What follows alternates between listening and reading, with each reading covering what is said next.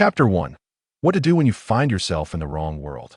In a street-side barbecue joint in New York, a girl of approximately 11 or 12 years, clad in a staff uniform, hummed a tune while deftly assembling shawarmas with remarkable speed, layering meat, fries, sauces, and wrapping them up with finesse.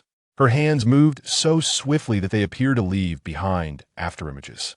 "Here you go, take it," she chimed, handing the completed order to a customer while simultaneously gathering scattered coins from the counter with her other hand.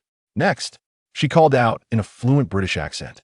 The customer before her babbled in what sounded like Spanish. The girl furrowed her brow.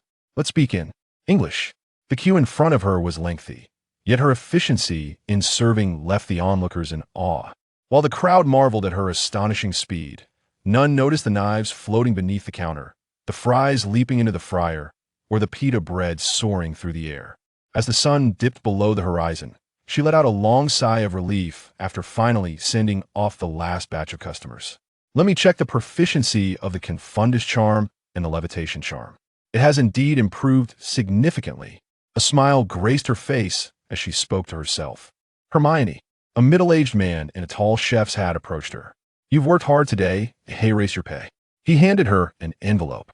Without even glancing at it, she accepted it with a bright, sunny smile. "Thank you, Uncle. Goodbye."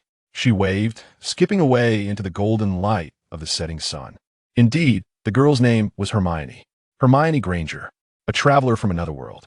What she had been called before was of little consequence, for far more pressing matters occupied her mind. Why did I transform from a dashing young man into a 12-year-old Hermione? And even if I have become Hermione, shouldn't I be in the world of Harry Potter? How did I end up in the Marvel Universe? Hermione rubbed her face vigorously, gazing at her reflection, which bore an uncanny resemblance to young Emma Watson, and sighed in despair. Although she had cherished the Harry Potter series in her previous life, she had never anticipated awakening to find herself as an actual character from a story. "I merely admired this character. I never wished to become her." Just as she was beginning to accept this harsh reality, filled with delight at the prospect of searching for an owl and a Hogwarts acceptance letter, she was astounded to discover that she was not in London, but rather New York. Particularly disconcerting was the sight of a billboard featuring Stark Industries alongside a photo of Robert Downey Jr., leaving her utterly bewildered. In her memories, she indeed resided in London, had loving parents, yet it was the 1990s, and there was no Stark Industries in that world. Moreover, she had just received her acceptance letter from Hogwarts. This indicated that, in her memories, that place truly was the world of Harry Potter. Yet in the Marvel Universe, it was currently the year 2008, and she possessed no identity whatsoever. A complete lack of identification. After a brief mental storm and organizing the memories of the original soul, Hermione arrived at a glaring conclusion. She had traversed correctly into a body, yet into the wrong world. Thankfully, however, her thoughts regained focus, and a vision of an ancient tome, intricately adorned with elaborate engravings, gradually manifested in her mind. It bore a striking resemblance to a classic magical tome one might encounter in a literary masterpiece. With a mere thought, the book began to open under her control. The cover revealed several lines of text and various icons. Hermione Jane Granger to magic level. LV1-132. 1000. She sequentially tapped on all the icons, totaling 7 categories. Spells, dark magic, ancient magic, alchemy, potion, making magical creatures curiosities. Upon selecting the first icon, the book turned its pages, revealing several lines of text alongside corresponding icons. Spells, levitation charm, LV1453, 1000. Repairing charm, LV1148, 1000. Ignition charm, LV165100. Confundus charm, LV1388, 1000. Next came the second icon. Dark magic soul harvesting talent. Reap souls to gain energy. The remaining 5 icons displayed nothing but blank pages. Indeed, this mysterious tome in her mind was her golden key. Since discovering its existence in her moment of despair, Hermione had realized its functions. It could scan the spells recorded within and directly replicate those utilized by others, inscribing them into their appropriate categories. The magic recorded could be learned by Hermione, though each spell's proficiency would require repeated use to increase, alongside her own magical capacity. Regardless of innate talent, with persistent application, proficiency could be enhanced and spells could be upgraded to amplify their effects. While the mechanism was simple, its power was undeniably potent and outright cheat tool. Theoretically, Hermione could effortlessly master any spell without limitation. The same principle applied to ancient magic, alchemy, and potion making. As for the last two categories, magical creatures and curiosities, she remained utterly perplexed. Truly, the deity of transmigration was benevolent to every traveler, particularly to one who had sacrificed their younger brother. Her golden key was exceptionally formidable. In both the Marvel and Harry Potter realms, in this world suffused with supernatural elements, the ultimate reliance would still be on the power of words. One could not ignore the fact that, while ordinary people in the Marvel Universe appeared to lead lives akin to those on Earth, they were surrounded by an abundance of superhumans, extraterrestrials, and dimensional invasions. This Earth was essentially the epicenter of the cosmic whirlpool, where an ordinary person might unwittingly stumble into crises at any moment. The mysterious tome granted Hermione the confidence to survive in this world.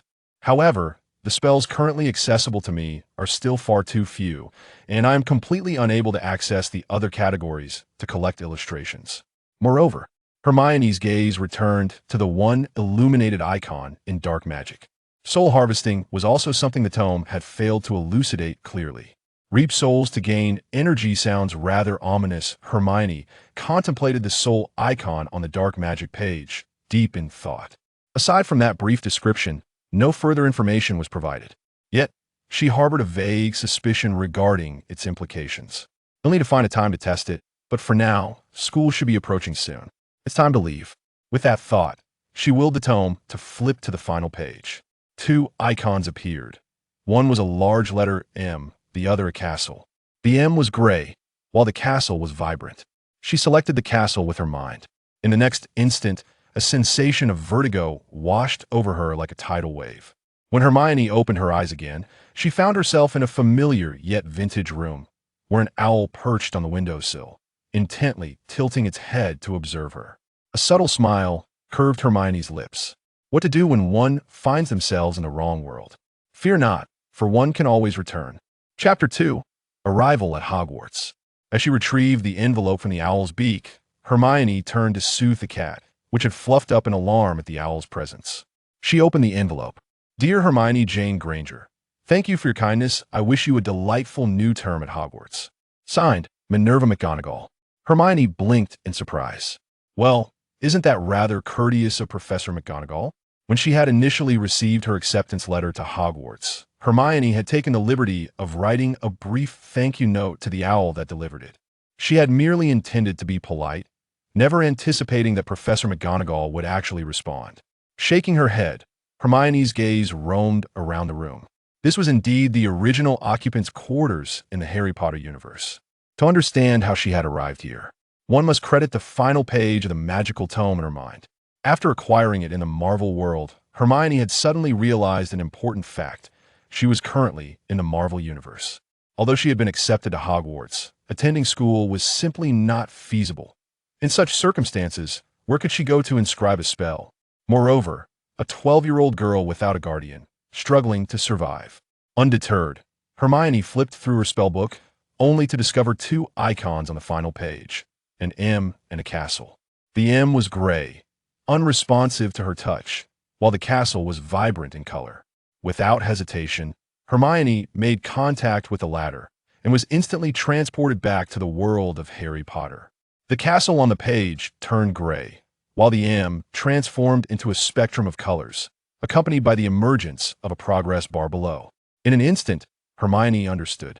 After repeated attempts, she confirmed that the spellbook could traverse between the Marvel and Harry Potter universes, albeit with a cooldown period.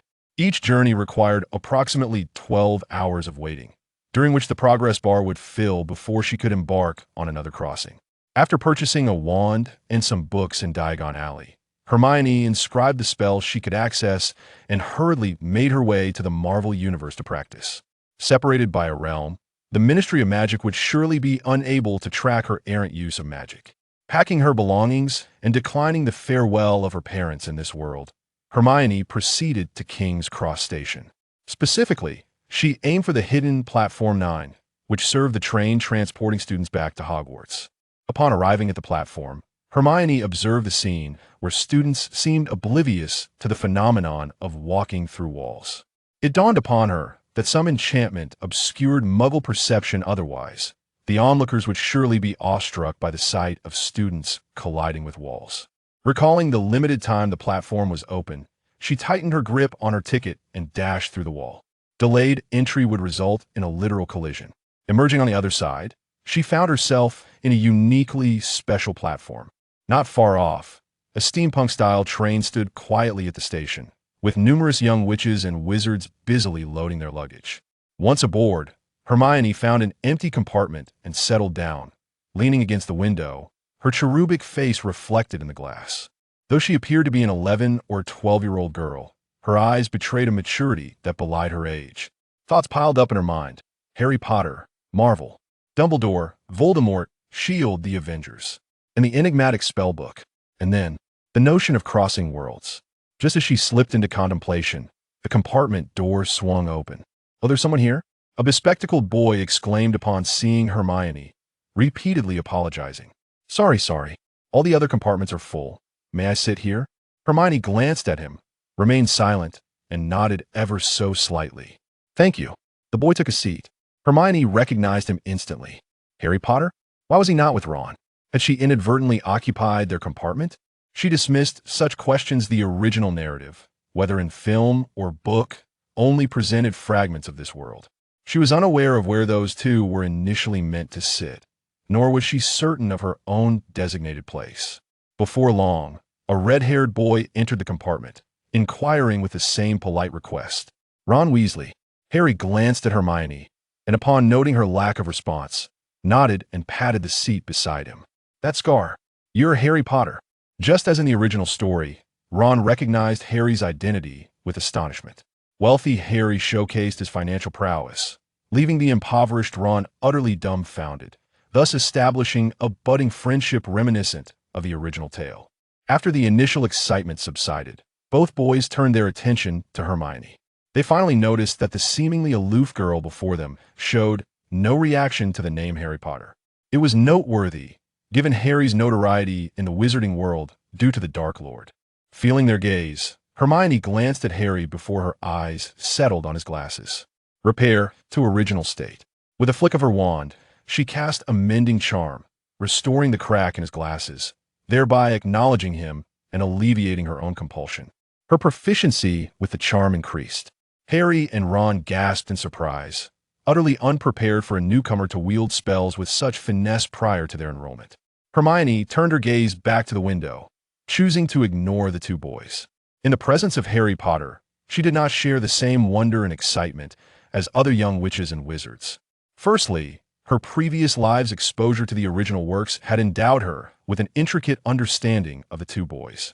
Secondly, she found no joy in engaging in childish games, despite her current form being that of a young girl. As night fell, the train reached its destination.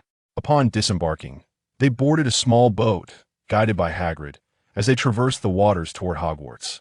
Gazing at the grandiose castle before her, Hermione, despite having witnessed countless towering edifices in her former life, could not help but marvel in genuine awe. Indeed, experiencing it firsthand is far more profound than merely observing it on screen. Ascending the steps, they entered the Great Hall. As expected, Professor McGonagall stood at the edge of the stairs, clad in her green robes and pointed hat, reminiscent of the original narrative. Muffled sounds of chatter emanated from beyond the great doors. Ron and a boy named Malfoy continued their mutual disdain, exchanging heated banter and inadvertently pulling Harry into their skirmish. After the brief commotion, the students filed in. As they passed Professor McGonagall, she turned her gaze toward Hermione and suddenly spoke, "Miss Hermione Granger." Hermione paused, her mind racing. Unlike the original Hermione, who was always at the forefront, she was now lingering at the back, anxious to avoid attention. To her surprise, she had garnered notice nonetheless. Turning to McGonagall, she replied, "Good evening, Professor McGonagall." McGonagall studied her for a moment, then smiled warmly. "Miss Granger, I appreciate your kindness, and I wish you a pleasant new term." The words echoed those from her previous correspondence. Hermione realized this was due to her earlier letter. "Thank you, and I wish you a successful teaching year as well." She returned a polite smile. Arriving at the center of the hall, aside from the older students on either side, the most prominent figures were the professors seated at the front, particularly the bearded old man in the middle, reminiscent of Gandalf. The old man rose, surveying the room. His gaze lingered on Harry Potter for a brief moment before shifting directly to Hermione at the back. "Hermione." Chapter 3. Slytherin? Gryffindor? Bushgoman? What is going on with you two? Hermione's expression faltered, forcing a stiff smile. Compared to the bizarre superheroes and organizations of Marvel, she was far less inclined to engage with the seemingly safe, yet inherently perilous professors of Hogwarts. While she didn't believe they would pose any threat to a 12-year-old girl, the matter of her time travel and the existence of magical tomes remained her deepest secret, a secret she wished to keep hidden from all. Within Hogwarts, there existed numerous adept practitioners of mind-reading, particularly Dumbledore. Although he typically wouldn't use such skills on a first-year student, the risk remained. Yet, she had no choice. Her desire to systematically learn magic led her to Hogwarts as the simplest and most convenient option. A moment later, Dumbledore diverted his gaze, as if the previous encounter had been merely coincidental. Had she overthought it? Goodness, that was unsettling. Hermione couldn't shake the feeling that his final glance had been somewhat peculiar. Shaking her head, she dismissed the unnecessary thoughts and focused on the present. Following protocol, Dumbledore introduced the new students to the essential sights of Hogwarts, the Forbidden Forest, and then announced the commencement of the sorting ceremony. Professor McGonagall, holding the list, began calling names, publicly announcing their fate. Hannah Abbott, the steadfast Hannah, Draco Malfoy, Susan Bones, Ron Weasley, Harry Potter. At the sound of his name, the hall erupted in a cacophony of noise once again. As a renowned figure for toppling the Dark Lord Voldemort, Harry's name was already widely recognized. After a brief showdown with the Sorting Hat, he was finally placed in Gryffindor. The students of the Lion House erupted into cheers. "Ha! Harry Potter is one of us." Hermione Granger. At last, her turn had come. Although she was puzzled as to why she was called after Harry when she should have been ahead of him in line. Now is not the time for such musings. She swiftly approached and donned the Sorting Hat. It seemed the hat was in a quandary, lingering longer than it had for Harry. Courage, determination, intelligence, ambition all seem present, though ambition appears to be slightly more pronounced after a lengthy pause. The Sorting Hat whispered in a voice audible only to Hermione, "Then it shall be silence." Gryffindor. Hermione interrupted its utterance in her mind. First choice, no substitutions. That was close. A mere twist of fate had nearly placed her in Slytherin. Fortunately, she reacted swiftly. Did I truly resemble someone with the potential for dark wizardry? Hermione thought with exasperation. While Slytherin might align with her character, it was decidedly unsuitable for her. She understood all too well how much disdain Slytherins held for wizards of Muggle heritage. If she were to end up there, it would undoubtedly lead to confrontations by the very next day. Not that she couldn't handle those brats, but it would be exceedingly inconvenient. Moreover, choosing Gryffindor was crucial for another reason. It would allow her to keep a close watch on Harry Potter. Familiar with the original story, she knew that once he began stirring trouble, she could seize the opportunity to navigate through the chaos. This advantage was not something the other three houses could offer.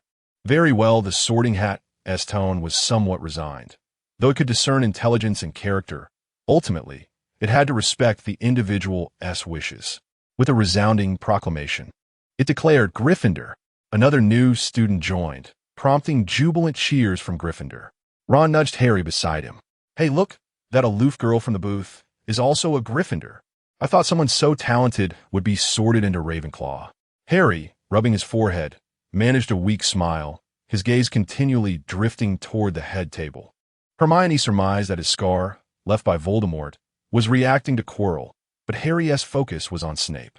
On the very first day of school, he was already taking the blame, truly fitting for him. Ron excitedly patted the empty seat next to him, beckoning Hermione over. She graciously accepted his invitation, sitting beside the two, which allowed her to scrutinize the front. Dressed in black robes, Snape indeed resembled a large bat. The shortest must be Flitwick. Dumbledore. Goodness. How did you transform from Jude Law to this? What have you endured over the years? The last figure caught her eye, clad in attire reminiscent of a mob boss. Though lacking a sound system under his hat, was none other than Quirinus Quirrell, the defense against the dark art professor willing to host Voldemort. Voldemort, the antagonist of the first year. A rebirth of my role as a professor at Hogwarts, seeking the Philosopher's Stone, only to be thwarted by a first-year wizard. A fate that cost him both life and reputation. What a tragic figure, Quirrell. I eagerly anticipate your performance. Hermione withdrew her gaze. With the sorting concluded amidst laughter and merriment, the feast commenced. Dumbledore raised his goblet, smiling in Harry's direction, to which Harry nodded in return. Yet, Hermione couldn't shake the feeling that perhaps he was gazing at her, seated beside Harry. Pretending not to notice, she buried herself in her dinner. The following day, Hermione awoke early and, after borrowing a few books from the library, hurried to her classroom. The time travel function had recharged overnight. Yet she chose not to return to Marvel, but instead remained in her dormitory, lest she miss her first lesson in magic at Hogwarts. Attending class mattered little to her, but she wished to avoid leaving any peculiar impressions on the professors, especially during her formative years. While Marvel remained a consideration, Hermione had already crafted her persona within Hogwarts. Now, she simply needed to maintain that facade. The first class of the day was Professor McGonagall's Transfiguration lesson. Hermione arrived early, adhering to her past habits of securing a spot in the last row reserved for early risers, simultaneously opening her copy of Hogwarts, a history. The book's content reflected its title, recounting the history of Hogwarts' establishment, including the founders of Gryffindor, Ravenclaw, Hufflepuff, and Slytherin. Her choice of reading material stemmed not only from a desire to understand this world in detail, but also from personal reasons. Regarding the classification of ancient magic within the magical tomes, although the original text contained relevant information, her immediate thought was of the game Hogwarts Legacy. Whether this world possessed elements from Hogwarts Legacy might be gleaned from the pages of this book. As she immersed herself in her reading, new students trickled into the classroom in small groups. It seemed that, after a night's time, the students had begun to form their respective cliques. A few attempted to approach Hermione upon seeing her, but upon sensing the aura of aloofness that enveloped her, they ultimately retreated. At that moment, a gray and white cat leaped onto the desk, gracefully striding toward Hermione. Chapter 4. Transfiguration. Hermione raised her gaze to the cat. A cat? No, it was Professor McGonagall. After a brief moment of surprise, Hermione quickly connected the dots. The reason she understood the true identity of the feline before her was not merely a vague recollection from the original text, but rather the sudden tremor of the spell book in her mind. Spell. Transfiguration.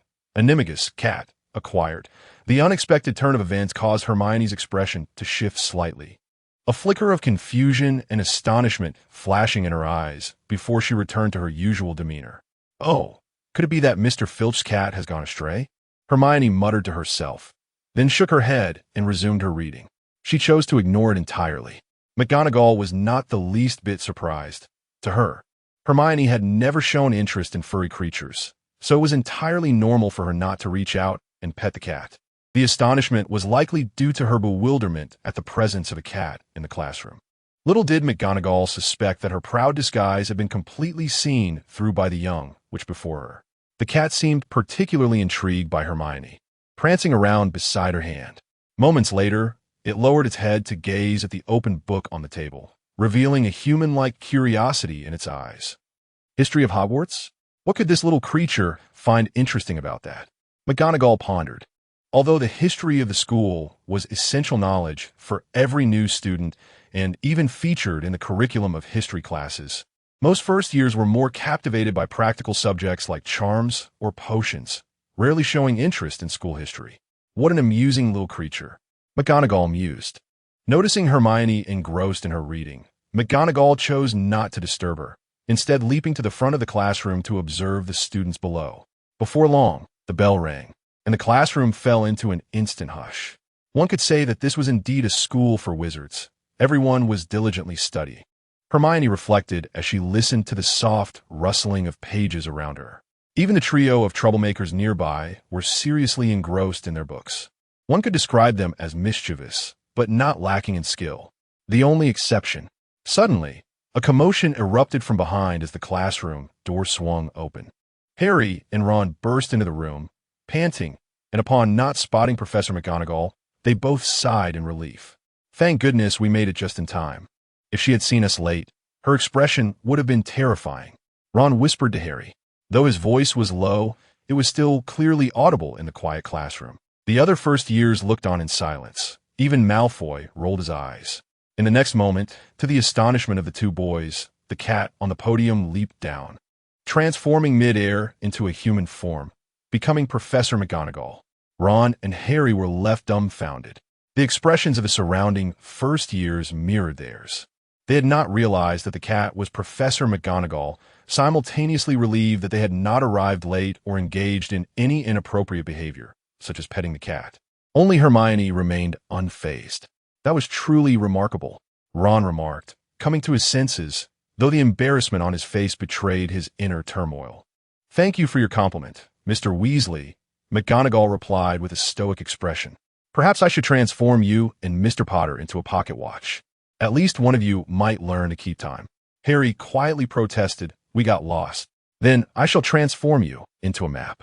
Observing McGonagall's lack of amusement, the two wisely chose to remain silent. Please take your seats.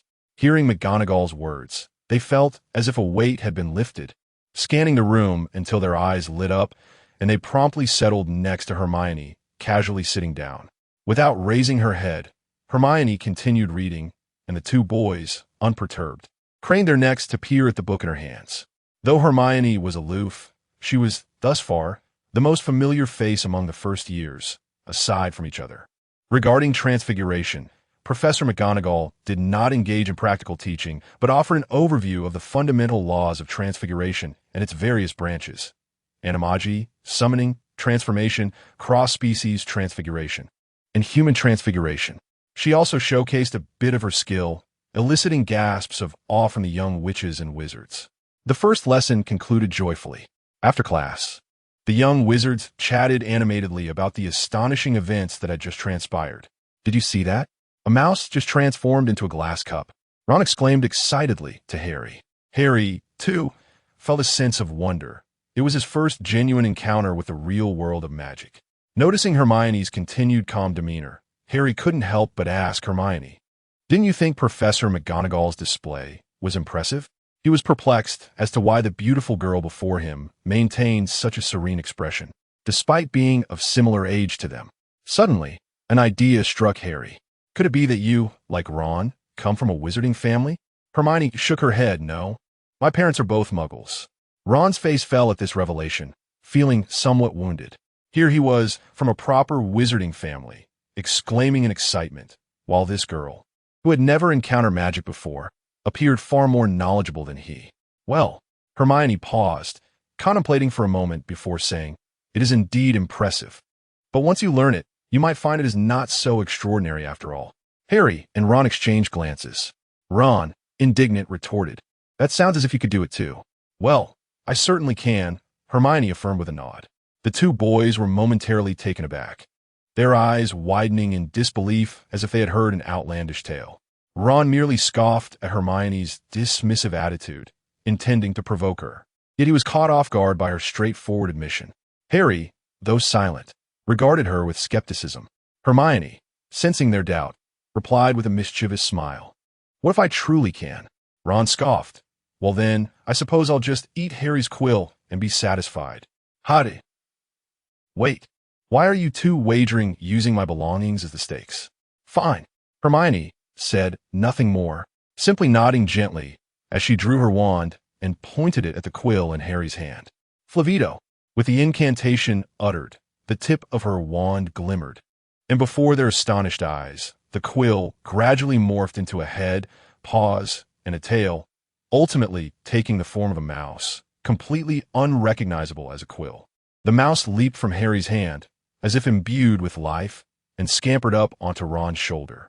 The two boys stared in wide-eyed disbelief at the spectacle before them, particularly Ron, whose mouth hung open as if it could accommodate an egg.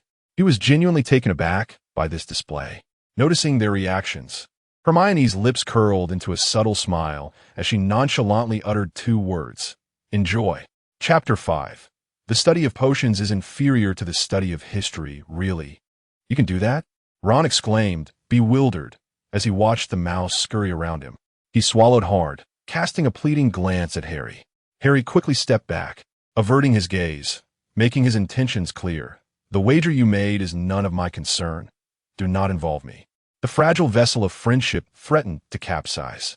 The mere thought of devouring the mouse made Ron's stomach churn. It was not merely the act of consuming a living creature that repulsed him, but also the fact that he had a fondness for mice, having even kept a pet mouse named Peter. Ah, no, Scabbers.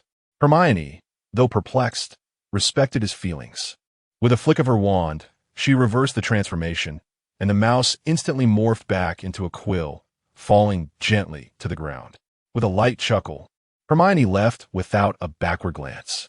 Ron and Harry exchanged looks, both astonished. They were acutely aware that none of the textbooks available in Diagon Alley prior to their enrollment contained teachings on transfiguration. This meant that Hermione had learned the spell merely by observing Professor McGonagall perform it once. How could they not be astounded? Even for Ron, who hailed from a wizarding family, this surpassed comprehension. What was this? A prodigy? As they watched Hermione's retreating figure, Harry and Ron hastily followed. Hearing their footsteps behind her, Hermione did not pause, but instead focused on the magical tome in her mind. She had managed to establish her authority over the two boys, and now her thoughts were consumed by the two transfiguration spells she had just inscribed. Transfiguration Level 1, 1000. Transfiguration, Animagus Cat, the former she had already utilized, thereby gaining a modicum of proficiency. She sensed that Level 1 Transfiguration was limited to small objects and had a brief duration. The increase in proficiency would enhance its effectiveness. It could not transcend this limitation.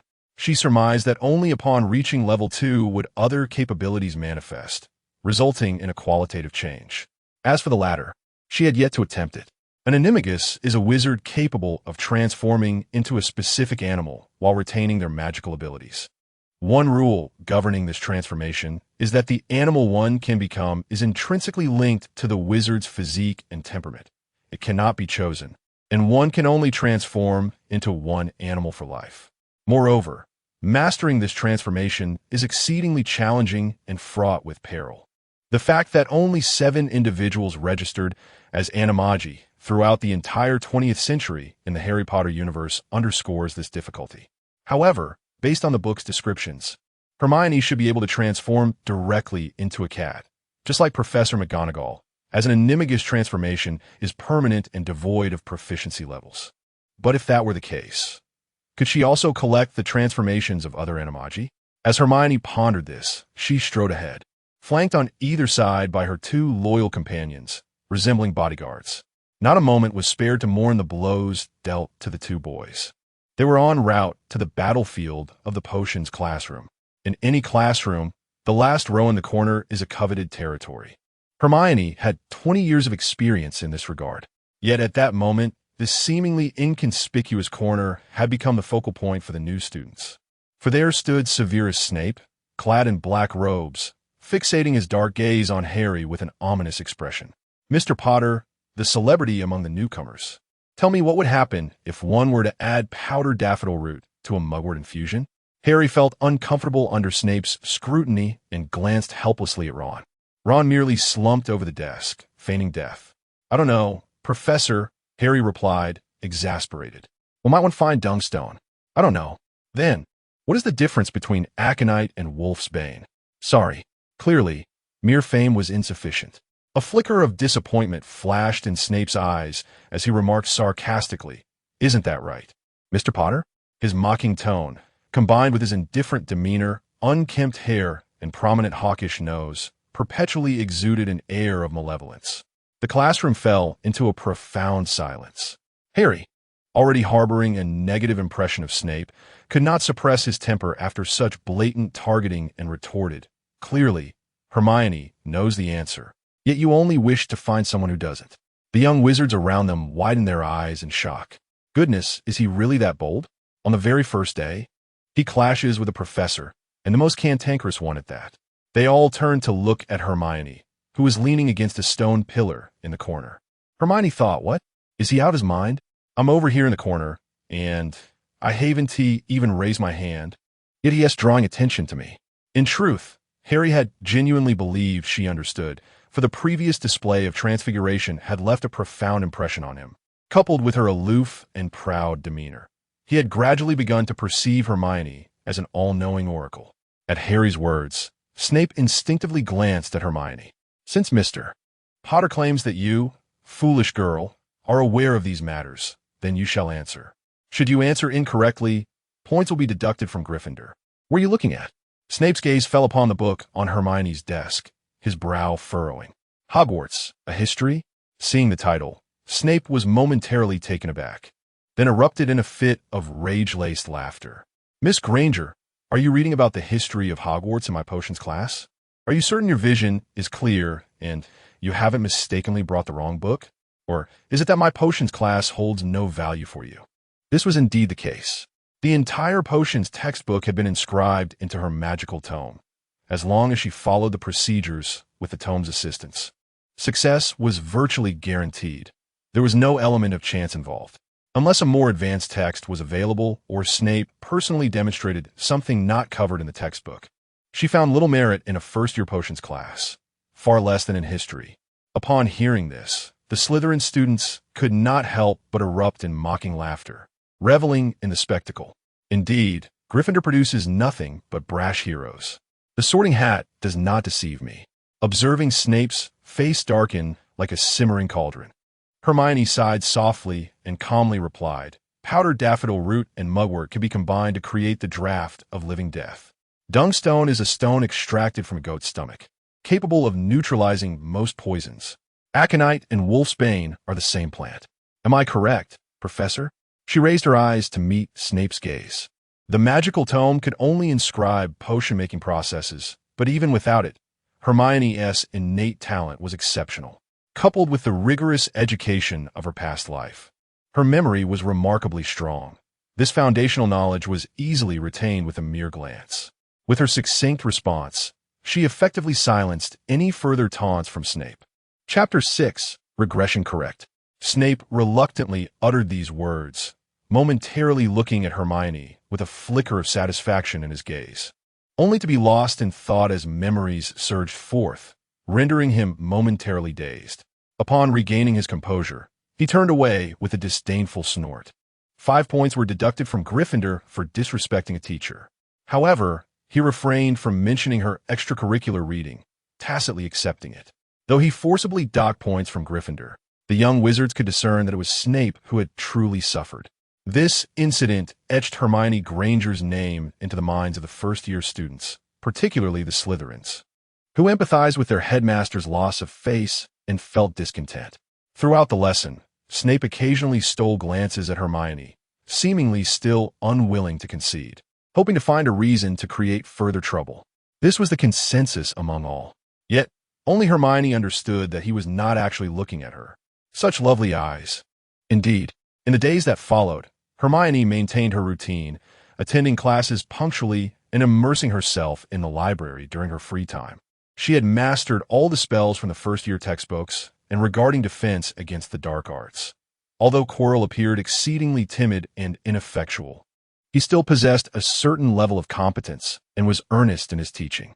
Hermione gleaned a considerable number of spells from him, perhaps due to Harry's overwhelming fame. Tied to the notorious Dark Lord, the first years were largely curious about him, but aside from Ron, few approached him. However, the two had no intentions of expanding their social circles. Hermione, though somewhat aloof, would still respond patiently to inquiries if they genuinely sought her help. They were akin to half-friends. The others could merely be deemed familiar classmates. It is worth noting that after deciphering the potions class schedule, Hermione finally seized an opportunity when the classroom was empty. On a moonless night, she cast Alohomora to stealthily unlock the classroom door, and in a corner of the room, she discovered an old potions textbook. As she opened the first page, an elegant script caught her eye. This book belongs to the Half-Blood Prince. Upon reading this, Hermione couldn't help but smile. The magical book responded once more, Dark Magic, Disarming Charm LV1, 1-1000, Reverse Jinx LV1, 1-1000. Half an hour later, having fully mastered the disarming charm and numerous advanced potion recipes, she returned the book to its place and left the classroom. A month swiftly passed, and the first-year students gradually acclimated to life at Hogwarts. Initially, Hermione attended all her classes punctually, but upon realizing that a structured approach yielded little learning, she began to skip classes frequently. Aside from exhibiting a keen interest in history of magic, where she often engaged in private discussions with the ghostly Professor Binns, she minimally attended her other courses. This exasperated her professors, yet they found it hard to harbor resentment, for this young lady grasped concepts effortlessly and required no further demonstrations, earning her the title of a magical prodigy. With time, they grew accustomed to her behavior. After all, teachers invariably exhibit more favoritism and leniency towards diligent students, a universal truth. Due to Hermione's solitary nature and her mysterious, elusive demeanor, particularly her penchant for spending hours in the library poring over various historical texts, two monikers gradually spread among the students: the library witch and the history enthusiast. As for the original trio, they transformed from Harry Potter and his indomitable spirit into the library witch and her two companions. Meanwhile, in the Marvel Universe, in a dark alley, a diminutive figure materialized from the void. She was finally back. Hermione took a deep breath. She had dedicated nearly a month to gathering every spell and potion she could access in the library, mastering the practical applications of most. Unless she dared to venture into the restricted section, her opportunities for rapid growth were limited. However, these spells had not advanced from level 1 to level 2, which she surmised was primarily due to her own magical level remaining stagnant at level 1, thus capping the current spell limit. Concerning the traces of ancient magic, she had little information to pursue. After a month of diligent study, she was no longer a novice. She had developed a profound understanding of wizards. Take her, for instance, with her innate talent. Even if she did nothing, her magical abilities would continue to grow with age until adulthood, when the growth would gradually stabilize. Each practice of spells or endeavor to learn more complex incantations would yield better progress on this foundation. This growth manifested numerically as the magical book's power level and experience points, with the rate of increase slowing as she neared the maximum experience. Previously, practicing a spell 10 times might yield a 5-point increase in magical experience. Now, it granted only 1. Wizards do not possess a visible mana bar like in games, but overexertion could leave one feeling drained, especially mentally fatigued, necessitating rest, a further constraint on Hermione's training. Although enduring a bit longer would ensure her eventual advancement, she found the pace unsatisfactory. Both the Harry Potter and Marvel worlds instilled a sense of insecurity within her. She felt compelled to rapidly enhance her abilities. At least Voldemort's assertion resonated deeply with Hermione. Magic is power. Fortunately, the magical book in her mind offered her another pathway for swift progression. Unable to experiment at Hogwarts, she prepared to return to the Marvel Universe after a month of preparation. Yet, now that she had returned, where should she go? Hermione murmured to herself as she left the dark alley, walking in a certain direction. The Marvel Universe was also shrouded in night, aligned with the timeline of Harry Potter, differing only in the date. Although she had spent a few days here, she was unfamiliar with New York, and for a moment, she was uncertain of her next destination. As she passed a building, she faintly heard shouting from within. Hermione looked up, recognizing it as the very place where she had previously worked part-time at a shawarma stand. On the surface, the law barely prohibited child labor. While there were many loopholes, it was not permissible for her to work publicly. However, due to the confusion charm, Hermione had deliberately made those around her overlook this fact. After all, it was 2008 in the Marvel Universe, and with her 1991 currency, she could hardly make use of it, let alone her pounds. She needed to earn some local currency. The owner of the shawarma stand, Uncle Elvin, had treated her quite well, offering a generous starting wage and displaying kindness that helped her quickly adapt to her circumstances. He played a significant role in her acclimatization.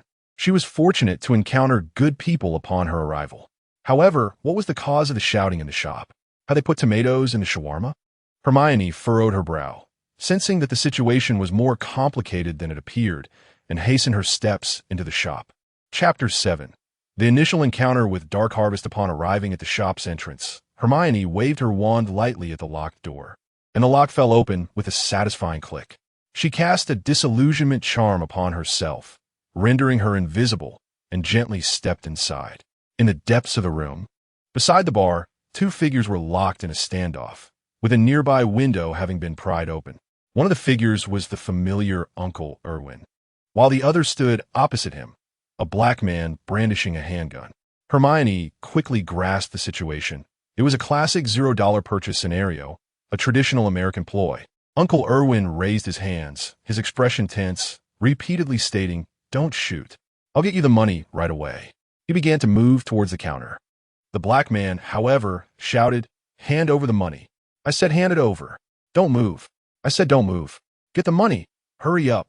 His gun trembled slightly, as if it were on the verge of being fired. Hermione couldn't help but reflect on the absurdity of the situation.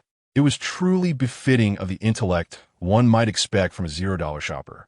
Just as Uncle Irwin hesitated between moving and retrieving the money, the black man seemed to be incited further by Owen's inaction, his shouts growing more frantic, his finger tightening on the trigger. Seeing this, Hermione ceased her indecision. With her wand pointed forward, she murmured, "Fly away." In an instant, an invisible force struck the assailant in the chest, sending him hurtling backward, crashing against the wall with a resounding thud. The impact was so great that it left visible cracks in the wall.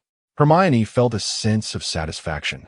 Although it was merely a level 1 repelling charm, she had mastered it to such a degree that it rivaled the mightiest of martial artists in a full-force strike, surpassing many of her peers in the wizarding world. Even some upperclassmen would be hard-pressed to achieve such a feat with the same spell. "Ugh, it hurts." "Help," groaned the man on the ground, feeling as though his insides had been rearranged, his ribs likely broken. "Oh, not dead yet." Hermione raised her wand once more. Shatter. A transparent wave sliced through the air, striking the assailant's neck. In the next moment, a deep gash appeared, severing his throat and releasing a torrent of blood that pooled around him. Uncle Irwin stood frozen in shock, having witnessed the man's descent into madness, seemingly high and ready to fight, only to be inexplicably flung against the wall, followed by the gruesome snap of his neck. It felt like a scene from a horror film. Trembling, he dared not move, questioning whether it was the assailant or himself who had lost their mind. As the handgun flew through the air, Hermione discreetly cast a summoning charm, drawing the weapon into her grasp.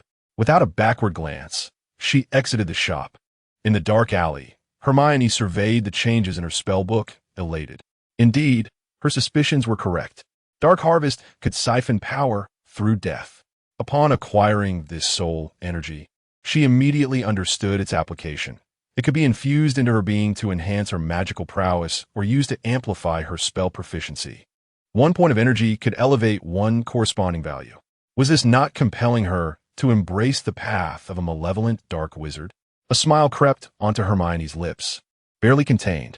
Tonight, upon returning to the Marvel Universe, she had but one objective: to take lives.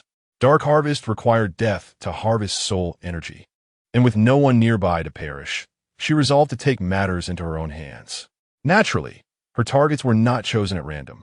While she bore no qualms about killing, she had no desire to prey upon innocent passers-by. That would indeed cross a line.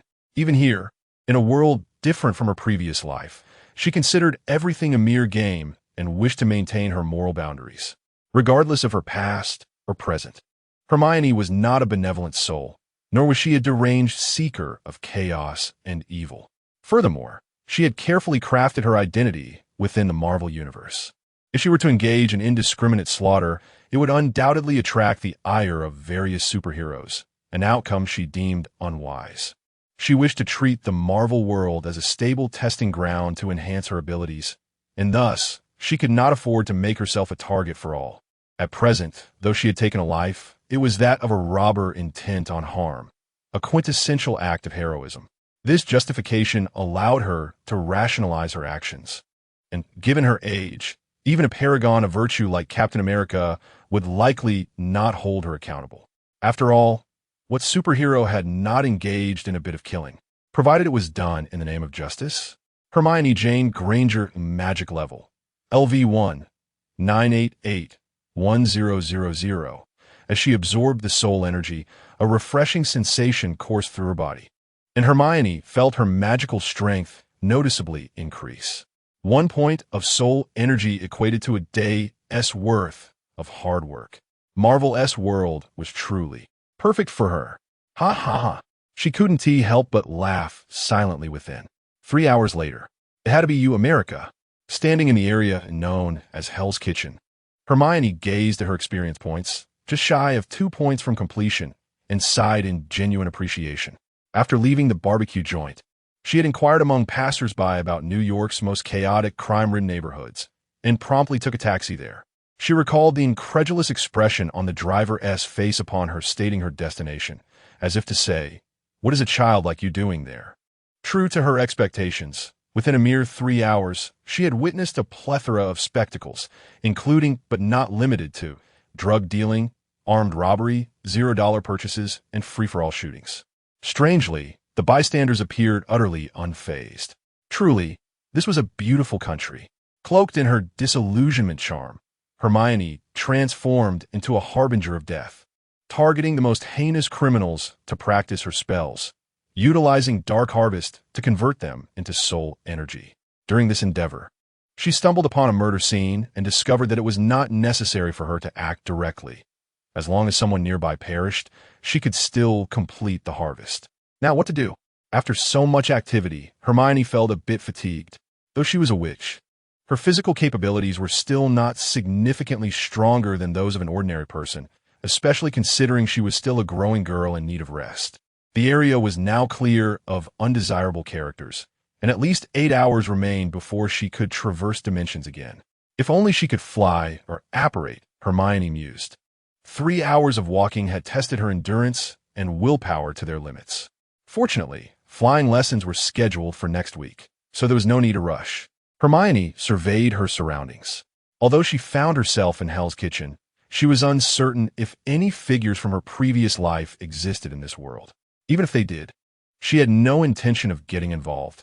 It did not align with the persona she had established for herself. Moreover, a minor thug from the underworld hardly warranted the attention of a wizard. Through Tony Stark's influence, she deduced that this was likely the MCU film universe. Still before the term Iron Man had surfaced, suggesting it was prior to Tony's kidnapping. Suddenly, Hermione realized something significant. It was the summer of 2008. And with Iron Man yet to be born, did that imply a certain wealthy playboy had just been abducted? Chapter 8. On the proper way to ride a broomstick without discomfort, in other words. Is it possible to seize the opportunity to buy stocks at a low price while Tony Stark is missing and Stark Industries shares plummet? Hermione felt a fleeting thrill, only for her countenance to fall once more. Not only was she devoid of funds, but she also lacked knowledge on how to purchase shares. Even if she had money, what relevance would it hold for her, a nameless individual without an identity? How vexing, she silently repeated to herself. Money is but an external object. As she gloomily sought out a modest inn, laying down a few bills she had pilfered from the wrongdoers on the table. The proprietor, encountering such a young child for the first time, hesitated for a moment, but ultimately, swayed by the cash, provided her with a room. It was only then that Hermione discreetly placed her wand, hidden within her sleeve, on the table. She had prepared herself to take decisive action, if necessary. Yet, to her surprise, the proprietor did not harbor any ill intentions towards her youth. How dull. The following morning, several men dressed in black suits, their expressions inscrutable, arrived at the inn. The leader presented his credentials, and then a middle-aged, balding man approached Hermione's door, gently tapping on it before cautiously stepping back. After a prolonged silence without response, the man furrowed his brow, extracted the key given to him by the innkeeper, and swiftly entered the room. Inside, it was eerily vacant.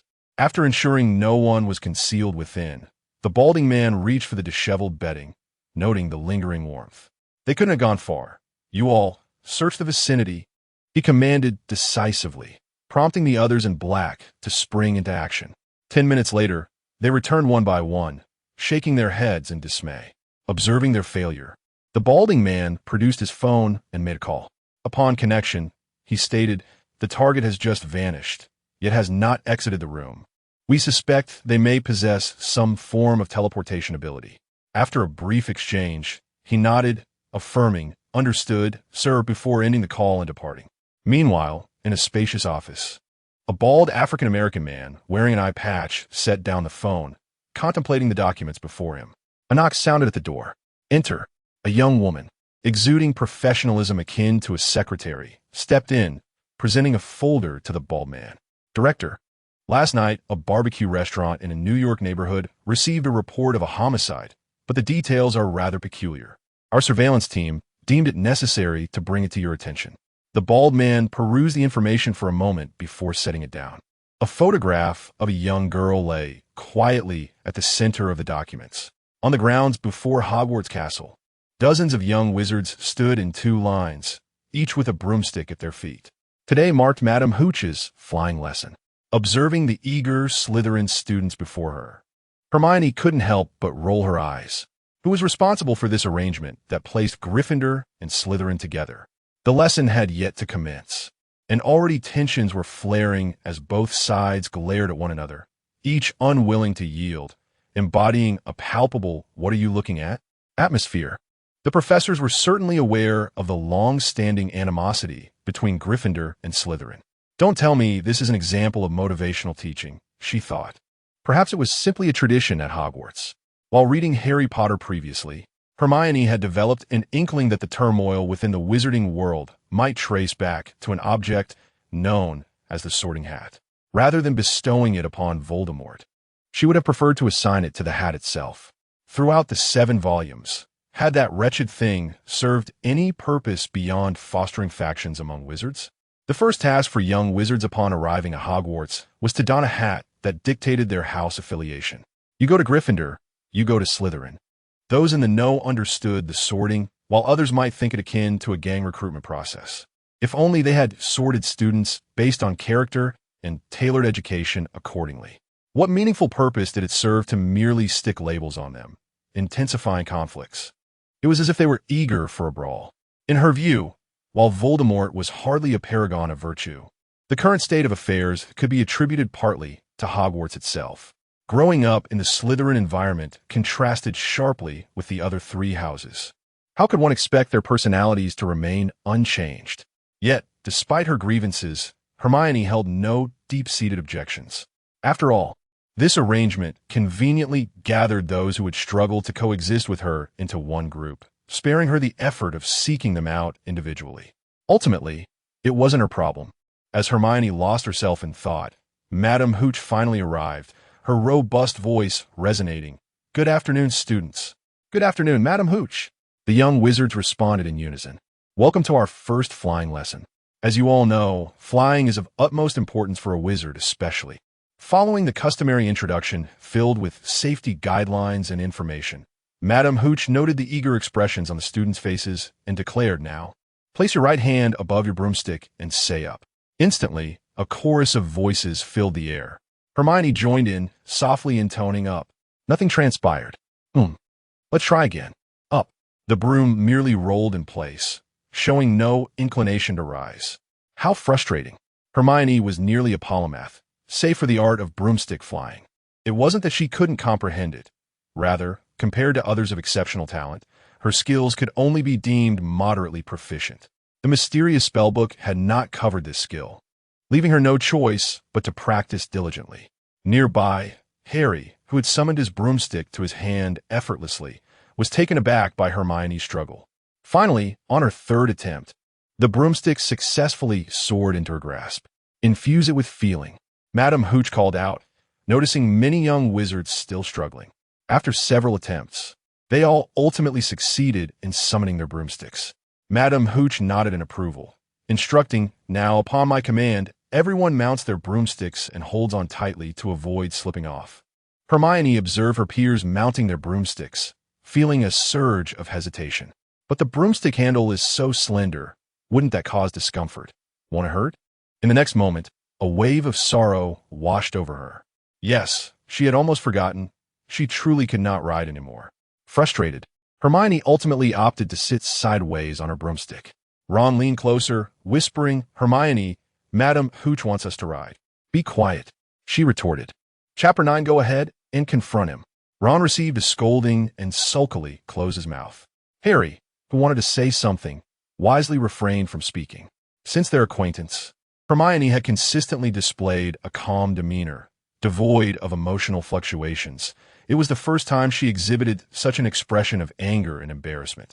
Fortunately, Madam Hooch seemed oblivious to this minor incident and called out loudly, "Wait until I blow the whistle. Then you must push off the ground with force, steady your brooms."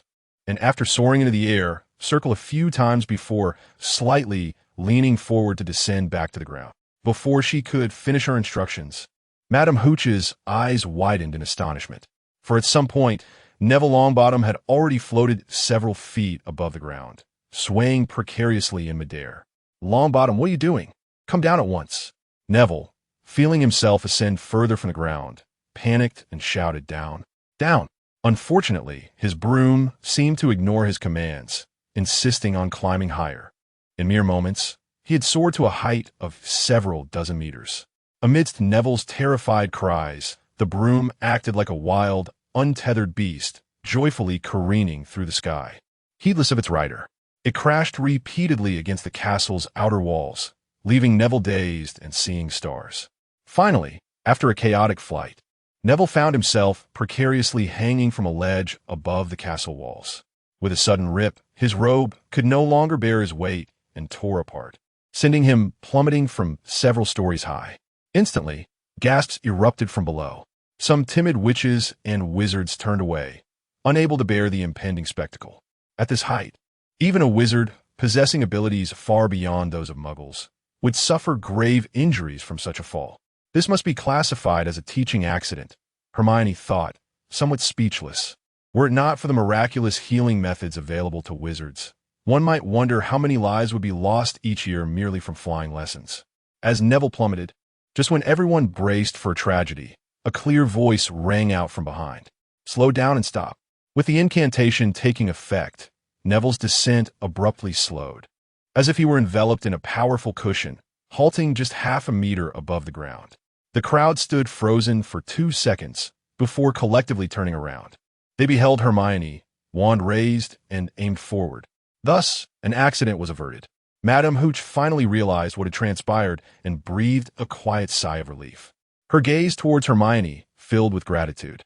Although such incidents occurred frequently during flying lessons, an unavoidable aspect of teaching, she felt a pang of guilt for not keeping a closer eye on the students. Nevertheless, she was impressed by Hermione's swift response. Moreover, was the slowing charm a spell that could be learned in the first year? Judging by her execution, it seemed more refined than what many upper-year students preparing for their OWLs could muster. Still, considering Hermione's background, Madam Hooch was not overly surprised. She had heard from other professors about a new Gryffindor student named Hermione Granger, whose talent was simply extraordinary. It was astonishing to witness such gift from a witch hailing from a Muggle family. Hermione lowered her wand and retracted it, as Neville's feet finally touched the ground. A sharp crack echoed. He had twisted his ankle, resulting in a fracture. Hermione felt a twinge of frustration, realizing her efforts had been in vain. "You really are quite foolish," she thought. Madam Hooch hurried over to inspect Neville, shaking her head. "Longbottom, you should sincerely thank Miss Granger. Otherwise, it would have been far worse than a mere fracture." She then addressed the group, "Do not move from your spots. I will escort Mr. Longbottom to the hospital wing. If I see anyone flying while I'm gone, they will be expelled before they even have a chance to witness Quidditch." With that warning, Madam Hooch led the limping Neville away. Once the two were out of sight, Gryffindor students flocked to Hermione, surrounding her and chattering excitedly. Hermione, what spell was that? It was so cool. Where did you learn it? Can you teach us?" Overwhelmed by their enthusiasm, Hermione quickly replied, "I found it in the library. You can look it up yourselves." With that, she stepped back, positioning herself protectively in front of Harry and Ron. The library? The others suddenly recalled that this seemingly aloof girl had earned the nickname the Library Witch. Indeed, it was well-deserved. In stark contrast, the Slytherin side remained aloof, most wearing displeased expressions. Even a few who might have been tempted to approach Hermione hesitated, deterred by the atmosphere. Hermione noticed this and understood. Had it been anyone else, Slytherin might not have reacted so strongly. But the fact that a Muggle-born which possessed such talent was undoubtedly unsettling for these pure-blood elitists. Their common room's entrance and exit passwords were pure-blood related, which spoke volumes. However, they were disinclined to provoke her. Over the past few days, there had been no shortage of fools seeking trouble, only to be met with Hermione's ultimate weapon, reporting to the professors, resulting in severe consequences. Most Hogwarts professors were kind-hearted and held no bias against Muggle-borns, and with Hermione's reputation as a diligent student, anyone reported by her faced not only loss of house points, but also strict punishments, much to their dismay. After a few such incidents, no one dared to pick unnecessary fights. While the crowd encircled Hermione, Draco Malfoy keenly spotted something on the ground. This is Longbottom's memory ball. If he squeezes it, he might just remember to land on his backside. Malfoy exclaimed, brandishing the transparent orb triumphantly. The crowd's attention shifted, and several students erupted in laughter. While they dared not confront Hermione, Neville was perceived as the weakest and most foolish among Gryffindor, making him an easy target for some, particularly Malfoy's trio of bullies. Fueled by a sense of justice, Harry stepped forward, firmly stating, "Give me the ball, Malfoy." Malfoy, seeing it was Harry, retorted coolly, "No, I think I'll hide it and let Longbottom search for it." With that, he mounted his broom and soared into the air. Harry gripped his broom tightly, anger flashing in his eyes as he glared at Malfoy. Yet he hesitated to take further action. Hermione, noticing his inaction after a prolonged silence, could no longer contain herself and poked him in the back. "What are you waiting for? Can you really endure this? Go confront him." Hade. Chapter 10. Keep your spirits up. Well done. Don't lose face, however. Mrs. Hooch had spoken. At her words, Harry hesitated. Originally, it was Hermione who would have dissuaded him. Yet now she urged him to be brave, causing Harry to adopt a more composed demeanor. He was not the exceptional student Hermione was. Breaking a few rules would be easily forgiven for her. What if he were truly expelled? Having tasted the joys of the magical world, he could not bear the thought of returning to the miserable life with his Aunt Petunia. On the other side, Malfoy, seeing Harry's inaction, mocked him from a superior vantage. I knew you wouldn't dare. It seems Longbottom will have to retrieve his memory ball himself." Witnessing Malfoy's taunting expression, Hermione felt an unexpected urge to confront the brat. At that moment, she was grateful not to be sorted into Slytherin. Otherwise, enduring the sight of such a little pest flaunting himself daily would have been unbearable. Hermione, exasperated, declared, "Go on. What are you afraid of? It's just expulsion. You've taken down the Dark Lord. How can you not handle a mere Malfoy? If you get expelled, don't dare say you know me. I can't afford that embarrassment." Hermione continued to stoke the flames. Ultimately still a child, Harry, spurred by Hermione's words and the expectant gazes around him, steeled himself and mounted his broom. In that moment, Malfoy's figure seemed to fuse with that of his cousin Dudley, who had tormented him for so long. With a powerful push, he soared into the air, fueled by fury. "Harry, remember, we survived the Dark Lord. We must not lose face." Hermione shouted. "Yes, keep your spirits up, well done." The Gryffindors echoed in support. Seeing Harry pursue him, Malfoy swiftly took flight. It must be said, Harry's talent on the broom was remarkable as he quickly closed the distance. Yet, rather than panic, Malfoy revealed a sinister grin, casting the memory ball towards Professor McGonagall's office. Without a second thought, Harry accelerated past Malfoy, pursuing the memory ball. At last, before Professor McGonagall's window, he successfully intercepted it, executing a gymnastic maneuver to halt abruptly in midair. "Goodness!" Professor McGonagall suddenly looked up, utterly astonished. Malfoy, witnessing this, did not panic but rather descended stealthily. Indeed, this scene had been meticulously orchestrated by Malfoy. After hearing Mrs. Hooch's warning about expulsion, he devised this plan to have Harry expelled from school for repeatedly undermining him. By intentionally provoking Harry and leading him to chase, he aimed to have the professors witness his reckless flying. even if he couldn't expel Harry. He hoped for him to face severe punishment. As for Malfoy himself, with his father being a Hogwarts governor, expulsion was unlikely. At most, he would endure a scolding. Regrettably, the plan overlooked two critical factors. First, Dumbledore's stance. Under Dumbledore's protection, Harry was in no danger of expulsion. Second, Harry's extraordinary flying skills and precise ball-catching talent led Professor McGonagall to discover his potential as a Quidditch seeker. Sure enough, Professor McGonagall approached the lawn, her expression grave. "Harry Potter." Upon hearing that familiar voice, Harry's fervor instantly chilled. It was over. Professor McGonagall's face was stern. "Mr. Potter, come with me." Malfoy smirked with schadenfreude, relishing the moment. This time, he was truly going to be expelled. Harry's heart raced with dread. What would he do now? There was no way he could return to Aunt Petunia's. Would he have to rely on Hagrid for companionship? Noticing Harry's dismay, Hermione, whistling and gazing at the sky, finally voiced her frustration.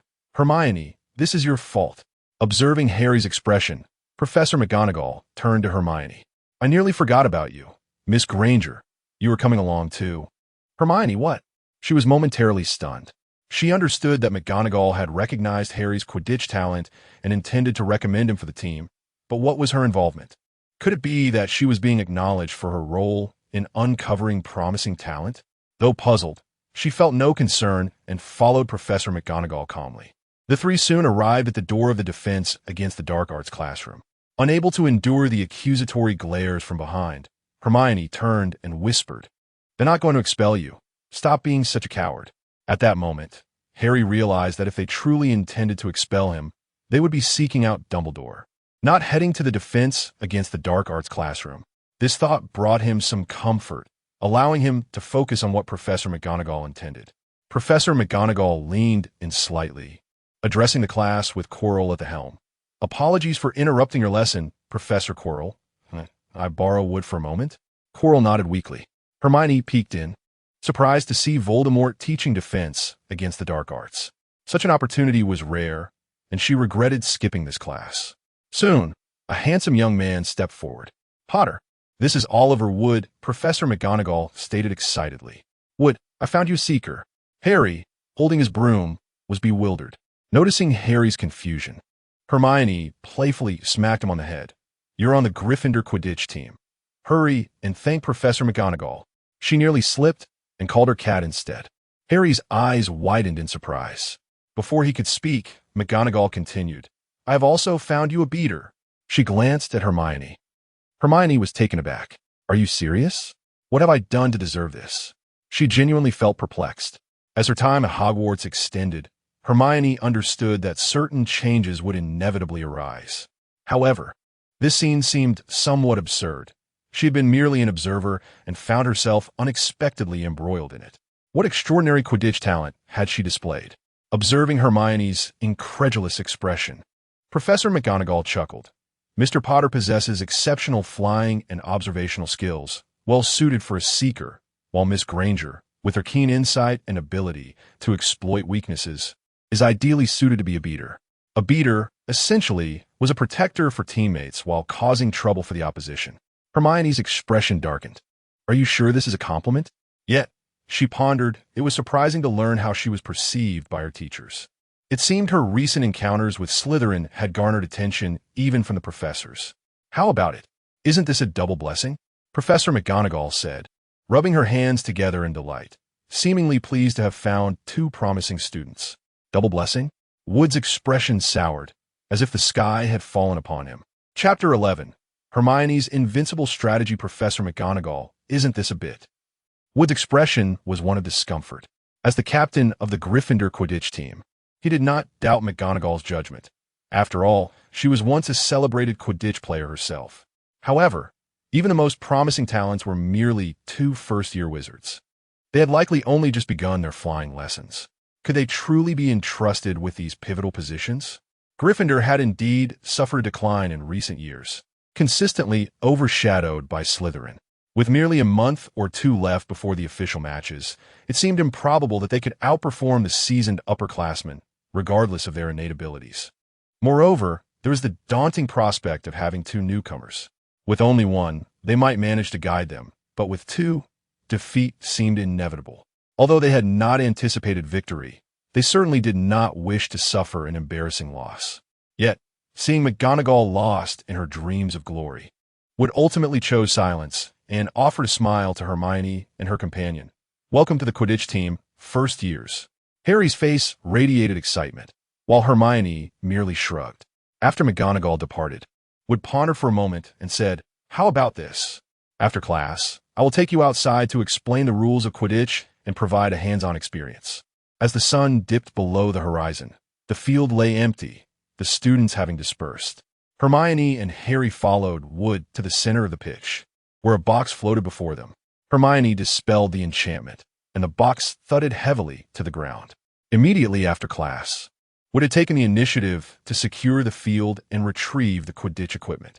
Noticing Wood's labored breathing, Harry rushed to assist him. Being mindful of Hermione's stature, the two gentlemen refrained from asking her to help. However, unable to bear it any longer, Hermione spoke up. Wood, you do realize that we are wizards, right?" "Of course, why?" Wood replied, perplexed. "Then couldn't we make this a bit easier by using a spell? Like this." Hermione raised her wand and incanted Wingardium Leviosa. Instantly, both Harry and Wood felt the burden lighten considerably. They exchanged glances, momentarily at a loss for words. "Ahem." Wood cleared his throat. "While we are indeed wizards, it's not necessary to rely on spells for everything. A bit of physical exercise is quite beneficial." Hermione regarded him with a skeptical expression. "All right, I admit it," Wood conceded, pinching his nose. "I suppose I don't often use spells. However, Hermione, your ability to levitate such a heavy box and move it such a distance is quite remarkable for a first year." Wood was astonished to find two of the most renowned first years, the boy who lived and the library witch before him. As he opened the box, 3 balls lay neatly arranged inside, the central one noticeably larger than the others. "The rules of Quidditch are quite simple to grasp," Wood patiently explained. Through his elucidation, Hermione began to comprehend the basics. Quidditch was a magical game played on flying broomsticks, featuring 3 types of balls. Each team consisted of 7 players, 1 keeper, 3 chasers, 2 beaters, and 1 seeker. The chasers were responsible for scoring goals with the quaffle, akin to shooting hoops. The beaters defended their teammates from the bludgers, which flew around the field, while the seeker sought to catch the elusive golden snitch. The role of the keeper was straightforward, as everyone understood that they were tasked with guarding the goalposts. Wood, of course, was the keeper for the Gryffindor team. As he presented the largest ball, he remarked, "This is the quaffle. Successfully scoring a goal earns 10 points. He then handed Hermione a bat-like object, saying, "You'll be a beater, tasked with hitting the 2 bludgers." The smaller, restless balls bounced around the box, eager to escape their confinement. Wood undid the binding on one, and the bludger immediately sprang to life, darting about wildly. "Remember, protect our players from the bludgers." As Hermione swung the bat with enthusiasm, Wood grinned and sprinted a few meters away, while Harry mimicked his actions. However, as they observed Hermione's vigorous swings, it appeared less like a game and more like a brawl, with the bludger careening towards them. A flicker of excitement crossed Hermione's face as she swung with all her might. Wham! The bludger was sent flying, hurtling towards Harry and Wood. Harry gasped, eyes wide, and ducked just in time as the bludger zipped past his head. Unfortunately, Wood was not as fortunate. The bludger struck him squarely in the abdomen, sending him crashing to the ground, face contorted in pain, resembling a boiled shrimp. Harry rushed over to check on Wood, relieved to find him unharmed, though shaken. Wood struggled to his feet, gasping, "Sister, your strength is impressive, but perhaps you could aim a bit better." Hermione offered a sheepish smile. Suddenly, Harry shouted, "Hermione, behind you!" Instantly alert, Hermione felt a gust of wind at her back and instinctively swung her bat once more. "Oh no!" Harry and Wood barely had time to exclaim as another bludger zoomed towards them, forcing them to drop to the ground. "Look at what you've protected," Wood silently raged. Yet Hermione was deep in thought, and after a moment, she exclaimed, "Wood, I've devised an unbeatable strategy." "What do you mean?" Wood asked, taken aback. "We should adjust our lineup. Instead of chasers and a keeper, let's field 6 beaters solely focused on attacking the opposing players, leaving only 1 seeker to catch the golden snitch." Hermione's eyes sparkled with excitement. I shall call this strategy Invincible 6 for 1. Wood's lips twitched in disbelief. Each position has a fixed number of players. The rules cannot be altered at will. Oh. Hermione's voice fell slightly, but then she brightened. Could we not use spells to knock the opponents down? Or perhaps use Accio to summon the golden snitch? Wood gulped. That's also against the rules. Magic is prohibited during Quidditch matches, and all 3 types of balls are enchanted to be immune to spells. After a moment of contemplation, Hermione looked up again. What if I brought some knives onto the field and threw them at the opponents, or used the bat? She waved her bat, closing one eye as she aimed at Wood's head. You know what I mean. Wood was drenched in sweat. Chapter 12. The Advancement of Magic in the Forthcoming Practice. Hermione directed nearly every ball straight at her opponents. Although she swore it was entirely unintentional, the scene was undeniably chilling. Wood wore a mask of agony throughout, finally beginning to comprehend Professor McGonagall's reasoning for recommending her as a batter. It was terrifying. Harry, this is the golden snitch. You, as the Seeker, are tasked solely with locating and capturing it. Once caught, you will earn 150 points, and the match will conclude immediately. You all can practice. I must take my leave for another matter. With that, Wood extracted a small, hazelnut-sized, golden sphere adorned with wings from a box and thrust it into Harry's hands. He delivered his instructions at a breakneck pace before fleeing the scene, leaving Harry standing there in a daze. Upon returning to the dormitory, Hermione, seizing the opportunity before her roommates Parvati Patil and Lavender Brown returned, drew the curtains and immediately began to explore the magic book interface. While seeking Harry's guidance on broomstick practice, the magic book trembled, and she realized, quite unexpectedly, that her magical experience had reached its full capacity. It turned out that riding a broomstick also constituted a form of magical control training. Sitting cross-legged on her bed, Hermione delved into meditation. In the next moment, an eruption of magic surged within her, flowing through her limbs and invigorating her spirit, as though she had ascended to a new realm. She felt completely rejuvenated. Hermione Jane Granger, magic level, LV2, 110,000. Eagerly, she glanced at the magic book, and indeed, her magic level had risen to LV2. Hermione distinctly sensed the magic coursing through her veins with greater intensity, and her perception and control of magic had become far more refined. She examined other sections of the book. Spells, levitation charm LV2, 110,000. Repelling charm LV2, 110,000. Binding charm LV2, 110,000. Shield charm LV2, 110,000. Dark magic, dark harvest talent. Disarming charm LV2, 110,000. Bat bogey hex LV1, 138,1000. As anticipated upon reaching magic level LV2. Her previously mastered spells naturally advanced alongside her. Shatter. A flash of blue light erupted, and a vase within the room shattered into pieces. Hermione nodded in satisfaction. Compared to the LV1 Shatter Charm, the LV2 version clearly wielded greater power. Where it previously could only splinter objects into several shards, it now obliterated them into tiny fragments. Furthermore, she could feel improvements in casting speed, range, and the maximum size of the targets she could affect. Estimating her current capabilities, Hermione surmised her standing, above fifth-year students, but still below fully-fledged adult wizards. The magical abilities of first to fourth-year students typically fell within the LV1 category, with only a select few exceptional wizards reaching LV2. Fifth to seventh years generally possessed LV2 magic, while adult wizards typically reach their ultimate form at LV3. Among adult wizards, the stronger ones and ordinary aurors of the Ministry of Magic could approach LV4, while renowned elite aurors could attain that level as well. As for the likes of Dumbledore, Voldemort, or Grindelwald, it was difficult to assess at this juncture, given Hermione's present power. In summary, although Hermione was only a first-year student, she had mastered numerous spells, easily several dozen, and as long as her proficiency kept pace with her magic level, she could unleash the full potential of her current magical prowess. Compared to her peers, she was as if she had activated a cheat code. Even the most celebrated prodigies paled in comparison.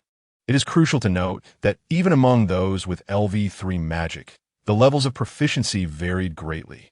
Factors such as physical constitution, affinity for specific spells, and practice led some individuals to wield the vast majority of their spells with power that either met or exceeded their level, while others could only perform at a level comparable to students.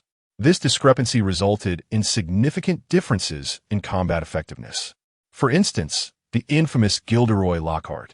While utterly incompetent in most forms of magic, he excelled in memory charms, possibly surpassing his inherent magical limitations. Likewise, the Weasley family's unique affinity for the Shatter Charm. In the original text, young Barty Crouch Jr., also known as Mad-Eye Moody, remarked that, given the level of those students, even if they cast the killing curse at him, it would merely result in a nosebleed at best. With the assistance of the magic book, given some time, Hermione could master any spell to its utmost limit, devoid of any weaknesses. She was a versatile talent, excelling in every area. Restoring the vase to its former glory and gauging her current strength, Hermione repaired the vase and proceeded to the lavatory. She silently uttered the incantation for travel. In the blink of an eye, she found herself in a hotel room. Hermione surveyed her surroundings. Thankfully, the room had no new occupants. Otherwise, it would have posed a troublesome situation.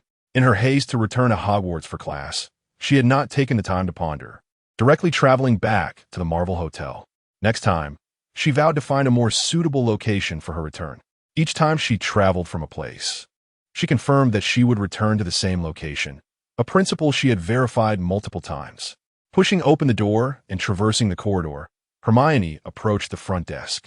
The hotel proprietor, upon seeing Hermione emerge from the room, widened his eyes in shock and sprang to his feet. "Young lady, what on earth, though?" "I just left something in the room and came back to retrieve it," Hermione replied nonchalantly. The proprietor's expression wavered, as if he wanted to say something but hesitated. "Is something the matter?" Noticing his unusual demeanor, Hermione inquired. The proprietor glanced around, gathering his resolve, and leaned closer. "Young lady, I don't know what trouble you've gotten into, but a few days ago, FBI agents came here looking for you. If you have any notion of what is going on, it would be wise to resolve it quickly." Hermione was taken aback. Fowler was looking for her? Could it be that their earlier operation had been discovered? That seemed implausible. She had cast the disillusionment charm throughout, and even if there were inquiries, they shouldn't have traced back to a 12-year-old girl like her. "Wait a moment, Fowler." A shiver ran down Hermione's spine as she recalled something. She remembered that most agents of S.H.I.E.L.D. disguise their identities as agents of Fowler. "It seems you're aware of the situation." The proprietor noted Hermione's change in expression. Hermione nodded. "I understand. It's nothing serious, but I appreciate the warning. You've been quite helpful." She pulled out a few bills as a token of gratitude and strode out of the hotel. Half an hour later, Hermione found herself seated in a quaint street-side CAF, leaning against the window, sipping her cappuccino while lost in thought. The CAF was somewhat desolate at this hour. Aside from Hermione, there were hardly any patrons. At that moment, a young couple entered, arm in arm, laughing and chatting. After ordering 2 cups of coffee, they surveyed the room and settled at a table not far from Hermione. Chapter 13. The appearance of S.H.I.E.L.D., a couple, clearly enamored, engaged in light-hearted conversation, their laughter resonating like a melodic symphony. The air was thick with the sweet scent of romance. Hermione rolled her eyes, drained the remainder of her coffee, and approached the duo. "Make some room," she instructed, nudging the young man aside. In the midst of their bewildered expressions, Hermione settled herself into the seat he had vacated. She turned her gaze upon the woman before her. The woman, likely in her 20s, possessed a striking figure, accentuated by her form-fitting attire that showcased her alluring curves. Her wavy, wine-red locks added a touch of enchantment, rendering her utterly captivating. Alas, Hermione, now a budding beauty herself, found her heart yearning yet powerless. "Excuse me, but what is it you want?" the red-haired beauty inquired, her brow furrowed in confusion. Before she could finish, Hermione interjected, "Spare the pretense. What do you need?" The young man beside her scowled. "What do you mean, need? Why are you sitting in my spot? I have no spare change for you." His words implied Hermione was there to beg. Unperturbed, Hermione observed the pair and muttered to herself, could they be sent by the Ministry of Magic? Yet, there's not a hint of magical energy about them. Why would the Ministry send two muggles? It's perplexing. Her voice was laced with uncertainty. She had already crafted her character in this Marvel universe. A clever little witch, imbued with a sense of justice, yet possessing a cunning edge, shrouded in mystery and depth. Her task now was to maintain her fade and daunt these individuals. Hey, the young man, irritated by Hermione's disregard, snapped, stop ignoring me and speak clearly. Be quiet. Hermione retorted, tapping her wand lightly against his forehead. She then turned to the red-haired beauty and said, if you have something to discuss, let's get to it. If not, I shall take my leave. What is happening? How could a trained adult be chastised by a mere schoolgirl? The young man thought in disbelief. He began, but was silenced by the red-haired woman raising her hand. Agent Jansen, you may leave now. I will handle this, she instructed. The young man's expression shifted from anger to resignation, as if the prior display had been mere theatrics. He rose and exited the CAF, muttering to himself about being outwitted by a child. Once he departed, the red-haired beauty spoke up, Miss Granger, may I address you as such? Hermione was not taken aback and replied with a smile, you may simply call me Hermione, regardless of her current predicament. The sight of an attractive woman always lifted her spirits, even if romance seemed far removed from her grasp. The red-haired beauty's eyes sparkled with delight. Very well, Hermione. How did you perceive our true identities? She, too, shared the same curiosity as the departing agent. As a top-tier operative, she held unwavering confidence in her disguise. Convinced she had not faltered, it was only the perplexity of the situation that led her to prioritize this inquiry over her mission. For a fleeting moment, she contemplated whether this young girl was a spy groomed by some clandestine organization. Hermione feigned ignorance. Are you not aware that wizards are exceptionally perceptive? Since your arrival, you've stolen glances at me 6 times, while your companion glanced 11 times. Is this how you conduct your romance? Even the couples on the verge of breakup at Hogwarts are more attentive to one another. The red-haired beauty was taken aback. Were children nowadays truly this perceptive, capable of sensing gazes? Hermione chuckled inwardly. Her assertion about their awareness was merely a ruse. She recognized the woman entirely due to her familiarity with her from countless screens in her previous life. Natasha Romanoff, the premier agent of S.H.I.E.L.D., codenamed Black Widow. Natasha pondered for a moment, then recalled Hermione's earlier words, her body jolting as she seized upon a key term. What did you say? Wizard. The implications of the child's words resonated. She was indeed a wizard. Simultaneously, within a lofty building, in an expansive office, a one-eyed, bald African-American man experienced a similar shock, lowering his gaze to scrutinize the girl's dossier. Several photographs adorned the desk, depicting Hermione at her job outside a barbecue joint. The corpse of an African-American robber and the grim fates of several Hell's Kitchen criminals. Natasha chuckled softly. Little sister Hermione, it is unwise for children to weave tales. Prior to this meeting, she had reviewed the target's file, which suggested she was merely a girl with some unique abilities. The term wizard surprised her, but upon reflection, she assumed it was merely childish fantasies born from newfound powers. Yet, Hermione's subsequent reaction defied Natasha's expectations. Instead of the anger she anticipated from being exposed, or a childish temper tantrum, Hermione's brow furrowed, her previously cheerful demeanor now clouded with perplexity. Wait, you don't know? Could it be that you're not sent by the Ministry to observe me? Hermione's expression shifted to seriousness, and she began to fretfully scratch her head. Oh no, I've landed myself in trouble again. I've revealed the existence of wizards to 2 muggles. Dumbledore will surely lecture me upon my return. Natasha scrutinized Hermione closely, her expression stiffening. She sought signs of deception in the girl's demeanor, yet found none. Either this child was deeply immersed in her role, unable to distinguish between fantasy and reality, or she was indeed speaking the truth. Oh, this is so frustrating. Hermione appeared discontent, leaning over the table, idly swirling her wand in her hand, when suddenly, inspiration struck. Right before the Ministry discovers me, I will erase your memories. That way, No one will learn of our kind's existence. Hermione's enthusiasm surged as she clapped her hands together. Yes, that's the plan. Ha ha, I'm truly a genius. What? Erase memories? Natasha felt a chill run down her spine. The wand in Hermione's grasp pointed ominously in her direction, and as its tip began to glow, a wave of unprecedented danger washed over her. This was the instinct of a seasoned operative. Wait. Recalling her mission, Natasha fought against her instinct to draw her weapon, calling out, "Don't you want to know who we are?" This statement seemed to pique Hermione's curiosity, and she lowered her wand slightly, asking, "Pretty sister, if you're not from the Ministry, then who are you, and what do you want with me?" The sense of peril gradually dissipated, and Natasha exhaled deeply, realizing her back was drenched in sweat without her having noticed. Chapter 14. Deception. Natasha, what happened? A slightly tense voice echoed through the earpiece. It's nothing. I can handle it, Natasha quickly replied, lowering her voice as she pressed the earpiece closer to her ear. Her gaze shifted once more to Hermione, where she spoke with utmost seriousness.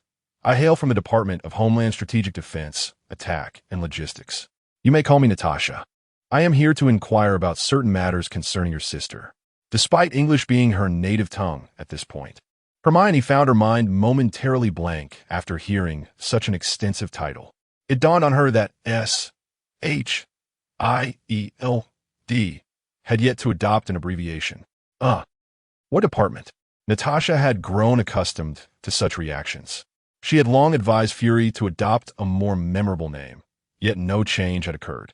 The Department of Homeland Strategic Defense, Attack, and Logistics, Natasha patiently reiterated. What logistics? The Department of Homeland Strategic Defense, Attack, and Logistics. What logistics? Natasha found herself momentarily at a loss for words, staring into Hermione's clear eyes. Why don't you just write it down? Hermione suggested, sensing Natasha's frustration. All right, I'll have a colleague bring over some paper and a pen. Natasha's sentence was abruptly cut off by Hermione. There's no need to complicate things. With that, Hermione raised her wand and gave a gentle flick toward a nearby coffee cup. Flavito, in the next instant, to Natasha's incredulous astonishment. The coffee cup twisted and morphed into a blank sheet of paper and a pen. What is this? Natasha exclaimed, looking up in shock at Hermione. Her first instinct was to think she had been drugged and was hallucinating. Grabbing the paper and pen, she rubbed her fingers over them, confirming that what lay before her was indeed real. It's real. How did you do that?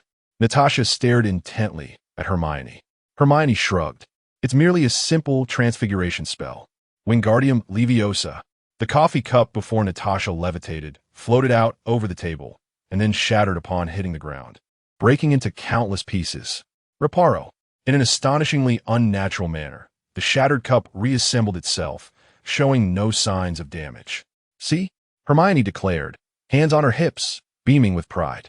Natasha was left in a state of shock, having witnessed a series of miraculous transformations. She had encountered superhumans before, those capable of manipulating fire, controlling water, or enhancing their strength, all of which could be explained scientifically and were rather singular in nature. Yet, in such a brief moment, Hermione had displayed no less than 3 distinct abilities: matter alteration, telekinesis, and temporal manipulation. This spectacle was beyond the realm of scientific explanation. Magic truly exists. Being a top-tier agent, Natasha forcibly suppressed her astonishment and accepted this new reality. Reconstructing her shattered worldview, Natasha continued, in fact, we discovered a series of unusual deaths in the vicinity a few nights ago and primarily wish to inquire if you know anything about it. She braced herself for Hermione to deny any involvement, but to her surprise, Hermione nodded affirmatively. Oh, I know all about it. I killed them. Natasha's pupils constricted. Before she could respond, Hermione added, what department? Forget it. I can't remember it. I suppose you're the enforcement agency for Muggles, right? I eliminated the bad guys. Shouldn't there be a reward? Her demeanor was unapologetically assertive. What on earth is wrong with this child? Natasha's expression turned grave. She tentatively inquired, Hermione, you're still so young. Doesn't killing anyone make you feel uncomfortable? Huh? Hermione tilted her head innocently, but I only kill bad people. Doesn't the book say to punish the wicked and reward the good? That is how it goes in the shows I watch. The heroes kill the evildoers. And no one says they're wrong. Is that because it's portrayed that way on television? Natasha's lips twitched involuntarily. Such a simplistic view of right and wrong. However, just as she was about to say more, a voice crackled through the earpiece. Do not discuss morality with her. Just inquire about the wizards. Taking a deep breath, Natasha forced a smile once more. Could you share a bit about yourself? How did such a delightful child like you come to possess these abilities? I'm genuinely curious. She adopted a demeanor of eager inquiry. Having grasped the essence of Hermione's character through their prior exchanges, Natasha pressed on. How did I acquire them? Hermione pondered, looking perplexed. The professors at school teach us, so how else could one obtain them? She seemed genuinely confused by the question. Natasha and the person on the other end of the line both expressed their bewilderment simultaneously. A school can teach this? Is this a joke? Which school is that impressive? But in the next moment, both realized the implication. No, Hermione was not referring to a conventional school, but rather a specialized magical institution, one capable of producing wizards. In an instant, they grasped the more terrifying reality. If wizards have schools, there must be many student wizards, and their teachers must also be wizards. Recalling Hermione's earlier mention of the Ministry of Magic, it was easy to deduce that there were many wizards, and they seemingly had their own societal structure. The existence of such supernatural beings hidden within society, which SHILD had never detected. What if, at this thought, Natasha's hands began to tremble. The person on the other end of the line was no better off, their expression dark as a pot's bottom, revealing little emotion, though their slightly trembling lips hinted at inner turmoil. Noticing Natasha's silence, Hermione displayed her dissatisfaction. Hey, I've answered so many of your questions. It's time for me to ask one. The professors in class don't ask as many questions as you do. Snapping back to reality, Natasha forced a smile. Go ahead and ask. With her chin resting on her hands, Hermione blinked and inquired, when I eliminated those bad guys, I was under the invisibility cloak. Logically, you shouldn't have seen me. How did you confirm it was me? We never said it was you. Hermione appeared impatient. I may be young, but I'm not a fool. Realizing she could not deceive her, Natasha reluctantly confessed. There were eyewitnesses. Uncle Elvin? Hermione shook her head. Impossible, he is a muggle. He wouldn't have seen through my invisibility cloak. Natasha nodded. We are aware of that, but there were surveillance cameras at the scene. Chapter 15. Lame surveillance? Nonsense. The level 2 illusion spell can't even be detected by thermal imaging. You claim to have been captured on camera? Having met Black Widow and still refusing to speak the truth, Hermione was beginning to feel a surge of irritation. With a cold laugh, she retorted, Do you truly believe your little gadgets can penetrate my enchantments? Sensing the girl's displeasure, Natasha hastily clarified, it was not during the night of the crime, when we sought to punish the wicked, but rather when you were working in the store prior. Based on Elvin's testimony and the evidence at the scene, we deduced the involvement of someone with special abilities. Thus, we reviewed the street surveillance directly facing the store, hoping to uncover any clues, and inadvertently discovered your presence while you were working there. You know, on the surface, the law prohibits the employment of minors. Yet you not only worked at the store, but also appeared in broad daylight before everyone, and no one seemed to find it problematic. To that end, we even specifically inquire with Elvin. He is aware of this law and knows you are a child, yet he felt no qualms about your employment, as if his perception had been tampered with. Hermione suddenly comprehended. So you believe I must possess some special ability, and given that two implausible events occurred in the store, there must be a connection. Precisely, Natasha affirmed. We attempted to identify you using facial recognition software in the database, but found nothing until a few days ago when your face appeared in Hell's Kitchen. Unfortunately, by the time we sent someone to communicate, it was too late. You had already departed, only to reappear today. Ah, I see. As long as my magic did not falter, I would be spared the embarrassment of being exposed by a muggle. The thought of being ridiculed by those from the other three houses is unbearable. Hermione lightly patted her chest, as if relieved, and praised, Humph, mere muggles, surprisingly competent.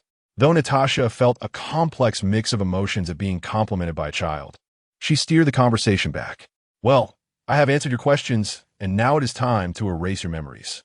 Hermione raised her wand once more, her words echoing ominously.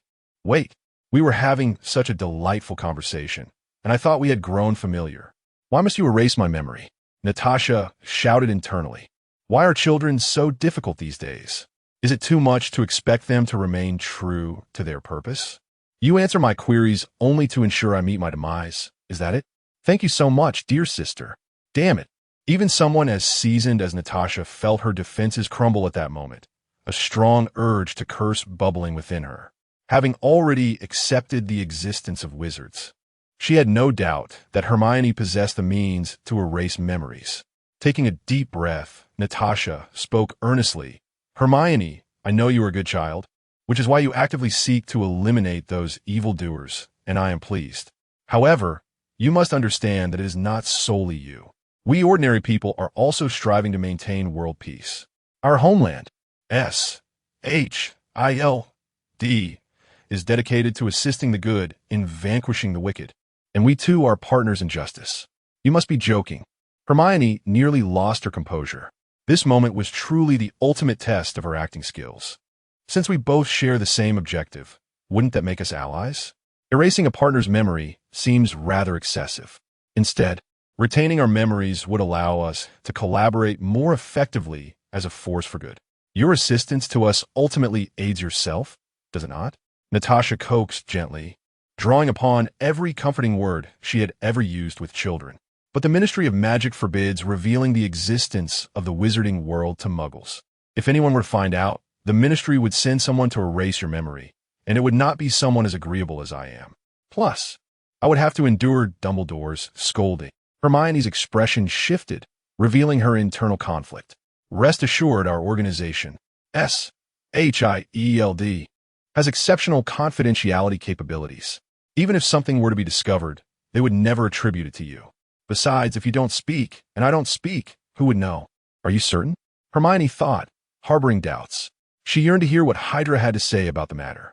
Seeing that Hermione was on the verge of being swayed, Natasha seized the moment, adding, what if we made this our shared secret, a symbol of our partnership in justice? A shared secret. Hermione bit her lip, seemingly making a decision. All right, but we must seal our promise with a handshake and vow never to betray one another. A handshake? Natasha couldn't help but smile inwardly. Truly, children, even wizards, can be so naive to believe in such a method of secrecy. After analyzing her interactions with Hermione, Natasha felt she had completely grasped her character. Although endowed with extraordinary magic, Hermione was fundamentally just a child, eager for admiration, displaying the charming innocence and occasional temper of youth, along with a hint of teenage angst and dreams. Unlike most children, she had the remarkable ability to realize those aspirations. Though perhaps her excessive television viewing and the cultural divergence between the wizarding world and ordinary life had led to a somewhat skewed perspective on reality, particularly regarding the notion of killing without remorse. All right, we have a deal. Natasha extended her pinky, linking it with Hermione's. Cross my heart and hope to die. 100 years, we shall not change, Hermione declared. Deal. Natasha affectionately ruffled Hermione's hair. At that moment, she took a moment to truly observe Hermione, the slightly wavy brown hair, the adorable visage, the innocent and clear eyes. She would undoubtedly grow into a beautiful young lady in a few years. Unable to resist, she pinched Hermione's cheek. Hermione tolerated it, thinking, fine. Since you're the Black Widow, I'll let it slide. I'll step outside to make a call and report this matter to our director. He will surely be pleased upon hearing it. Please hold on for a moment, Hermione. Hermione nodded. Just then, a sudden remark for her caused Natasha's emotions to tense once more. By the way, when we made the pact, I cast a spell. Anyone who breaks the agreement will meet a terrible fate, Hermione said with a mischievous grin, her eyes curving like crescent moons. Natasha's body stiffened. Just kidding. I trust you. Sister Natasha, Hermione replied, her expression devilishly playful. Natasha turned back with a smile, saying nothing as she quietly exited the door, exhaling a sigh of relief. Speaking with this little rascal was more exhausting than battling terrorists. Outside the CF, Natasha pressed her ear and spoke softly. Director, You heard everything. What are our next steps? Chapter 16, The Gateway to the Magical World. After a brief silence on the other end of the headset, the voice finally spoke. Romanoff agent, you are on site. Your judgment is likely more accurate than mine. In your opinion, how should we approach her? Does she pose a threat that necessitates immediate detainment? Natasha did not hesitate, responding promptly, absolutely not. We must maintain a positive relationship with her while subtly winning her over. Unsurprisingly, the voice replied, and the rationale? First and foremost, she is the only which we can currently engage with, serving as our sole conduit to the enigmatic world of sorcery. Additionally, her mysterious magical abilities warrant our investigation. They may potentially fuse with our technology to yield unforeseen results. Lastly, although her demeanor is somewhat peculiar and not typical of a child, her overall conduct aligns with a sense of justice, making it unnecessary to drive her to opposition. Furthermore, her background seems significant, rendering any antagonism counterproductive. Natasha hesitated briefly before adding, and after all, she is still just a child. It appears you have a favorable impression of her, the voice noted. Natasha nodded, her thoughts transparent. Indeed, while interacting with Hermione can be somewhat exhausting, I genuinely like the girl and wish to avoid any undue harm toward her. The voice responded with newfound certainty. Then we shall proceed as you suggest. While fostering a good rapport, we will subtly influence her perspective, guiding her thoughts in accordance with our agenda.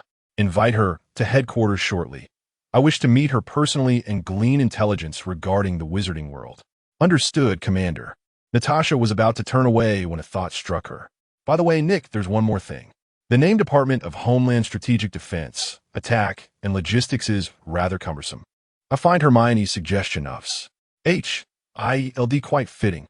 Perhaps you should consider it? After a long pause, the voice finally agreed. Very well, we shall adopt that. A smile tugged at Natasha's lips.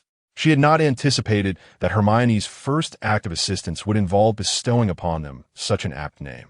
Upon returning to the CAF, Natasha paused. Where's Hermione? In a flurry, she glanced around, only to find the entire hall devoid of patrons. Rushing to the table, she discovered the previously blank sheet of paper now adorned with a message. Natasha, the school has classes tomorrow morning, so I'm heading back to rest. See you another day. Clutching the note, Natasha quickly pressed the button on her headset. Hermione just left. Why didn't anyone report this? Soon, several voices echoed through the headset, summarizing their collective response. We didn't see her leave. Immediately access the nearby surveillance footage. Natasha commanded. Before long, a man in a black suit and sunglasses presented her with a tablet. The screen displayed footage from both inside and outside the CAF. It showed Hermione standing up, pushing the door open and striding away with confidence while Natasha was engaged in conversation. Strangely, all the surrounding agents had chosen to ignore her. Even more unsettling, just before departing, she waved goodbye to Natasha, who reciprocated the gesture, oblivious to the implications. In the office, Nick Fury observed this chilling scene, feeling a shiver run down his spine.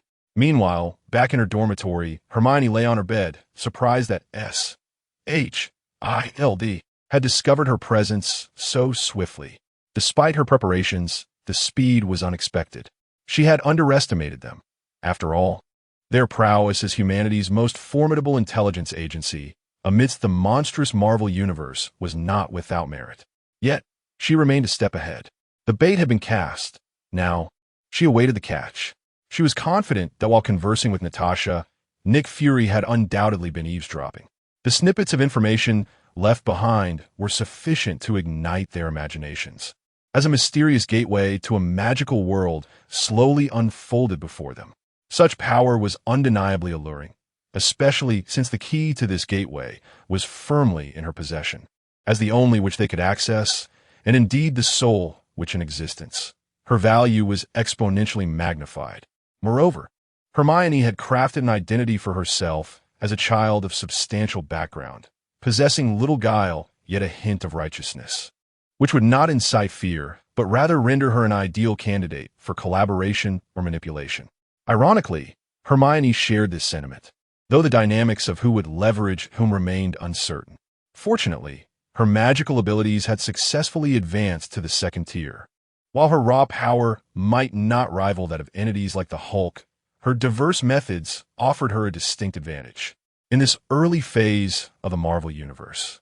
As long as she avoided provoking any hidden threats, she could navigate the current situation with caution. As for the Dark Artist, she decided to temporarily set it aside with respect to S.H.L.D. If all went according to plan, a significant opportunity would soon arise. In the following days, Hermione dedicated herself to practicing spells at Hogwarts, striving to enhance her proficiency while also engaging in daily Quidditch practice with Wood and others. Honing her skills further, 2 weeks swiftly passed. In the Great Hall, a throng of young witches and wizards were dining at the long table. Rabbit eyes glimmer. The harp resonates, transforming clear water into fine wine. Beside Hermione, a student clad in Gryffindor attire waved his wand, reciting incantations while brandishing his wand at a cup before him. It appeared less like spell casting and more like a rhythmic tapping, as if he believed this would amplify his magical prowess. "Mate, what are you doing?" Hermione furrowed her delicate brows, shifting slightly away, wary of an accidental jab to her eye. At that moment, Neville rose from his seat and approached Hermione. After a moment of hesitation, he finally mustered the courage to speak. Hermione, thank you for last time. If it weren't for the slowing charm you cast at a critical moment, I would surely still be lying in the hospital." Hermione glanced up at him, offering a faint HM before returning to her meal. Neville remained undeterred. Over time, everyone had come to recognize Hermione's reserved nature. She was typically aloof and spoke little, except to Harry and Ron, with whom she shared a closer bond. Moreover, her evident dislike for interruptions deterred any young boys who might have wished to approach her. Having expressed gratitude to Harry for standing up to Malfoy, Neville now felt encouraged by Harry to personally convey his thanks. "I'll head back now. Hermione, if you need anything, feel free to ask. I'll certainly oblige," Neville declared firmly. Just as he turned to leave, Hermione suddenly called out, "Wait." Neville halted. "I just remembered, there is indeed something I need your help with." "What is it?" Casting a glance at Seamus Finnegan nearby, Hermione slowly continued, "If you wouldn't mind, could we swap seats?" Chapter 17. Silence like a lily. Neville was taken aback by Hermione's unexpected request, pausing momentarily before nodding repeatedly. "Ah, yes, of course." Hermione rose from her seat and made her way directly to Neville's previous spot. With a flick of her wand, she executed a couple of levitation charms, shifting the positions of their plates. Harry, Ron, and the others were puzzled, but they were accustomed to Hermione's peculiar antics. It was simply her way of thinking. With lively eyes and a whimsical spirit, she transformed clear water into fine wine. Seamus Finnegan, oblivious to the commotion beside him, continued to tap away at his project. Across the table, Harry observed for a while before leaning towards Ron and whispering, "What does Seamus intend to do with that cup of water?" Seamus had been at it all afternoon, and Harry was utterly confused. "Did I choose the wrong house? Gryffindor is filled with oddballs." Harry mused silently. Ron stifled a laugh, covering his mouth. "He wants to turn that cup of water into wine. Yesterday, he managed to conjure tea, and then, boom!" Before he could finish, a deafening explosion echoed through the hall, rendering it completely silent. Everyone jolted, turning their gazes toward the source of the sound. Seamus appeared dazed. His face charred black, and his cup emanated thick smoke. The next moment, laughter erupted in the hall. Hermione, unable to suppress her amusement, gently covered her mouth, a glimmer of mirth in her eyes. Although she had known from her previous life that Seamus was one of Gryffindor's many eccentrics, capable of producing explosive effects with any spell, seeing it happen firsthand still left her somewhat astonished. He truly possessed an innate gift for mischief. Fortunately, Hermione had sensed the impending danger and had made a timely exit. However, Neville was not as fortunate. Seated nearest to Seamus, and was directly affected by the explosion. Half his face was now smudged with soot, his hair singed. As Neville cast a resentful glare in her direction, Hermione averted her gaze, pretending as if nothing had occurred. The nearby young wizards who had noticed the seat-switching incident could no longer contain their laughter. Amid the merriment, the grand doors swung open, and a flurry of owls swooped in from outside. The myriad of owls, expertly navigating dropped parcels onto the heads of the young wizards, creating a chaotic scene filled with shouts of excitement. It was that time again. 2 weeks had passed since the last collective delivery of parcels. At such times, parents would send numerous items to their children at Hogwarts, ranging from clothing and daily necessities to magical artifacts. Especially for Hermione and Harry, they received the most substantial packages, indicating the presence of something quite extraordinary. All eyes were drawn to them as they hurriedly began to unwrap their deliveries, eager to uncover the contents. Soon, 2 brand new brooms came into view. This is... Harry stood frozen. Hermione, equally astonished, recognized the broom as the new firebolt gifted to Harry by Professor McGonagall. How could she also be included? Oh, she recalled that she had joined the Quidditch team. Wow! Ron exclaimed. This isn't just any broom. It's the latest model, the Nimbus 2000. The broom's handle bore the inscription Nimbus 2000. Wow! Gasps of awe erupted from the surrounding students, all casting envious glances. This item was incredibly expensive, holding a status within the wizarding world akin to that of a luxury sports car in the Muggle realm. Ron bent down to caress the broom, entranced by its beauty. Hermione knew that one of Ron's dreams was to be part of the Quidditch team and win the championship.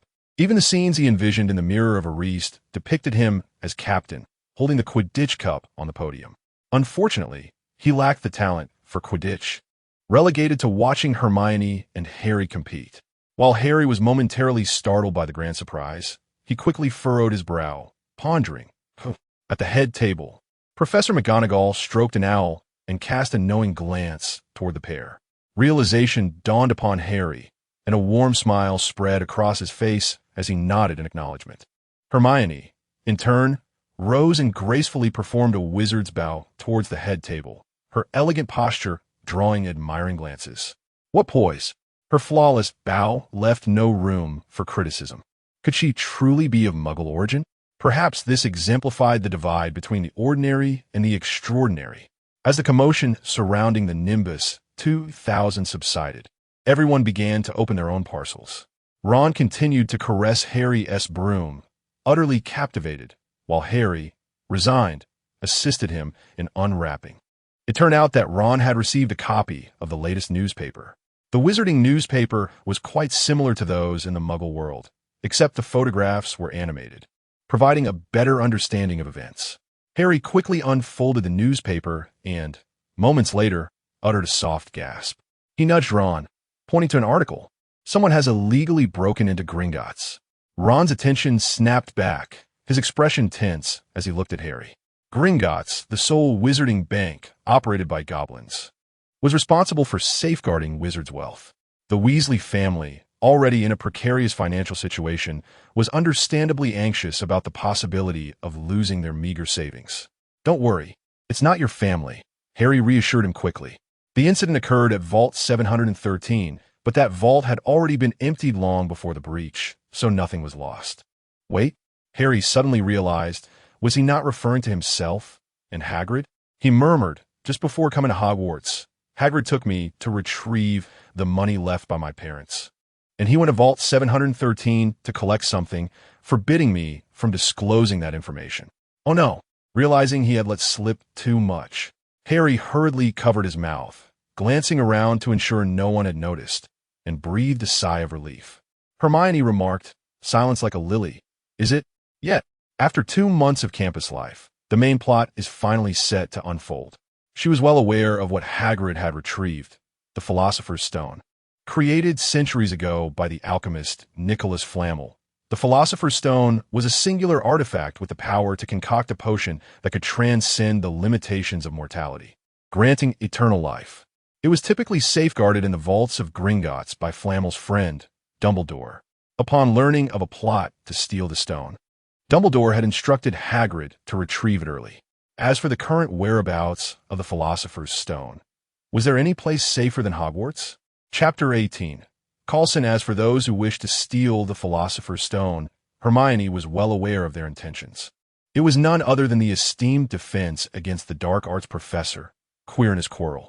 In his earlier years, Quirrell had traveled abroad and encountered a fragment of Voldemort's soul in the forests of Albania. In his pursuit of greater power, he willingly allied himself with Voldemort, allowing the dark entity to possess him. However, any creature possessed by Voldemort would gradually weaken and succumb to age, leading to death. Thus, Quirrell's thoughts turned towards the Philosopher's Stone, which was said to grant immortality. This quest formed the central narrative of the first installment of Harry Potter. Hermione had nearly pieced together the entirety of this tale, yet she refrained from alerting Harry, choosing instead to await the opportune moment to act. That evening, Hermione returned to the lavatory. With a mere thought, the surrounding space shifted, transporting her back to the Marvel Universe. With a Nimbus 2000 in her possession, she now possessed the means to traverse distances swiftly, greatly enhancing her mobility. The magical tome's interface appeared in her mind. Hermione Jean Granger, magic level, LV2, 1463, 10,000. Through her recent practice of spells and flying on a broomstick, her magical experience had steadily increased, yet she was still far from attaining LV3. Unlike the leap from LV1 to LV2, advancing from LV2 to LV3 required a staggering 10,000 experience points, tenfold the previous threshold. This disparity underscored the vast chasm between juvenile and adult wizards, a hurdle many wizards grapple with throughout their lives. Nevertheless, Hermione harbored no concerns regarding this matter. Her exceptional talent, coupled with the power of the magical tome, imbued her with immense confidence. More surprising than her magical prowess was the unexpected alteration within the tome's artifacts section, which now displayed an icon of a broomstick. Artifacts, flying broom, Nimbus 2000 fully analyzed. Collected, with a simple thought, a broomstick materialized in Hermione's hand. The first artifact she had collected was indeed a flying broomstick, and she had not anticipated that it would be classified as such. Once acknowledged as an artifact, the magical tome would automatically analyze its composition, revealing its crafting method and required materials. Provided all necessary elements were present, the tome could synthesize the collected artifact. This meant that Hermione could now, single-handedly, create a replica of the Nimbus 2000, given she had the appropriate materials. Craftsmanship was no longer a requirement. Fortunately, wands were not classified as artifacts. Otherwise, given her wand-making efficiency, Mr. Ollivander would likely be overwhelmed with despair. However, the analysis of artifacts did require time.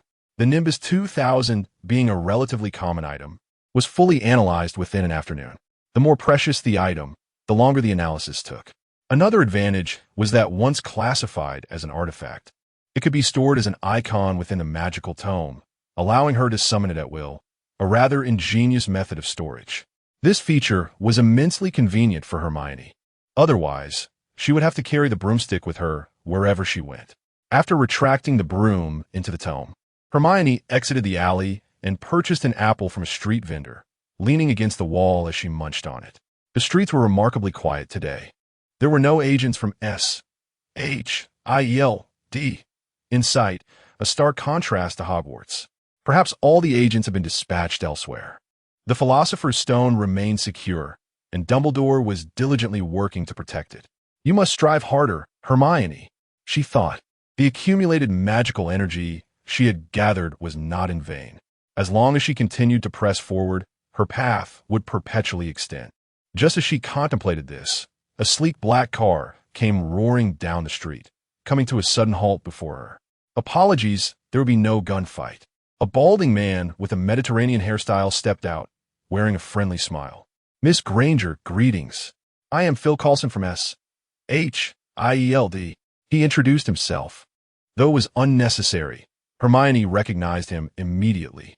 Nodding, she inquired, "Where is Natasha?" "Agent Romanoff has sustained some injuries during her mission and is currently unable to be on active duty. I was sent in her stead," Coulson replied, a hint of regret in his eyes. This was not a fabrication. It was indeed the truth.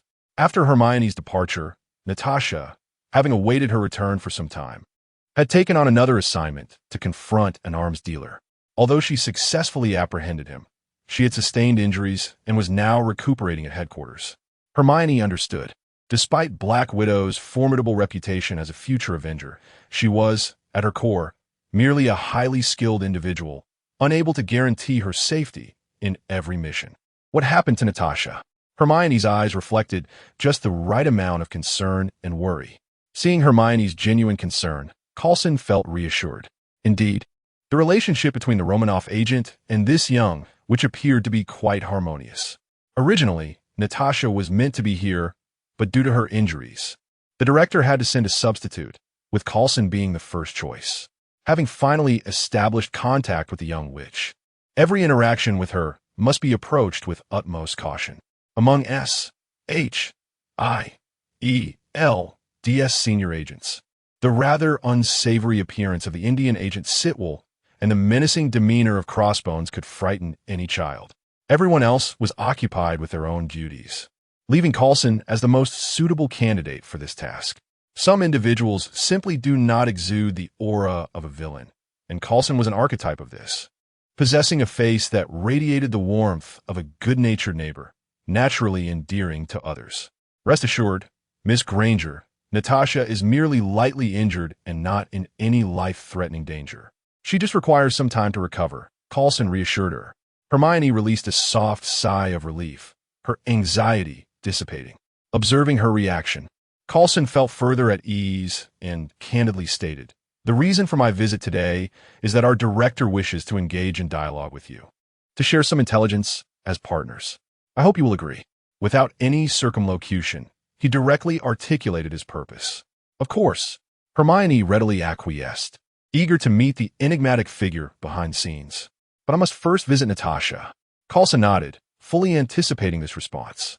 "Very well, please get in the car, and we shall escort you." Hermione climbed into the vehicle without a hint of apprehension.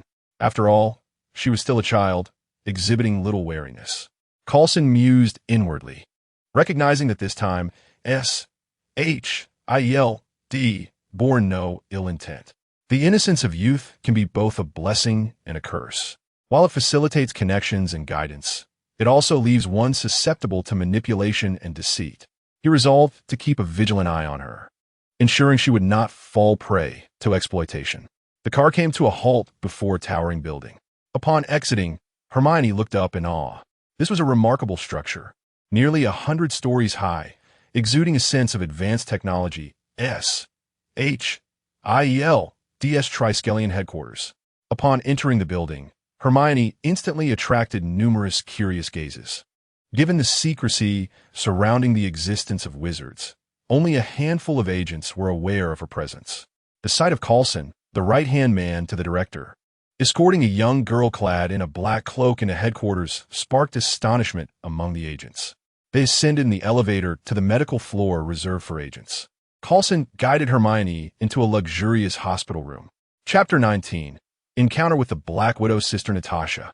Upon seeing Natasha in her hospital bed, Hermione hurriedly dashed over and leaped into her embrace. The little girl affectionately rubbed her head against Natasha's chest, relishing a dream from her past life, the Black Widow's cleansing milk. Natasha winced in pain from the sudden impact, her face pale, and her lips twitched slightly. However, gazing at the exuberant girl in her arms, a myriad of emotions ultimately coalesced into a bittersweet smile. After a moment of affection, Hermione withdrew from the beautiful woman's embrace, scrutinizing her closely. "Sister Natasha, where are you hurt? Let me see." Natasha shook her head slightly. "It's best not to. The wound is too gruesome. I fear it may frighten you." Hermione replied, "You seem to have forgotten that I once slashed the throat of a certain someone and killed over a dozen people in one night." Nevertheless, she understood that anyone encountering such an adorable little girl would be overwhelmed with affection. "No way, I want to see." Hermione feigned anger. "All right," Natasha relented, lifting the covers and slowly pulling up her shirt to reveal her abdomen. Coulson instinctively turned away. As the bandage was unraveled, a deep gash, visible to the bone, traversed her side. The surrounding blood had been cleaned, yet the sutured area still faintly pulsed with a dark crimson hue. "Ah!"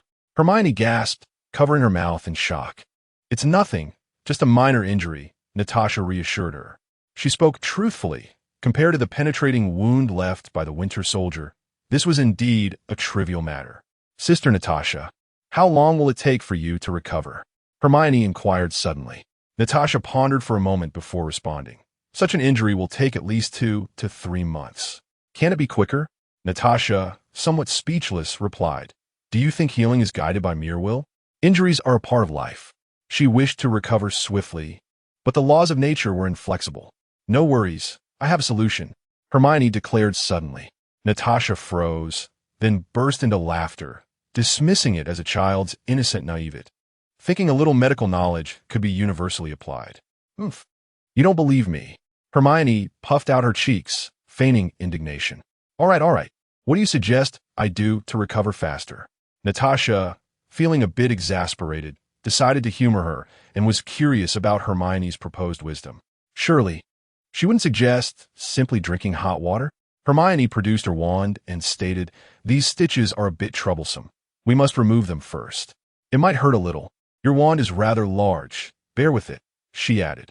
Natasha, alarmed, questioned, Wait, what are you going to do? Initially, she believed Hermione would merely share some common knowledge about wound care, never expecting the girl to take direct action and remove her stitches. Leviosa, without waiting for further inquiry. Hermione waved her wand while reciting the spell.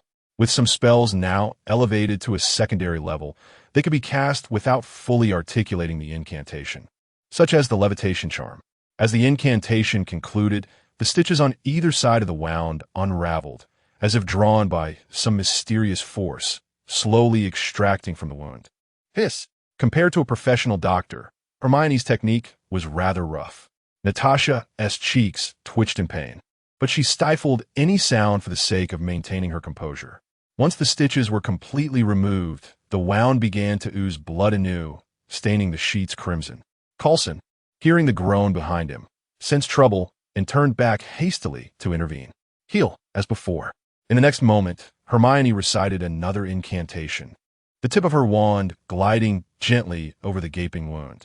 As the wand moved, the flesh around the injury seemed to come alive, instinctively drawing together and sealing itself. In the blink of an eye, the wound had been completely mended.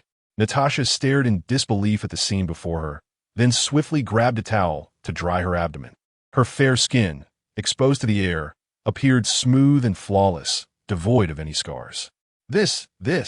Coulson's eyes widened in astonishment, his mouth agape in sheer disbelief.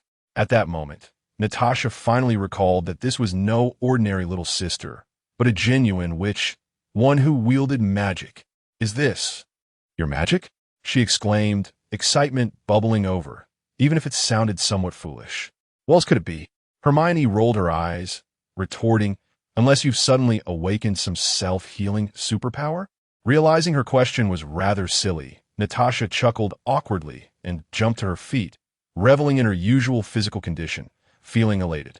Only then did Coulson comprehend the magnitude of what he had witnessed, utterly astounded by the demonstration of magic, which elevated Hermione's significance in his mind several notches. By the way, should we deal with that scar? Hermione pointed to the mark on Natasha's waist, knowing it was a wound inflicted by Bucky, signifying her farewell to bikinis. Can that be healed too? Natasha's eyes sparkled with hope. Without a word, Hermione directed a low-powered shatter charm at the scar, followed by a healing spell. The scar vanished. Natasha, overcome with joy, embraced Hermione tightly, making her experience the cleansing milk once more.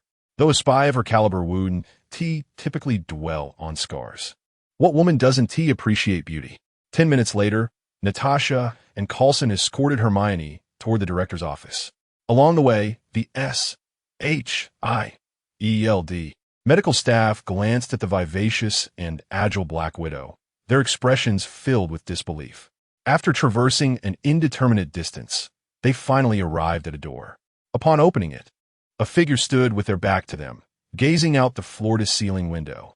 The bald head was undeniably hard to overlook. Welcome to SHIELD. Miss Witch, the figure turned, introducing himself, Nick Fury, director of SHIELD. A black man, bald and one-eyed. Of course it's you, Black Egg. Hermione tilted her head and remarked, So, your assistant Natasha, as superior? Nick Fury nodded. Hermione blinked and said, Well, I trust Sister Natasha. If you are her superior, and she believes in you, then you must be a good person. Nick Fury's, I twitched at her words, nearly rendering him speechless. Such a simplistic child's logic. What could he possibly say? No, you misunderstand. I'm not that good. Coulson and Natasha exchanged amused glances at Fury's rigid demeanor, nearly bursting into laughter. They had never witnessed Fury display such an expression before. Indeed, sincerity proved to be the ultimate trump card. A naive child effortlessly outmatched the cunning king of spies. Chapter 20. The Search for Tony, I Am a Good Person.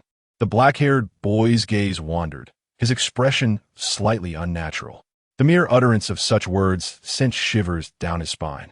However, he did not dwell on this matter, but instead asked directly, Miss Witch, how many wizards like you exist in this world? Nick Fury posed the most pressing question. I'm not entirely sure, but there are approximately 1,000 students at Hogwarts alone, along with Durmstrang in Northern Europe, Beauxbatons in France, and Ilvermorny in America. Oh dear, with so many magical schools, how could I possibly know? This question is far too difficult. Hermione pouted, seemingly a bit hurt for not being able to provide an answer. Nick Fury, Natasha, and Coulson exchanged glances, each reflecting deep astonishment. There were indeed multiple magical schools. Hogwarts, Durmstrang, Beauxbatons, Ilvermorny, all appear to be names of distinct institutions. Suddenly, Nick Fury realized something. What did the witch just mention? Ilvermorny in America? So, America also had a magical school. Suppressing his tumultuous emotions, Nick Fury inquired further. Then what about the Ministry of Magic? What is the organizational structure of the Wizarding Society? Natasha frowned slightly. Nick's question seemed a bit too urgent. They should have cultivated their rapport before broaching such topics. Yet, she understood his eagerness. Previously, Nick had meticulously analyzed their conversation, arriving at certain conjectures. After all, the information inadvertently revealed last time was astonishing. He was desperate to validate his assumptions with Hermione. Since Hermione had not appeared again after her last departure, even with the full resources of S.H.I.E.L.D. at his disposal, they had been unable to locate her. Until today, when she reappeared on the surveillance, Nick promptly dispatched Coulson to retrieve her. Fortunately, Hermione did not exhibit any particular resistance. The Ministry of Magic is akin to your Muggle government, maintaining order in the wizarding world. The nomenclature varies across different countries. For instance, your American ministry is referred to as the Magical Congress. As for the organizational structure, I'm afraid I'm just a student and don't quite understand it. But I suppose it's somewhat similar to yours. You should ask Dumbledore about such matters. How could I possibly know? Natasha interjected, but you, Hermione, aren't you American? Hermione was taken aback, thinking to herself, with this authentic London accent, what makes you think I am American? I am a student at Hogwarts, thus I am undoubtedly English. She wore a puzzled expression. Natasha awkwardly smiled, realizing she had overlooked this obvious detail, having been engrossed in the mysterious magical world and Hermione's remarkable magic. Hermione then shared some basic knowledge of the magical realm. Nick Fury squinted his eyes. His conjectures were proving quite accurate. Muggles referred to ordinary people as non-magical. Wizards wield their powers using a tool known as a wand, accompanied by incantations, enabling them to cast various spells. The wizarding world had existed for millennia, hidden from ordinary people and technological detection. This likely explained why wizards had remained undiscovered all these years. Although there were still many unexplainable aspects, every time he inquired, Hermione's response was merely, "That's magic," leaving Nick Fury speechless. When asked how one could enter the Wizarding Society, Hermione's response was even simpler. You cannot. Under the influence of magic, even if an ordinary person knew the precise location of the entrance, they would merely find themselves going in circles upon arrival. Since you attend Hogwarts, why do you always appear here? The black-haired boy had discovered a critical point. Because the Ministry of Magic has imposed restrictions on me, preventing me from leaving Hogwarts. This place falls under the jurisdiction of the Magical Congress, which is not monitored by the Ministry. Dumbledore secretly opened a back door for me, allowing me to teleport directly to New York. Why? Nick Fury already knew that Dumbledore was the headmaster of Hogwarts, but he did not comprehend why the Ministry would impose restrictions on a child. It was akin to questioning under what circumstances S.H.I.E.L.D. would monitor an ordinary child around the clock and restrict their freedom. He also recalled that when he first interacted with Black Widow, Hermione had asked whether the Ministry had sent someone to watch over her. At that time, he found it peculiar, and now it seemed there was a hidden secret behind it. As Hermione was about to say something, she suddenly fell silent. After a long pause, she expressionlessly stated, "I don't wish to discuss it." Nick Fury and the others were taken aback. This was the first time they had witnessed Hermione so unequivocally refuse to divulge information. Sensing the oppressive atmosphere, they were certain that although the girl before them was merely a student, her identity within the wizarding world was undoubtedly significant, shrouded in great secrets. After contemplating for a moment, Nick Fury decided not to press further. Today had already yielded significant insights, and there was no need to provoke Hermione's displeasure. Moreover, S.H.I.E.L.D.'s immediate priority was not to uncover the secrets among wizards, but rather to ascertain their capabilities and potential threats. A plot had been laid. Hermione chuckled inwardly. In the Marvel Universe, she was the only witch free to weave her narrative as she pleased. The wizarding realm was indeed real, and she was unafraid of any inconsistencies in her words, for she could provide countless evidences to support her claims in the future. By the way, I actually invited the witch here today, not just for a casual exchange, but to seek your assistance with something. Nick Fury shifted the conversation. "Oh, what is it?" Hermione had not anticipated this. With a wave of his hand, a large screen on the wall lit up, displaying a photograph. This individual is named Tony Stark, the heir to Stark Industries. He mysteriously disappeared 2 months ago while conducting business in Afghanistan. All personnel escorting him were killed. We suspect he has been kidnapped. Yet there has been no information since. Nick Fury continued. "Therefore, I would like to ask you, Miss Witch, if you could assist in locating him." Hermione gazed at the familiar face on the screen, her mind flooded with questions. "Wait, why would you think I could help find Tony Stark? Do you consider me part of an intelligence agency? Even if I knew he had been abducted by terrorists, who knows where he might be hiding in some cave?" But in the next moment, Hermione realized something. So that is how it is. This fellow had initially approached the situation with a "let's throw a dart and see if it hits" mentality, all while testing her capabilities. Even if he couldn't find Stark, it would still serve to reveal her newfound abilities. Clever indeed. Chapter 21. Hermione's Prophetic Arts. Hermione glanced at Nick Fury. "Is this Stark fellow a good person?" Nick Fury hesitated for a moment, then nodded decisively. "Yes, he's a good man. Although he deals in arms, frequents women, and possesses an arrogant demeanor, he is fundamentally a good person. As one of the founders of S.H.I.E.L.D. and the only son of Howard Stark, a renowned genius scientist, it is imperative that we rescue Tony Stark, both emotionally and morally." Even though he was abducted by the military, S.H.I.E.L.D. was fully cooperating in the search and rescue efforts. Hermione nodded. "All right, I will assist you. You have a way." Nick Fury exclaimed, surprised. He had merely been making small talk, not expecting to invoke a response. "I cannot locate this individual," Hermione stated bluntly. This was true. The films only indicated that he was kidnapped in a cave in the Afghan desert, but did not specify the exact location. "Then you," Nick Fury began, but was interrupted by Hermione. "However, I can foresee his future outcome. Perhaps I can glean some insights from the visions of what is to come. But I will need your assistance." "What?" The trio, Nick Fury, Natasha, and Coulson, shared incredulous glances, astonished by Hermione's claim of foresight. Each time they believed they had a firm understanding of her capabilities, she would surpass their expectations yet again. "What do you need us to do?" Nick Fury was the first to respond. "Prepare a crystal ball for me, one that is clear and free from any impurities," Hermione instructed. "A crystal ball?" The others conjured images of fortune-tellers from films, shrouded in mystique and deception. Surely, Hermione would not stoop to such charades. They quickly dismissed this notion, despite her youth. She was a genuine witch, far removed from the realm of charlatans. "What else do you require?" "My magic is insufficient to prophesy about someone I have not encountered. To perform the prophetic arts, the individual must be present, enabling me to glimpse their future." Nick Fury raised an eyebrow, perplexed. "Are you jesting, Miss Witch? If I could bring Tony himself here to reveal his whereabouts, would I need your prophecies?" Realizing her phrasing was perhaps unwise, Hermione sheepishly scratched her head and stuck out her tongue adorably. I apologize for not being clearer. While I cannot see Stark's future directly, you could find someone close to him.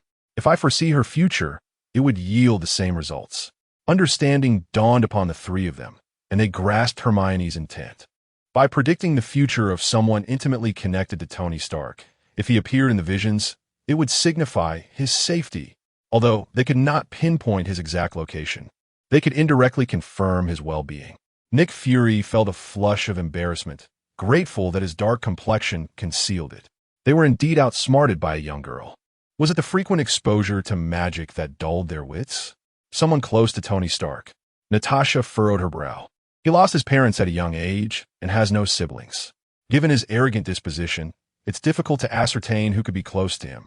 Surely, we want to seek out a former fling? Suddenly, Natasha seemed to have an epiphany and whispered something in Fury's ear. Nick Fury nodded in response. Then let us invite her. After confirming that no additional items were necessary, Coulson promptly summoned assistance. A short while later, an agent entered, carrying a crystal ball. Place it on the table, Hermione instructed calmly. The agent glanced at Fury, who affirmed, do as she says. The agent departed. Moments later, a beautiful woman dressed in a tailored suit, looking somewhat weary, was ushered into the room. I heard you can locate Tony? She inquired directly upon entering. Indeed, we can, but we require your cooperation, Miss Potts, Nick Fury replied. Pepper Potts nodded, her expression a mixture of excitement and anxiety. As long as we can find Tony, I will do whatever it takes to assist. Please, just ensure his safe return. A profound weariness lingered in her demeanor. As Tony Stark's personal secretary, the days of his absence had been fraught with sleepless nights filled with worry. She had reached out to numerous contacts in hopes of finding him, to no avail. Balancing her concern for Tony while managing the daily operations of the company had left Pepper, a formidable businesswoman, utterly exhausted. She yearned for Tony's safe return and understood that their relationship transcended that of mere employer and employee. Rest assured, Miss Potts, Nick Fury assured her, since S.H.I.E.L.D. has made this claim, we possess a measure of confidence. But like you, we are not the primary force in this search. We are merely here to assist. Who then if not you? Pepper asked, surprised. What other entity possesses such capabilities? The military? If they were reliable, Tony would not have been abducted in the first place. Nick Fury gestured towards Hermione, who was still studying the crystal ball. Pepper was taken aback. A girl no older than 11 or 12 stood before her, clad in a black robe. Was this a child cosplaying as an evil wizard from some animated series? Are you saying she will find Tony? Pepper could hardly believe it. How? Her eyes began to reflect skepticism. With magic, Nick Fury replied, his expression unwavering. Taking a deep breath, Pepper suppressed the urge to turn and walk away, responding coldly, I have no time for childish games. Nick Fury, exasperated but patient, insisted it is indeed her. She, in her magic, specifically her prophetic arts, can locate Stark. If you summon me merely to mock, congratulations on your success. I have a multitude of responsibilities at the company, and if there is nothing further, I shall take my leave. Disappointment flooded Pepper's eyes as she turned to exit. Just as she reached the door, it slammed shut with a resounding thud. Furious, she spun around only to find the young witch aiming a small black wand at her. Freeze! In the next instant, an inexplicable force immobilized her completely. Though her thoughts remained lucid, no matter her effort, she could not move an inch, as if the universe had pressed the pause button on her very existence. Chapter 22. Visions of the future. Nick Fury, witnessing the situation, sighed helplessly. Miss Potts, we do not wish to impose, but should you desire to locate Stark, I strongly advise you to heed our counsel. You would want Stark to be. Hermione silently completed his thought. With a flick of her wand, she dispelled the binding spell, allowing Pepper to regain her mobility, albeit nearly stumbling in the process. Undeterred by such trifles, she hastened to Hermione, crouching before her and embracing her arms with eager eyes. Child, no, Miss Witch, you possess a way to find Tony, do you not? Pepper's acceptance came swiftly. Hermione nodded slowly, instructing, beautiful sister, just remain here and do not move. Pepper bobbed her head like a chick pecking at grain. The others turned to Hermione, only to realize she had closed her eyes, her wand pointed skyward, gently rotating as she murmured incantations that were incomprehensible to them. Balabala, Makabaka, Baka Baka, Makabaka, Guna, the dark god. A kaleidoscope of colors illuminated the room, the ceiling reflecting the cosmos. The enigmatic atmosphere and ritualistic essence heightened their tension, their gazes fixated on the scene, fearful of missing any change. A minute later, Hermione opened her eyes and looked at Pepper. All done. Is that it? The four present wore bewildered expressions, having anticipated some extraordinary imagery, yet nothing had transpired. And it was over. But there's nothing in there. Pepper pointed to the crystal ball, unable to suppress her curiosity. Should there be a grand display, followed by images slowly emerging within? Hermione discerned their thoughts instantly and rolled her eyes dramatically. The prophecy is conjured by me, not the crystal ball. The visions reside within my mind. How could it possibly display anything? The group fell silent, rendered speechless by the logic of her statement. Then how does one perceive this? Hermione, exasperated, retorted, "You cannot witness the images in my mind. Thus, we require the crystal ball. Only it can withstand your magic and unveil what I perceive." Natasha interjected, "Or a television would suffice. I merely find a crystal ball to be more dazzling." Hermione lowered her head, her fingers fidgeting, displaying a hint of bashfulness. Nick Fury, attempting to maintain composure, inhaled deeply, suppressing the dismay of having squandered funds on an exorbitant ornament, reminding himself that she was but a child. Hermione, fondling the crystal ball, appeared quite enamored with it. "Please wait. I shall extract the visions from my mind." Hermione, seizing the moment, pointed her wand at her temple, slowly drawing forth shimmering strands, extending them toward the crystal ball. The luminous threads floated like willow fluff, merging seamlessly into the surface of the crystal. In an instant, the crystal ball emitted a radiant glow akin to a phone powering on. One by one, images materialized. As they depicted her, Pepper felt a twinge of embarrassment, akin to having her privacy laid bare before an audience. Most significantly, she recognized that she had never experienced these moments. Prophecy. Could this be what is destined to unfold? The others, captivated by the surreal spectacle, pondered in diverse directions. "Tony! I see Tony!" Pepper suddenly exclaimed, rousing everyone's attention. In one of the images, she was clad in a white suit, anxiously awaiting someone in an airport. The scene shifted, revealing a figure descending from an aircraft. One hand bandaged, suggesting an injury, yet he appeared in good spirits. It was none other than Tony Stark. Though merely fragmented glimpses, they were sufficient for analysis. Does this imply? Pepper cast a questioning look at Hermione, seeking confirmation. Hermione nodded, refraining from any further jest. "Rest assured, we'll be fine. Or even if he faces peril now, he will ultimately emerge unscathed. For this is the future." Hermione spread her arms wide, mimicking a gesture of embracing the sun, exceedingly melodramatic. Yet, no one paid heed to her antics. A collective sigh of relief was soon overshadowed by profound astonishment. The other magical abilities exhibited by this young, which were still within the realm of comprehension for Nick Fury and the others. But the emergence of prophecy rendered him utterly unsettled. Foreseeing the future, it may seem innocuous, yet in essence, it is the most formidable of abilities. With such a power, what intelligence could S-H-I-E-L-D possibly lack? Regrettably, only witches possess this gift. No matter how formidable Hermione may be, she ultimately does not belong to S-H-I-L-D. If only S-H-I-L-D could have its own witch. At this thought, Nick Fury shuddered, a notion taking root in his mind. His gaze upon Hermione grew fervent, reminiscent of a predatory uncle fixating on a young girl, causing Hermione to feel a shiver of unease. As for the prophecy, it was merely a fabrication. Even if it existed, it was beyond Hermione's current grasp. She merely extracted fragments of memory from her previous life, Iron Man, and projected them. It sounds sophisticated, yet it is merely the most rudimentary application of a complex spell.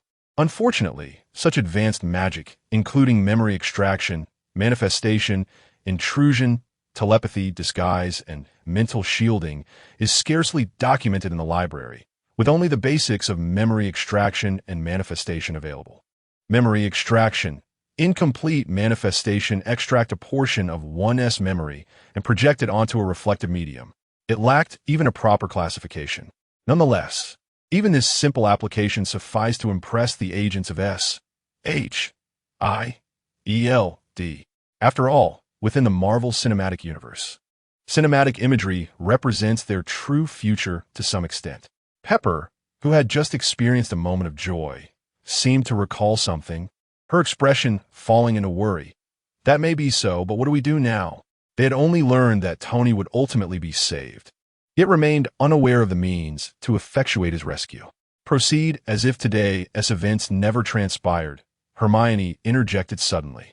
Especially avoid the temptation to act upon your foresight, whether to undertake actions that should not be taken or to neglect those that ought to be executed simply because the future appears predetermined. Never permit prophecy to interfere with reality. Her demeanor turned grave, starkly contrasting her usual playful nature. Understand, the future is not immutable. Chapter 23. The art of sympathy. The lesser the connection between prophecy and reality, the more fixed the future becomes, and the more accurately one perceives what lies ahead. Although Hermione's words may seem somewhat cryptic, the distinguished individuals present quickly grasped her meaning. The moment the future becomes known, it has already begun to shift. Thus, it is imperative to maintain the original trajectory of the future to ensure that desired outcomes remain unchanged. In essence, S.H.I.E.L.D. should proceed with the standard rescue operation for Stark without any unnecessary actions, yet remain vigilant. Fury's thoughts were clear. This approach would inevitably lead to the discovery of Stark's whereabouts, facilitate the military's rescue efforts, and ultimately ensure his safe return. In summary, they should simply proceed with their tasks as if nothing extraordinary had occurred. Bingo! Hermione wore a look of youthful exuberance, causing Fury's lips to twitch in response. However, how long must they wait? Pepper felt a lingering anxiety. Having witnessed Hermione's extraordinary abilities, she could not help but worry, for the matter at hand concerned Tony's life. To her surprise, the conclusion reached was merely to wait. Hermione pondered, with my current magical prowess, the maximum time frame I can foresee is approximately 1 month. If all goes smoothly, the scene I just witnessed will inevitably unfold within that period. The others exchanged glances, their hearts settling slightly. A month was a time frame they could endure. Seeing that the others accepted her assertion, Hermione felt a sense of relief, though she was somewhat misleading them. She did not wish to disrupt the future that was meant to occur due to unforeseen consequences. The future, she remembered, was one of her greatest advantages. Moreover, one could never know if meddling with such pivotal moments might invoke some strange force of world will to eliminate her, until she became overwhelmingly powerful. She was not prepared to tamper with the narrative. Furthermore, she had her own plans regarding Tony Stark. Whether he perished or failed to become Iron Man would be a significant loss for her. While the others were discussing details nearby, Hermione suddenly exclaimed, clutching her head in apparent agony. "What is wrong?" Natasha and Pepper rushed to support her. Hermione's complexion turned pale, her body swaying. Her small face contorted as if she were bearing some unseen torment, cold sweat beading on her forehead. That was a grave miscalculation, Hermione managed to utter. The group was taken aback. Could it be that the art of prophecy was actually detrimental to one's health? The young sorceress was enduring such hardship for their sake, stirring a sense of gratitude within them. Prophecy was indeed one of the forbidden magics, and its burdens were not to be taken lightly. Improper use could inflict severe harm on the body. If anyone could easily discern the future, chaos would have long ensued. Hermione explained in broken phrases. Few throughout the history of wizardry have been able to master prophecy. At this juncture, she lifted her chin, appearing quite proud. Yet, with her pale and weakened visage, it evoked both exasperation and pity in others. Even in such a state, she still sought to boast. The others felt a sense of helplessness. Natasha and Pepper, already susceptible to Hermione's charm, instinctively embraced her, unwilling to let go. Especially Pepper, who was engulfed by guilt. Had it not been for their quest to find Tony, this delightful child would not have had to endure such suffering. This thought ignited a spark of resentment towards Tony within Pepper. It was all his fault. When he returned, she would ensure he expressed his gratitude personally and compensated the young sorceress, even if it meant allowing her to give him a good thrashing. Fury contemplated. The young sorceress has suffered for the sake of S.H.I.E.L.D. If assistance is needed in the future, please do not hesitate to ask. We shall do our utmost. Initially, the old coin had the instinctive reaction of suspecting a scam, but he quickly dismissed that notion. Judging by Hermione's pallor, this backlash from her prophecy was indeed substantial. It could not be feigned. Moreover, she was merely an innocent child with no ulterior motives. Really? Hermione's eyes sparkled with hope. Fury felt an unsettling premonition. I require the heartstring of a dragon, the feather of a phoenix, the blood of a unicorn, and the venom of an eight-eyed giant spider. Hermione recited without hesitation, counting on her fingers. Indeed, she was laying it on thick. Wait. The black egg immediately interjected. Where am I supposed to find dragons, phoenixes, and unicorns? Those are all mythical creatures. You are putting S.H.I.E.L.D. in a difficult position. Hermione's eyes dimmed with disappointment, her woeful expression tugging at Pepper's heartstrings. She has gone through so much to assist us. Can we not grant her even this modest wish? This modest wish. Nick Fury's lips twitched. Would you like to hear what she actually desires?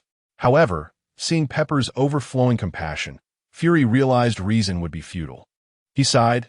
I apologize, young sorceress, but what you seek exceeds our capabilities. However, if it is anything other than such extraordinary items, we will mobilize every effort to assist you in finding it. How does that sound? Nick Fury felt a sense of resignation. After today's events, it would be challenging to take advantage of this young sorceress in the future. It was likely even Natasha would not agree. Hermione, smirked inwardly. Transitioning from frugality to opulence is effortless.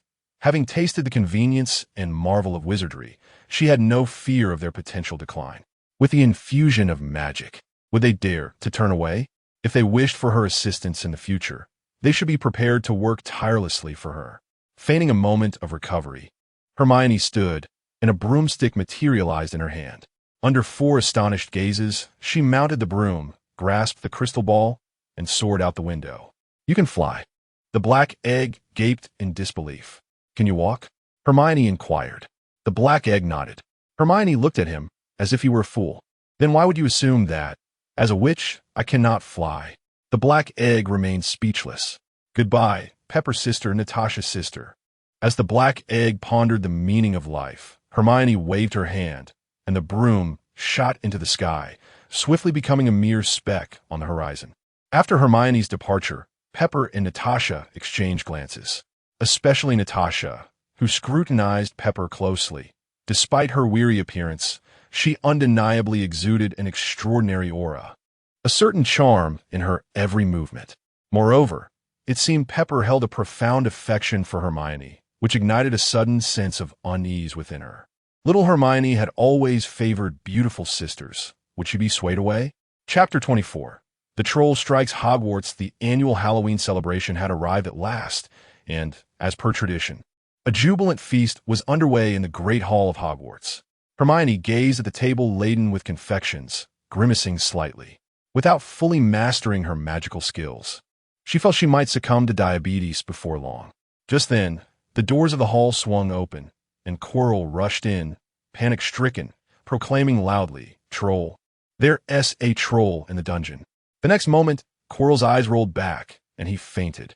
A moment of silence was followed by a cacophony of terrified screams echoing throughout the hall. The young witches and wizards were utterly horrified. What is Hogwarts? The safest place in the world. Amid the uproar, Hermione delicately wiped her mouth, her movements measured and graceful. So, it has finally come? Casting a glance at Quirrell sprawled on the floor, Hermione shook her head slightly. This was all too theatrical. No matter how timid one might be, as the defense against the dark arts professor, he should have been well versed in handling creatures like trolls. Yet here he was, rendered senseless by fear. Were she Dumbledore, she would have begun to harbor doubts. No. As this thought crossed her mind, Hermione narrowed her eyes. Perhaps he had suspected all along. Observing Quirrell's fallen form and the gravity-defying scarf still draped around his neck, Hermione suddenly conceived a mischievous idea. What would happen if she yanked that scarf off right now? Silence. A commanding shout resonated through the hall. Dumbledore stood slowly. Head boy and head girl, please escort your fellow students back to their dormitories. The teachers and I shall proceed to the dungeons. The calm, yet authoritative tone of his voice instinctively quelled the students' cries, bringing a sense of reassurance. Gryffindor, follow me. Percy Weasley, Ron's older brother, called out. A throng of students followed him out of the hall. Observing this, the other houses did likewise. Hufflepuff is here. Ravenclaw with me. Slytherin. Suppressing the urge to act impulsively, Hermione followed the crowd. The atmosphere felt heavy. How could a troll have made its way in? Finally, Harry could no longer contain his curiosity and whispered, "How did it get in?" Trolls are dim-witted. They wouldn't find their way to Hogwarts on their own. It's likely someone is playing a prank, Ron replied indifferently. Do you want to know? Hermione suddenly asked. Harry nodded eagerly, his eyes lighting up. Hermione, you know something, don't you? Hermione glanced at the line ahead, deliberately slowing her pace while signaling to the two boys. Harry and Ron caught on quickly. Before long, the trio had successfully lagged behind. Let us go. We'll find out, Hermione said, tossing her hair back with a mysterious smile. But, stop dawdling. Are you coming or not? Fine. With a slight smirk, Hermione turned and strode down the corridor. Harry and Ron exchanged glances, unfazed by Hermione's sudden boldness, and shrugged before hastily following her. Outside, the rain poured heavily and thunder rumbled ominously. The depths of the corridor were deserted, exuding an eerie atmosphere. Hermione. Ron stammered, a hint of fear in his voice. Maybe we should just turn back. Fine, you can go back. Hermione nodded, her pace unyielding as she marched forward, exuding an air of urgency, as if she were late for class.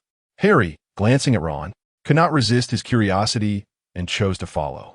Ron, left behind, saw them moving further away and reluctantly decided to pursue. Upon turning a corner, Hermione abruptly halted. Just as Ron was about to inquire, he caught sight of Harry's wide-eyed expression and quickly covered his mouth. A flash of lightning illuminated a massive shadow lurking at the end of the corridor. The figure was as tall as 2 or 3 adults combined, its colossal frame nearly filling the passage, dragging a hefty wooden club behind it. I think the troll has left the dungeons, Ron murmured. It's headed for the girls' bathroom. Wait, Hermione, what are you doing? Seeing Hermione dash toward the restroom, wand in hand, Harry was taken aback. Without time to stop her, he clenched his teeth and followed. You two are insane, Ron muttered, yet he found himself trailing behind obediently. Sensing their presence, the troll slowly turned, revealing the 3 small figures standing before it. Harry and Ron's faces drained of color, their fear palpable. The troll's instinct to destroy prompted it to raise its gigantic club. As the club swung down, the boys stood frozen, rooted to the spot, unable to move. Hermione, you've led us to doom. In that instant, regret flooded their thoughts. They should never have joined forces with someone so seemingly aloof, yet unpredictably reckless. No, they shouldn't have spoken to her on the first day of school, or even shared a carriage, just as the situation seemed dire. Protego. A thunderous crash resounded above them.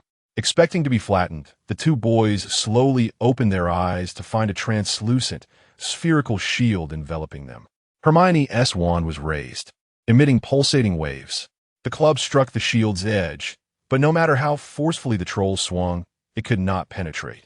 The troll's simple mind struggled to comprehend why its actions were thwarted. Oomph! Hermione scoffed quietly, enraged by being disregarded by such a diminutive human. The troll bellowed and lifted its club once more. Leviosa. The spell took effect, and the club soared above the troll's head. Hermione waved her wand as if playing Quidditch. With a resounding thud, the club came crashing down upon the troll's head. Hermione swung her wand horizontally, delivering another blow to the creature's temple. Having practiced as a beater for a month, she channeled all her skills into this moment. Bam! Another strike. Bam! Again. Bam! Bam! Bam! A relentless barrage ensued, and the troll collapsed, bloodied and lifeless, a mere heap upon the floor. Harry and Ron huddled together, trembling in fear, worried that Hermione, caught in her fervor, might inadvertently turn her wand upon them as well.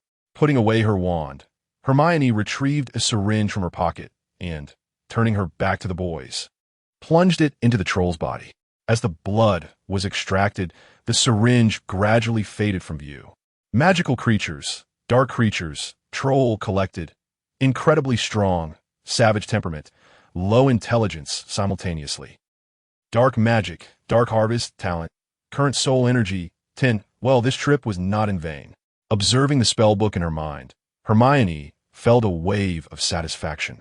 Just as she was about to say something to her companions, hurried footsteps approached from behind. Professor McGonagall was leading the teachers, rushing toward them. Chapter 25. The Forbidden Forest. Seeing that Hermione and the others were unharmed, Professor McGonagall exhaled a sigh of relief before directing her gaze forward. The scene before her was chaotic, and upon noticing the grotesque body of the troll, her pupils constricted sharply. Behind her, Snape and Quirrell wore serious expressions. "Can someone tell me what on earth is happening here?" McGonagall inquired, looking at the trio. Hermione was about to speak when Ron interjected. "It was me. I wanted to see what a troll looked like, so I dragged them along." Hermione paused momentarily. Noticing Ron's expression, Harry chimed in, "Yes, that's right." "What about the troll's body?" Snape pointed out a glaring inconsistency. A large club, presumably belonging to the troll, lay on the ground, stained with blood, indicating it had perished by its own weapon. Harry and Ron exchanged glances, turning their gaze towards Hermione, a situation they truly could not explain. "I did it," Hermione stated succinctly. Snape scoffed. "You, a first-year student, possess such capability? Be honest about the truth, and perhaps I can salvage some points for Gryffindor." Hermione shrugged, raised her hand, and whispered an incantation. A club, thick as a person, began to levitate slowly, swirling left and right under Hermione's command, seemingly mocking Snape's earlier remarks. Snape's expression darkened, but he refrained from further comment. Professor McGonagall, astonished, gazed at Hermione.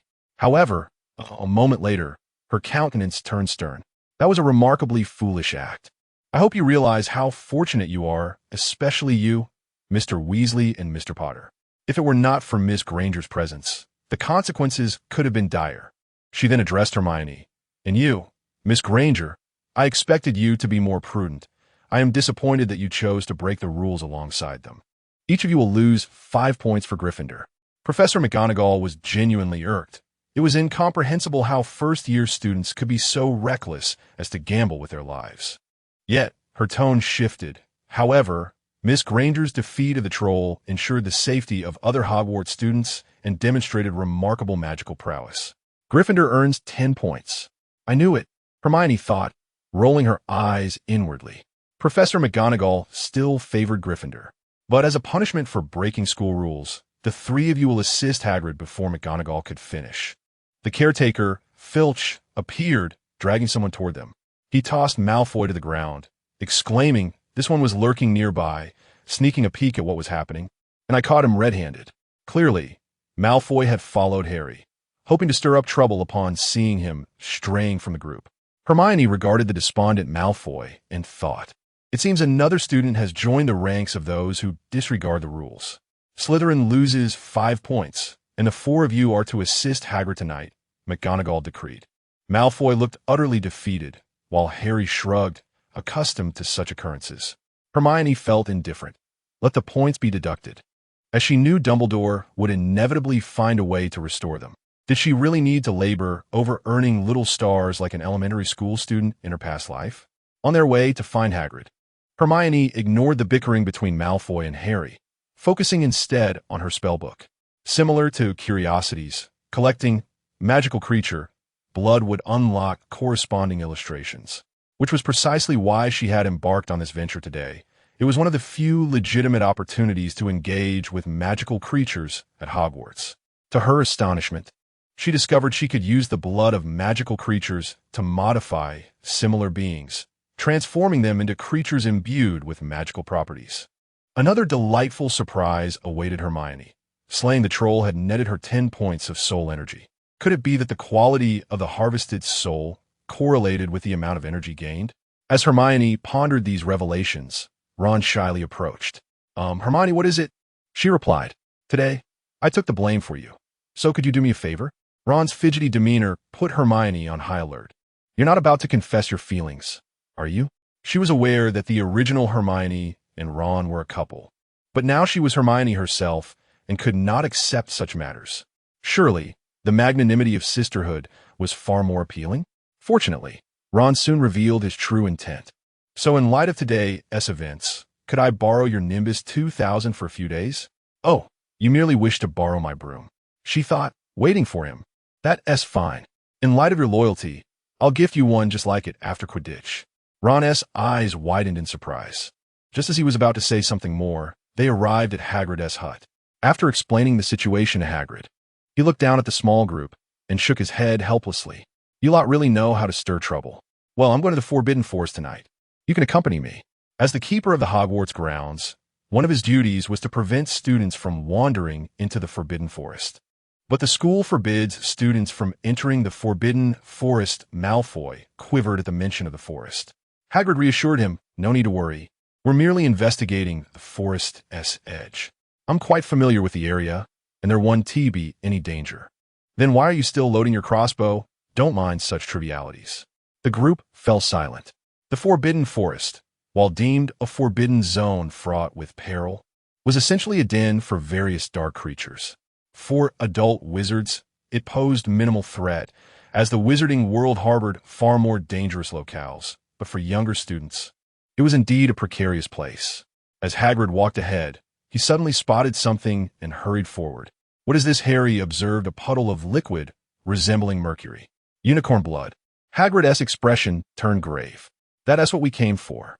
A few days ago, I discovered a dead unicorn, slain by someone. Worried about other potential victims, I've been patrolling daily, and it seems I've finally encountered one." He continued, "But it appears this one is merely injured and not dead. Let us search the area." Watching Hagrid and the others depart, Hermione crouched down to retrieve a syringe. "Hey, a fortunate find." Malfoy frowned. "What are you doing?" Harry refused to team up with him, and Ron felt similarly. The loathed Malfoy was thus forced to accompany Hermione. Ignoring him, Hermione silently collected a vial of blood. Magical creatures, unicorn collected, a symbol of purity, possessing a horn on its forehead. Its blood can prolong life. Chapter 26. The Reckless Execution of Voldemort. "Hey, I'm asking you a question. Can you hear me?" Malfoy said, his face twisted with displeasure. He, the illustrious heir of the noble Malfoy family, one of the sacred 28 pure-blood wizarding families, had been the center of attention among the Slytherin freshmen since his arrival at school, with nearly everyone eager to curry favor with him. This was the first time someone had so brazenly ignored him, apart from that insufferable Harry Potter. "I heard you. Just stop shouting," Hermione replied, not bothering to look up. "If you keep talking nonsense, I'll leave you here all by yourself." A chilling wind swept through, and sensing the eerie atmosphere around them, Malfoy shivered, instinctively edging closer to Hermione.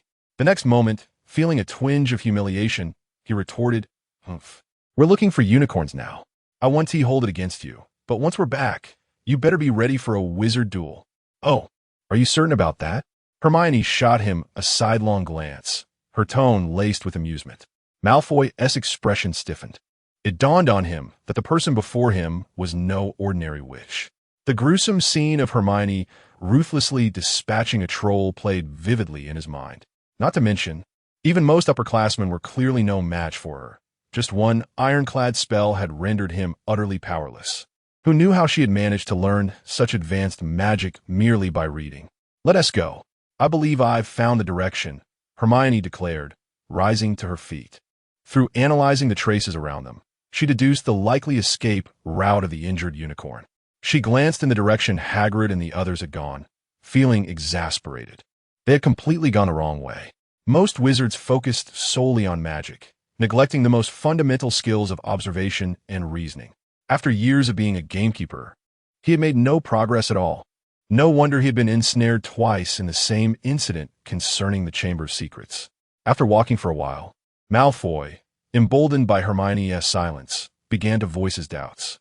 How do you know the unicorn would flee this way? Are you sure we're not lost? You're not leading us astray, are you? I should have just stayed put and waited for Potter and the others to return. You. Hermione was exasperated by his incessant whining and turned to glare at him. It's none of your business. Be quiet. With your intellect, it's difficult to explain anything to you. If you don't want to come, just go back on your own and stop whining here. Stunned by Hermione's outburst, Malfoy stood frozen. She dared to scold him? No one had ever dared to reprimand him. Not even his father. Well, aside from his father, no one else had ever raised their voice at him. Stop reveling in your self-importance. You're nothing but a lowly. The next moment, his words caught in his throat. Before him loomed a shadowy figure cloaked in black robes, resembling a ghost, hunched over a barely breathing unicorn, greedily draining its blood. Half of the figure's face was obscured, with silver liquid trickling from the corner of its mouth. Malfoy shrieked in terror. The sound drew the figure's attention, and it lifted its head, gliding toward the two like a specter. Malfoy turned to flee, but tripped over a vine, stumbling backward until his back hit a tree, helplessly watching as the dark figure approached. Boom! Just as the cloaked figure lunged forward, a thunderous explosion reverberated through the forbidden forest. The figure faltered momentarily, then stumbled and collapsed to the ground, unable to maintain even a floating posture. Boom! Boom! Boom! Boom! A series of shots rang out as Hermione, brandishing a handgun, fired multiple rounds at the shadow, swiftly emptying the magazine. The figure trembled violently, emitting a painful groan before convulsing a few times and finally lying still. Glock wand, pure steel core, 9mm magic kid. Never seen one like this, have you? Hermione remarked calmly, pulling out the magazine and inserting shiny golden bullets one by one. She then raised the handgun again, aiming at the body. Damn it! The shadow, unable to hold its composure any longer, cursed in frustration, suddenly rolling over and scrambling away with astonishing speed, rivaling that of Usain Bolt. I knew you were just pretending to be dead. Hermione scoffed, choosing not to fire again. She had no intention of killing her adversary and presumed it would not be that simple. Watching the shadow vanish deeper into the forbidden forest, Hermione turned her gaze to the crumpled Malfoy, aiming the gun at his head. By the way, what were you saying about mud? I didn't quite catch that. Malfoy gulped, his eyes filled with dread as he looked at Hermione. Slowly lowering her handgun, Hermione remarked, You're going to wet yourself at this rate. Just then, Hagrid and Harry arrived from the distance. What happened? Hagrid inquired immediately upon seeing them. They had heard the loud bang from afar and rushed over, concerned for Hermione and Malfoy's safety, only to see a shadow fleeing in panic. Nothing much. We encountered the beast attacking the unicorn, but I scared it away. Hermione replied nonchalantly. Ah, I see. Harry and Ron accepted her explanation without question. Having witnessed Hermione's ruthlessness firsthand, they felt an inexplicable confidence in her abilities. A mere beast was no match for her, and it was only natural that it had fled. Compared to that, Hermione gestured, and Hagrid followed her gaze to the unicorn's lifeless body. After examining it, he shook his head in dismay. Who could the perpetrator possibly be? Hagrid gritted his teeth. Voldemort, who else? Hermione mused to herself. He had deliberately unleashed the troll into the school to create an opportunity to steal the Philosopher's Stone from the third-floor restricted area. But Snape had discovered and thwarted his plan. Failing to achieve his goal, he resorted to the Forbidden Forest to survive by consuming the blood of unicorns. It was uncertain whether it was Quirrell or Voldemort himself behind this scheme. Or perhaps it was the rejuvenating properties of unicorn blood that allowed him to endure despite sustaining so many injuries. What is wrong with him? Harry finally noticed the petrified Malfoy. Too cowardly, I suppose, Hermione shrugged helplessly. Harry and Ron exchanged disdainful glances. That vile beast! Hagrid spat in anger. Quirrell deserves another mark against him. At that moment, Hermione noticed that the soul energy stored in her spellbook had inexplicably increased by 500 points. It seemed that when Quirrell killed the unicorn, she had inadvertently triggered a dark harvest while standing nearby. Excellent. You take the blame, and I reap the rewards. What a good person. Hermione felt immensely touched, wiping away non-existent tears. However, considering that a single unicorn netted 500 points, if she could slay 20, wouldn't that be? Stop it, Hermione. Forcing herself to dismiss the dangerous thought, she silently followed the group as they departed. Chapter 27. The Return of Stark. It is worth mentioning that Malfoy was escorted out of the Forbidden Forest by Harry and Ron, his legs trembling to the point where he could scarcely walk on his own, his lips quivering as he struggled to articulate any words.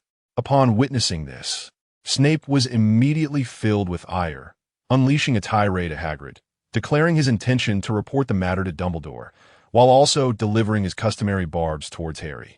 Observing Malfoy's fearful glance in her direction, Hermione could only shake her head in resignation. Look at how frightened the child is. Voldemort, you are truly heinous. Harry, however, offered little in the way of protest, as if he had stumbled upon a revelation, regarding Snape with a contemplative gaze. New York. Barely a minute after returning, her phone began to ring. Answering the call, she heard the voice of Black Widow on the other end. Little Hermione, Stark was found several weeks ago. Thank you for your assistance. I intended to inform you sooner, but I've been unable to reach you. That's all right. I've been quite busy with school lately, so I haven't had much time to go out, Hermione explained, then added with a touch of vulnerability, Natasha, you won't hold it against me, will you? On the other end, hearing the young girl's delicate voice, Black Widow felt a slight tremor in her heart and quickly reassured her. Why would I blame you? I simply miss you. When will you come to S.H.I.E.L.D. to visit? After ending the call, Black Widow sighed. Indeed, forming a deep connection was not as straightforward as she had hoped. She had come to understand that although the girl was young and of a simple disposition, she was far from naive. In fact, she was quite astute in her own right. To call her a little fox would not be an exaggeration. Despite their seemingly close relationship, Hermione rarely divulged details about her life.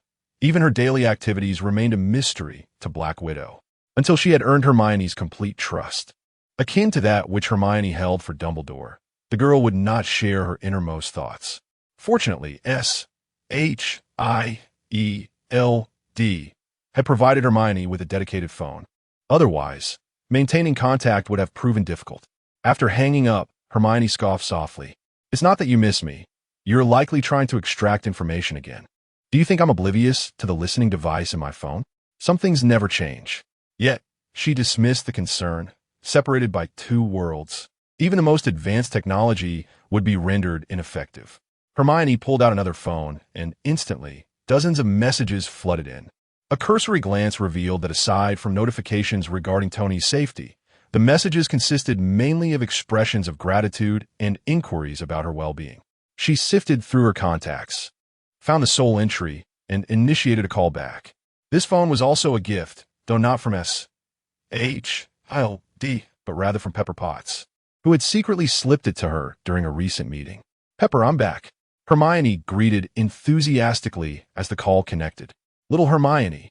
Pepper's voice brimmed with surprise. I haven't been able to reach you these past few days. I was worried something had happened. When I inquired at S.H.I.E.L.D., they said they weren't sure and told me not to worry.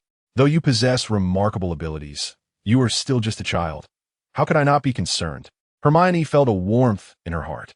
Natasha's kindness towards her was not unfounded, yet it was often mixed with the undertones of S.H.I.L.D. missions. While Hermione understood this, it did not mean she could accept it without reservations. In contrast, Pepper's feelings were far more genuine. She sensed a sincere concern beyond mere gratitude. Don't worry, I've returned to Hogwarts. There has been quite a bit to handle at school. So I haven't been out much, Hermione replied. This was indeed true. With the Quidditch match approaching, she and Harry were engrossed in rigorous training, subjected daily to Wood's relentless coaching. To be precise, Wood tormented Harry while she playfully tormented Wood, earning herself the budding nickname of the Torturous Witch. Hogwarts? What kind of place is that? Where exactly are you studying? I couldn't find your name in any of the schools in New York. Nick Fury. You scoundrel. Hermione silently cursed. Personnel matters were not his concern at all. Knowing full well that Pepper cared for her, he had shared not a single detail, leaving her to fret. She would explain everything when they met. It was a lengthy tale. Where are you now? I'll come find you, Pepper exclaimed. Hermione scratched her head, feeling a bit embarrassed. I'm not quite sure myself. Let me come to you instead. Just hold on a moment.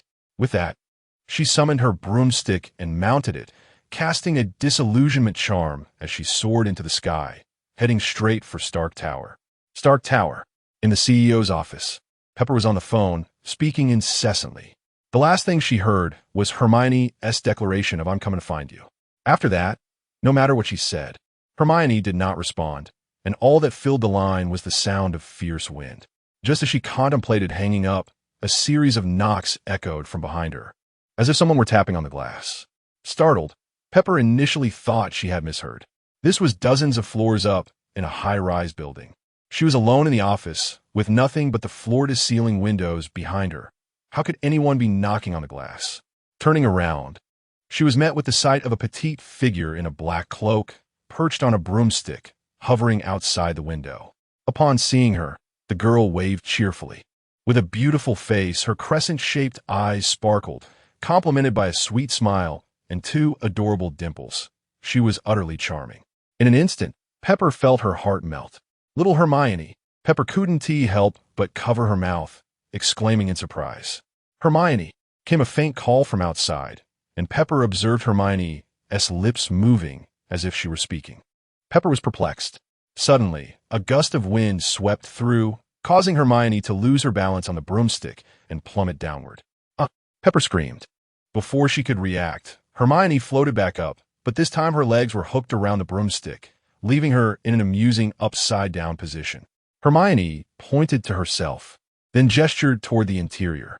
Understanding at last, Pepper quickly opened the window, and Hermione gracefully flipped onto the broomstick, gliding into the room with fluidity. Upon landing, before she could utter a word, Pepper rushed forward and enveloped her in a tight embrace. "You reckless child!" Pepper exclaimed, her eyes filled with concern. "How could you do something so dangerous?" "Dangerous?" Hermione looked puzzled. Such acrobatics were commonplace during Quidditch training. However, seeing the worried expression on Pepper's face, she gently acquiesced. "Oh." Observing Hermione's apparent nonchalance, Pepper sighed softly. She wondered what sort of upbringing this child had received. Chapter 28. The first encounter with Iron Man. Where have you been all this time? I couldn't reach you by phone, and you haven't responded to my messages. Pepper finally inquired after embracing and playfully squeezing Hermione for a moment. "Of course, I've been at school," Hermione replied, "but I've checked, and the school's in New York." "I'm not attending school in New York. I'm at Hogwarts," Hermione added after a brief pause. "It's a wizarding school." "Oh, so it's a wizarding school." Pepper nodded, then suddenly exclaimed, "What? A wizarding school?" Hermione tilted her head and explained, "I'm a witch. Of course I attend a wizarding school. Otherwise, where will my magic come from?" Pepper was taken aback. While at S.H.I.E.L.D., she had referred to Hermione as Miss, which purely because of her attire resembling that of a wizard from television, never truly believing she was one. Initially, she had considered Hermione merely a child with a hint of extraordinary abilities, attributing her fanciful notions to childish imagination. Yet now it seemed, could it be real? "You're not joking, are you? There are actually wizards?" Pepper asked incredulously. Hermione, with a hint of exasperation, demonstrated a few spells, and eventually, Pepper accepted this astonishing reality. "So, you spend your time at Hogwarts and only return during breaks?" Hermione nodded, sharing knowledge about the wizarding world and its mysteries, which was quite similar to what she had explained to S.H.I.L.D., albeit in greater detail. Pepper took a moment to process this mind-bending information. After a while, she seemed to recall something, her expression tinged with apology. "I'm sorry, little Hermione. After Tony returned safely, I should have personally come to thank you, but I couldn't get in touch. Plus, Tony doesn't believe in precognition. He thinks S.H.L.D. might have used some trick to fool me. He has been completely consumed with his lab work on his armor, which is why he hasn't managed to thank you until now." Hermione nodded, understanding that this was quintessentially Tony Stark. However, she felt no anger, even showing empathy, as she realized she hadn't done much in the first place. From Tony's perspective, after being kidnapped for so long and enduring torment, he had finally escaped with the help of his self-made armor and Ethan, who had even sacrificed himself in the process. To return and be told that his freedom was solely due to someone else's prophecy, with no connection to his own efforts, would be hard for anyone to accept. Fortunately, you're back. When Tony returns from testing the armor in the Middle East, I'll have him personally thank you. At this point, a clear expression of frustration crossed Pepper's face. During Tony's absence, she had worried for him daily, exhausting herself to keep the company running smoothly. She had hoped that upon his return, Tony would have calmed down, but instead, he had decided to shut down the weapons division and had become a hands-off manager, focusing solely on the armor and leaving her to deal with the mess he had created. This had left her even more overwhelmed than before. I'm just your secretary, not your babysitter. Wait a moment. Did you say Stark is in the Middle East? Hermione suddenly interjected. Pepper nodded. Yes, he seemed to have lost his mind this morning, insisting on heading to such a dangerous place, right after narrowly escaping. Hermione understood. The plot had progressed to this point. Tony had witnessed the terrorists using Stark Industries weaponry during his captivity, reflecting on how his creations had been misused to kill countless individuals, which led to his decision to shut down the weapons department. However, this had threatened many interests, particularly that of his uncle Obadiah Stane, who secretly continued selling arms behind Tony's back. When Tony discovered that terrorists were still using Stark weapons, he transformed into Iron Man and unleashed a devastating assault on them, using the Mark III armor. With a gleam in her eye, Hermione suddenly said, Pepper, I have something to take care of. I'll be back shortly. Without waiting for Pepper's response, she hopped onto her flying broomstick and vanished in an instant. Pepper was left speechless. Once airborne, Hermione flew with all her might, circling the city before heading in a specific direction. Soon, a figure of gold and crimson streaked through the sky, approaching her. Hermione's eyes brightened. Upon closer inspection, it was indeed the Iron Man armor. Due to the disillusionment charm, Tony Stark had not noticed Hermione's presence. Adjusting her broomstick to fly parallel to the armor, Hermione couldn't help but reach out to touch it. In her previous life, she had owned a figurine of Iron Man and had dreamed of soaring through the skies in such an outfit. Now, the real thing was before her. How could she not be delighted? Though she had acquired a more elevated power system, her fondness for mecha had never faded. After all, mecha was the romance of young boys. Inside the suit, Tony was contemplating how to improve it upon his return. He had just tested it at the terrorist camp, and while he was generally satisfied with its performance, there were still many shortcomings. Just then, an alert from his AI assistant J.A.R.V.I.S. broke his concentration. Sir, there may be a sensor error, but I believe it's important to inform you. Tony paused. What is it? Just now. It seems something was touching the exterior of your armor. J.A.R.V.I.S. reported. Really? Are you sure it was a bird colliding with it? Tony replied, puzzled. Negative. Based on temperature and shape distribution, it appears to be. What? Tony grew impatient. Why was J.A.R.V.I.S. hesitating? He had never acted like this before. A human hand. What? Tony was initially shocked, but then he relaxed and decisively said, That's impossible. You must be mistaken. We are thousands of feet in the air. Where would a hand come from to touch my armor? Besides, I'm not blind. If someone were up here, I would have seen them by now. But the data clearly indicates that. And it's a data error, Tony said dismissively. It's likely that some parts malfunctioned during the battle. J.A.R.V.I.S. fell silent. After a brief pause, the voice returned. Sir, while your reasoning is sound, there is. But what? Tony frowned. What was happening with J.A.R.V.I.S. today? Was the issue with the suit? Or was it the AI itself? Yet, it seemed that the hand had been persistently exploring the armor, from top to bottom, almost inspecting it thoroughly. Tony was baffled. What nonsense are you spouting? It's definitely your malfunction, J.A.R.V.I.S. When I return, I'll have to thoroughly examine your code. He sighed. However, the next moment, something occurred that made his heart race and nearly stopped his breath. A bright, cheerful voice came from beside him. J.A.R.V.I.S. ISNT mistaken. I'm right here next to you. Chapter 29. Aerial Combat. Tony turned his head stiffly, his pupils dilating in an instant. There, hovering alongside him just a few feet away, was a little girl clad in a black robe, seated upon a broom, her garments fluttering violently in the wind. Jarvis suddenly interjected, "Sir, I have detected a heat source. There is a humanoid entity to your right, approximately." "I have already seen it," Tony interjected in a low voice. "Sir, analysis indicates that this entity is the one who just made contact with your armor." "Enough. No more analysis," Tony replied, feeling somewhat weary. It was painfully obvious. Yet, despite witnessing this surreal scene, he struggled to fully believe it. A girl, around 11 or 12, dressed in a cosplay outfit resembling a wizard, flying on a broomstick and having touched his suit, and he hadn't noticed a thing? Ridiculous. "Hey!" Hermione waved her hand. She even greeted him. Taking a deep breath, it took Tony a full minute to calm the chaos in his mind before he managed to ask, "Who are you?" Hermione extended a finger to poke her cheek, her gaze directed upwards as if in contemplation. "This question is rather challenging to answer. Are you inquiring about my name, my identity, or why I am here?" "I want to know all of that." Tony silently screamed within. "My name is Hermione Granger.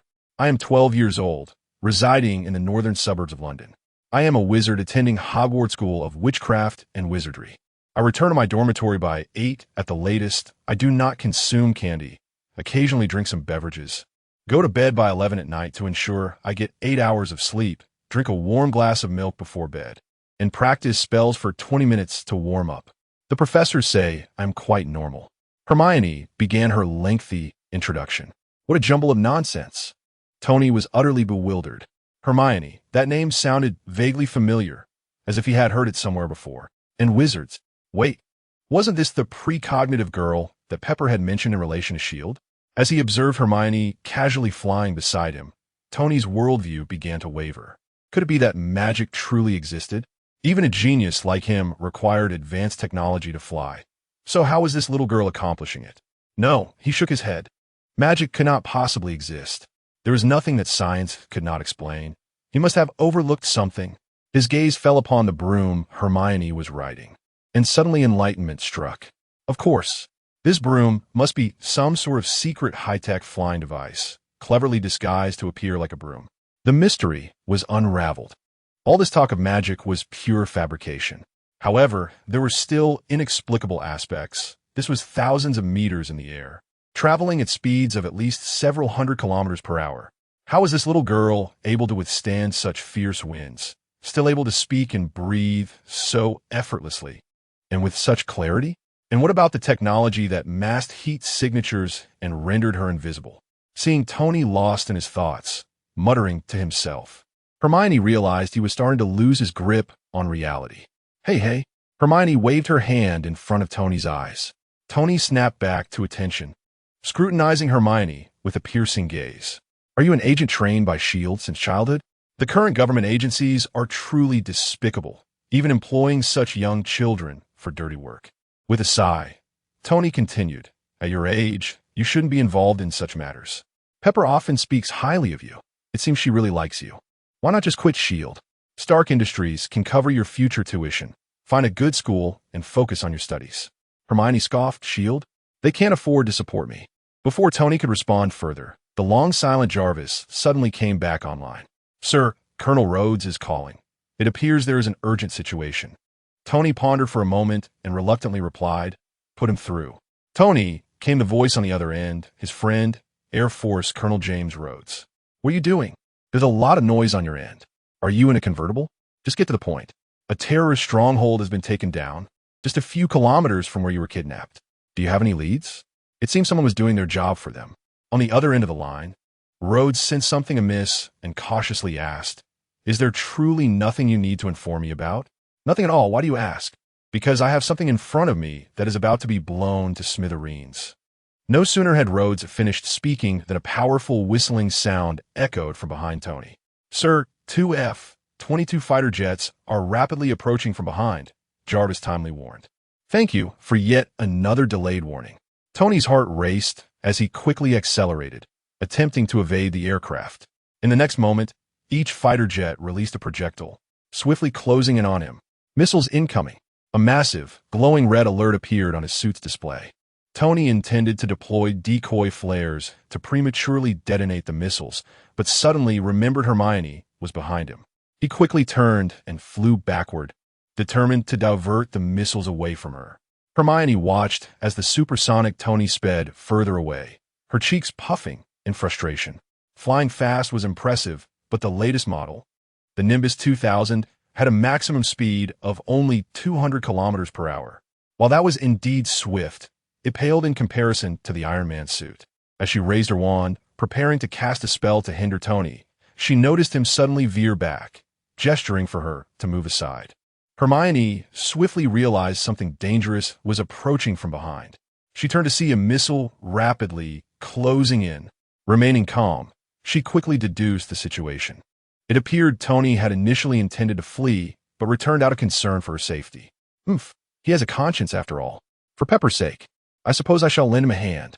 Hermione accelerated, gliding past Tony to position herself behind him. Tony, seeing that Hermione was now safe, prepared to escape, but realized the missile was mere moments away from hitting and detonating. There was no time left to evade. Damn it, this little girl is going to get me killed. Tony lamented inwardly.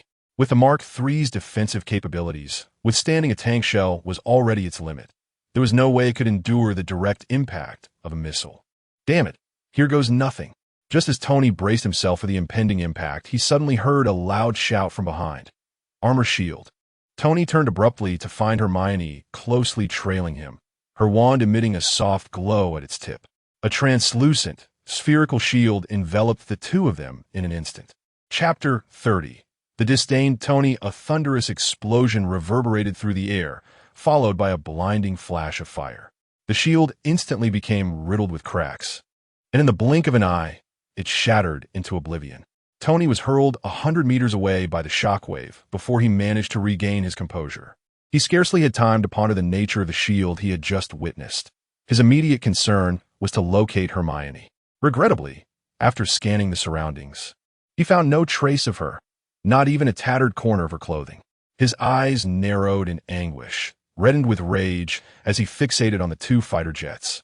Although Hermione was affiliated with S.H., she bore no animosity towards him and was certainly not a villain. Most crucially, she was merely a child.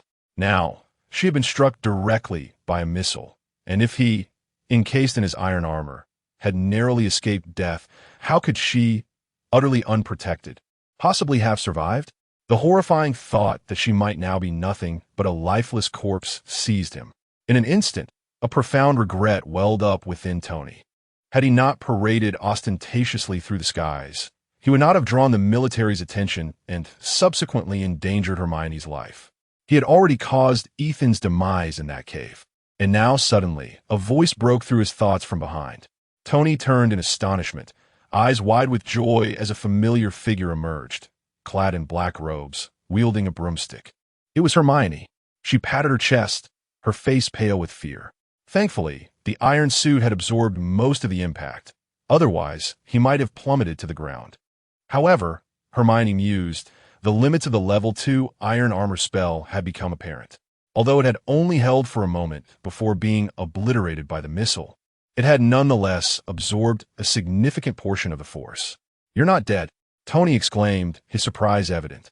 Hermione shot him a fierce glare. "You wish I were dead? What kind of nonsense is that? If it weren't for helping you, I wouldn't be in such a predicament. The missile wasn't targeting me." Despite her irritation, she recognized Tony's earlier actions were in her defense, and her resentment began to dissipate. "Rhodey." Tony urgently contacted Rhodey. Once connected, he blurted out, "What you saw up there was me in my armor. Command the jets to cease fire immediately. There's a child beside me."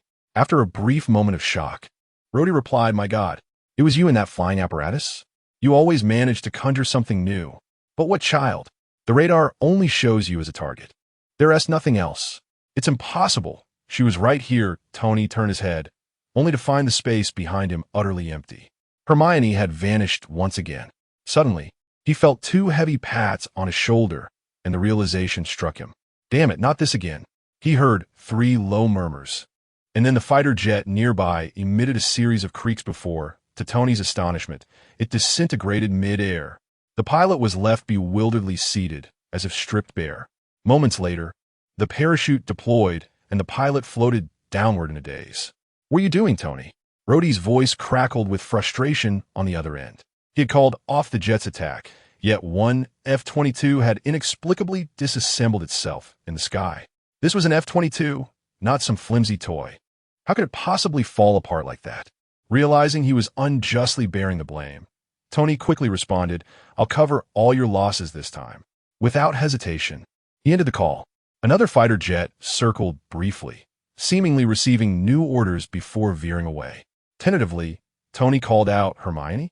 "I'm here," came a melodious voice, as her figure gradually materialized beside him. Though uncertain of the events that had transpired, Tony could surmise that Hermione had manipulated something. Recalling the sudden appearance of the transparent shield, he inquired, "What did you do? Why did the jet suddenly break apart? What was that energy shield that could withstand a missile attack? In your invisibility, you're truly insistent, aren't you?" Hermione rolled her eyes. "I told you, I'm a wizard. All of that was magic. Do you not comprehend human language?" With that, she pointed her wand at Tony, uttering, "Restore to its original state." Tony heard a series of delicate sounds and was astonished to see the damaged areas of his armor gradually mending. Moments later, it appeared as good as new. "Sir, the damage to the armor has been repaired due to unknown reasons. Current integrity is at 100, Jarvis reported. After everything that had transpired, Tony found himself shaken. This miraculous phenomenon, akin to a state reset, became the final straw that shattered his skepticism. Magic truly existed. How could there be wizards and magic in this world? It was inconceivable, he muttered to himself, his worldview profoundly shaken. What is so strange? There's a wealth of things you don't understand. And you haven't even mastered science yet. Yet you dare to speak of the mystical. Pepper is right. You are indeed arrogant, Hermione stated, shaking her head. This world is not as simple as you imagine. After a prolonged silence, Tony finally grasped the situation and exhaled deeply. I now believe you're not affiliated with SHIELD. They certainly cannot afford someone of your caliber, a wizard. I am Hermione Granger. She introduced herself. Tony nodded. I'm Tony Stark. After a moment's reflection, he felt that merely stating his name was insufficient. He sensed he was overshadowed by this young witch. I'm a renowned genius, billionaire, playboy. Philanthropist Hermione shot him a bemused glance and added dryly, and also a narcissist. A blow to his pride. Tony's lips twitched. His previous accolades seemed trivial in the eyes of this enigmatic witch. In her gaze, he felt like a child, flaunting his self-proclaimed achievements, which appeared as nothing more than a joke to an adult. He, Tony Stark, heir to Stark Industries, a genius scientist, was looked down upon by a mere child. The indignation of being underestimated gnawed at him, yet he could find no outlet for his frustration, leaving him to suffer in silence. The two flew in silence towards Stark Tower. Suddenly, Tony noticed something intriguing. The speed at which this young witch flew on her broomstick seemed slower than his armor. An idea sparked in his mind, a mischievous grin creeping onto his face. Chapter 31. The race? The challenge. Hey, little wizard, Tony suddenly called out. How about a race to see whose magic is superior, yours or my suit? Observing his eager demeanor, Hermione felt a pang of exasperation. Clearly, he was trying to regain his dignity after her previous mockery, a rather childish reaction for someone of his stature as the head of a top-tier military-industrial conglomerate, nearing 40. Yet, here he was with the spirit of a child. Hermione nodded, conceding. All right, but the loser must declare I am a little dog 3 times in front of Pepper. If you agree, I'll race you. If not, play by yourself. Deal. Tony, invigorated by the challenge, felt a surge of nostalgia for the playful days of his youth. A sentiment long absent since assuming leadership of the group. Since you can amuse this genius of mine, I may let you in a little, just so your loss isn't too humiliating. He mused inwardly.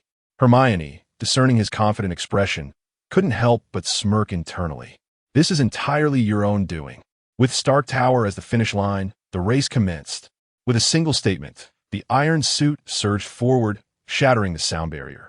Hermione understood that no matter how much she accelerated her broom, it would never match the speed of Tony's suit. Yet, she remained unfazed, for her magic extended far beyond mere flight. As the iron suit sped ahead, Tony reveled in the exhilaration of the moment, observing Hermione lagging behind. "It seems your magic isn't all-powerful after all. My suit is clearly superior." In the next instant, however, Tony felt an inexplicable force tugging him backward, causing his speed to plummet back to supersonic levels. "Sir, something is exerting a backward pull on the suit." Jarvis's tardy warning echoed in his ear. "Thanks for the useless reminder. I felt it long before you," Tony retorted, glancing back to discover that Hermione was not only catching up, but was now moving at an astonishing speed. It was as if an invisible rope tethered his suit to her, dragging him along. "What is happening?" As the distance between them diminished, Hermione's figure became clearer, her expression a blend of amusement and challenge. Realizing the situation, Tony shouted, "Cheating! You're using magic to cheat." Hermione scoffed lightly, pointing her wand at her throat to amplify her voice. "You said you wanted to see whose magic was greater, or if your suit was superior. How is it cheating if I employ magic?" Tony found himself at a loss for words.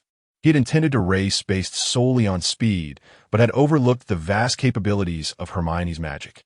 The confrontation between magic and technology was a challenge he had instigated, and Hermione had not broken any rules. As Hermione reveled in his predicament, Tony's mind raced. The power of the iron suit was immense, and her level 2 Accio spell could not summon it, nor could it halt its momentum. It merely slowed him down, effectively making her an unwilling passenger. The spell would persist as long as it remained unbroken, akin to a powerful force compelling the weaker party. Realizing this, Tony gritted his teeth and commanded, "Jarvis, redirect all power to the thrusters. Even if this little girl has a few tricks up her sleeve, she can only maintain her distance. As long as I reach Stark Tower first, I win." With that, the suit's propulsion intensified, and he accelerated further. A moment later, seeing Hermione struggle to keep pace, a triumphant smile crept across his face. "Ha ha ha. After all, it's just a minor trick. It cannot hold against absolute superiority." While he was not entirely mistaken, Hermione was merely maintaining her position, unable to close the gap. However, she had never intended to catch up. As those familiar with Initial D know, winning a race encompasses more than simply outrunning the opponent. It also involves making the opponent slow down. A sudden mishap, a tire flying off, or an engine failure could easily alter the course of the race. With a sly grin, Hermione slowly raised her wand. Tony's eyes widened in realization. "Here we go again. Obstacles ahead," she declared. With a resounding thud, Tony felt as though he collided with an invisible barrier, jolting him and reducing his speed. "Did I hit a bird?" he queried, regaining his composure. "Negative, sir. No obstacles detected ahead," Jarvis promptly replied. Before Tony could respond, another thud echoed. "Obstacles ahead. Thud. Obstacles ahead. Thud. Obstacles ahead. Thud." Poor Tony was left to navigate through an unseen barrage of air walls, colliding with nothingness in the sky, feeling as though he were trapped in an online glitch. This was certainly one of the most excruciating races of his life. He vowed to visit Monaco afterward to experience what a genuine race felt like. Eventually, Stark Tower came into view. Finally, Tony thought, tears of frustration welling in his eyes. Just as he prepared to make a final sprint, he noticed Hermione had somehow drawn level with him. With a swift motion, she surged ahead into the CEO's office. Dismounting her broom, she turned and waved sweetly at Tony, flashing a triumphant smile. Seeing that infuriating grin nearly made Tony choke. Unable to halt his momentum, he crashed through the glass, tumbling into the office. Chaos ensued as papers flew, the walls trembled, and furniture was tossed about, all witnessed by a bewildered Pepper entering just at that moment. "Tony Stark!" Pepper screamed, her voice sharp and piercing, followed by an explosive shout of anger. Removing his helmet, Tony glanced at Pepper, his face pale, opening his mouth to say something. Yet, the words failed him. Taking a deep breath, he instead shouted, "Woof, woof, woof," before hastily retreating from the scene. Pepper. Chapter 32. Hermione. Can I kill him? In the Middle East, at the Ten Rings gang camp, several luxurious black cars drove into the camp and halted in the center. A bald man in a suit emerged from the vehicles, accompanied by several individuals who, rather than mere aides, appeared to be a cadre of mercenaries. The surrounding members of the Ten Rings gang watched them with cautious vigilance. At that moment, another burly bald man emerged from a tent, flanked by two subordinates. Unlike the suit-clad bald man, this one bore a fierce gaze, exuding an aura drenched in bloodshed, with half of his face marred by scars. Unmistakably a veteran of life-and-death struggles. The two bald men faced each other, with the burly one speaking first. "Welcome." The suited bald man nodded in response and said, "Leza." If Hermione were to witness this scene, she would undoubtedly scoff at the absurdity of the names. What a ridiculous name. With such a cursed moniker, who would survive? Obadiah. The burly one, Leza, replied. The man in question was Obadiah Stane, a major shareholder of Stark Industries and a friend of Howard Stark, Tony's father. Akin to an uncle figure to Tony. He was also the arch-villain in Iron Man, who had schemed to eliminate Tony, collaborating with the Ten Rings gang. He was the mastermind behind the plot to assassinate Tony during his trip to the Middle East. Fortunately, Leza, the leader of the Ten Rings, deemed the deal too unfavorable, opting instead to shift from murder to kidnapping, intending to compel Tony to assist in missile development, ultimately leading to the birth of Iron Man and the subsequent events. Little did they know, Leza and Obadiah were unwittingly laying the groundwork for the inception of the Marvel Universe. Nick Fury should indeed bow in gratitude to you, bald brother. Leza gestured toward his disfigured face, stating, "This is a gift from Tony Stark." Obadiah scoffed, a glimmer of disdain flickering in his eyes. Had you followed the plan and killed him, you wouldn't have scorched your face. After a moment of silence, Leza remarked, "Your offer is too low." Unwilling to engage in further dispute, Obadiah waved his hand impatiently, saying, "Show me the weapons." Leza, aware of his untenable position, refrained from pressing the issue, recognizing the necessity of maintaining a cordial facade for their business dealings. The two bald men entered the tent, leaving their henchmen stationed outside. Upon entering the tent, they were greeted by the sight of a silver-gray suit of armor. "Markai, this is what Tony Stark left behind when he escaped. My people managed to gather its fragments and reassemble it," Leza boasted. Obadiah's eyes widened with astonishment at the imposing armor before him. Although it was merely a crude prototype fashioned in a cave, it represented a tantalizing glimpse of the future's limitless potential. Noticing the yearning expression on Obadiah's face, Leza smirked. "Once we have a dozen of these suits, we could dominate all of Asia." "Such delusions," Obadiah retorted. "With this scrap, even the natives of New York might not be vanquished, let alone conquer Asia." Regrettably, both Leza and Obadiah remained blissfully unaware of the profound depths of the world they inhabited, lost in fantasies of wielding the armor as they wreaked havoc. With nations bowing before them, Obadiah snapped back to reality and turned to Leza, nodding, "Let's transact." Leza revealed a sinister grin. "I can give you this armor for free, but in exchange, once you achieve results, I require you to provide me with the Iron Warrior." Obadiah patted his shoulder while discreetly activating a sonic paralysis device concealed in his hand. Leza's eyes widened in shock as his body involuntarily collapsed onto a chair. His complexion paling, with the veins in his neck bulging, he found himself momentarily incapacitated. At this juncture, Obadiah finally revealed a knowing smile. He had never intended to engage in a fair deal. His visit was a ruse for a double cross and to eliminate a potential threat. Exiting the tent, gunfire erupted as the members of the Ten Rings gang were systematically silenced. In the night, the black convoy departed as though it had never existed. Stark Tower. In a laboratory, Tony was modifying the armor while glancing at Hermione, who lay on the nearby sofa, fidgeting with her controller. "So, you wizards have a specialized wizarding school called. What was it? Hogwarts?" Hermione corrected him. "There are numerous wizarding schools, not just Hogwarts. But it is the most renowned, akin to your Stanford or MIT. Tony expressed surprise. "So you're a prestigious school student? Not bad, not bad. Though it pales in comparison to me, it still represents the pinnacle for ordinary individuals." Hermione rolled her eyes, watching Pepper, who had just entered with a fruit platter, and remarked with a deadpan expression, "Sister Pepper, can I kill him?" Pepper, having overheard Tony's earlier remarks, offered Hermione a sympathetic glance.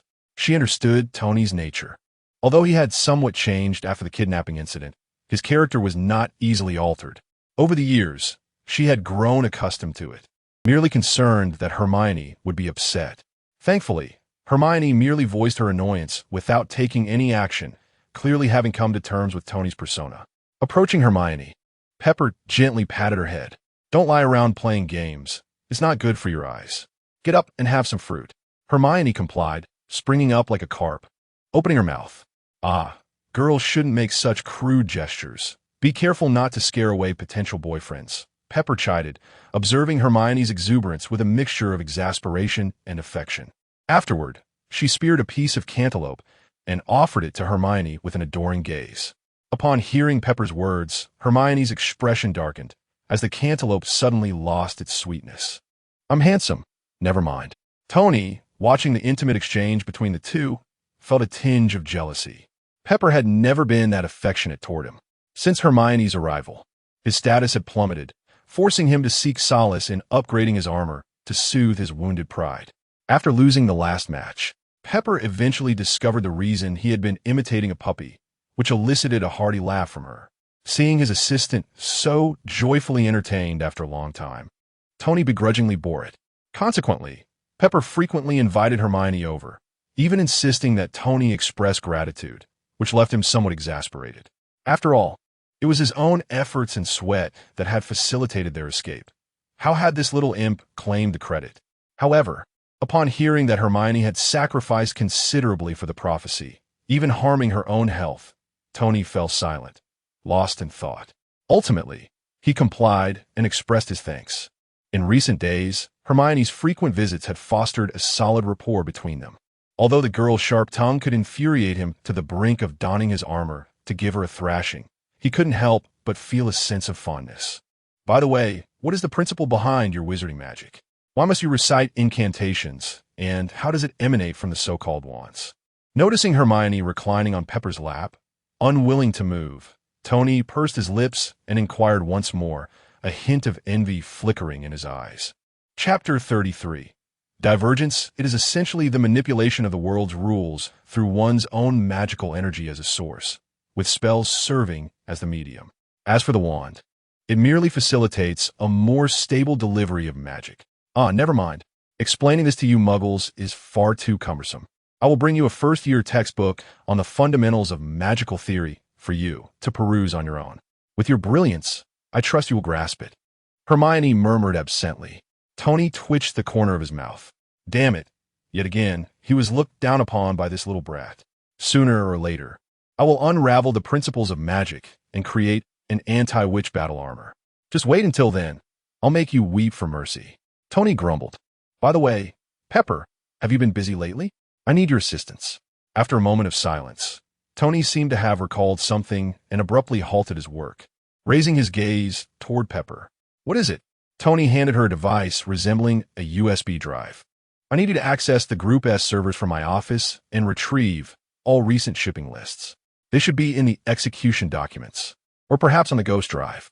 He had finally deduced that Stark Industries weapons could still fall into the hands of terrorists, indicating that someone within the company was clandestinely selling arms behind his back. He aimed to uncover the evidence of this transaction and identify the culprit. As Tony continued to elaborate on the details, Pepper suddenly interjected, her expression turning serious as her eyes fixed intently on him. If I retrieve the information, what do you intend to do? Regrettably, Tony remained oblivious to Pepper's shift in demeanor and continued, it's the same as before. They are operating in the shadows, and I must stop them, locate my weapons, and destroy them. A peculiar look crossed Pepper's face as her voice began to dwindle. Tony, you know I would do anything for you, but if you persist in this reckless path, do not blame me for my inability to assist you. The atmosphere had inexplicably grown heavy. Hermione quietly slipped away from Pepper's embrace, silently observing the exchange between the two. Whether he was unaware of the suffocating tension or chose to ignore it, Tony continued, there is nothing else. No art exhibitions, no charity galas, no signing events. There is only this task at hand, nothing more. His tone gradually chilled, his expression becoming somewhat menacing as he suddenly glared at Pepper, seemingly enraged by her refusal. However, Pepper was unfazed, her eyes reflecting disappointment and sorrow. Is that so? She replied softly. Then I resign. Tony shouted, after all these years you have been by my side, witnessing my weapons harming the innocent. Now that I wish to protect those who are endangered because of me, you intend to leave? Pepper shook her head. You will only bring harm upon yourself, Tony. I do not care. Tony's voice edged on hysteria. Pepper remained silent, merely casting him a deep glance before turning to leave. Hermione had also risen at some point, shaking her head slightly. Hermione, are you leaving too? Tony's voice sounded helpless, a life winner adorned with countless accolades, yet he evoked a sense of pity. Tony, what makes you think I would choose you over Pepper? Hermione recognized that his mindset had become problematic. With a sigh, she decided to deliver a potent dose of reality. If you do not care, then go perish. But do not drag others down with you. Seemingly jolted by Hermione's sudden callousness, Tony's mind short-circuited for a moment. Even Pepper, who had just reached the doorway, halted, quickly exclaiming, Hermione. She extended her hand, attempting to pull Hermione back. Pepper, you need not speak. Hermione raised her head, her voice imbued with an undeniable authority as she calmly regarded Tony. You wish to become your superhero and save the world. That is commendable. But what you fail to realize is that during your absence, Pepper has been tirelessly supporting your company through its difficulties, enduring countless struggles each day. Not only are you oblivious to this, but upon your return, you have never inquired or expressed gratitude, merely immersing yourself in your frivolous armor to numb yourself.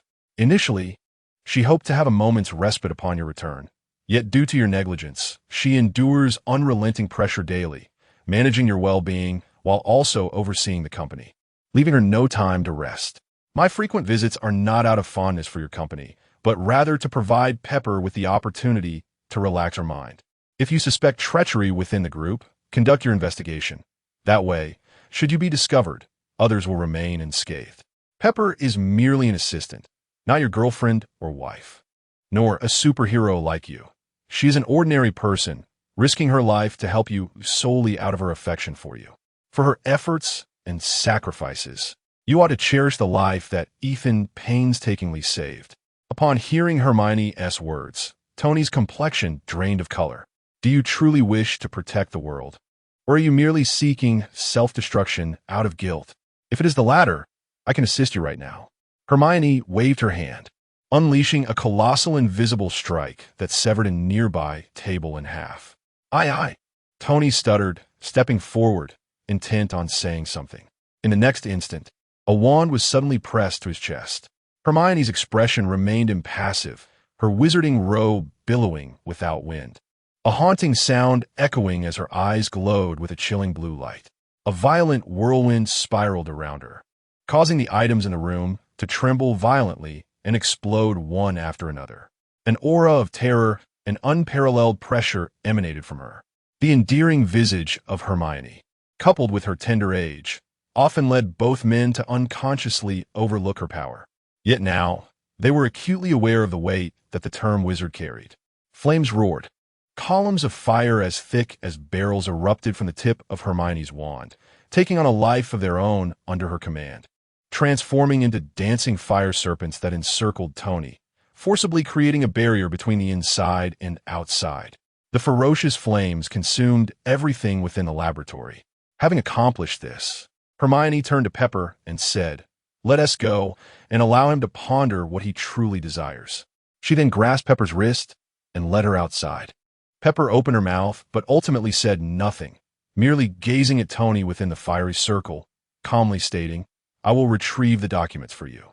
Upon reaching the doorway, she paused, and then resigned. As Pepper and Hermione vanished beyond the door, Tony felt as though all strength had been sapped from him. He collapsed to the ground, a despondent expression on his face as he stared blankly at the armor engulfed in flames. Upon stepping outside, Pepper could no longer contain herself and turned back to glance within, a tinge of worry etched on her face. Hermione, will that flame pose a danger to Tony's life? Chapter 34. Tony. As long as I can reach that place, Hermione shook her head with a smile, reassuring him, "Don't worry. It won't happen. I'm not using dark magic like the fiend fire. It's just ordinary flames that will extinguish themselves shortly, causing him no harm." Dark magic. Pepper initially felt a sense of relief, but then realized she might have overheard something significant and dared not dwell on it further. Although it was her first encounter with Hermione's fiery side, Pepper felt no fear. Rather, her gaze towards Hermione was filled with a newfound warmth. To her surprise, it was this child who understood her best and stood up for her. Tony sighed. Pepper let out a long breath. Hermione subtly shook her head. There was no avoiding it. This was the burden that friends and family of superheroes had to endure. At least Pepper was the only one in the Marvel universe who genuinely cared for her without ulterior motives. And she didn't want to see Tony tormenting her daily in this state. Thus, she decided to intervene, hoping Tony would recognize his issues sooner rather than later. With that thought, Hermione chuckled softly and leaned in to whisper, "Sister Pepper, are you still thinking about this narcissist? Oh, do you have feelings for him?" The secret had been so bluntly revealed that Pepper's heart skipped a beat. Upon seeing Hermione's teasing smile, she finally reacted, shooting her a glare and retorting, "You're quite the little devil, teasing adults at such a young age." Yet despite her words, Pepper couldn't help but feel her cheeks flush. Hermione rolled her eyes, muttering, as if no one could see through it, "I see you're the only one in this building who thinks you're well hidden." Feeling increasingly flustered, Pepper turned back to Hermione after a moment. "Do you think what we just discussed was too heavy?" Hermione understood she was referring to the matter of Ethan's demise and gently shook her head. "Not at all. Why not?" Pepper, intrigued by Hermione's certainty, pressed on. "People like him can only be cured with a strong dose of reality. Otherwise, who knows how long it will take for him to turn things around." Hermione replied calmly, "Rest assured, you'll be fine. And, Sister Pepper, have you forgotten?" At this point, Hermione looked up at Pepper, enunciating each word carefully. "I have already seen the future." That night, feeling dispirited, Tony collapsed onto the large sofa, leaning back and gazing up at the towering ceiling of his mansion. The events of the day had struck him profoundly. He was not oblivious to Pepper's feelings and knew she was concerned for his safety. In the past, he had indulged in a life of excess and avoided confronting his true emotions, but Hermione's blunt remarks had left him no longer able to escape. In this moment, Tony realized just how much Pepper had silently sacrificed for him, how he had failed to cherish her feelings, and how he had put her in danger, an affair that was never hers to bear. He was indeed an irredeemable scoundrel. Moreover, Pepper's concerns were well-founded. He had sensed a self-destructive tendency within himself since the kidnapping incident. Yet every time he recalled Ethan's dying moments, or the individual's loss to his own weapons, a wave of anguish surged within him. He longed to atone for those lives with his own, which drove him to ceaselessly develop his armors and eliminate terrorists without regard for his own safety, as if only through such actions could his guilt be alleviated. "I need to find a chance to sincerely apologize." Resolute, Tony stood up and wiped his face. However, the next moment, his eyes widened in shock as he collapsed to the ground. A familiar face loomed before him. "Relax, Tony." Obadiah retracted the sonic immobilizer and spoke slowly. "This gadget is rather useful. Isn't it? It's a pity the government hasn't approved mass production." "When I ordered the hit on you," he spoke lightly, pulling out an extractor from his pocket, seemingly concerned about killing a golden goose. Tony stared at Obadiah in disbelief. He could not fathom that this uncle, whom he had always respected, was the very traitor within Stark Industries, the one who sought his life. Obadiah aimed the extractor at the mini-reactor in Tony's chest and yanked it out. "But I didn't expect your life to be spared, for you still owe me one last golden egg." Holding up the fist-sized mini-reactor, Obadiah gazed at its azure glow with an infatuated gleam in his eyes. As the reactor was removed, Tony trembled, pain etched across his face. After a prolonged silence, Obadiah suddenly slapped his forehead, stowing the reactor away with a chuckle. "I forgot you can't speak anymore." Encouraging Pepper to gather evidence of my arms dealing was not a wise choice. She is quite the competence. I had planned to keep her around. Upon hearing this, Tony's expression turned frantic, veins bulging, and his eyes filled with an endless regret. Observing Tony's desperate state, Obadiah shook his head and turned to leave. Minutes later, Tony regained some semblance of mobility. However, due to the prolonged absence of the reactor's magnetic force, shards of metal were now piercing towards his heart. He could scarcely stand, crawling inch by inch. He knew that if he did not replace the reactor soon, The shards would inevitably reach his heart, sealing his fate. Fortunately, Obadiah had not anticipated that the storeroom still harbored a rudimentary reactor he had fashioned in the cave, which should still be operable. Thinking of Hermione's words from earlier in Pepper's disappointed gaze, Tony had never felt such a desperate yearning to survive. Most importantly, Pepper was in danger. He had to save her. Struggling to crawl into the storeroom, Tony finally spotted the reactor on the shelf and reached out with all his might. If only he could reach that place. If only he could reach that place. Yet, at that moment, his body had finally reached its limit. All strength seemed to be siphoned away in an instant, and he collapsed to the ground, helplessly staring at the reactor just within his grasp, feeling life ebb away. Just as despair began to set in, a voice suddenly rang in his ears. "Hey, need some help?" As Tony teetered on the brink of death, Hermione shook her head, leisurely flying over on her broomstick, smiling lightly. "Hey, need some help?" This voice, which usually irked him and sparked a desire to banter, felt like a divine melody in this moment. Leviosa. With a flick of her wand, the reactor floated up, aligning with the gaping hole in Tony's chest, and slotted itself in. The reactor ignited automatically, and moments later, Tony bolted upright, gasping for air. It seemed he was alive. That was close. He thought to himself, not having time to express his gratitude or inquire why Hermione was there. He immediately exclaimed, "Hermione, it's Obadiah who wants me dead. He has already discovered everything. Pepper is in danger. I need to suit up. Please go save her first. I know I was wrong, but right now, I can only rely on you." Chapter 35. Iron Man versus Ironmonger. Witty and unanticipated, Hermione marveled. To hear an apology from you is truly a rare spectacle. Tony, filled with urgency, retorted, "If you enjoy it, I can say it 10 times a day, but right now, there's no time." Hermione waved her hand reassuringly. "Do not worry. I'm far more concerned about Pepper than you are. She is currently accompanied by S.H.I.E.L.D. agents and is relatively safe." Pausing for a moment, she added, after learning of Obadiah's scheme, "Pepper entrusted me to check on you. I didn't expect to find you in such a disheveled state.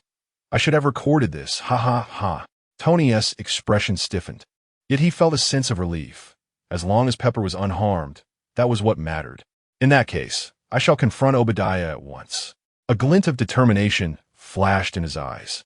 Descending to the lower level, Tony quickly donned his suit with the assistance of J.A.R.V.I.S. Hermione nodded appreciatively, acknowledging the stunning combination of gold and red in the Iron Man suit.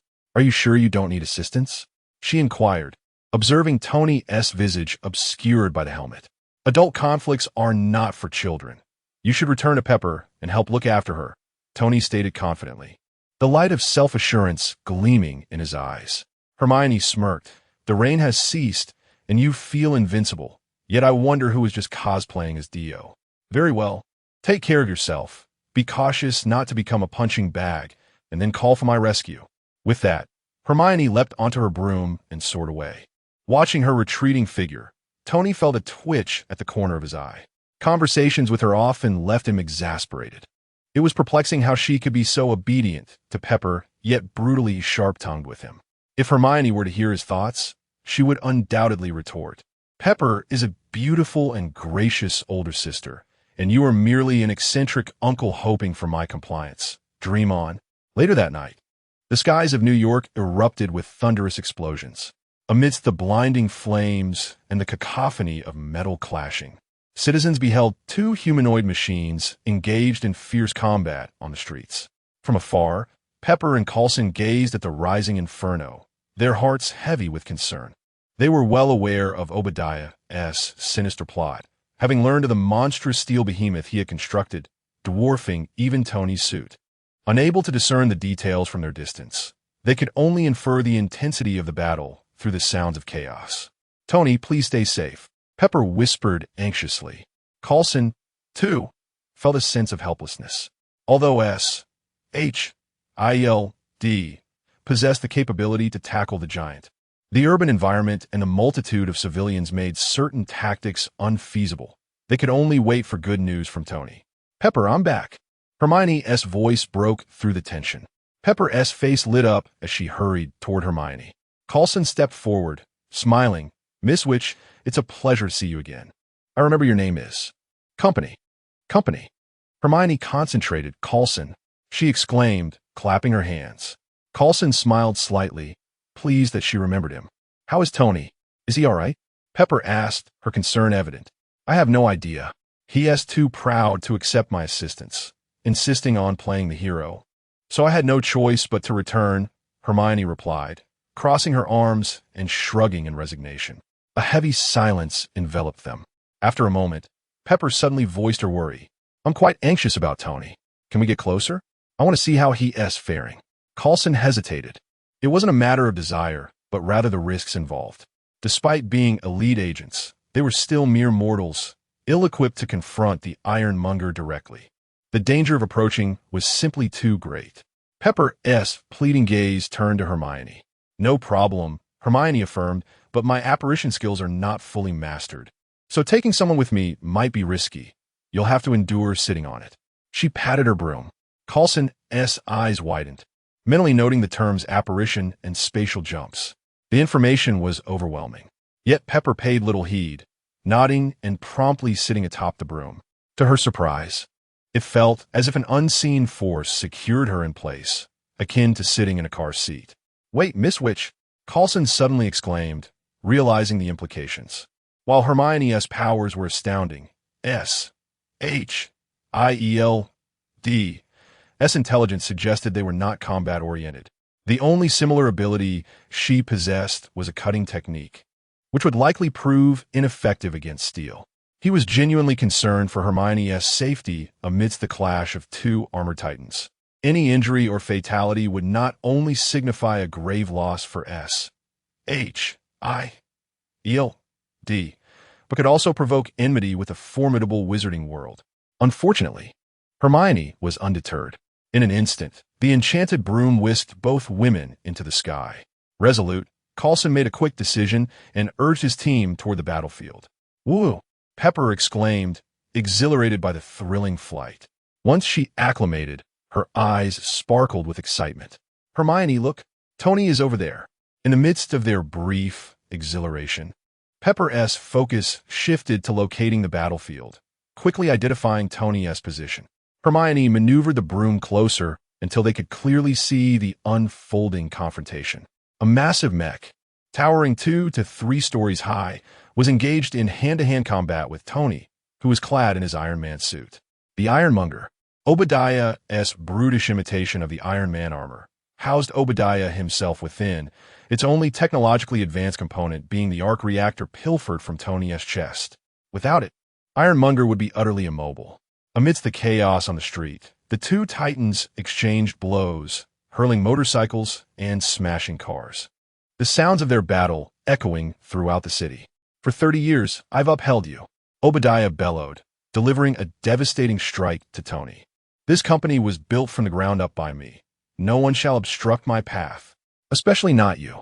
With that, a missile of considerable size, akin to a human arm, launched from Ironmonger, hurtling toward Tony.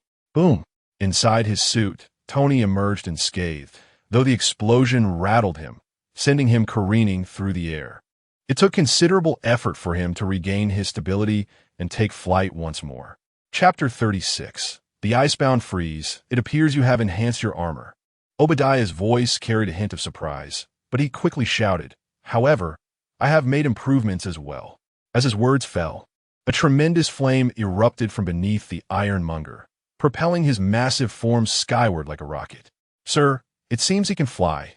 Jarvis's voice resonated within the steel suit. "Thank you for that utterly useless reminder," Tony exclaimed, observing the approaching Ironmonger with a shriek. The two ascended higher and higher, and amidst the billowing smoke, Hermione could only sigh in exasperation. "What have you improved? Did you merely increase the displacement?" Their battle raged from the heavens to the earth, and finally, they both landed in an uninhabited area. At last, Tony knelt on the ground, unable to rise. He was not defeated, but rather incapacitated due to a temporary energy shortage in his reactor, rendering his armor powerless. In layman's terms, he was out of juice. "Ha ha ha, Tony. My armor is clearly superior." Obadiah's maniacal laughter echoed through the night sky. Tony glared at him with seething resentment. No, your superiority is utterly nonsensical, Hermione thought, overwhelmed with 1,000 retorts. Aside from increasing the displacement, thickening the armor, and equipping a ludicrous Gatling gun, what else have you done? The core reactor isn't yours, and your artificial intelligence isn't even installed. You merely have a full battery and dare to boast. With skills like yours, if Stark Industries were entrusted to you, it would surely meet its demise. This is an ugly fight on both sides. Hermione could no longer contain herself and muttered quietly. Pepper was consumed with anxiety on the battlefield. Upon witnessing Tony's defeat, she looked pleadingly at Hermione. Acknowledging Pepper's worried gaze, Hermione gave a slight nod, signaling her to stay calm. Just as Tony found himself at a loss, watching Obadiah raise his massive fist to end his life, a voice rang out from above. Thunderous explosion. Boom! Without warning, a violent explosion erupted from Ironmonger's chest, sending a massive fireball into the air. The tremendous shockwave caused Obadiah to stumble and fall to the ground. Subsequently, to Tony's astonishment, Hermione descended from the sky on her broomstick, diving down to the ground. Pepper rushed to Tony's side, relieved to see he was unharmed. Mortified by his own predicament, Tony wished to disappear into the ground, but quickly regained his composure. Disregarding his embarrassment to shout at Pepper, "What are you doing here? I told you to stay far away." Then he turned to Hermione. Pepper immediately replied, "Don't blame Hermione. I asked her to bring me to help you." At that moment, Coulson and the others finally arrived. Seeing that everyone was safe, they breathed a sigh of relief. "Look at you, pretending to be so composed when there is clearly nothing wrong. How's that for adult combat? This time, your act has failed spectacularly." Hermione raised her chin, regarding the disheveled Tony as if it were a spectacle. Tony's expression darkened. Turning to Obadiah, Hermione eagerly stepped forward. As she approached Ironmonger, a wave of tension washed over the crowd. While Pepper and Tony felt some confidence from having witnessed Hermione's ferocity, Coulson was deeply concerned, fearing for Hermione's safety. By now, Obadiah had regained his footing, and upon seeing a little girl in a black robe standing before him, declaring her intent to defeat him, he was first taken aback, then erupted into wild laughter. "Ha ha ha! Where did this child come from? Surely she cannot be the illegitimate daughter of you and Pepper, Tony." Hermione sighed softly, raising her wand. The recent explosion had not inflicted any substantial damage on Ironmonger. It had merely charred the armor slightly. It seems the layered armor has some merit. At least it is resilient. Seeing the little girl pointing a stick at him, Obadiah was baffled. What is she planning? To beat it with a stick? I heard everything you said. Dear uncle, Hermione pointed at Tony. Firstly, I have no desire to be the daughter of this narcissist. Tony's face darkened further. Secondly, I must say, after listening to you, I'm left with only one impression. What? Obadiah instinctively inquired. How can there be someone as foolish as you in this world? Hermione shook her head, a look of incredulity on her face, clearly exasperated. What did you say? Obadiah roared in anger. Hermione, expressionless, responded. You can't even create a reactor, and yet you wish to sell Iron Man suits? The device on your chest was pried from him, and you plan to kill the only person who knows how to create it? I am merely curious. Once Tony is gone, what will you use to mass-produce the suits? Furthermore, after causing such a ruckus tonight, even if you kill Tony, how do you intend to wrap things up? Do you think you can continue to lead Stark Industries? You would be lucky to be imprisoned for life. Have you lost your mind? Even a child like me understands this, yet you remain in a delusion. If someone like you can occupy a high position in Stark Industries, I am confident I could do the same. Hermione mercilessly mocked him. Oh, you little brat. You will pay for this. Each of Hermione's words hit Obadiah where it hurt, and he roared in fury, raising his fist to strike. Watching Obadiah's furious reaction, Tony felt an unexpected sense of relief in hearing Hermione speak so freely. However, upon seeing Ironmonger's imminent attack, he shouted, "Be careful! Watch out!" The charging Ironmonger stumbled as if tripped by the air, crashing to the ground. The onlookers were left speechless. Obadiah, shaking his head in confusion, got back up and snarled as he charged at Hermione again, only to trip once more. Is there a malfunction in electronics? He wondered, bewildered. He stood up again, only to fall flat once more. Watching this bizarre scene unfold, Tony felt memories of a past he wished to forget surfacing, his eyes widening in realization. It's coming. It's coming. That familiar sensation has returned. After repeated tumbles, even Obadiah, no matter how dim-witted, began to connect the dots. Pointing at Hermione, he bellowed, "It was you. What have you done?" With each step, he fell, transforming the once mighty ironmonger into something akin to a paralyzed being. The absurdity of it all began to instill a creeping fear within Obadiah. "It seems you are not coming over," Hermione said with a bemused smile. "In that case, you may as well remain right where you are." "Icebound freeze," Hermione uttered sharply, encasing Ironmonger in a thick layer of ice. Within a 5-meter radius around the suit, everything was frozen, and even those nearby felt the chilling air. This is, even within the armor, Obadiah felt as though his blood was freezing. However, what terrified him more was the realization that this little girl possessed such power. What on earth is this? Magic? Superpowers? Are you cold? Hermione observed Obadiah, nearly frozen, and said nonchalantly, "Let me warm you up then." Flames roared. Columns of fire, as thick as barrels, erupted from the tip of her wand, transforming into serpentine tongues of fire that surged toward Obadiah from all directions. In an instant, the flames soared skyward, illuminating the night sky around them. Chapter 37. Disarmament. The fiery tongues lashed out wildly, scorching the iron behemoth until its silver-gray armor glowed a furious red, the outer layer beginning to melt. The searing heat enveloped the air, creating an oppressive wave that made it difficult for everyone to breathe. While they struggled, Obadiah's anguished screams echoed from within his armor. "Stop burning. Spare me, please." "Ah!" Coulson's gaze shifted towards Hermione with growing astonishment. He had previously assumed that the witch was inept in combat, her magic limited to supportive spells. But today he realized how utterly mistaken he had been. Forgetting the inexplicable tripping spell, the initial explosion, the subsequent frost, and finally the flames, each was a formidable display of power that no ordinary person could withstand. Is this what a wizard is capable of? Coulson mused silently.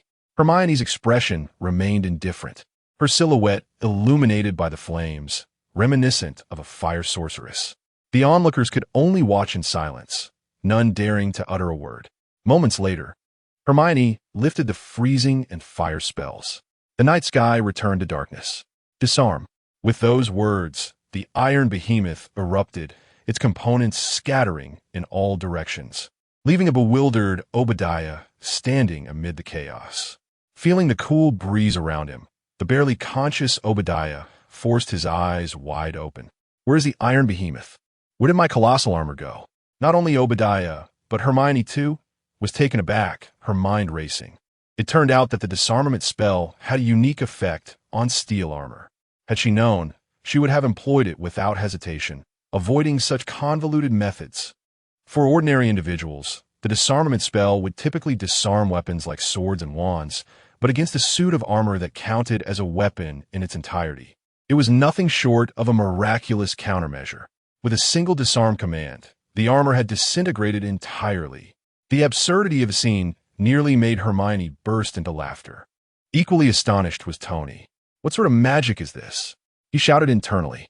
Compared to the earlier flames and frost, this silent disarmament spell instilled a deeper sense of dread in him.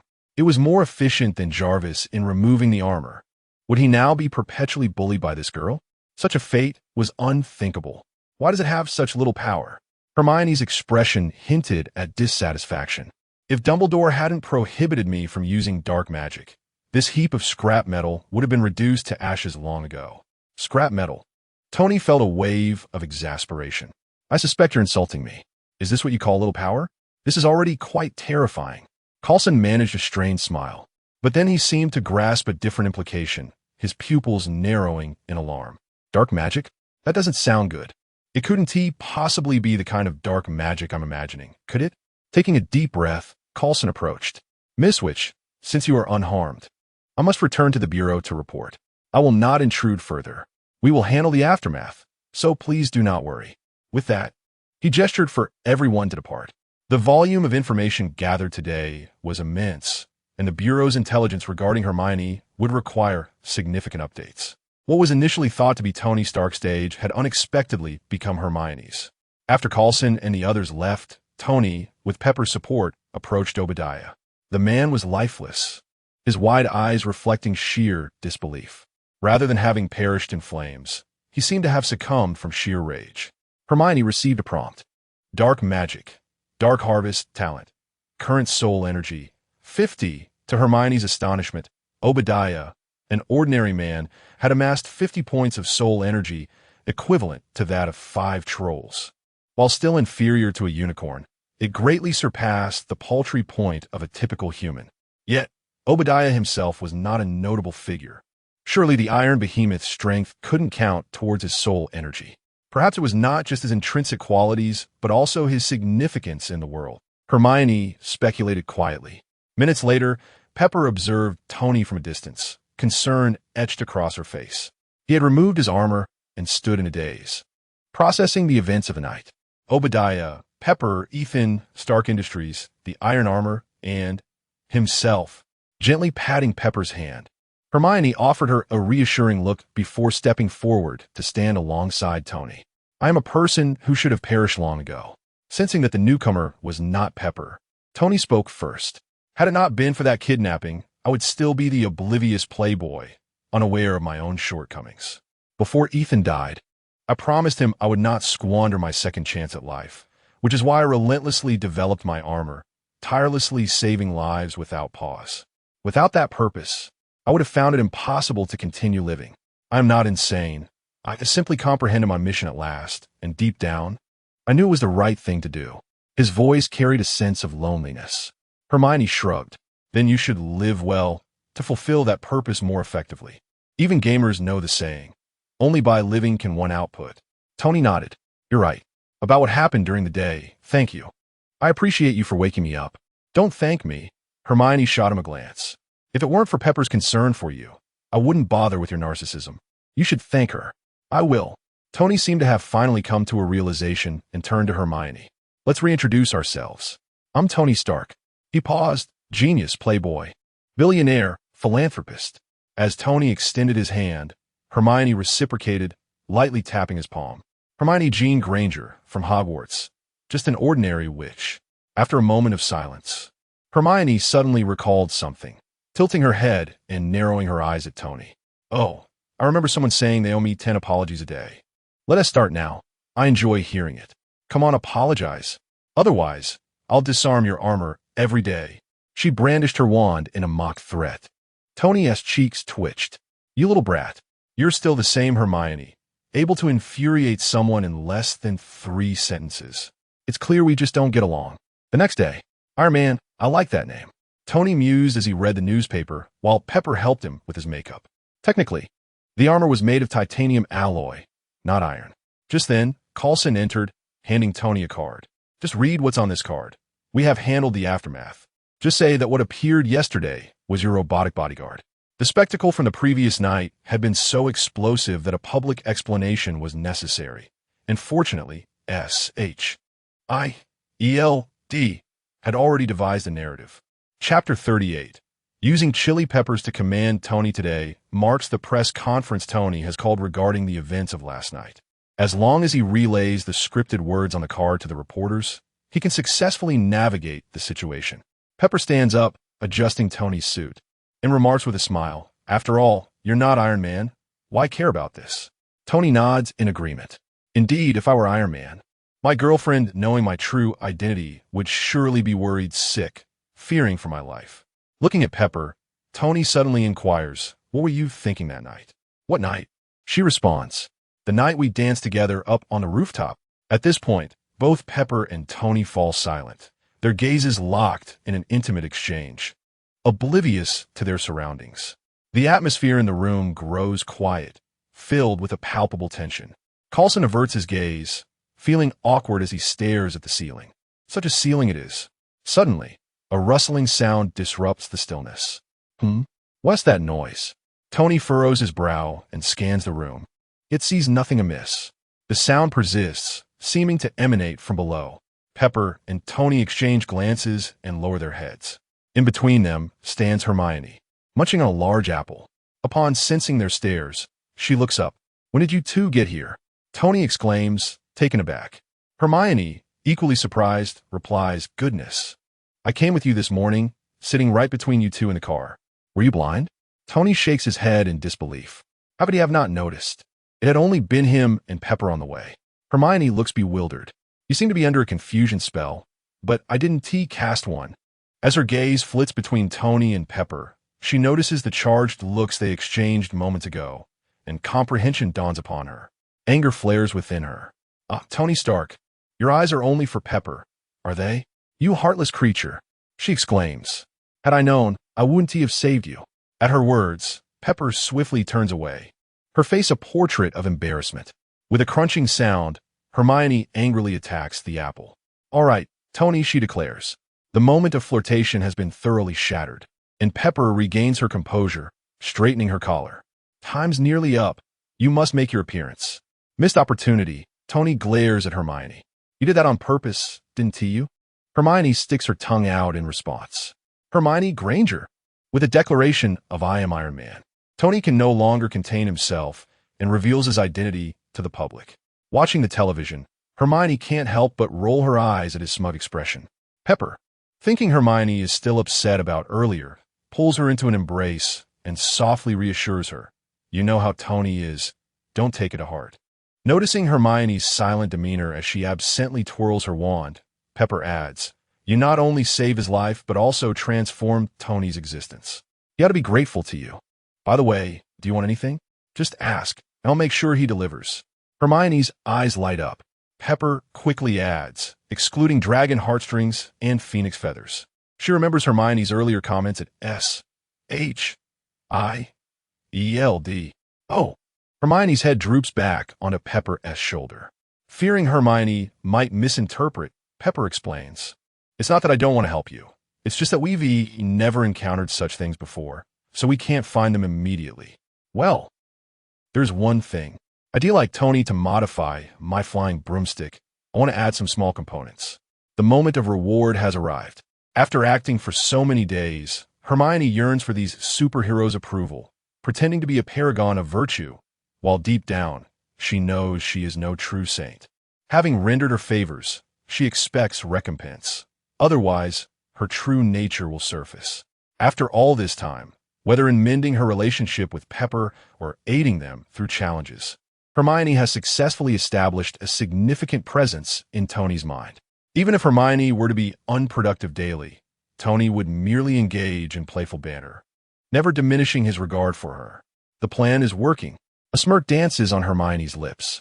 Stark Industries is already half hers. By leveraging Pepper to command Tony, this worker bee is destined to serve her until his last breath. As Tony leaves the conference, he is filled with exuberance. Pepper, Hermione.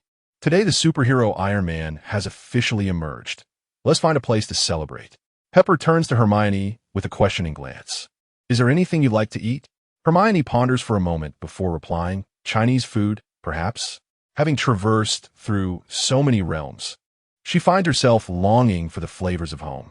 Though Hogwarts meals are not unpalatable, they inevitably carry an English twist, which she struggles to comprehend.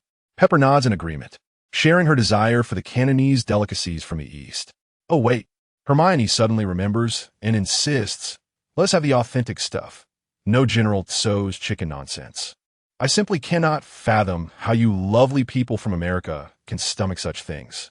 You, an Englishman, dare to say that." Both Tony and Pepper internally scoff, their expressions a mix of disbelief. "I am from the East," Hermione exclaims, realizing their thoughts and feeling a mix of amusement and frustration. After a moment of reflection, Tony suggests, "How about this? No need to go out.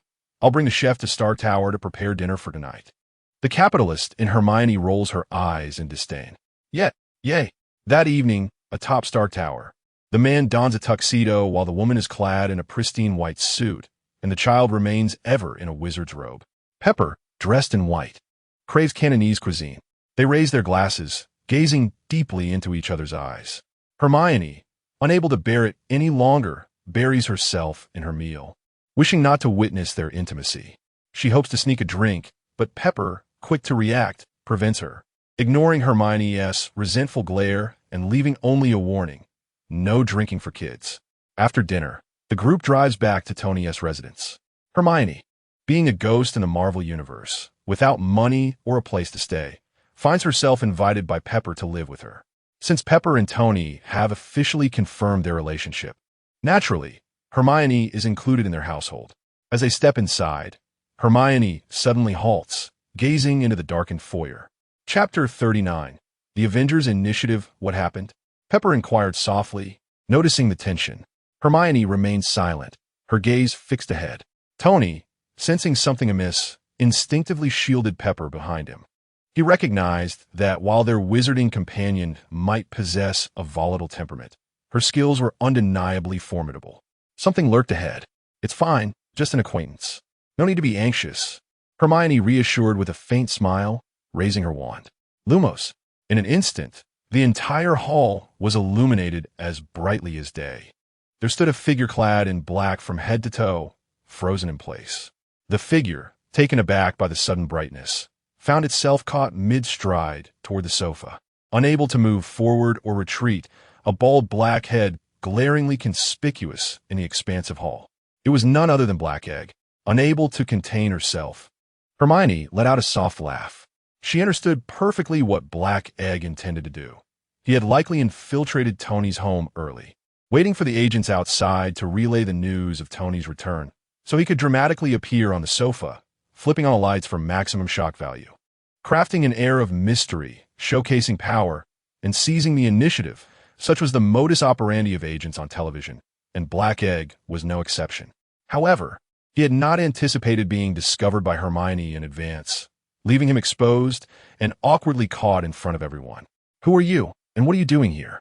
Tony demanded, his expression darkening. Pepper recognized the intruder as well, but held no fondness for S.H.I.E.L.D.'s casual trespassing, allowing Tony to take the lead without intervening.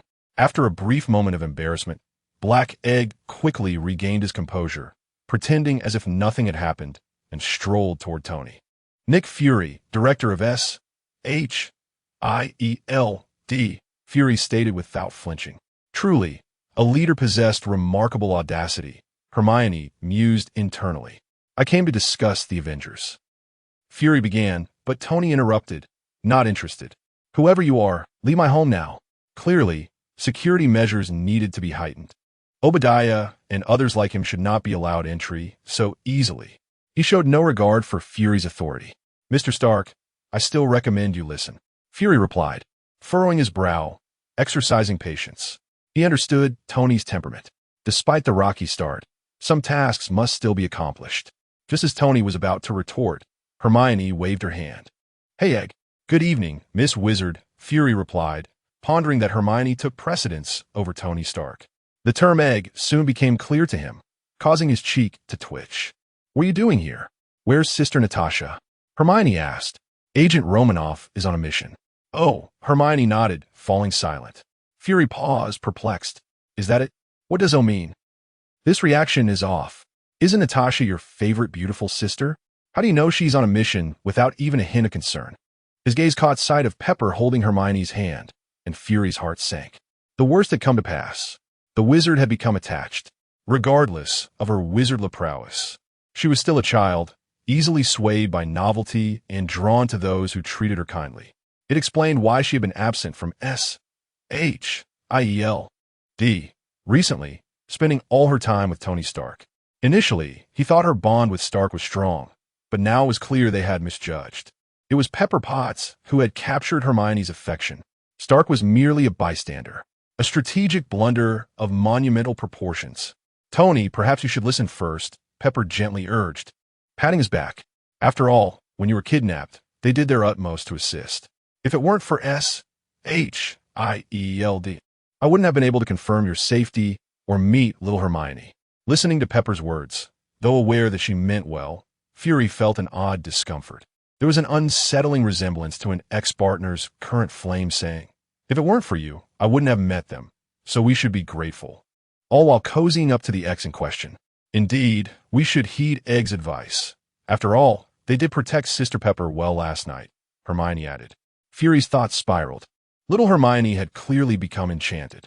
For a fleeting moment, he considered abandoning his mission, calling Natasha back, and figuring out how to deal with Hermione first. Yet rationality prevailed.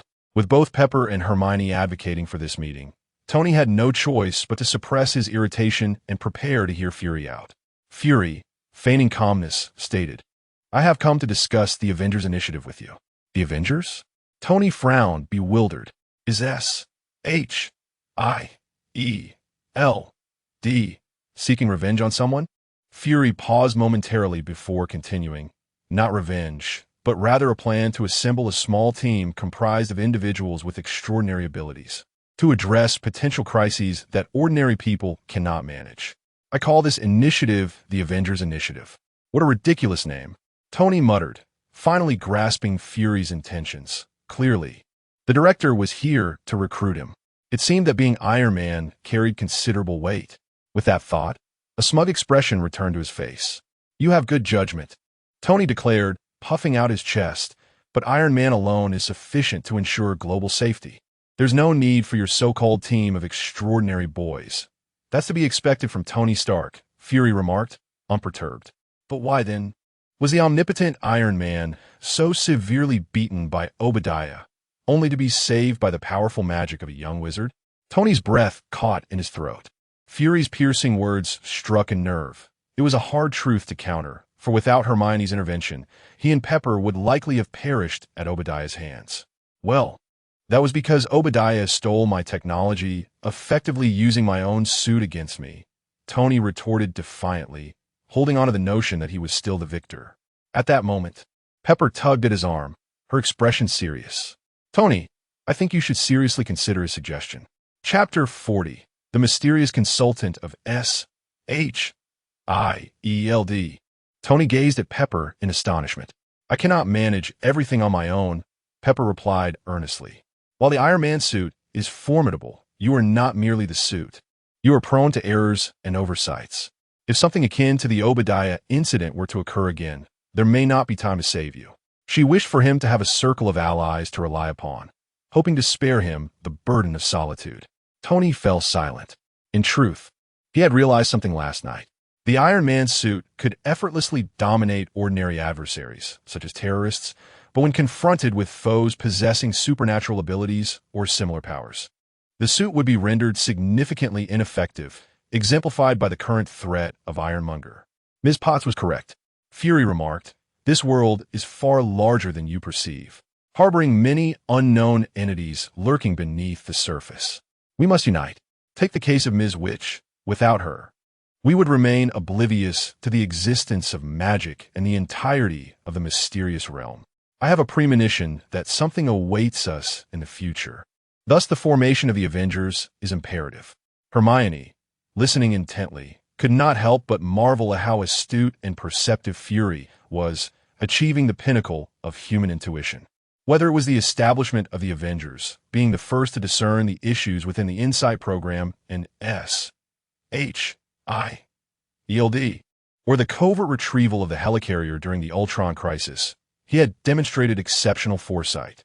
"I need to contemplate this," Tony finally spoke after a moment of reflection, his resistance notably diminished. Fury nodded, having anticipated that today would merely serve as groundwork for future discussions. Additionally, there was another matter at hand. S-E-L-D sincerely invites you to assume the role of a technological consultant. Tony scoffed lightly. "You cannot afford my salary." However, he quickly shifted his tone. "But given your appreciation of my worth, a friendly favor could be arranged." He added, "Do not misconstrue this. My agreement is solely due to your protection of Pepper last night and your assistance during the rescue efforts." Despite his repeated insistence on this reason, an air of unwarranted pride lingered. Having secured Tony's agreement, Fury turned his attention to Hermione. "Ms. Witch, regarding the Avengers." Before he could finish, Tony immediately grew wary, his expression darkening. "What now S-H-I-E-L-D is enlisting children? We adults cannot safeguard the world. Instead, we must rely on a child to risk her life for you." Fury thought to himself that he wished it were possible, but observing how seriously they regarded Hermione left little room for opportunity. In truth, he merely made that remark, setting aside their need to seek Hermione's assistance. The adults were already in a dire predicament, and even if Hermione were capable, Natasha and Coulson would not consent. Regardless of Hermione's strength, she was still merely a 12-year-old girl, and many would struggle to reconcile the notion of sending her into battle. "You misunderstand, Mr. Stark," Fury clarified. "I only wish to invite Ms. Witch to serve as a consultant for S.H., albeit not in the technological realm, but rather as an expert in mysticism." "Ah, what about my role?" Hermione pointed to herself, somewhat surprised. "Indeed," Fury affirmed. "Ms. Witch, your background in the wizarding world and your mastery of esoteric knowledge are crucial for global safety. With your assistance, S.H.I.E.L.D. could more effectively protect the populace, combat malevolence, and uphold justice. Regardless, he laid the groundwork for future discussions." "Just a consultant?" Tony inquired skeptically. "I assure you, miss, which will possess significant autonomy and will primarily focus on imparting knowledge." Hermione's interest was piqued. "So, I could teach others like a professor at Hogwarts?" She rubbed her hands together, her eyes sparkling with excitement, embodying the thrill of finally being able to instruct others. Fury nodded. "Certainly. Can I discipline foolish students?" Hermione displayed a devilish grin. "Fury," he suddenly questioned whether recruiting Hermione was a prudent choice. "As long as you do not inadvertently harm our agents." Fury hesitated, his voice wavering. He tentatively added, "If you could be willing to teach them a spell or two, that would be even better." The truth revealed itself. Hermione shook her head, stating, "It is not that I am unwilling to teach. It is simply that those with magical abilities are exceedingly rare. Moreover, the Ministry of Magic has specific measures to monitor the world. Once they identify children who meet the criteria, they are swiftly recruited by various magical schools." Although he had anticipated this, Fury still felt a tinge of disappointment. "Is there truly no other way to grant someone magical abilities?" "None," Hermione replied succinctly. "However, it is indeed possible to enable muggles to perform magic, albeit it is quite complicated and the results are subpar." Fury's eyes brightened, and he eagerly inquired, "Can you accomplish this?" "Absolutely not. Even if I could, I would not." Hermione shot him a glare. "Do you wish for the Ministry's orders to storm S.H.I.E.L.D. and apprehend your agents?" Fury fell silent. Tony interjected, "Are you genuinely considering serving as their consultant in the realm of mysticism?" Hermione's beautiful eyes turned toward Tony. "Yes, I find it quite intriguing." This was indeed true. Within her thoughts, the existence of wizards should be acknowledged by the world, and this presented an opportunity to reveal a portion of that knowledge.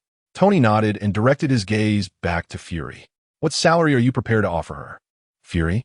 Tony narrowed his eyes. "You are not suggesting that S.H.I.E.L.D. intends to employ child labor without compensation, are you?" Fury's expression darkened. He had indeed contemplated this. Yet, with Tony's blatant assertion, he found it difficult to articulate the idealistic notions of for the sake of the world or for justice. "What do you think? Given Hermione's worth, will be a fair salary?" Tony pressed. 1 million? Fury ventured cautiously. Tony let out a cold laugh. "How about I offer 10 million a month to hire her as a consultant for Stark Industries? What do you say?" Fury's face darkened further, and he could only look to Hermione for help. Hermione poked her cheek with a finger, gazing at the ceiling in contemplation. After a while, she suddenly had an idea. "How about this? Television shows often state that organizations like yours possess many fascinating things. Why not grant me sufficient access to explore your intriguing artifacts and information?" Upon hearing this request, Fury was taken aback. Chapter 41. The Quidditch match. Fury was taken aback, instinctively inclined to refuse. The primary tenet of S.H.I.E.L.D. lay in the confidentiality of intelligence and the stringent authority of its agents. Granting Hermione access would lay bare all secrets. Yet in the next moment, he halted his words. Upon reflection, perhaps it was not entirely unfeasible. Hermione was likely only intrigued by the novelty, posing no substantive threat. Furthermore, there were numerous enigmatic matters within S.H.I.E.L.D. such as the object classified as 084. Perhaps Hermione could shed some light on them. After contemplating, Fury ultimately nodded, conceding, "Very well, I agree to this arrangement. When can you revisit SHIELD so that I may select a few promising students?" He felt a surge of anticipation. Since the prophecy incident, Hermione had not returned to SHIELD, and their intelligence on that front had been halted. Although the destructive magic she demonstrated yesterday was certainly concerning, the knowledge rooted in mystery held greater significance. "I can't manage it in the next few days," Hermione replied, hands on her hips. "I have to prepare for the upcoming Quidditch match. I am still the Gryffindor Seeker, so let us discuss this after the game." "Quidditch?" the trio inquired in unison. "Did I not mention it?" Hermione blinked and proceeded to provide a brief explanation. To her surprise, Tony and Pepper exhibited a keen interest in Quidditch.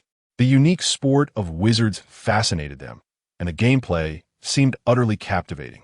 Pepper even directly asked, "Can we watch you play? That might be difficult. You can't enter Hogwarts." "Wait, I have an idea." Hermione's eyes lit up.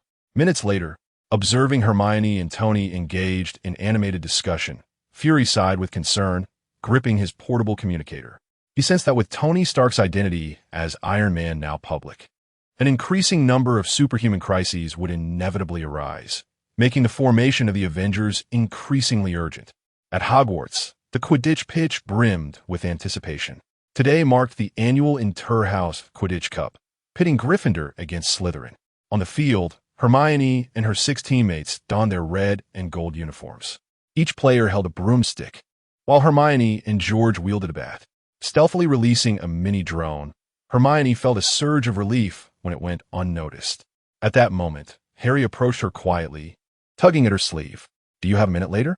Hermione replied coolly, "If you have something to discuss, speak."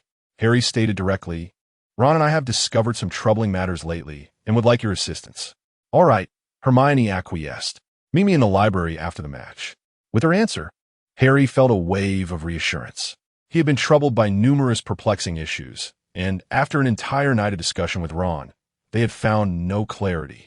In the midst of their confusion, Ron had suddenly proposed, why not ask the brilliant Hermione? Just that one thought illuminated Harry's mind. Indeed, when faced with uncertainty, consulting Hermione was their established approach. Thinking? What nonsense! Instead of gossiping with Ron, wouldn't it be more amusing to exchange a few jabs about Snape? Hermione shot Harry a glance, uncertain of his intentions. However, her focus was singular today, to win the match and leave their opponents in disarray. As the preparation time concluded, both teams were poised to enter the arena. The elliptical stand were filled with students and faculty, erupting in excited cheers at the sight of the ready teams. "Gryffindor! Gryffindor! Gryffindor! Slytherin! Slytherin! Slytherin!" Amidst the fervent atmosphere, Hermione marveled at the genuine passion the Hogwarts community held for Quidditch. Harry patted her on the back, gesturing towards the Gryffindor stands where Ron, Neville, and Seamus waved their arms, shouting enthusiastically. Although the cacophony nearly drowned out their voices, Hermione could discern their encouragement. "Go!" As the cheers enveloped her, Hermione felt her own excitement swell, a rush of adrenaline reminiscent of watching the World Cup in a previous life. Gripping her broom tightly, she had thought that after her journey through time, such emotions would be lost to her, replaced only by the pursuit of power and performance. Yet, she now realized that this was not entirely the case. Wood glanced at Harry, nervous. Harry nodded. "That's perfectly normal. I felt the same way during my first match." "And then, well, I don't remember much. I got knocked out by a bludger 2 minutes in and spent a week in hospital." Harry gulped. That's comforting, but perhaps save the comforting for another time. "This time, I do not wish to be knocked out by a bludger." As Wood spoke, his gaze fell upon Hermione, who was entirely focused on the opposing team, swinging her bat eagerly. Wood felt a pang of anxiety. Surely, Hermione hadn't forgotten that. Besides disrupting the opposing team, a beater's role also entailed protecting their own players, right? She must remember. "Welcome both teams to the field," boomed Lee Jordan, the commentator, as he held a loudspeaker. As his announcement concluded, both teams mounted their broomsticks and soared into the sky. spiraling above the pitch before finally hovering in opposition at the center. Today's match featured the Gryffindor team against the Slytherin team. Lee Jordan began introducing the players, each announcement eliciting cheers from the crowd. When it was Gryffindor's turn, he exclaimed in surprise, "This year, Gryffindor has boldly included 2 first-year students, Harry Potter." He paused, then added, "and the renowned library witch, Hermione Granger." Upon hearing the title library witch, a wave of applause erupted from all houses, except Slytherin, surpassing the previous cheers. Wood chuckled, "It seems you have quite the popularity." The Weasley twins chimed in jest, "Of course. The prettiest and most talented girl among the first years. Who would adore her? Our Ron is." Hermione shot them an admonishing glare. While she had not deliberately sought out popularity, her striking appearance, combined with her exceptional magical skill, had unwittingly garnered her many admirers. Though she often appeared aloof and disinterested in socialization, this enigmatic demeanor only heightened her allure, drawing in those intrigued by her mystique. Chapter 42. The first match. The second match, once the introductions of both teams were completed, the traditional exchange of banter commenced. Across the field, a buck-toothed Slytherin player cast a taunting glance at Wood and jeered, "What's this? Is Gryffindor so devoid of talent that you've resorted to fielding 2 first-year novices?" Wood, unwilling to be outdone, cast a disdainful glance at the opposing green and white uniforms and retorted, "Once we secure our victory, I hope you still feel that way." This provoked a chorus of laughter from the Slytherin team. When has Gryffindor prevailed over Slytherin in recent years? Wood, have you not recovered from your last defeat? The buck-toothed boy scoffed. Ever since the legendary player Charlie Weasley took the position of Seeker, Gryffindor had not claimed the championship again. Wood remained silent, turning his attention to Hermione and the others to reassure them, "It's all right, don't feel pressured. Just perform at your best. After all, there's a saying, friendship first, competition second. The outcome doesn't truly matter." Huh, friendship first, competition second? That is merely an excuse for not winning. The buck-toothed boy laughed uproariously. If competition isn't about winning, what is the point? It should be competition first, friendship second. Before Wood could respond, Hermione interjected, "Indeed, senior. You are absolutely correct. If competition isn't about winning, then it is utterly meaningless. Why lose when you can win?" Harry observed her in silence, contemplating her words. "Is that how you feel too?" the buck-toothed boy asked, taken aback. It was the first time he had heard an agreement from a Gryffindor. "However, you've made one error," she replied. "Where? Is not competition first, friendship second?" Hermione slowly raised her head, her smile turning icy. "It should be competition first, competition second," she declared emphatically. Just as the opposing team was still in shock, a sharp whistle pierced the air, and several balls of varying sizes soared into the sky. The match was officially underway. New York, Stark Tower. "Tony, look, little Hermione is on the field," Pepper exclaimed, pointing at the large screen with excitement. The screen displayed the Quidditch match between Gryffindor and Slytherin. Recently, Hermione and Tony had collaborated on a research project, devising numerous methods, and ultimately succeeded in enchanting a drone to capture footage, which was magically transmitted to the screen in Stark Tower. No signals involved, only magic. "Reading has its merits," Tony mused. In addition to Tony and Pepper, a certain black-haired figure was also watching the Quidditch match. He would never miss an opportunity to glean insights into the mysterious side of the world. While for Tony, this match might merely be a novel sporting event, for him, it was a crucial source of intelligence. Observing the wizards soaring through the sky and the audience dressed similarly to Hermione, Fury became convinced that the wizarding world indeed existed. The details were flawless, far from fabricated. "Library witch," he pondered, listening to the announcer's commentary as he exchanged glances with his companions. I had heard Hermione mention that nickname before. Is she really such a bookworm? She doesn't seem like one. She appears more like an athlete, a wild, carefree spirit. They suddenly realized that, aside from their good relationship, their understanding of Hermione was still woefully insufficient. "Little Hermione seems quite popular," Pepper remarked, noticing the crowd cheering for the witch Hermione. She had previously worried that Hermione often ventured outside the school because of being ostracized by her peers, but it seemed her concerns were unfounded. As the whistle blew, the 14 players surged towards their respective objectives. In an instant, their figures intertwined in the sky, soaring at speeds of hundreds of kilometers per hour. The battle between tomato, scrambled eggs, and scallion tofu was about to unfold. Slytherin's Blanche and Gryffindor's Angelina, as chasers, maneuvered through the throng. Ultimately, Angelina seized the quaffle first and darted toward one of Slytherin's hoops. However, Blanche was unwilling to concede, accelerating to chase her down and positioning himself beside Angelina. Noticing she was oblivious to him, Blanche smirked maliciously and suddenly collided with Angelina. She let out a grunt, nearly losing her balance and dropping the ball. Fortunately, Elia arrived just in time below, catching the ball and resuming the offensive. Yet the buck-toothed boy, Marcus Flint, captain of Slytherin, had been lying in wait. Seeing the ball in Elia's possession, he suddenly sprang from the side and struck her in the abdomen with his foot. Elia rolled several times in the air, but managed to stay on her broom. However, the quaffle slipped from her grasp once more. A chorus of boos erupted from the crowd, expressing discontent with Slytherin's repeated underhanded tactics. Although the infractions were not outright fouls, they were rather disgraceful. In the stands, Professor McGonagall clenched her fists, her tension evident as she monitored the unfolding situation. Flint, however, was unfazed, even displaying a hint of pride. In his eyes, as long as the objective was achieved, the means were inconsequential. The good news was that among those present, there was someone who wholeheartedly agreed with his perspective. The bad news was that this person was on the opposing side, Hermione. Ah, so we're playing dirty, are we? Hermione smiled upon witnessing their foul play. You all saw it. They struck first. With that, she accelerated towards a Slytherin player, leaping off her broom. Rider kick. The Slytherin player was taken by surprise. Watching helplessly as Hermione executed a perfect kick mid-air, her foot expanding rapidly.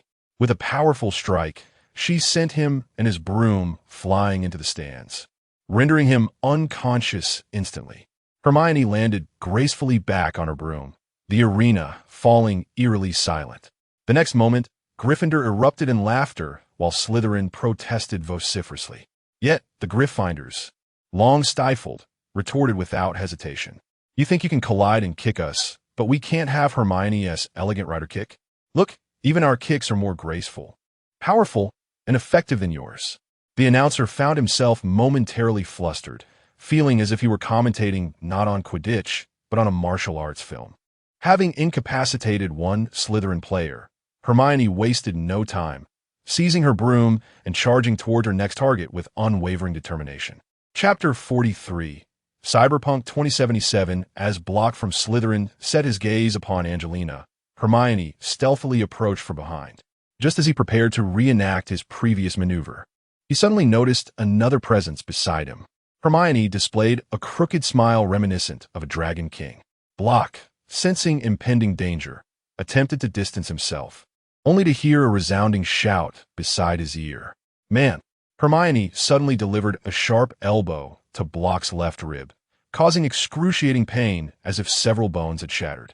The force of the unexpected strike sent him spinning several times before he collapsed into the sand. Bravo!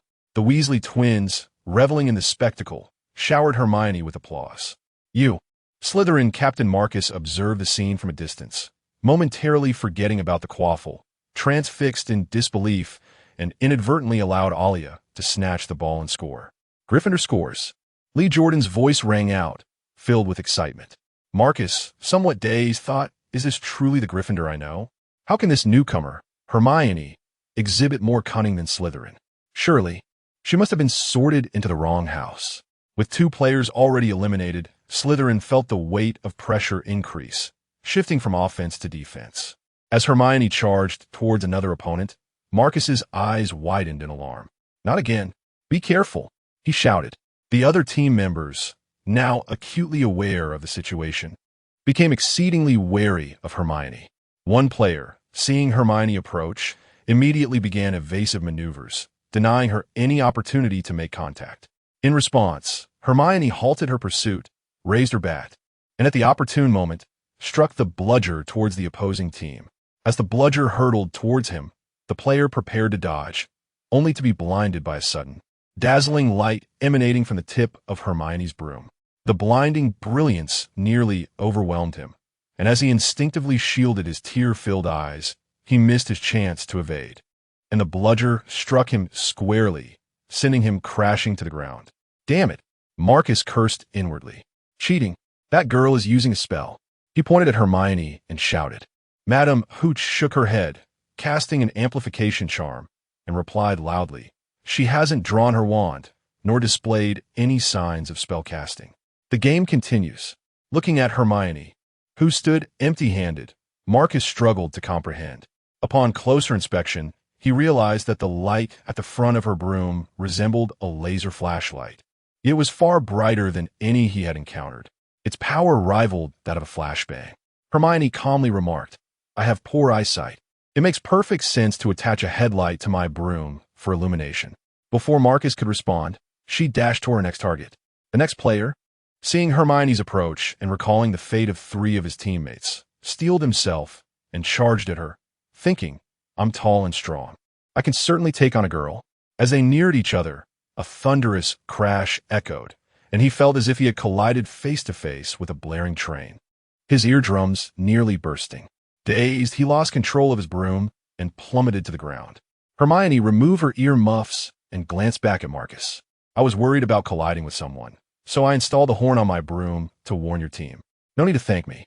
In the ensuing half-minute, Hermione replicated her tactics, utilizing high beams, honking her horn, and emitting smoke to send the remaining Slytherin players packing, leaving only the buck-toothed Captain Marcus in the arena. At this point, Marcus was utterly terrified, his mind consumed not by the prospect of winning or losing, but by a singular thought. Hermione must not get close. With that resolve, he turned and fled, accelerating his broom to the maximum speed, and for a moment, Hermione could not keep up. Both were riding Nimbus 2000s, with no difference in their ultimate speed. Hermione promptly pressed the red button on the side of her broom. Ah, here comes the nitrous. In the next instant, a seemingly inconspicuous golden-red module at the rear of her broom expanded rapidly, unleashing a blue flame akin to a rocket thruster. Boom! As the red and blue neon lights illuminated the broom, Hermione's speed surged, and she quickly caught up to Marcus. Marcus's heart raced as he shouted, Impossible! We're both on Nimbus 2000s. Why is your broom so fast? Hermione smirked. This is no mere Nimbus 2000. My broom has a far more advanced name, Cyberpunk 2077. The shifting red and blue lights reflected on Marcus's face as he helplessly watched Hermione close the distance. 1, 2, 3. Elbow. With a resounding smack, Hermione struck wood, giving a thumbs up and winking, her expression triumphant. Oh, I forgot to mention, I'm a violent motorbike enthusiast. Marcus lay sprawled on the ground, surveying the chaos around him, struggling to rise as he pointed at Hermione, his hands trembling with indignation. Are you even human? He then collapsed, unconscious. A profound silence enveloped the arena. Even the other Gryffindor players had ceased their actions. Only Harry, fixated on the golden snitch, remained oblivious to the turmoil occurring around him, diligently pursuing his task. Hermione shrugged. In sports, a few casualties are to be expected. There was even a fellow who committed the heinous act of assaulting the referee in a match back in 1357. She believed she had shown considerable restraint. On the teacher's podium, everyone, including Quirrell, stared in disbelief, momentarily forgetting even the plot to curse Harry. 3 minutes later, under the watchful gaze of all, Harry finally captured the golden snitch. Holding the snitch aloft, he felt exhilarated, about to shout in triumph, when he suddenly noticed the profound silence surrounding him, everyone regarding him with complex expressions. Meanwhile, the Slytherin players lay in disarray, unconscious. Harry glanced at the scoreboard, puzzled. Everything seems fine. I caught the golden snitch. We won. Why is there no reaction? Hermione flew to Harry's side and patted his shoulder. Congratulations on catching the golden snitch. You scored 150 points and we won. You're amazing. Sensing the odd atmosphere, Harry tentatively asked, did we really win? Yes, we won. Really? Really? What about them? Don't mind the details. Hermione waved her hand dismissively. On the spectator platform, the professors exchanged glances. Was there a foul? It seems not. No magic was employed, nor were there any objects thrown to injure anyone. It was all within the bounds of physical contact, which is unavoidable. Even if some actions were excessive, Slytherin instigated first. If anyone is to be penalized, it should be them. The headlight was merely to illuminate the path, and the horn and smoke trails were to warn against collisions. Hermione had claimed as much, and as for the broom emitting exhaust, it seemed the rules didn't prohibit such modifications. Everything appeared to be in order. Yet why did the outcome feel so strange? Madame Hooch pondered for a moment before glancing toward the commentary booth and nodding slightly. The announcer understood and bellowed. Harry Potter has captured the golden snitch. The match is over. The score is 160-0. Gryffindor wins. Let's congratulate Gryffindor. Harry, beaming with joy, raised the golden snitch, basking in the admiration of the crowd. After a brief silence, the arena erupted in thunderous cheers. Hermione, Hermione, Hermione, Hade. Chapter 44. The unforgivable curse. Harry's smile instantly froze. What was happening? Hadn't he just caught the golden snitch? Why was everyone so exhilarated, shouting Hermione's name? Staring at Hermione, who was being tossed up and down in the center, Harry felt dazed. Who am I? Where am I? What should I do? On the spectator's stand, Professor McGonagall was visibly thrilled. Gryffindor had triumphed once more. Only Snape, observing the disheveled Slytherins, twitched his lips, yet his gaze towards Harry hinted at a flicker of satisfaction. Dumbledore, on the other hand, covered his aged face with one hand, lost in thought. Aside from the Slytherin students, the other three houses erupted in cheers, their voices tinged with a hint of schadenfreude. Finally, it was your turn. They had all suffered at the hands of Slytherin's antics, and now someone was making them feel the same sting. Thus, no one deemed Hermione's actions inappropriate. Rather, they expressed their unwavering support. In New York, Stark Tower, watching the scenes on the screen, Tony and Pepper were left speechless. Even Fury was taken aback. No way was this the path she chose. Initially, Pepper had been concerned for Hermione's safety upon witnessing Slytherin's behavior. Such a sweet and delicate Hermione. Would she be bullied by them? What if she got hurt?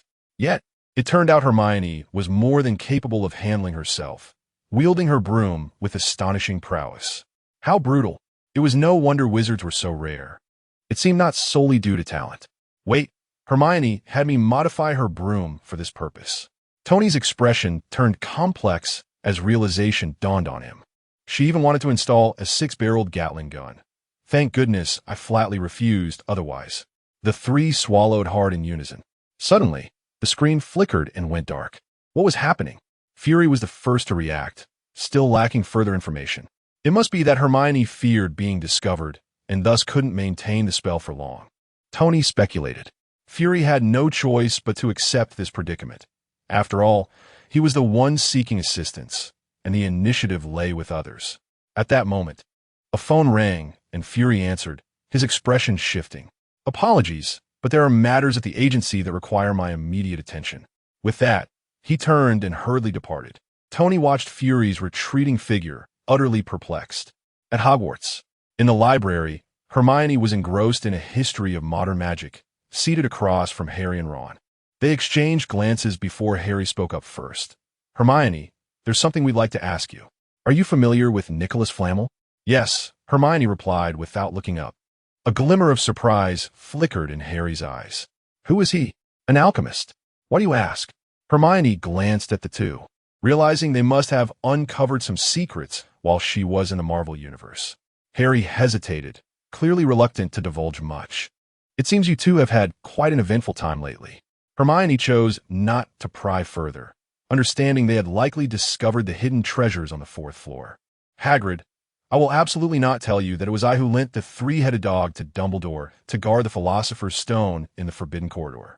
Harry felt a twinge of guilt. He thought it somewhat unfair that they had ventured without Hermione.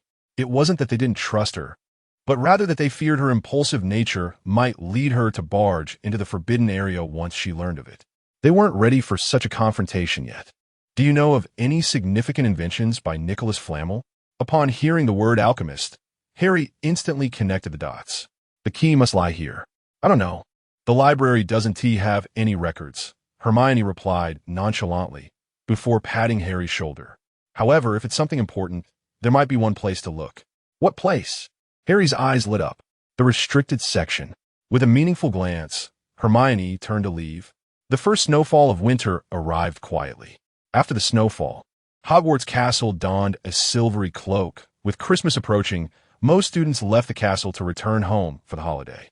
As night fell, Hermione, cloaked in invisibility, approached the door to the restricted section, quietly pushing it open. She had been waiting for this day. As a token of gratitude for enlightening Harry, Hermione had borrowed the invisibility cloak he received from Dumbledore. As for its purpose, Harry neither knew nor dared to inquire. For Hermione, the castle's intrigues were of no concern. The intellectual duels among Quirrell, Dumbledore, and Snape bore no relevance to her. The only thing that mattered was gaining access to the restricted section to read. As one of the Deathly Hallows, the cloak rendered her invisible, making the anti-disillusionment charm within the restricted section ineffective against her. The night passed in silence. Days later, Hermione finally perused most of the restricted section. Simultaneously, the magical tomes contain a plethora of powerful spells previously unknown to her. Within the magical tome, Hermione Jane Granger, magic level LV2, 5,300 to 70,000. Spells, disarming charm LV2, fire spell LV2, freezing charm LV2, oblivion charm LV1, legitimacy LV1, shield charm LV2, disillusionment charm LV2, transfiguration LV2. Feeling utterly satisfied, Hermione continued to read.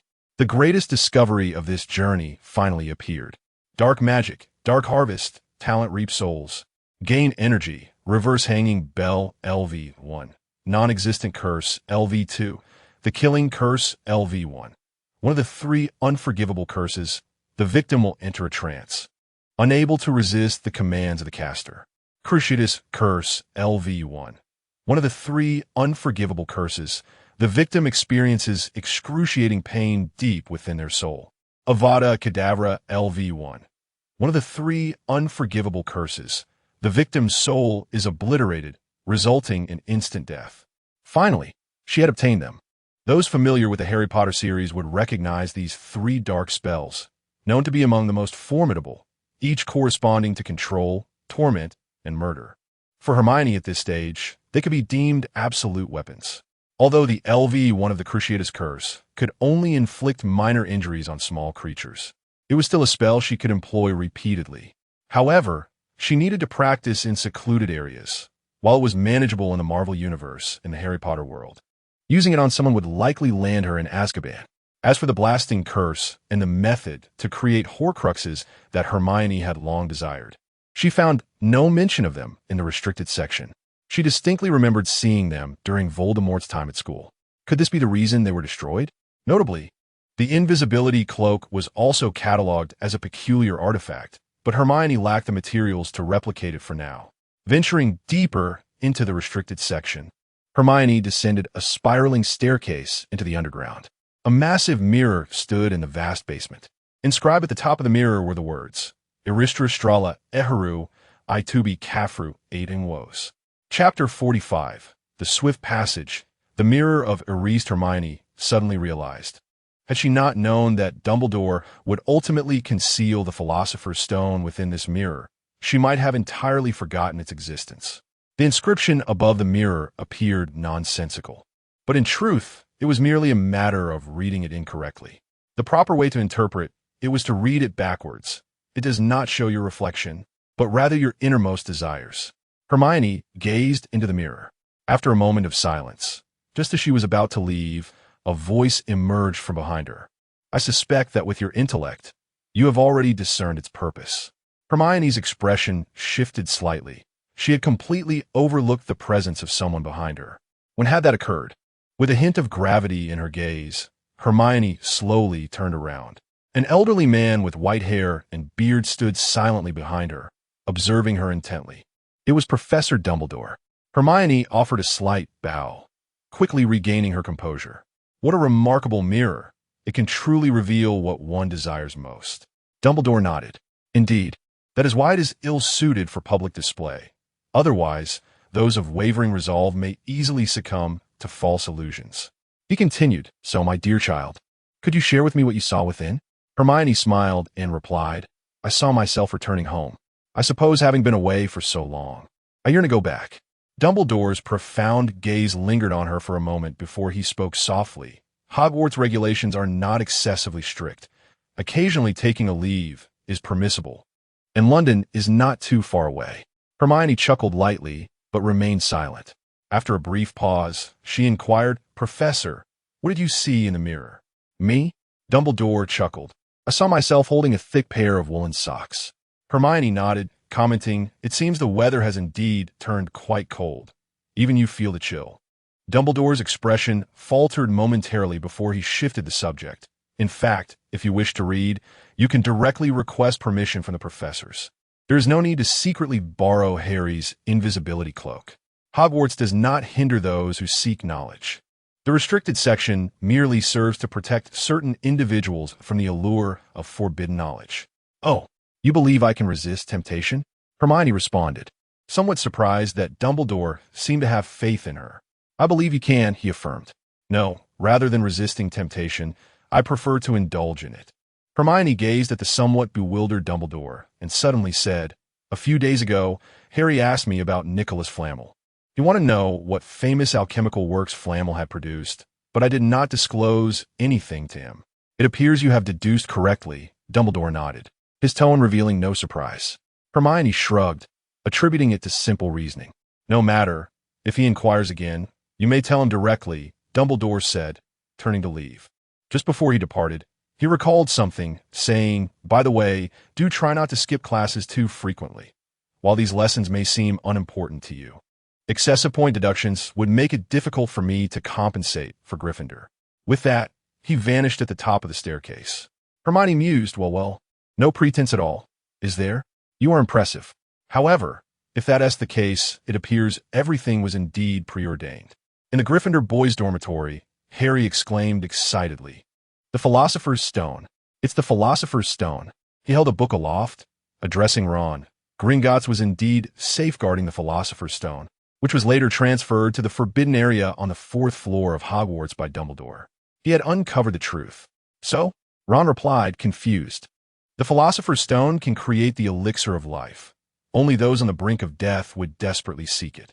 The one who drinks unicorn blood is none other than Voldemort," declared Detective Harry.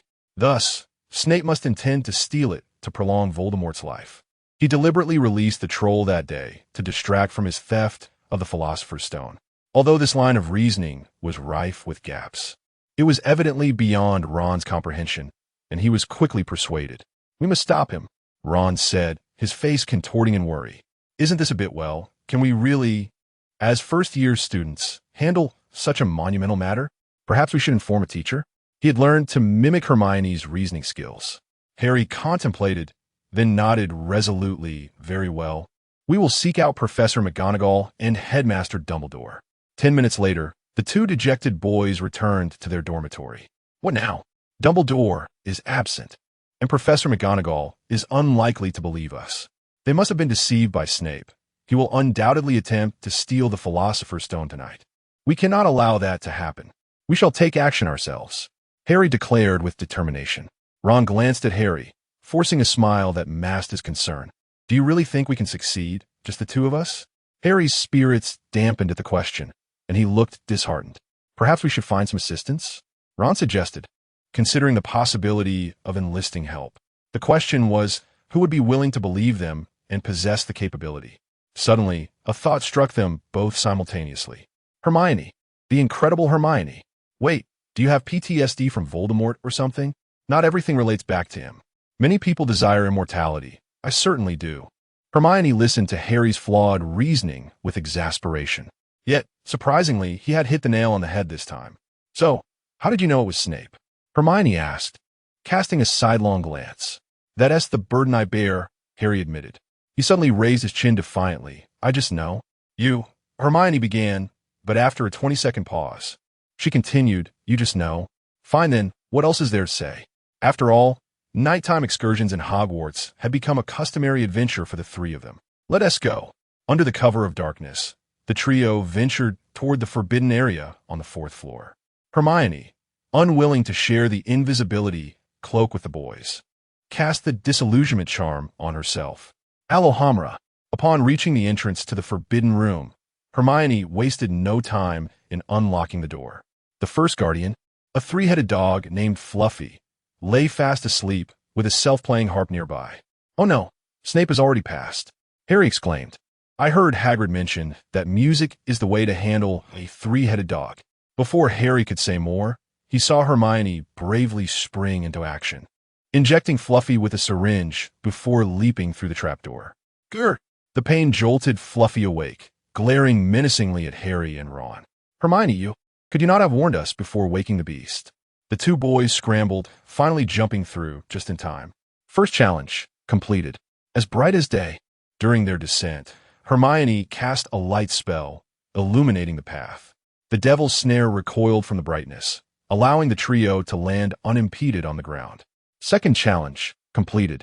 Continuing deeper, they reached a cavern filled with fluttering winged keys and a floating broomstick alongside a locked door. "There must be a key here that will open this door. I suspect we need to ride the broomstick to catch the one at the top." Before Harry could finish his analysis, he was interrupted by Hermione's incantation. Leviosa. In her hands, a rope floated, twisting rapidly like a serpent as it darted through the swarm of keys, capturing the target key deftly. Taking the key, Hermione opened the door and strode confidently inside. Third challenge completed. 3 challenges completed in a mere 12 seconds. It felt as effortless as returning home. Chapter 46. The emergence of ancient magic. Upon witnessing Hermione's fluid and effortless actions, akin to returning home, Harry and Ron were left dumbfounded. "Hurry up, stop dawdling," Hermione chided the sluggish duo, growing increasingly impatient. "Voldemort is waiting for us ahead. Let us finish this quickly and return to rest. I'm exhausted."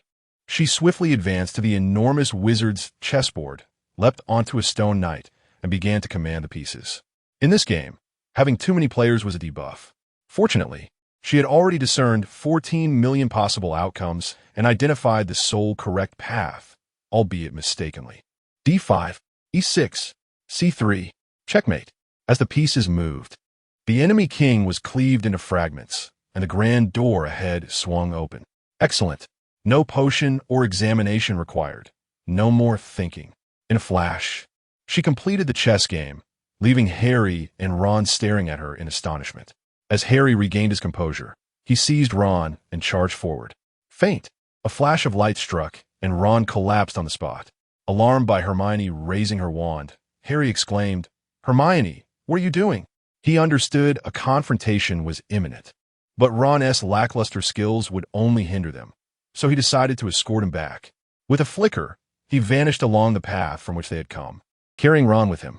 Harry stood stunned, gazing at Hermione's retreating figure, only to suddenly realize something was amiss. "Wait, I'm not particularly formidable either. Am I really safe? Besides, you are the strongest here. Aren't you going to fight?" Yet regret had come too late, and Harry gritted his teeth, continuing onward. At the innermost part of the passage lay a secret chamber. In the center stood a colossal mirror, the Mirror of Ariste. If the earlier challenges resembled unwrapping the packaging of the Philosopher's Stone, this one revealed that what lay within was an impenetrable vault. Before the mirror, Quirrell slowly turned around. "Why are you standing here motionless?" It was simply because he was stuck. "It's you." Harry could hardly believe his eyes. He had always assumed that Snape was after the stone, but it was Quirrell all along. Faced with this incongruous reality, Harry found it hard to accept. Prejudices are indeed a towering mountain, Hermione mused as she remained hidden at the door, observing Harry's astonished expression.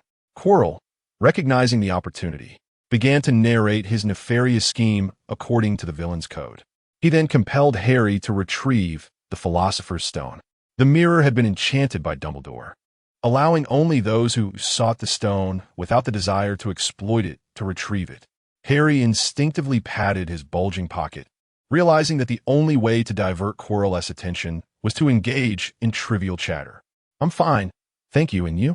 After several exchanges, Quirrell finally recognized that their conversation aside from fostering teacher-student rapport, was fruitless in obtaining the stone.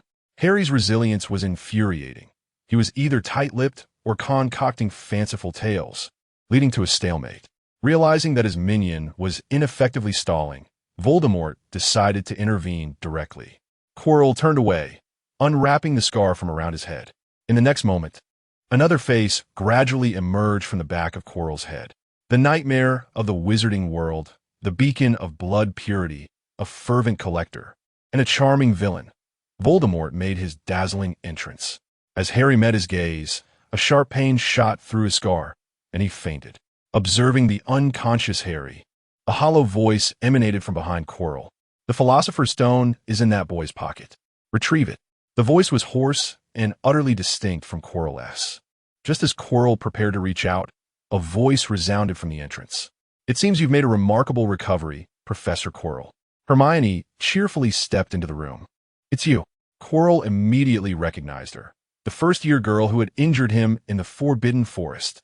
A Quidditch fanatic. Had it not been for the ample unicorn blood he had consumed, along with his master's mysterious powers, he might have perished on the spot. With a flash of hatred in his eyes, Quirrell snarled, "You seek death." He raised his wand to attack. "Stand down, Quirrell." Voldemort's voice resonated, causing Quirrell to shudder.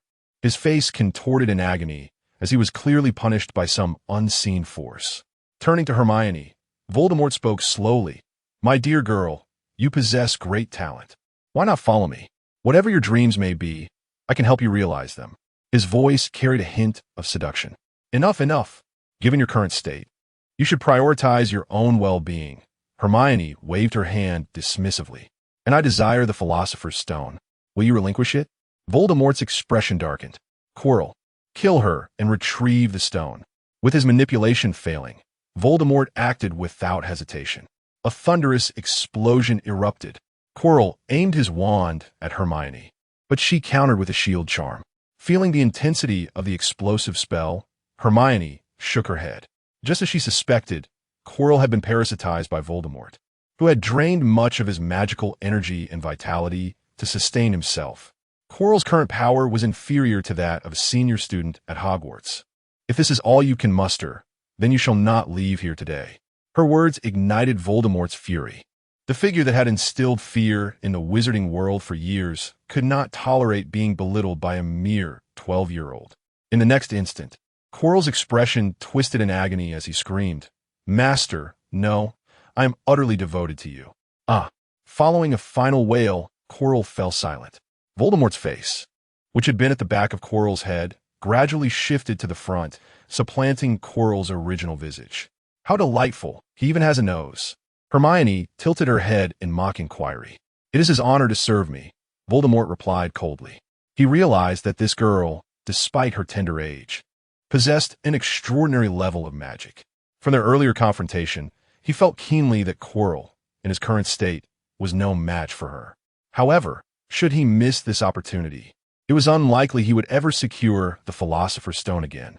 Thus, he resolved to sacrifice Quirrell, extracting the remnants of his life and magic to temporarily restore himself to an adequate wizarding level. Voldemort extended his wand. "Now, I shall offer you one final chance. Swear loyalty to me, or else." Boom! Without hesitation, Hermione unleashed a powerful explosive spell. Following the blast, Quirrell stood unharmed, encased in a protective shield charm. Hermione understood that Voldemort was not the same as Quirrell. He was far more formidable. Although she was confident she could stall him until he faltered or snatched the Philosopher's Stone and flee, she resolved to eliminate him outright. Avada! Voldemort raised his wand, preparing to cast a classic attack. Leviosa! Hermione preempted him. To her astonishment, she used the levitation charm to lift Harry by his clothing and hurl him toward Voldemort. "Harry, charge!" After nurturing him for countless days, the moment had come. "Harry, go!" As Voldemort prepared to deflect Harry, he suddenly felt a searing sensation penetrating his very being. What is this? What is happening? In that instant, he was reminded of the moment when the killing curse rebounded upon him. No. Amidst the agonizing wails, one could observe that the body, beginning from the point of contact, gradually disintegrated into ashes. From within the ashes, a wisp of mist emerged, showcasing Voldemort's remarkable ability to evade capture once more. Before his departure, he cast a gaze brimming with animosity. In the twilight of the day, despite the dire circumstances, how dare he glare at me? Hermione remained unfazed, returning his glare with equal intensity. Perhaps it would be wiser for him to reflect on how he was defeated. The soul-bound artifact persists, and the veteran does not perish. She neither intervened, nor could she. Hermione stepped forward, poised to retrieve the Philosopher's Stone, when suddenly, her movements halted. Ancient magic, sacrifice level 1. By sacrificing life, a magical protective effect tailored to a specific source is generated, rendering one immune to any harm from that source. Should contact with the designated source occur, it will inflict substantial backlash, with the potency and duration of the effect varying from individual to individual. Chapter 47. The acquisition of the Philosopher's Stone. Lo and behold, a windfall of gold coins. Ancient magic. To her astonishment, Hermione discovered a clue to the ancient magic she had been seeking for an entire semester, and successfully recorded one. Sacrifice. As she perused the introduction of the spellbook, Hermione surmised its essence. She was aware that Harry bore the protective magic of his mother, Lily, known as the magic of love, while Voldemort remained oblivious to this fact, which instilled in her an unwavering confidence in vanquishing him on the spot. Under the auspices of the magic of love, any harm inflicted upon Harry by Voldemort before he reached adulthood could not kill him. Rather, it would rebound severely upon Voldemort himself, a pure counter to Voldemort's dark artifacts. However, indeed, it was ancient magic. Hermione mused.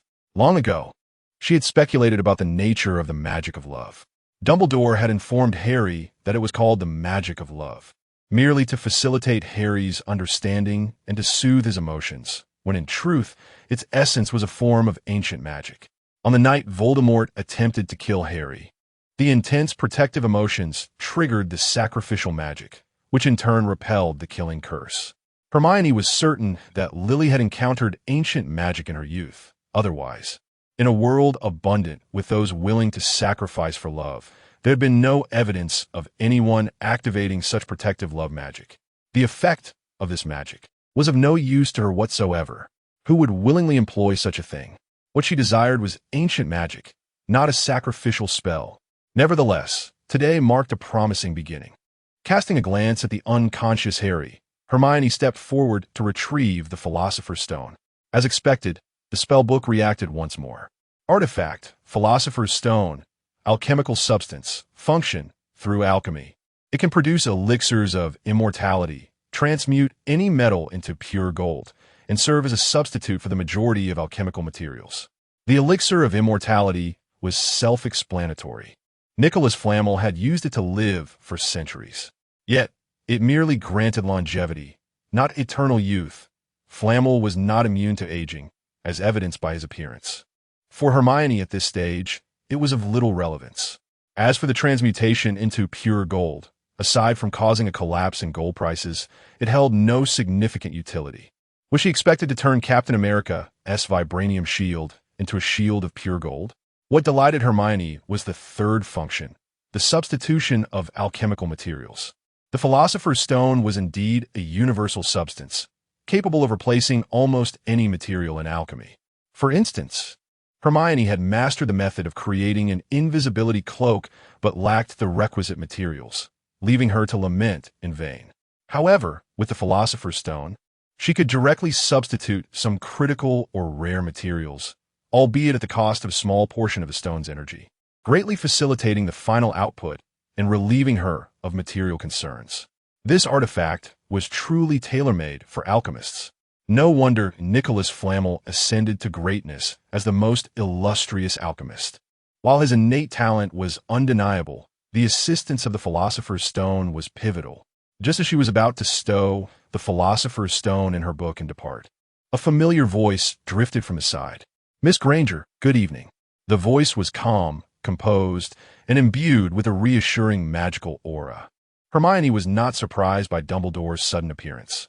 She had long suspected that he was fully aware of the entire Philosopher's Stone affair. From the outset, When he had retrieved the stone from Gringotts, he must have anticipated that someone would attempt to steal it. Otherwise, it was wholly inexplicable. Furthermore, the seemingly trivial challenges set at Hogwarts were clearly a means to lure out the thief. Why not simply secure the stone or destroy it? Where could be safer than that? If he hadn't known about Quirrell's intentions from the start, then after the troll incident, Snape would have certainly informed him. Moreover, Hermione did not believe that Voldemort, in his current state, could conceal himself from Dumbledore for long. The reason he had not immediately apprehended Quirrell and feigned absence was twofold: to provoke Quirrell into action and to cultivate and train Harry, the prophesied one. All of this was purely for the sake of Harry, the object of his envy. As expected, Harry resisted the allure of the Philosopher's Stone, desiring it not for personal gain, but only to thwart Voldemort. However, while Harry had withstood the temptation, she had not. Were it not for the necessity of Harry taking the blame and confronting Voldemort, she would have already rolled up her sleeves to take action. "Good evening, Professor Dumbledore." Hermione replied with a courteous smile. "I am aware that we have trespassed into forbidden territory, violating school rules. However, Harry has seen through Voldemort's scheme, and as his friend, I felt compelled to accompany him to prevent any mishaps. In summary, it was not my concern. A smooth deflection. Yet, the truth was that prior to this night, Hermione had not set foot in the forbidden corridor on the 4th floor, had not conducted any investigations, nor revealed any ulterior motives. All of the plots had been unraveled by Harry himself, who had invited her, making it appear as though she had been reluctantly drawn into it. As for the Philosopher's Stone, she would not utter a word about it. Dumbledore smiled knowingly and regarded her with a significant glance. "It is of no consequence. You need not explain yourself to me. As for the Philosopher's Stone, here it comes." Hermione's gaze shifted. She had prepared herself, should the stone be brought up, to express her interest in alchemy, her dream of becoming an alchemist like Nicholas Flamel, eager to study and research, perhaps even feigning a bit of vulnerability. After all, her thirst for knowledge was well known throughout Hogwarts. She could easily admit to acquiring the stone for its utility, without any shame, merely for academic pursuits. Moreover, having accomplished such a monumental feat tonight, risking her life for the safety of Hogwarts and the peace of the wizarding world, how noble and righteous she appeared. Surely, they could not refuse her such a modest request. However, Dumbledore's next words genuinely took Hermione by surprise. "The Philosopher's Stone was intended for you all along." "What?" Hermione blinked in confusion at Dumbledore. His words suggested that even if she had not come tonight, he would have still entrusted the Philosopher's Stone to her. Had she labored in vain? Was it possible to simply remain at home and have treasures fall from the sky? But why? Did they share such a close relationship? Since her enrollment, Hermione had actively avoided Dumbledore, wishing to maintain distance from him. He had shown her no particular attention apart from their initial meeting. They had exchanged no more than 10 sentences in total. If Professor McGonagall had said such a thing, she could understand, but Dumbledore, were it not for her understanding of Dumbledore's character, Hermione might have suspected he was merely a whimsical figure offering her candy. The young Hermione trembled at the thought. Ignoring Hermione's wary expression, Dumbledore produced a weathered notebook from his pocket and handed it to her. "This is Nicholas Flamel's alchemical notes. He asked me to pass them on to you." Chapter 48. The Alchemical Notes of Nicholas Flamel. Wait a moment. Are you implying that Nicholas Flamel is also aware of my existence, and that he is not merely an accomplice, but a principal instigator? If Hermione was merely surprised moments ago, she was now utterly astounded. In an instant, the notion of revering him as a father figure crossed her mind. However, these two items do not come without a price. Dumbledore remarked, "I hope you will agree to one condition." Hermione immediately became wary. "What do you intend to do? If you dare utter anything peculiar, be forewarned." She mused that, at worst, she could flee back to the Marvel Universe and never return. Observing Hermione's cautious demeanor, Dumbledore shook his head slightly. "It is not a difficult matter.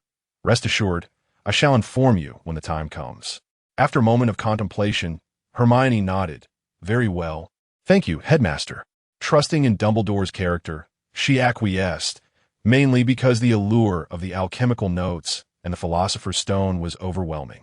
After pondering for a moment, Hermione seemed to suddenly recall something, a flicker of concern appearing in her eyes.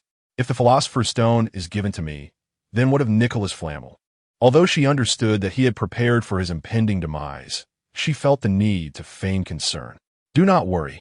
He has adequately prepared potions sufficient for his affairs after his passing, Dumbledore said, his voice tinged with nostalgia for an old friend and a sigh for the inevitable passage of life. Hermione fell silent, contemplating whether she could let go if she knew her end was near.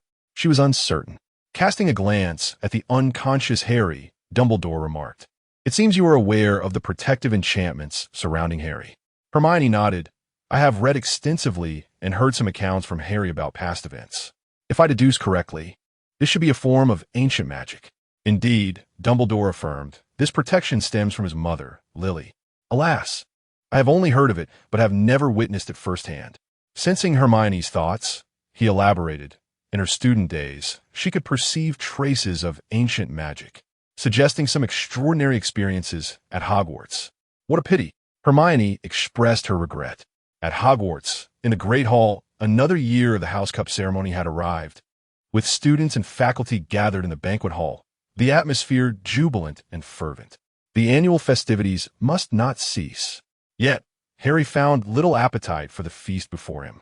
For him, a tumultuous academic year had finally concluded, but the grim reality lay in the fact that before the new term commenced, he would have to continue residing at the Dursleys and endure their familial indifference. He awoke in the infirmary, the last memory etched in his mind being Voldemort's terrifying visage. Although Dumbledore assured him that matters had been resolved, it felt as though everything was disconnected from him. Reflecting on this, he turned to Hermione, who was under the scrutiny of most attendees in the hall. The reason was simple. Dumbledore had recently announced that Professor Quirrell harbored malicious intent, having conspired within Hogwarts, only to be thwarted by Harry and his companions, culminating in his defeat at Hermione's hands during a wizard duel, resulting in his own demise. The revelation sent shockwaves throughout the school, as students and faculty alike finally grasped why Quirrell had been absent in recent times. Even more astonishing was the fact that a first-year student had vanquished Quirrell, the defense against the dark arts professor. It was a remarkable feat, given that Quirrell, despite his timid demeanor, was a fully-fledged adult wizard with considerable skill, as evidenced by his successful infiltration of Gringotts. It was inconceivable that a first-year wizard could triumph over such an opponent. Yet Hermione had accomplished the improbable. Initially, Harry found it hard to believe, but he soon accepted the outcome, reasoning that it was indeed the extraordinary Hermione. However, Hermione, under the multitude of gazes, felt less than elated. Dumbledore's proclamation had thrust her into the limelight. It was not that she resented their admiration. Rather, it was the realization that she had inadvertently become a target for attention, drawing the focus of potential Death Eaters who would surely react to the news, making her desire for a quiet existence alongside Harry untenable.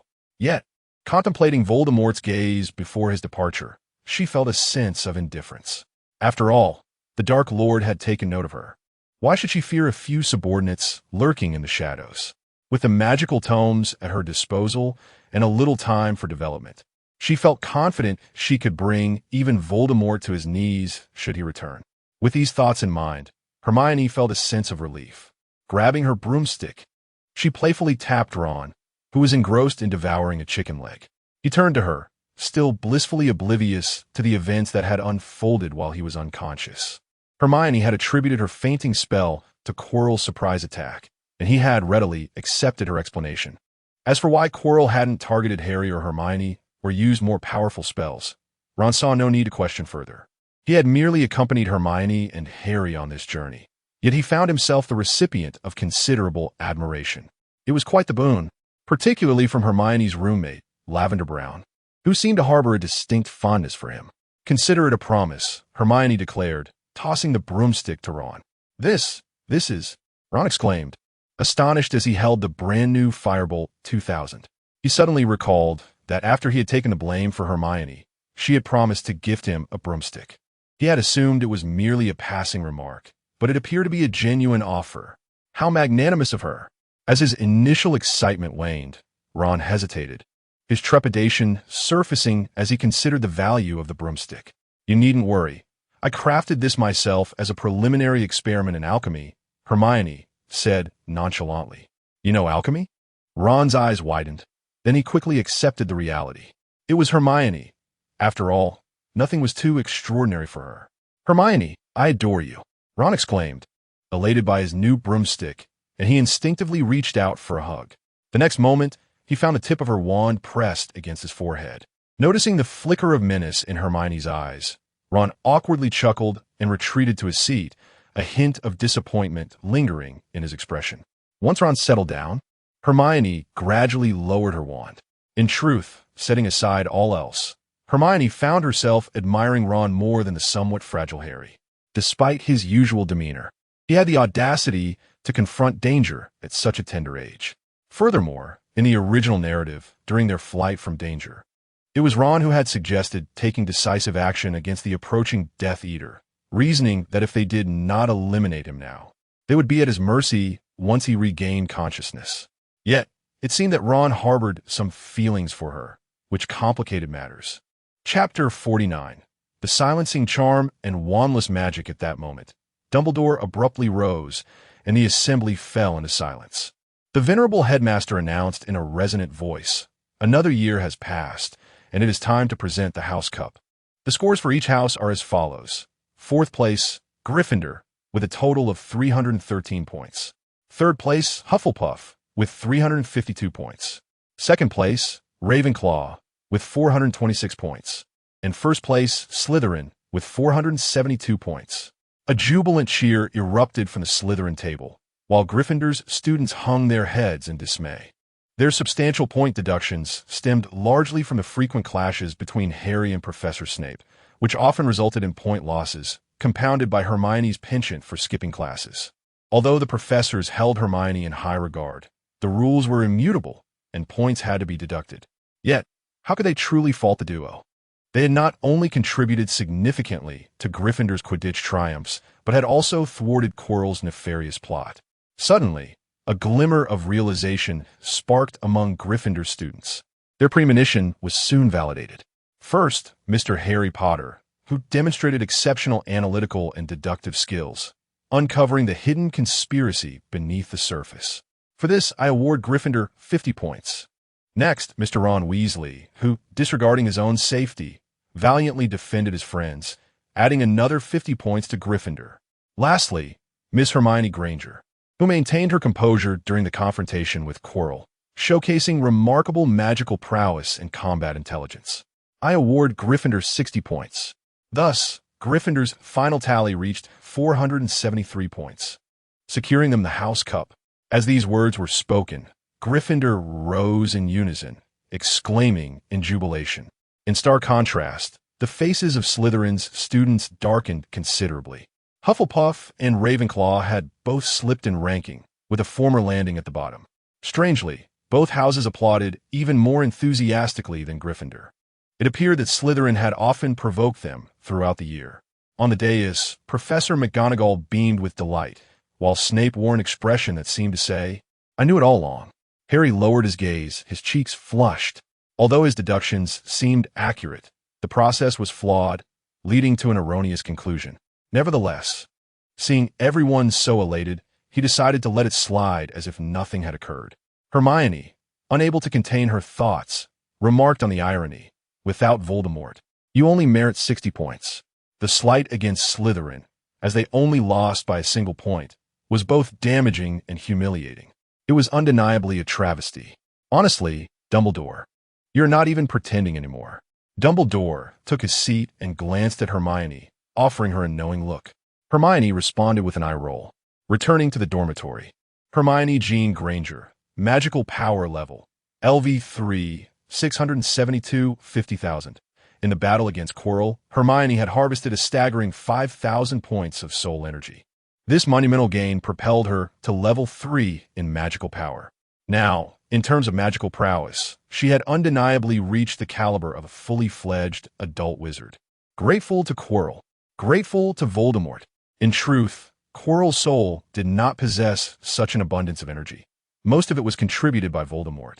Due to the nature of his Horcruxes, Voldemort's main soul remained intact, but its vitality waned.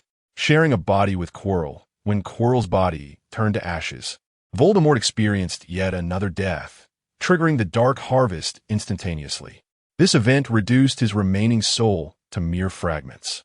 To Hermione's delight, the spells section of her magical tome reacted once more. However, this time it was not a newly inscribed spell, but rather an automatic emergence following her advancement to LV3 magical power. Silent Charm LV1 1-1000, Wandless Magic LV1 1-1000. The Silent Charm, Wandless Magic, in comparison to the formidable spells. Hermione regarded these two abilities as true masteries, skills she had long desired but had been uncertain how to acquire. While wizarding magic appeared powerful, it hinged on the wizard's ability to wield it. Magic that cannot be cast is akin to having none at all. Yet a majority of wizards, when deprived of their wands or silenced, find themselves powerless, akin to ordinary people, which constitutes a significant vulnerability among wizards, save for a select few exceptionally powerful ones. Among these vulnerabilities, the loss of one's wand is the gravest. Many wizards possess a basic understanding of the Silent Charm, though the distinction lies in proficiency and efficacy. Conversely, nearly 99% of wizards are rendered incapable of casting any magic when deprived of their wands. Attempting to forcefully cast spells leads only to magical backlash, harming oneself. Through her observations, Hermione discerned that wizards have three primary fears. The first is disarmament, rendering them unable to channel their magic. The second is silencing, which prevents them from verbalizing spells and converting their magic into magical effects. And the third is ambush, as no one can maintain a shield charm 24/7. This time, the spellbook directly addressed two of these significant issues. Though LV1 of the Silent Charm and Wandless Magic limits her to a maximum LV1 effect in silence and wandless situations, it empowers her to apply all magic under these conditions. Even Dumbledore, in wandless circumstances, can only utilize a select few highly practiced spells. Attempting to cast unfamiliar ones is perilous. Yet, she can wield all spells wandlessly without concern for safety. This also marks a promising beginning. As her proficiency increases, her effectiveness will naturally improve. Moreover, wandless magic holds profound significance for her. Imagine this, when she is disarmed and her wand is lost. Her adversaries believing they have the upper hand, they remain oblivious to the fact that her wand is merely an ornament. With a mere gesture, she could unleash a barrage of magical energy that would terrify her opponents. One must wonder if the renowned Voldemort, the master of the magical world, could achieve such a feat, though she currently boasts only LV3 magical power in an actual confrontation. Even the elite aurors of the Ministry of Magic would find themselves dispatched in an instant should they underestimate her. In the Marvel Universe, at the S.H.I.L.D. Triskelion, within a vast training room spanning thousands of square meters, Hermione scrutinized the neatly lined-up agents, casting a sidelong glance at the black-haired man. Is this truly the best you could find? The man frowned slightly. These were the elite he had meticulously selected from all of S.H.I.L.D.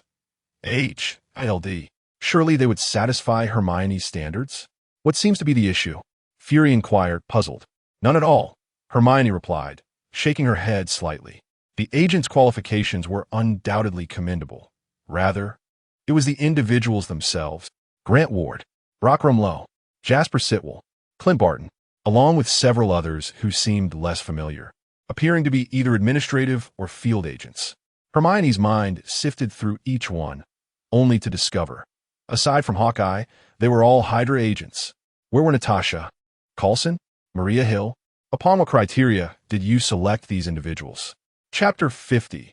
Hermione's Magical Classroom. Hermione stifled her urge to comment. Whatever, let it be.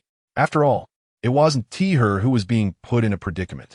Little did she know, Fury had his own considerations regarding those who had not chosen Black Widow and the others.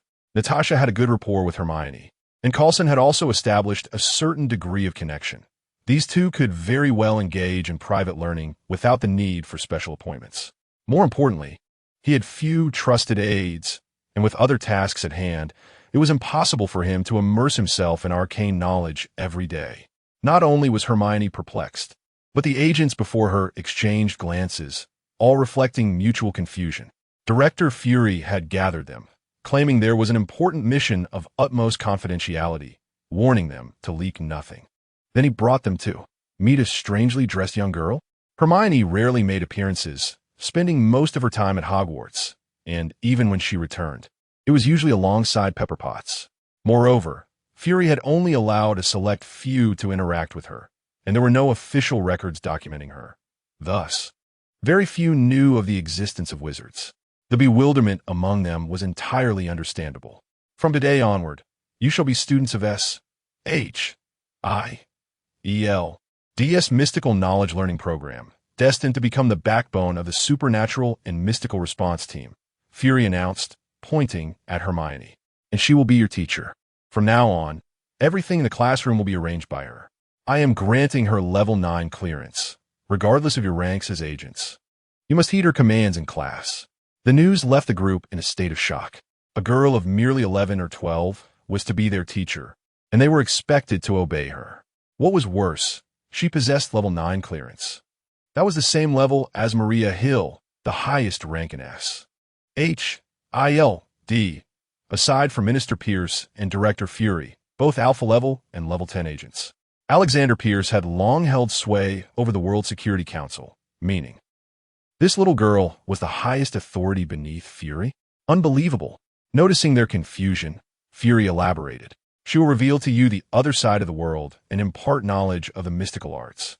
The group widened their eyes, as if confirming they had not misheard. Magic? They were familiar with superpowered individuals, and S.H.I.E.L.D. had detained many, but magic? This was their first encounter with such a concept. Hello, everyone. Hermione waved, her sweet smile illuminating the room. I am Hermione Granger, a witch, and I have been invited by Egghead to serve as S.H.I.L.D.'s consultant on mystical matters. From this day forth, I will be your teacher. I look forward to your guidance. Egghead, Fury's cheek twitched. Barton and the others glanced at Fury, then at Hermione, stifling laughter with great difficulty. Yet, in the next moment, they collectively came to a realization. What was this? A witch? It wasn't April Fool's Day, after all. Were it not for the rigorous professionalism of S.H.I.E.L.D. agents, they might have turned to leave. With a decisive gesture, Hermione cast a gravity spell. Instantly, a tremendous force pinned everyone to the ground, rendering them immobile. Rumlow's veins bulged as he struggled to rise, but it felt as though a colossal weight pressed upon him. Despite his efforts, he could not budge an inch. As the pressure intensified, their bones creaked, and blood trickled from their noses. Which? Fury shouted urgently. These were the elite agents of S.H.I.E.L.D. If Hermione inadvertently harmed them, the loss would be substantial. Oomph. Hermione, displeased, lifted the spell. If it weren't for Egghead, I wouldn't bother teaching you ignorant muggles. Not to mention wasting my extracurricular time. With her hands on her hips, she wore an expression of indignation. Barton and the others struggled to their feet, shaken, gazing at Hermione with a hint of fear. Just moments ago, this young girl had effortlessly subdued them, elite agents, with a mere wave of her hand. Magic, magic, which it is our honor to attend your lessons. We were ignorant. Please do not hold it against us, one of them hastily replied. The bald agent Sitwell bending slightly, his eyes reflecting a touch of flattery. Hermione regarded him, noting the bespectacled, polite demeanor reminiscent of a certain professor from her past life, and nodded, visibly pleased. Hydra, what of it? Hydra speaks more sweetly. Well done, Agent E, she praised, patting the bald agent's shoulder. I am Jasper C. Got it, little E. Seeing the group subdued by her display of power, Fury released a sigh of relief. Indeed, establishing authority swiftly required the language of strength. However, what had that last spell been? A new form of magic? Fury's expression turned serious. It seemed each time he encountered Hermione, she showcased spells he had never witnessed before. Did she already possess these, or had she merely learned them at school? How many more skills could she possibly have? Even if she were a witch, could a student truly master such abilities? Hermione, uninterested in Fury's contemplations, decided to let him ponder indefinitely. Now, I will distribute 2 textbooks for you to read. Feel free to ask me if you have any questions. She rummaged through a small bag beside her. Where did I put it? As Hermione peered into the bag, the others exchanged glances, finding it amusing. It was such a small bag, they could see everything at a glance. What was she searching for? If she forgot it, why not just admit it rather than pretending to look? Yet wait, what on earth? Before they knew it, Hermione had turned the bag upside down, shaking it vigorously. To their astonishment, items began tumbling out one after another. Books, brooms, jars, cauldrons, flower pots, clothes, pillows, chessboard, snacks. In a matter of 10 seconds, the ground was piled high, nearly reaching the height of a person. Not only were they stunned, but even Fury, who thought he was accustomed to Hermione's antics, was left speechless. How had all of this fit into such a small bag? Was it some kind of fourth-dimensional pocket? And why was she cramming everything into it? Cauldrons, flower pots, brooms, what on earth? Amidst the mountain of clutter, Hermione was half-buried, her legs flailing wildly. Puffed. Just as Barton could no longer bear to watch and considered helping her, Hermione finally emerged from the pile, gasping for breath. Whoa, I almost suffocated. Then, she triumphantly held up several books, her face alight with joy. I found them. Chapter 51. The Devourer Beast observing the smudges of dust on her small face. Yet still radiating joy, Hermione left everyone at a loss for words. This young witch truly possessed a unique charm. What is this? Asked Fury. A simple spatial expansion charm. Nothing to fuss over. Hermione waved her hand dismissively. Everyone else. Indeed, we are making a fuss. You have just conjured a mountain from your bag and expect us not to react. Is this still the world we know? Hermione raised her hand, causing several books to float gracefully in the air before gently landing in their hands. Witnessing this enchanting spectacle, they hurriedly flipped through the pages, eager not to waste a moment. Meanwhile, Hermione had taken out an apple and began to munch on it. The books she provided were a curated selection of abridged magical history and fundamental knowledge, duplicated using a copying spell. There was no need for complexity. They only needed to grasp the essentials she wished to impart. Seeing that they were finally on the right track, Fury felt a sense of relief. As long as they could cultivate their own mysterious task force within SHIELD, it would all be worthwhile. After a while, the bald agent Sitwell raised his head and spoke in a low voice. Miss Witch, I have finished reading and would like to ask you a few questions. If you would be so kind to enlighten me. Noticing the others still struggling to absorb the material, Hermione was somewhat taken aback. She had expected Hawkeye to finish first, but it turned out to be the little bald man instead. It seemed that his rise to an 8th-level agent, despite his low combat prowess, was no mere fluke. Reflecting on his eventual demise at the hands of the Winter Soldier, tossed carelessly from a vehicle to meet his end, Hermione pondered. Should she perhaps safeguard him? Such talent wasted, surely not merely due to his penchant for flattery. Let us wait a moment. You can all ask once you've finished reading, she advised. After a while, they each completed their readings in succession. Hermione turned to the little bald agent. Agent Sitwell, you may pose your question. Sitwell nodded and inquired, Miss Witch, the book states that there are 3 types of mages, the wizard, the mystic mage, and the dimensional mage. I would like to know the distinctions among these 3. Excellent question. It holds significant value, Hermione replied. 5 points for you, Agent Sitwell. Glancing around, Hermione mused that apart from Hawkeye, who could be considered a Gryffindor, the rest seemed to belong to Slytherin. Slytherin. Hydra, Slytherin. Encouraged by the praise, Sitwell straightened his posture, a hint of pride gracing his features. What a remarkable source of emotional affirmation. With such awareness, he would surely not fall victim to the Winter Soldier. Clearing her throat, Hermione adopted a serious tone. Wizards are inherently magical beings who utilize spells as a medium to channel their magical energy, releasing it as magic. This cannot be acquired through later training. Their strength largely hinges on innate talent, with a notably low minimum threshold and an exceedingly high maximum. Wizards typically dwell in their own exclusive realm, the wizarding world, and seldom make appearances before muggles, lacking an absolute leader. Mystic mages, on the other hand, draw energy from the real world guiding it with mental prowess to construct magic. Ordinary individuals can train to become mystic mages, but talent remains a crucial factor. Currently, apart from the Ancient One, the rest are rather inexperienced.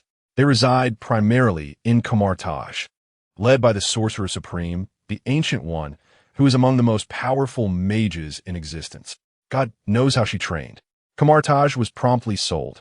As for dimensional mages, they are essentially a subset of mystic mages, but they do not practice mysticism, instead relying on drawing power from non-reality dimensions, deeply binding themselves to the respective dimensional planes. Their numbers are exceedingly rare, with only a handful scattered across the globe. I believe Scarlet Witch Wanda and Dark Witch Agatha fall into this category. The group listened intently, nodding in agreement, as their worldview was fundamentally transformed in mere minutes. "I heard you mention that you were a wizard?" Rumlow cautiously inquired. He had noticed that the young girl seemed particularly captivated by Sitwell's inquiries and sought to follow suit. "Indeed," Hermione affirmed with a nod. "Although we wizards are the most numerous, our interactions with reality are the least frequent. Are all wizards as powerful as you?" "How could that be?"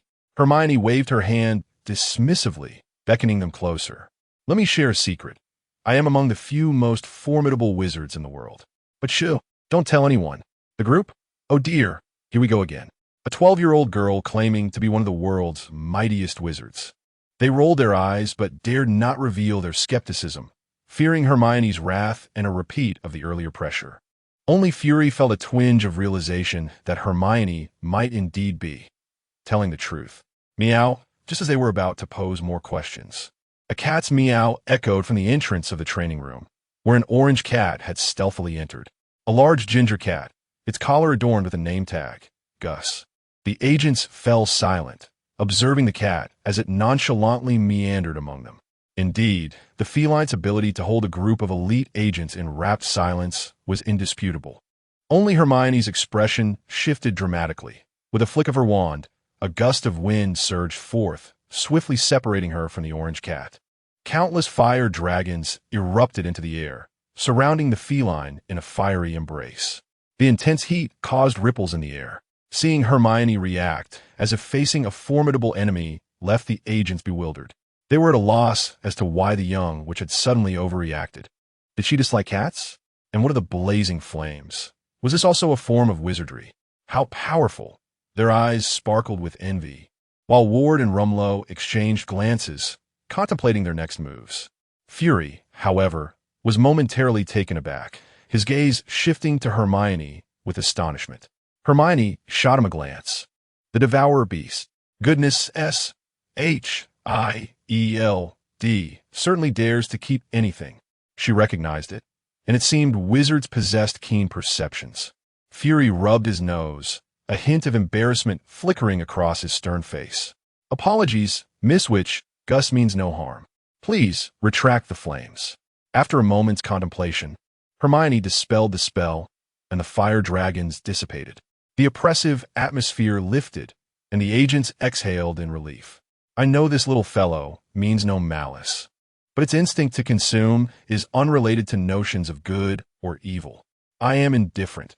Even if I were to inadvertently end up in its belly, I could escape. However, these agents..." Hermione cast a glance at her colleagues, silently warning them that they should not expect her assistance in any mishap. "Devourer Beast?" Sitwell stepped forward, first glancing at Fury for approval, and upon receiving none, turned his gaze to Hermione, his eyes alight with curiosity. Chapter 52. Obelisk Fury found himself in a rather helpless situation. Gus had been masquerading as an orange cat within S-H-I-L-D for so long, and despite its generally non-threatening demeanor, he had allowed it to roam freely within the agency. Who could have anticipated that upon their first meeting, Hermione would instantly recognize it? Now, even if he attempted to insist it was merely an orange cat, others would need to be convinced. The witch had even summoned a dragon for its sake. How could he now claim it was just a cat? Such a deception would be ludicrous. The Devourer, one of the most terrifying creatures in the universe, bore a striking resemblance to a feline on the outside, yet within it lay an infinitely vast space. Though it typically exhibited a docile temperament, once consumed, well, one could only shudder at the thought. Hermione huffed. Either you possess the Tesseract or are adept in spatial magic. Otherwise, you may find yourself trapped within it for eternity. Upon hearing the term Tesseract, Fury's heart sank momentarily, but upon observing Hermione's lack of reaction, he felt a slight relief, though an unusual expression flickered across his usually stoic face. Several present were aware that the Tesseract resided within S.H.I.E.L.D.'s underground base and cast furtive glances at Fury. Hermione, of course, noticed their subtle gestures but chose not to expose them. Stepping forward, she gently cradled Gus. Magical creature, devourer, its stomach connects to a parallel universe, and its mouth can extend countless tentacles to devour any object, causing irreparable harm. No sign of collection. After a moment's contemplation, Hermione produced a syringe from her pocket. While cradling Gus, she tenderly scratched its chin. Meow the cat appeared to revel in the attention, closing its eyes and purring contentedly. Seizing the opportunity, Hermione swiftly administered the injection and withdrew the needle. Devourer collected meow. Gus seemed quite displeased, voicing its objection loudly, but soon calmed under Hermione's soothing touch, even licking her cheek affectionately. Fury watched in a mixture of alarm and admiration. The audacity to draw blood from Gus was remarkable if she inadvertently provoked it. Yet, considering Hermione's identity, he deemed her actions somewhat reasonable. Collecting a sample for further research on the Devourer was indeed a rare opportunity. Hermione swayed gently with Gus in her arms, causing Fury's eyelids to twitch in apprehension. Cradling Gus under her arm, Hermione aimed him at the television. "Come, little Gus, entertain them." In the next instant, Gus's mouth suddenly gaped wide, transforming into a cavernous maw from which countless tentacles erupted, seizing the television and drawing it into its depths.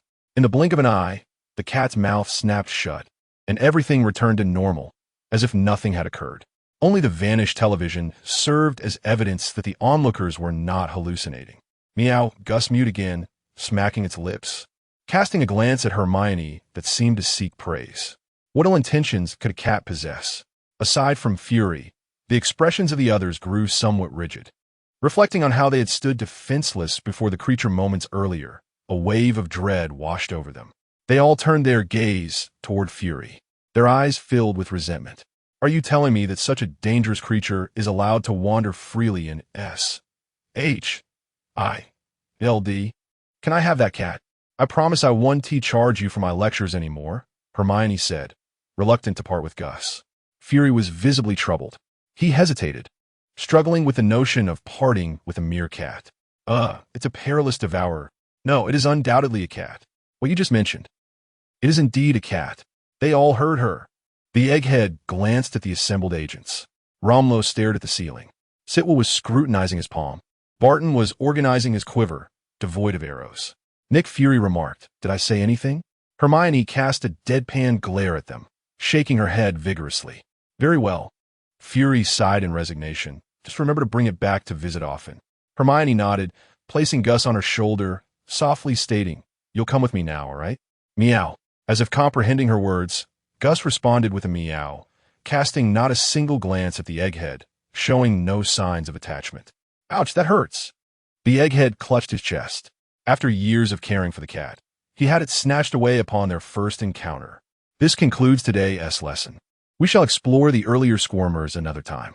With a declaration of dismissal, the group dispersed. Fury remarked, "Miss Witch, I have some items I would like you to identify. Perhaps you might recognize them." Having just pilfered someone's cat, Hermione felt a twinge of embarrassment, but responded graciously, of course. The two proceeded to Fury's office. He retrieved a stack of photographs and presented them to Hermione. As she examined them, an irregularly shaped metal piece, silver gray in hue and adorned with enigmatic patterns, came into view. With a mere glance, Hermione recognized it instantly. "Maya, the obelisk. I know that much, but what does the designation item 084 signify?" Fury explained. The 084 designation within the agency refers to unidentified objects of unknown origin. "Wait, you know about it?" Hermione nodded. "Yes, it's the inhuman obelisk. How did it come into your possession?" Fury perked up. "Inhumans? Are they a magical race of some sort?" "Wait, you're not aware?" At the sight of Hermione's incredulous expression, Fury felt uncertain. Should I be isn't the inhuman race supposed to be under the jurisdiction of Muggles?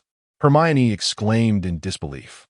Fury remained unfazed by her criticism. His skin thickened through countless awkward encounters. Sigh. I can't shake the feeling that partnering with you all is a grave mistake. Hermione shook her head. Long ago, the Kree visited Earth, conducting experiments, which led to the emergence of Inhumans. In essence, they are humans influenced by extraterrestrial technology. At this point, she paused. Is it not true that those who came into contact with the obelisk turned to stone? Fury's eye narrowed. How do you know that? Hermione shrugged. Well, of course. It's the obelisk. It contains Terrigen crystals. Normal Inhumans are much like ordinary people, possessing no special abilities. Only through it can they undergo transformation and awaken powers. If an ordinary person lacks Inhuman genes, touching it will result in petrification. I don't really understand Kree technology. After all, I'm merely a witch. Just don't meddle with it, and it's best not to return it to them. Those foolish Inhumans, with a bit of power, always create chaos. Much like their creators, the Kree, claiming to be the pinnacle of intelligence. A bunch of simpletons. I see. Fury finally grasped why so many had turned to stone upon contact. The root cause lay right here. However, it seemed that the witch harbored a strong disdain for the Kree, and recalling events from over a decade ago, he could not help but agree. At that moment, he became aware of something. You know about the Kree? Chapter 53. The Hydra strikes. Hermione gazed at him with wide eyes. Shouldn't I know this? It's common knowledge of the universe. Ludden replied, I apologize. I was being ignorant. The Kree were aware of it too. But it was only after a certain incident with Carol many years ago when he was a mere the agent, that he began to grasp the vastness of the cosmos. However, he would not disclose this to Hermione. Hermione thought to herself, do you think I am unaware? He proceeded to show her several items, each of which she answered with ease, greatly uplifting Ludden's spirits. Indeed, when it comes to the witch, any effort is worthwhile. Hermione herself is a treasure trove, a veritable walking encyclopedia. At some point, he too began to adopt a certain mindset akin to that of a couple of young witches from another world. When faced with a dilemma, consult Hermione. Before departing, Fury cast a lingering glance at Gus, who was obediently perched on Hermione's shoulder. It did not turn back to him, even after Hermione's silhouette vanished. Ultimately, it was a misplaced investment. Upon leaving twilight had already descended. As Hermione walked through the streets, she pondered her future actions. Passing through a narrow alley, she suddenly halted, scanning her surroundings. To her dismay, the street had become desolate, an eerie atmosphere gradually encroaching. Bang! A gunshot shattered the silence of the night. Clang! Hermione was enveloped in a spherical shield, a bullet clattering to the ground. It was as bright as day. The night sky illuminated suddenly, revealing a group of heavily armed mercenaries that had stealthily surrounded her. The blinding light incapacitated several nearby individuals, who tore off their night vision goggles, shielding their eyes and screaming in agony. We've been discovered. Attack! A shout blared from a walkie-talkie as more armed personnel approached. Accompanied by the rustle of footsteps, drones appeared overhead, their guns aimed at Hermione. Upon seeing the transparent shield before Hermione, the leader's eyes widened in astonishment. Open fire, he commanded decisively. Instantly, countless gun muzzles erupted in flames, crackling like firecrackers. Unfortunately for them, the transparent shield merely rippled upon impact, showing no signs of shattering. Hermione scoffed. How absurd! The level 2 ironclad charm had already withstood much of a missile's force. Now at level 3, how could mere bullets possibly breach it? Impossible. The surrounding armed personnel gasped in disbelief. Before arriving, they had been informed they might confront a superpowered individual, but upon realizing she was merely a little girl, they had not taken her seriously. With a strike force of at least 40, armed to the teeth, and supported by drones, what could a mere superpowered girl do? They had dispatched lesser superhumans before. Yet, the scene before them was utterly incredulous. Continue attacking. I refuse to believe her shield can endure indefinitely. Observing Hermione standing leisurely, her expression unchanged. The leader gritted his teeth and shouted, "RPG!" As his words fell, trails of fiery exhaust zipped from the rooftops, heading straight for Hermione. Boom! Several RPGs detonated beside Hermione. A dozen mercenaries ceased fire, slowly inching closer. As the smoke began to dissipate, Hermione's figure emerged, unscathed, not even a speck of dust upon her. The mercenaries gaped, momentarily forgetting their weapons. Though Hermione could completely disregard their firepower, passively enduring was never her style. Lightning explosions. Boom! A tremendous roar echoed as a massive fireball erupted from the crowd, obliterating those nearby in a sudden explosion. Its power surpassed even that of the RPGs. Yet, this was merely the beginning. Like a maestro, Hermione waved her wand, tracing intricate patterns. Shatter. Thunderous explosions. Flames roared. Dust and debris flew. In an instant, fire explosions. Fierce winds, flying stones, and splattered blood intertwined upon the battlefield, with Hermione resembling a magical artillery, unleashing a myriad of spells around her. She felt an exhilarating rush. For so long, she had exercised considerable restraint, never having the chance to unleash her destructive magic unreservedly. Yet she had always yearned for the day when she could fulfill that desire. She had not anticipated such an opportunity would arrive so swiftly. When the screams subsided, leaving only one person remaining, Hermione finally ceased her assault, as she felt the souls of the fallen being torn apart by an inexplicable force. Transforming into pure energy that surged into her body, she felt utterly satisfied. Battle was exhilarating. The last remaining mercenary, though spared by Hermione, sat paralyzed on the ground, gazing at her as if she were a demon. Hermione approached him slowly, each step echoing in his heartbeat. "No, please don't come closer." The mercenary was evidently terrified, flailing his arms in a futile attempt to ward her off. "All right, I want to come to you. You can come to me." Hermione halted, granting his wish, and then cast a summoning charm that pulled him toward her. Gazing at the suspended mercenary, Hermione noticed the symbol on his chest. The 10 rings? Why would the 10 rings assault me? Surely, if they sought revenge, they should target Tony instead. Could it be because I've been spending so much time with Pepper lately? Were you? What? Never mind. I'll find out for myself. Hermione observed the mercenary's mouth moving in terror, his words reduced to incoherent babbling, and she could not be bothered to interrogate him further. Mind probe. In an instant, Hermione felt as though her soul had exited her body, directly entering his mind. Countless images flashed before her, his life experiences. After a moment, Hermione opened her eyes, finally understanding the situation. 10 rings my foot. These individuals are actually S.H.I.E.L.D. personnel masquerading as Hydra. Their efficiency was astonishing. Just this morning, she had been lecturing them, and by afternoon, they had organized a team against her. They disguised themselves as the 10 rings merely to ensure that, in the event of failure, the blame could be shifted to terrorists. As this group remained deeply concealed and could only operate under S.H.I.E.L.D.'s facade. However, they had grievously misjudged her strength, underestimating her defenses and overestimating the power of firearms. Back in the Forbidden Forest, Hermione had been able to shoot Voldemort primarily because he was unfamiliar with firearms. By the time he reacted, he was already riddled with holes.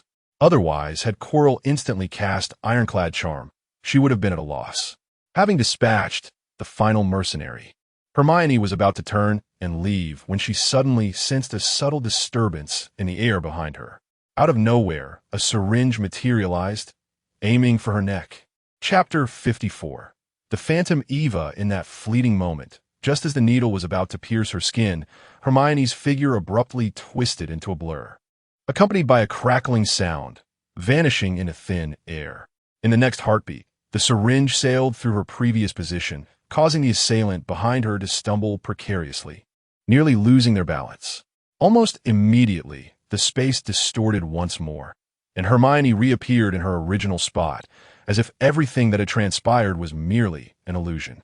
"Goodness, that startled me," Hermione murmured, lightly patting her chest.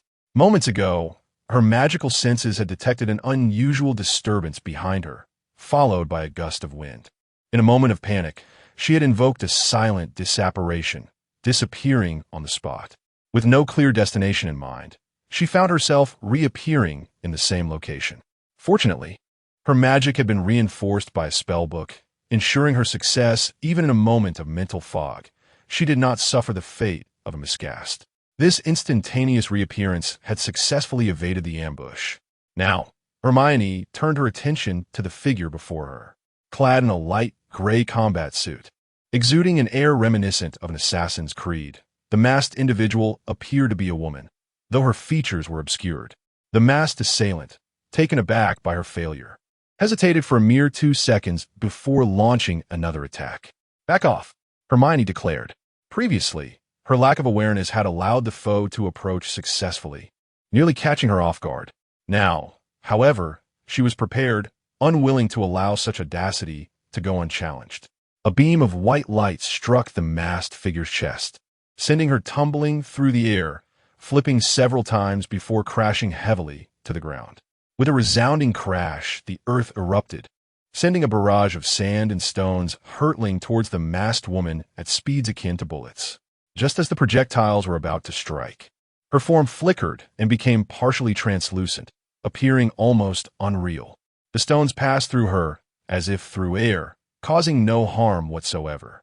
With purposeful strides, the woman advanced towards Hermione, her body flickering intermittently, as if there were a malfunction in her very being, oscillating between reality and illusion. Hermione furrowed her brow. Flying sands and stones, thunderous explosions, shattered fragments, spells passed through the woman's form, yet her movements remained unaffected.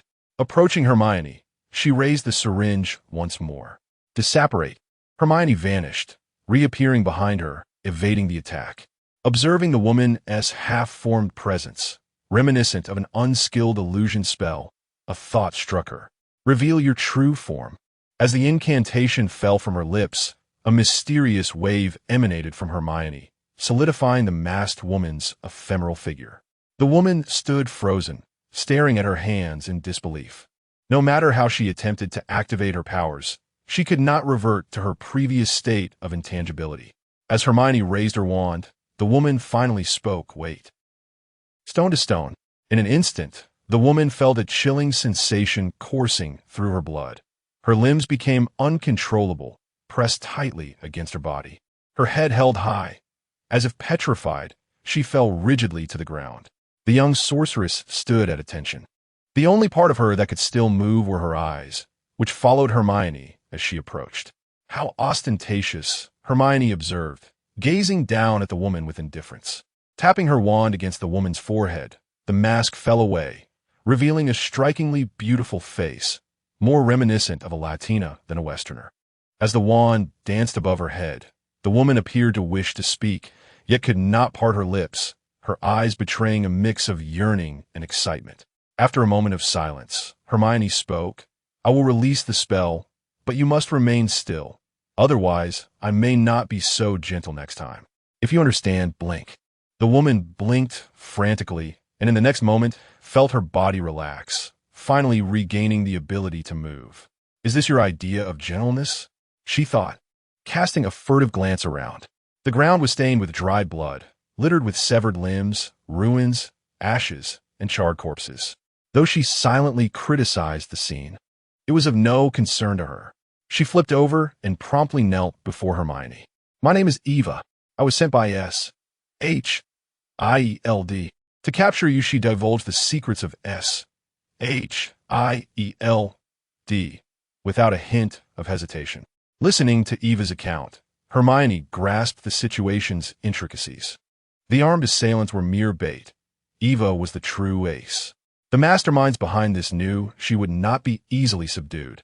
Hence they dispatched a strike team to their deaths, while Eva lay in wait, ready to ambush Hermione once she let her guard down. The unfortunate strike team was completely unaware they had been sacrificed by their leadership, still reveling in their false confidence. "Why did you betray S.H.I.E.L.D.? Hermione inquired. Eva seemed unaware of Hydra's involvement. She believed she was executing S. S-H-I-L-D-S mission. Her eyes gleamed with fervor. Because your abilities can stabilize my condition. Hermione nodded, unsurprised. After dispelling Eva's intangibility, she had refrained from delivering a fatal blow as she recognized who she was, Ghost Eva Starr, the antagonist from Ant-Man and the Wasp.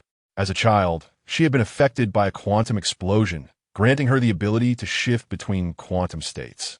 However, the process was agonizingly difficult to control, and what appeared to be a powerful superpower had become a source of torment. S-H-I-E-L-D had found her and promised to assist in her treatment in exchange for her service. Regrettably, Hydra had no intention of letting such a valuable assassin go, dragging their feet on her promised recovery, using her solely as a weapon. With her loyalty to S-H-I-E-L-D already tenuous, the moment she discovered Hermione could force her to maintain corporeality, she had defected on the spot. After years of S-H-I-E-L-D yielding little progress, this young girl had effortlessly restored her normal state. What else was there to contemplate? Catching the pleading look in Eva's eyes, Hermione remarked coolly, "Why should I assist you? You just attempted to harm me." In a flurry of desperation, Eva stepped forward and grasped Hermione's sleeve, her expression earnest. "If you can restore my normalcy, freeing me from the torment of quantum instability, I vow to serve you henceforth." After years of suffering, she had finally glimpsed hope, willing to do anything for it. Hermione contemplated for a moment, internally agreeing. This deal was indeed worth pursuing. Eva had come to her, offering herself without necessitating any sacrifice on Hermione's part. Besides, with Ant-Man Scott and Hank Pym yet to harness quantum energy, Hermione stood as the sole individual capable of stabilizing Eva's condition. There was little to fear regarding betrayal. Even without her intangibility, Eva remained a top-tier agent. It was a favorable arrangement. Upon receiving Hermione's affirmation, Eva was overjoyed. "However, my magic cannot provide a permanent solution. I will need to reapply the spell periodically to maintain your state," Hermione cautioned. Eva paused, a flicker of disappointment crossing her features, but she quickly rallied. "No problem." Chapter 55. Ancient One, while it may not provide a complete solution, is certainly better than having no options at all. Eva had grown accustomed to being controlled by others. Even if a complete cure were possible, the thought of betraying Hermione had never crossed her mind. The devastation surrounding her served as a stark reminder that betrayal could lead to dire consequences in an instant. What was the use of being healed if she lacked the capacity to even drool?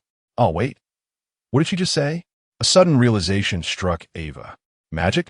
After a moment of astonishment, she turned to Hermione, her eyes wide with surprise. Hermione casually waved her wand, sending forth a burst of fireworks, and cheerfully declared, "I am a witch." Eva gaped in disbelief. Huh. It took her a moment to process this revelation. A witch. No wonder she possessed such formidable abilities. This was truly wonderful. The stronger Hermione became, the greater Eva's hope for complete recovery. The S-H-I-E-L-D was of no consequence. She would henceforth be a devoted follower of the witch. Once more, Hermione cast a revealing spell. With her current magical prowess, the spell could only stabilize the magical effects on Eva for about 7 days. This meant that every week she would need to renew the incantation. Eva, however, found solace in this. It was the first time she experienced such a sense of ease in her life. Is this what it means to be normal? Tears nearly welled in her eyes. "Thank you, esteemed witch. I am Hermione Granger. Just call me by my name. No need for formalities. It sounds silly," Hermione replied, indicating her preference for a more casual approach. It was not due to any flattery, but rather because Eva had become one of her own. "Eva," Hermione suddenly interjected. Return to S-H-I-E-L-D, huh? Eva was taken aback, stuttering a little. "Hermione, what do you mean by that?" Seeing Eva's alarm, Hermione clarified, "It's not about abandoning you. It's just that having you by my side serves little purpose. It will be better for you to return to S-H-I-E-L-D as an undercover agent, so you can inform me of any developments discreetly." She had yet to devise a proper plan for Eva. Eva exhaled, relieved, but then her expression turned troubled. But your magical effects are still active. I can no longer quantize, it's all right. Hermione had anticipated this issue. Producing an object from her hand, she presented it to Ava. This is an invisibility cloak. Once you don it, you can freely switch between invisibility and visibility, maintaining the pretense that your abilities are intact. This item was also crafted from the alchemical notes of Nicholas Flamel, whose lifetime of research was largely recorded in the magic book titled Alchemy, filled with peculiar artifacts. With this alone, Hermione had already become a master of alchemy.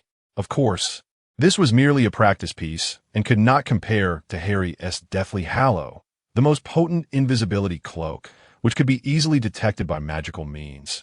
Nevertheless, it was sufficient for Ava's needs. Ava marveled as she held the cloak aloft, and upon wearing it, she discovered she could indeed become invisible. Overjoyed, she exclaimed, "Wonderful!"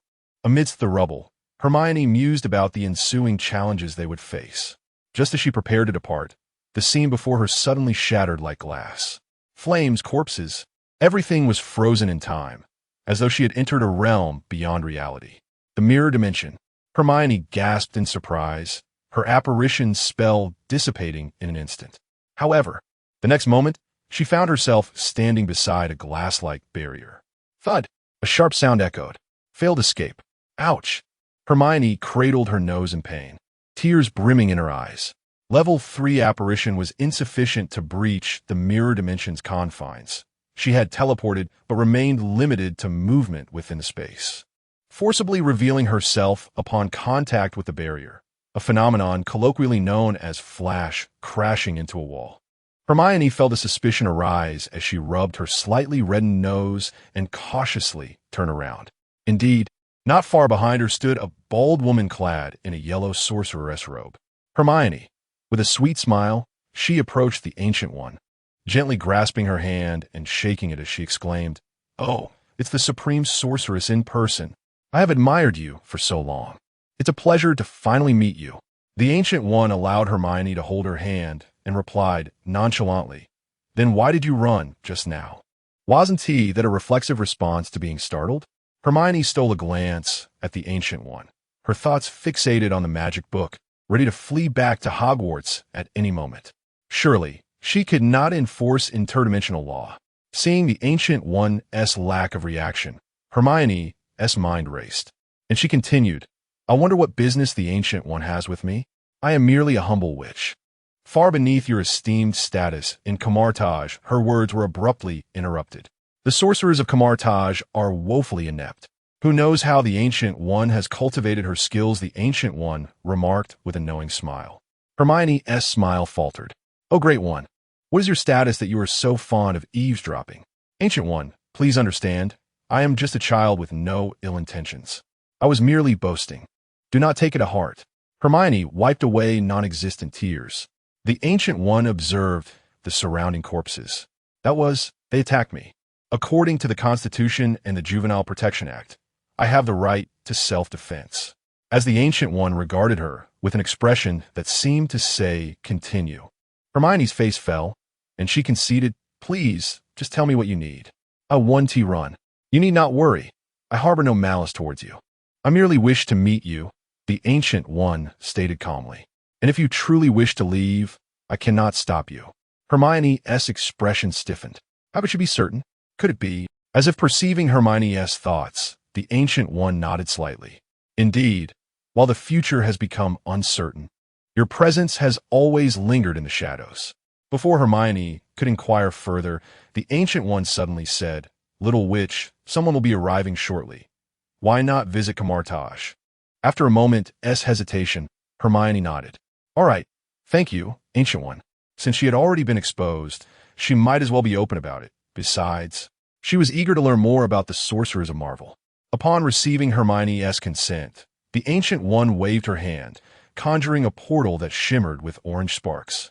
Upon crossing the threshold, Hermione found herself in a grand plaza. As she surveyed her surroundings, she recognized it as the very location from the film, the front of Camartage, where the sorcerers practiced their skills collectively.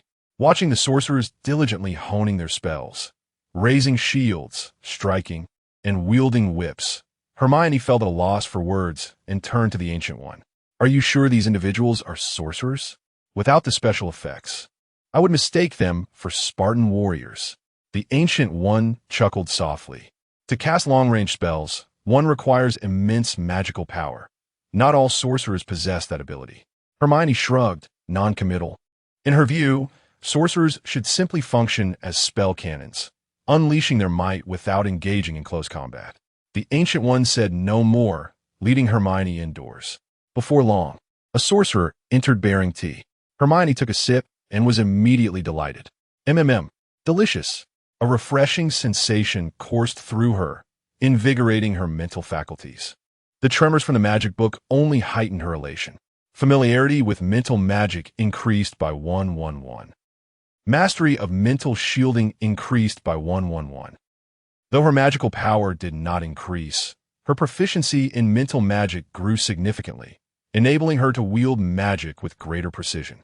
For instance, the ability to capture thoughts and memories was once akin to aimlessly flipping through a book in search of desired information, requiring considerable time and effort.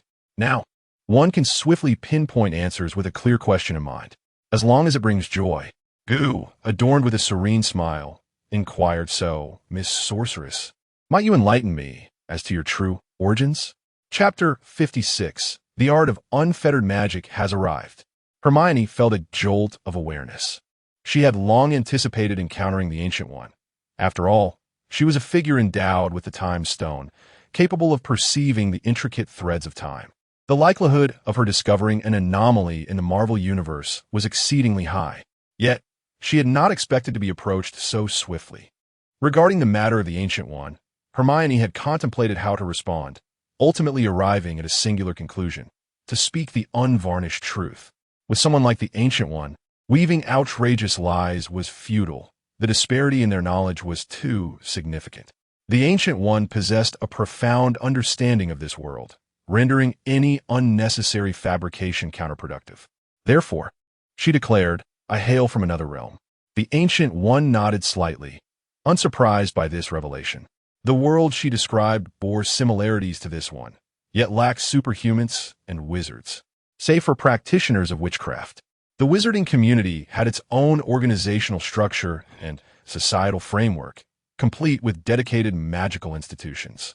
Hermione identified herself as a student of Hogwarts School of Witchcraft and Wizardry. Her arrival here was purely coincidental. While clandestinely researching certain forbidden magics, she inadvertently forged a connection to this world, creating a portal accessible solely by her. Thus, she sheepishly added, I merely come here for a little exploration. However, it was not merely a trivial pursuit. Hermione had told no lies, merely omitting the details of her spellbook. Her journey through dimensions had transformed into a magical experiment. The Ancient One inclined her head, confirming her suspicions. If a wizarding realm truly existed in this world, she would undoubtedly be aware of it, unless it belonged to another universe altogether. Nevertheless, the child had not lied.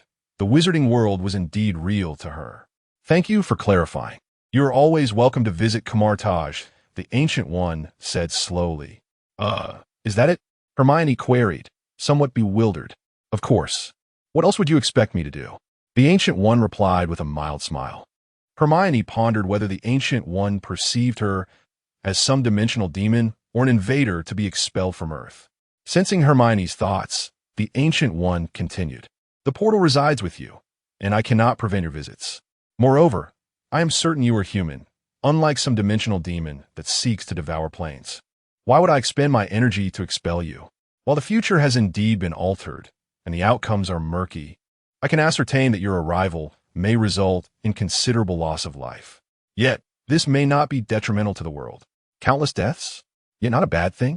The apparent contradiction was swiftly comprehended by Hermione. Without a doubt, the Ancient One was a protector of Earth, yet her considerations transcended the fate of one or two individuals. Even the lives of thousands or millions. She was concerned with the future as a whole. She would sacrifice everything for a pivotal figure, while remaining indifferent to the deaths of many, as long as the broader outcome was favorable.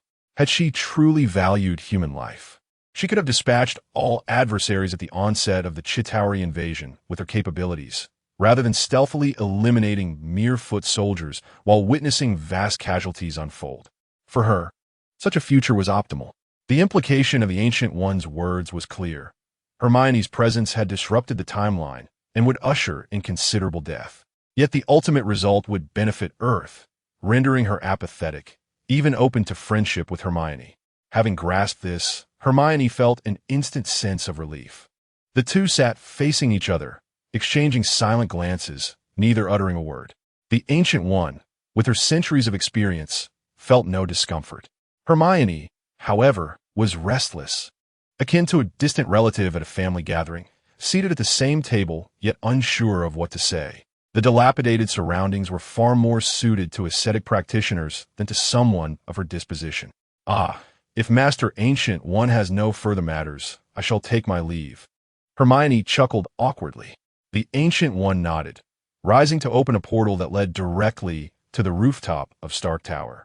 As Hermione stepped through the portal, a thought struck her, prompting her to turn back and ask, "By the way, may I visit the library at Hogwarts to read?" The Ancient One paused momentarily before responding. "Yes."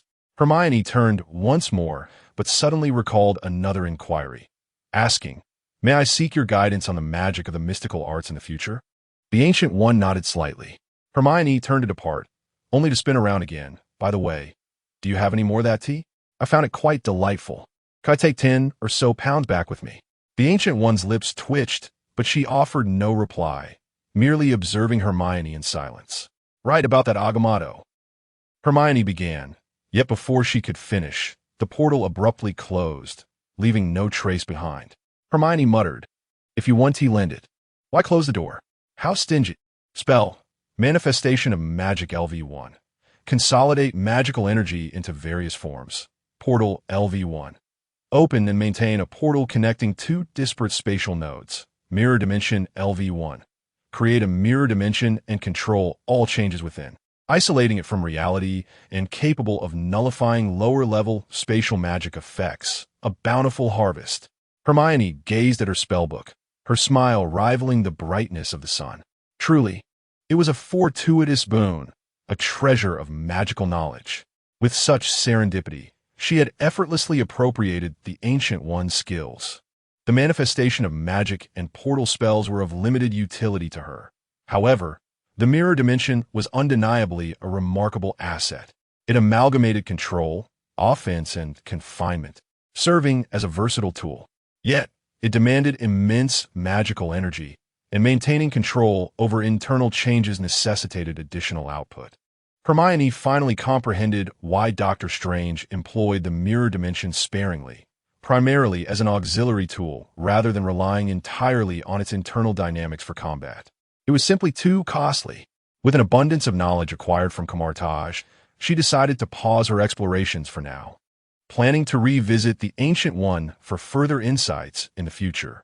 What she needed to do now was to instill a sense of trepidation in certain individuals.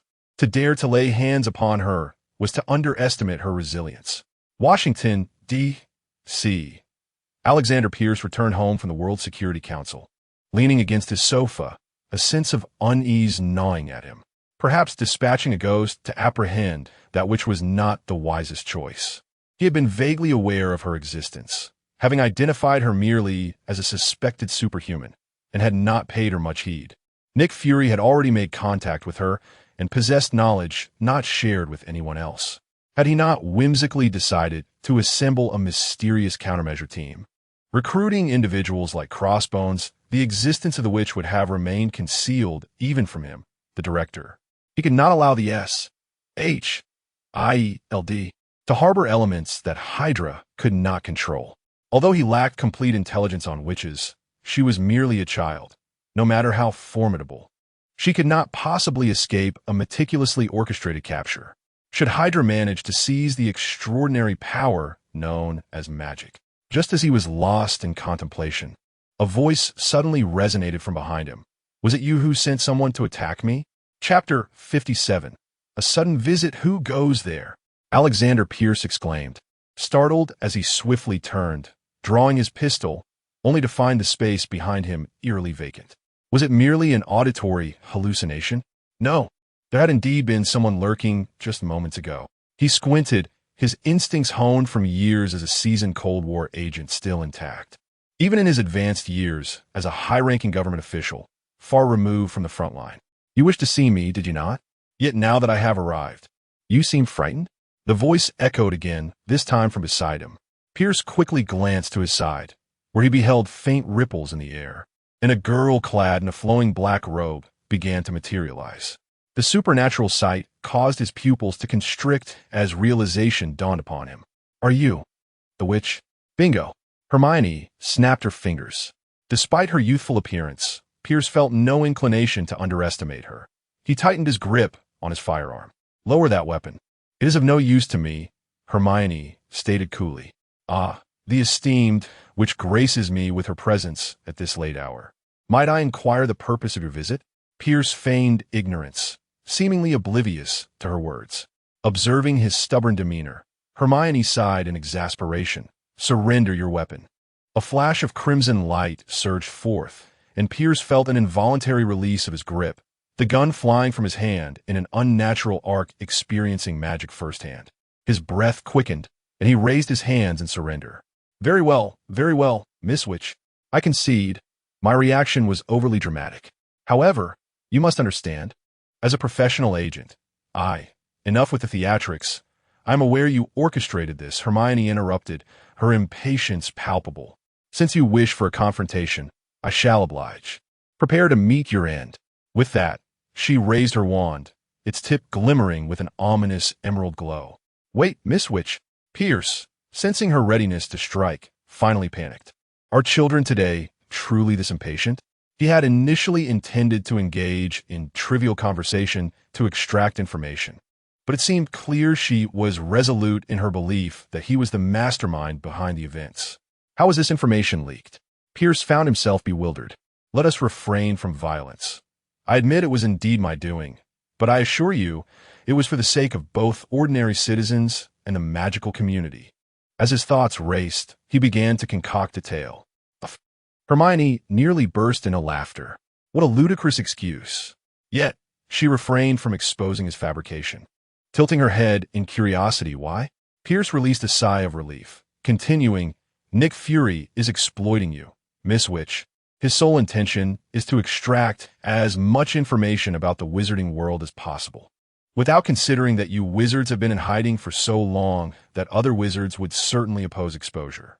If you divulge too much, it could incite conflict between wizards and the Shield, potentially igniting a war between ordinary people and wizards. You would undoubtedly face repercussions from your kind. Capturing you was meant to draw out other wizards, to clarify things and avert the worst outcome. Having finished his explanation, Pierce subtly gauged Hermione's reaction. He had deliberately exaggerated the consequences, knowing that as a child, she would likely fear adult reprimands, hoping to divert her focus from the act of capturing him. That sounds rather convincing, Hermione thought to herself, though she maintained an expression of deep contemplation. A breakthrough. Pierce felt a flicker of hope. Very well. I shall let you off the hook this time. Hermione feigned naivete. However, I shall never divulge another piece of information to you again. Pierce felt as though he had just shot himself in the foot. His desperate fabrication was merely an act of self-preservation, and now that he had secured his safety, he had lost valuable intelligence that belonged to Hydra. He never imagined that the leader of Hydra could be so easily bested by a mere child. Miss Witch, might I inquire how you discern my involvement in these matters? Pierce attempted to shift the topic, eager to uncover his most pressing concern. It was your people who disclosed it. Pierce's brow furrowed slightly, pondering how this could be possible. These were loyal Hydra agents, brainwashed to the core, who would rather die than divulge mission details. Hermione shrugged nonchalantly. I'm a witch, after all. You didn't even ascertain what I was capable of before sending your people to me? Noticing Pierce's bewildered expression, Hermione resolved to enlighten him. Out-of-body experience. As her words fell, Pierce suddenly felt an overwhelming emptiness engulfing his mind, a wave of bliss washing over him. Now, dance the tap dance for me. Yes. Pierce replied in a vacant tone, mechanically complying. He danced fervently, perspiring profusely, oblivious to the exertion, continuing his performance without pause. With a flick of her wand, Hermione restored his consciousness, and he gazed at her in terror, his chest heaving as he gasped for breath, uncertain whether it was from the dance or sheer fright. "What have you done?" "The soul-binding curse. I believe you have grasped its effects quite well," Hermione replied, raising her hands in a gesture of indifference. Horrified, Pierce realized the implications. In that instant, he had felt stripped of his autonomy, driven solely by the compulsion to obey Hermione's commands, no matter the task. Mind control. She possessed such an ability? It was no wonder Hermione had learned so much. Surely one of her team members had been compromised and divulged everything. Once the shock wore off, Pierce regarded Hermione with a fervent gaze. If Hydra possessed such capabilities, the world could easily fall under their dominion. By the way, what did that person mean when he referred to himself as Hydra? What exactly is Hydra? Hermione tilted her head, inquisitively regarding Pierce. Is it some special division of the shield? Pierce's pupils dilated momentarily before returning to normal. In a manner of speaking, he replied, striving to maintain a neutral expression. Is classified information within the shield. I kindly ask you not to disclose it. Fortunately, it appeared she was not well informed. Well, it seems your shield is quite resourceful. You even managed to elude me, Hermione acknowledged. There's this one fellow who can shift and deceive. He is exceedingly difficult to capture. A ghost. Pierce's eyes flickered with intrigue. He had not anticipated that her abilities would leave even a witch at a loss. It seemed he would need to cultivate her like the Winter Soldier to become Hydra's trump card. Yet, how dare one ambush him? He would ensure she learned a lesson. Shadowblade. Pierce felt a chilling breeze brush past him, glancing down to discover his left ear had been severed, blood streaming freely. Let's see if you dare to provoke me again. Hermione smirked triumphantly before the air around her warped, and she vanished without a trace. Chapter 58. The emergence of conflict. Pick up your ear. I command you to pick it up. From a distance, atop a towering building, Hermione watched as Pierce bent down to retrieve the severed ear. Suddenly, a voice echoed in her mind. Memories from a past life began to assail her. After the attack that night, Hermione knew she had to take action. Otherwise, it would only embolden her adversaries to deploy more forces against her. Following this encounter, Hydra would likely refrain from troubling her further until they devised a method to counteract her magic. Although she currently found Hydra useful and had no immediate plans to deal with them, their transgression could not go unpunished. Thus, the nocturnal visit ensued. The ability to eliminate all of their operatives was not what instilled fear in them. Rather, it was the prospect of accurately locating their leader that truly terrified them. In any organization, the value of a leader far surpasses that of the foot soldiers, who are often more fearful of death. The following day, at the Triskelion, Nick Fury met with Pierce. Despite working in the same building, they occupied different floors, and Fury, being exceptionally busy, seldom sought him out. What brings you here? Pierce inquired with a smile upon seeing Fury. Noticing the bandage wrapped around Pierce's ear, Fury candidly replied, I heard you sustained a bit of an injury last night, so I came to check on you. Pierce feigned nonchalance. It's nothing, just a minor mishap at home last night. I tripped and cut myself. Once it was bandaged, all was well. At that point, he turned, his expression darkening slightly. After losing his ear to Hermione, he had indeed rushed to the hospital, hoping to have it reattached. However, despite the doctor's best efforts, the wound continued to bleed profusely, defying all attempts to staunch it. Pierce soon realized that Hermione's magic was at play, preventing the wound from healing. Ultimately, he had no choice but to endure the pain and have a layer of flesh removed, covering the old injury with a fresh severed surface, sealing it with laser cauterization. His ear, alas, could never be reattached. Now, he must bear the peculiar gazes of those around him, living as a man with one ear. Fury remained silent, contemplating. After a moment, he abruptly inquired, Did you hear about the gunfight that erupted 3 blocks away last night? The scene had been utterly devastated, littered with corpses and drone wreckage. Strangely, despite the gunfire, it appeared that only one side had fallen. Pierce remained still, gazing out the window. I heard. A group of terrorists infiltrated the city and were eliminated. Fury pressed on. What kind of terrorists can clear an entire block while disabling all nearby surveillance. This is DC, not their Middle East. Taking a deep breath, Pierce abandoned the pretense of mystery. Just say what you mean. Fury nodded. The relationship between Miss Granger and S.H.I.E.L.D. has only recently improved. Why would you choose to act against her? Upon witnessing the aftermath, Fury had already suspected Hermione's involvement. While he was astonished by her remarkable power to effortlessly vanquish dozens of armed personnel, he was even more incensed by the fact that someone within S.H.I.E.L.D. had acted against Hermione without his knowledge. Such a feat could only be orchestrated by S.H.I.E.L.D. itself. Just as Fury sought to ascertain who had issued the order, he learned of Pierce's mysterious injury and the loss of his ear. This revelation led him to a grim conclusion. Pierce had covertly ordered the capture of Hermione, underestimating her capabilities, resulting in the annihilation of the strike team and Hermione's retaliatory assault, culminating in the severing of Pierce's ear. Observing Pierce's reaction confirmed Fury's suspicions. Pierce, feeling aggrieved by Fury's tone, noted that the latter was someone he had personally promoted, yet now he faced questioning. I'll tell you why. She is a threat. Both she and the enigmatic wizarding world are, Pierce declared vehemently. S.H.I.E.L.D. exists to eliminate threats to the world. Fury, taken aback by Pierce's fervor, furrowed his brow. Hermione's powers are extraordinary. We need her. Only through her can we truly comprehend the unknown. Moreover, I do not perceive her as a threat. Her background in the wizarding community is likely profound, and we should tread carefully. Pierce retorted, Are you aware of her ability for mind control? Fury's eyes widened in disbelief. I had not heard of this. Could it be? Pierce nodded. Indeed, she used it on me. You cannot fathom the terror of having one's own will entirely manipulated by another. No agent could resist such a tactic. Perhaps you are even being controlled by her without your awareness. Why do you think she concealed this magic from you? Fury pondered for a moment, but ultimately shook his head. Even so, that does not justify your direct actions against her. I believe that had she not been provoked, she would not have responded in such a manner. Pierce replied coolly, You are correct, which is why I do not intend to intervene further. Matters concerning the wizarding world shall be your responsibility. However, do not obscure the intelligence too thoroughly.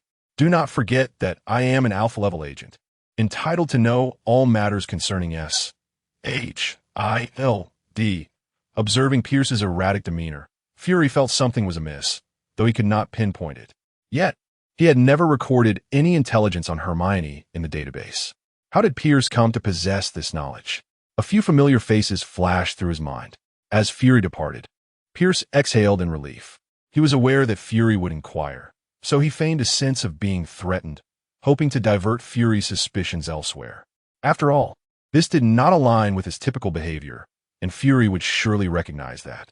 Nick Fury, the wizard. Pierce began to perceive the complexities of the former. It was imperative to expedite the Insight project. Fury was clearly beginning to lose control. It was time to prepare for his removal. Back in the world of Harry Potter, the holidays were not yet over. Hermione found herself spending rare moments with her biological parents. While it felt somewhat strange for her as a traveler, she bore no ill will towards them. Regardless, they were good people and treated Hermione well. After a few days together, she grew accustomed to their company. Unable to perform magic, her hands itched with restlessness. Hermione lay on her bed, idly waving her wand. The Ministry of Magic had placed tracking spells on wands issued to underage students, forbidding them from using magic outside of school. In the Marvel Universe, she could wield magical powers like a machine gun, but here, she had to patiently abide by the rules. Moreover, the Muggle technology in this world was abysmally lacking, especially for the late 20th century. While she could indulge in online gaming in the Marvel world, here, her entertainment was limited to a simple console. Chapter 59. Do not disturb Gus lay by the bedside, seemingly sensing Hermione's boredom. He lifted his head and meowed softly before burying it once more to continue his slumber. After having whisked him away from Fred, Hermione was astonished to discover that the marvelous creature could indeed be tucked away within a book. Without hesitation, she brought Gus into this world. Just then, a shadow eclipsed the window, and the room was engulfed in darkness. Hermione swiftly rolled out of bed, one hand brandishing her wand towards the window while the other cradled Gus protectively in front of her. "Hey, be careful," a voice called from outside. It was Ron, seated in a hovering, vintage blue car, hands raised in a gesture of surrender. He assumed Hermione had never encountered a flying car before and sought to surprise her by making an unannounced entrance on the second floor of the villa. Unaware of her dramatic reaction. "Hi, Hermione." Beside Ron, George Weasley leaned out of the driver's seat to greet her, while Fred Weasley occupied the passenger seat. Not just Ron, but the Weasley twins had arrived. "What brings you here?" Hermione inquired, puzzled. "Shouldn't they be off rescuing Harry instead of visiting her? Could you lower your wand?" Ron muttered, a hint of dissatisfaction in his tone. "It always feels like you're ready to duel at any moment. And what with the cat? Are you expecting it to devour us?" After a succinct exchange, Hermione grasped the situation. It turned out that a few days prior, the Ministry of Magic detected magical activity near number 4 Privet Drive, where only Harry resided. Thus, Harry was deemed to have performed magic outside school and received a warning from Ministry. Ron's father, Arthur Weasley, who worked there, learned of this. Upon discovering that Ron had written numerous letters to Harry without receiving a response, he speculated that Harry might be confined by his uncle and suggested they bring him to stay with them for a few days. "This reminded me that you also haven't written back during the holidays, so I thought I'd check in on you," Ron added, his gaze drifting to a pile of unopened envelopes on the windowsill, his eyes widening in disbelief. "These are all my letters to you. I thought you hadn't received them, but you didn't open a single one." Hermione rubbed her nose, feeling somewhat awkward. Nothing was more embarrassing than the do not disturb notice on the side of the chat window, especially when the sender had caught her red-handed. The Weasley twins could no longer contain their laughter. After bidding farewell to her parents, Hermione accepted Ron's invitation, primarily due to the encouragement from Molly and Arthur, and set off with them to the Weasley residence. She was also curious to witness the infamous Weasley household, which she deemed far preferable to remaining cooped up with Gus. The flying car ascended swiftly. Hermione settled in the back seat, initially expecting it to be cramped, only to discover that the interior was surprisingly spacious, evidently enchanted with a stretching charm. However, the speed was rather mundane. It paled in comparison to her cyberpunk 2077 adventures, and even the most ordinary broomsticks would outpace it. After nearly an hour, they passed through a barrier resembling a shimmering veil, revealing an old building of 4 or 5 stories, reminiscent of a chimney, nestled amidst lush greenery. "Hey, Hermione!" Upon entering, Harry sprang up from a table to greet her. "Have you eaten?" Hermione promptly tossed out the customary pleasantry. "Not yet, Mrs. Weasley is preparing lunch for us, so we should be eating soon," Harry replied earnestly, unaccustomed to Eastern cultural nuances. "Ah, right." Harry seemed to recall something. "I didn't ignore your letters. I simply never received them." Dobby intercepted them all. "That is fine. I didn't write much either." "Huh?" Harry paused, perplexed, having assumed Hermione had penned numerous letters to him during the holiday, much like Ron. The fragile vessel of their friendship swayed precariously. Hermione shrugged, explaining that she had spent most of her holiday in the Marvel Universe, either studying alchemy or enjoying tea with the Ancient One, leaving little time for trivial matters. Seeing that he was not the only one overlooked, Ron felt a sense of balance restored and vented to Harry, "It's not just you. She hasn't even opened the letters I sent. She just tossed them aside. How outrageous." They exchanged knowing glances, a silent understanding passing between them. Although they were somewhat disheartened by her apparent disregard, they acknowledged that this was, in fact, the Hermione they knew. As they settled down, observing Hermione's curious exploration of her surroundings, Ron suddenly felt a twinge of embarrassment and stole a glance at her. "Our house isn't very grand. It doesn't compare to your parents' villa." Hermione patted his shoulder reassuringly. "What are you talking about? This magical abode is remarkable. If I could, I would certainly create something as enchanting myself. It's far more valuable than any mundane muggle structure." Seeing Hermione's lack of disdain, Ron sighed in relief. His spirits lifted. The Weasley twins, meanwhile, exchanged amused glances, barely containing their laughter. Harry, astonished, had not anticipated Hermione could be so understanding. "Hermione, It's wonderful to see you. A voice called from around the corner. Molly Weasley, dressed in a homely outfit and radiating warmth, hurried towards Hermione and enveloped her in a hug, displaying a touch of familiarity.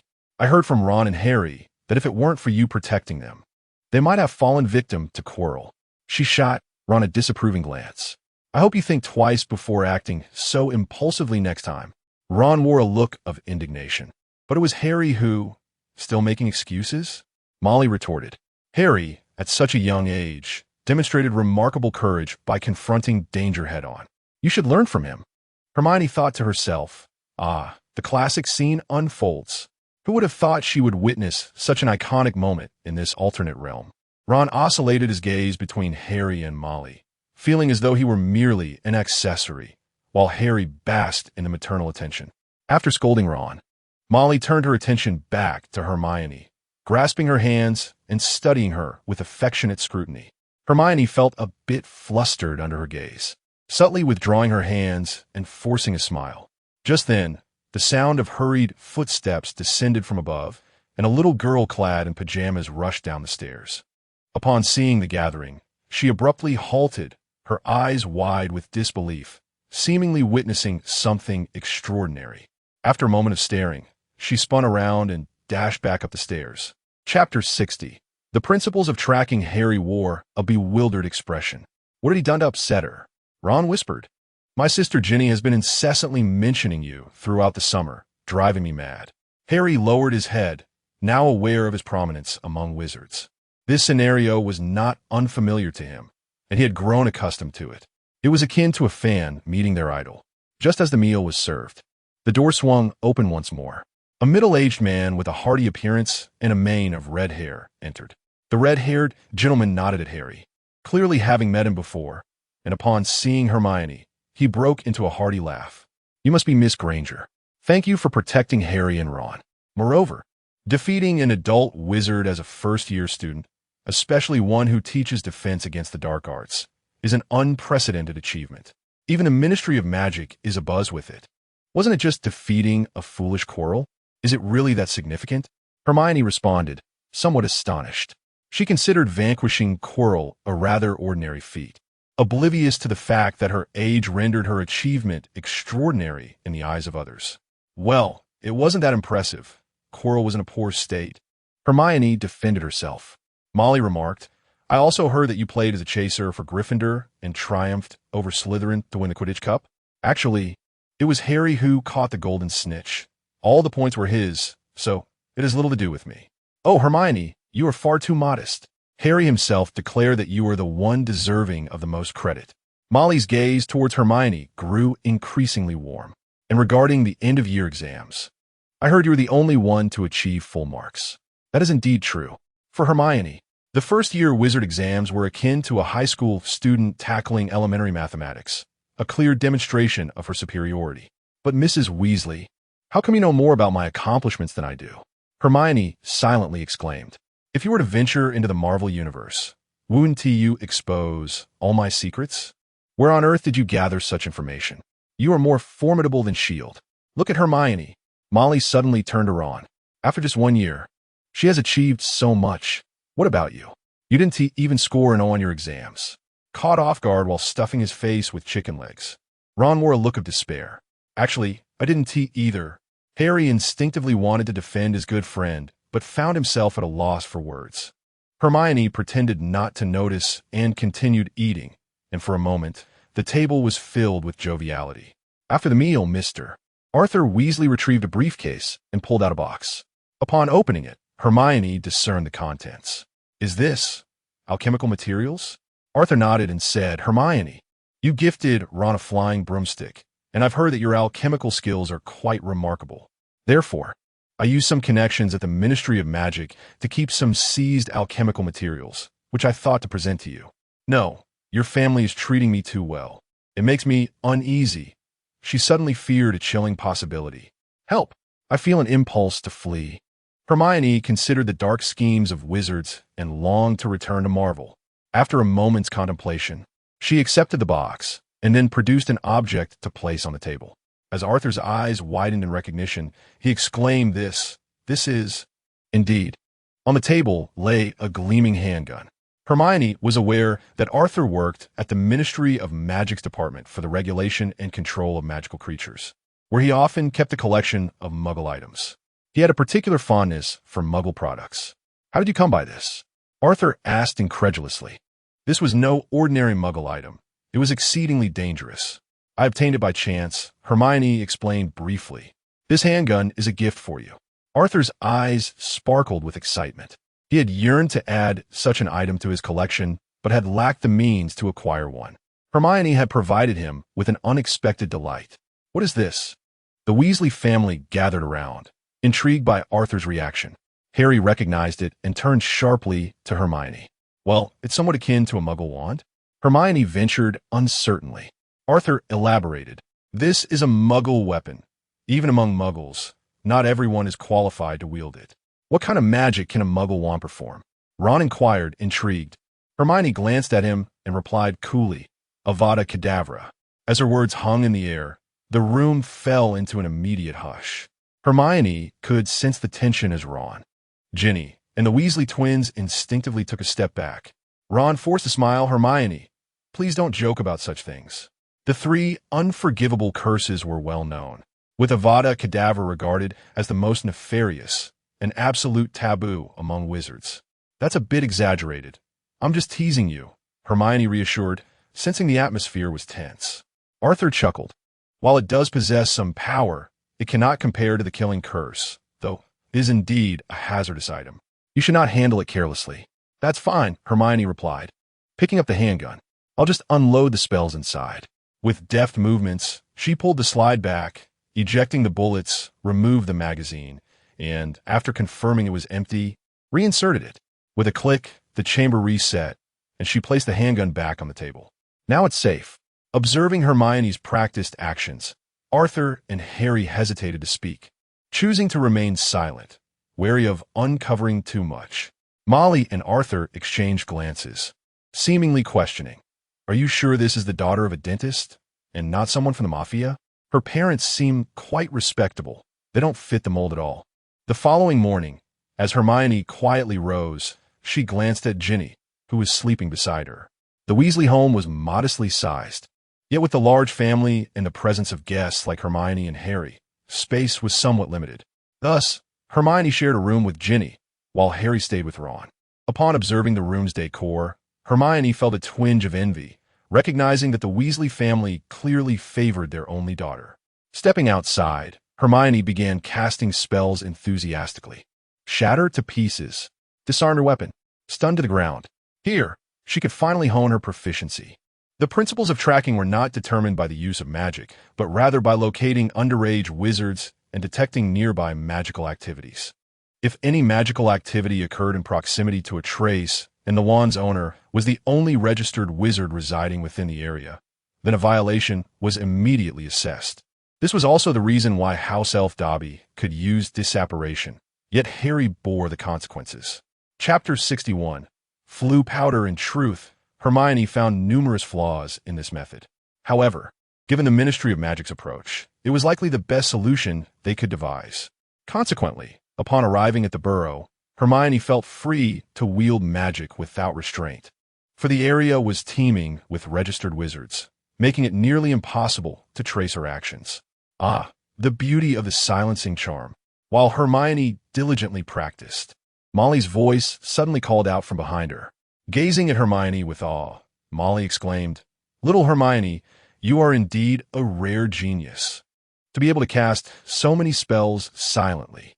Not only are you a prodigy, but your diligence is commendable. It's no wonder you possess such remarkable magical prowess. Achieving silence with such a variety of spells is no small feat.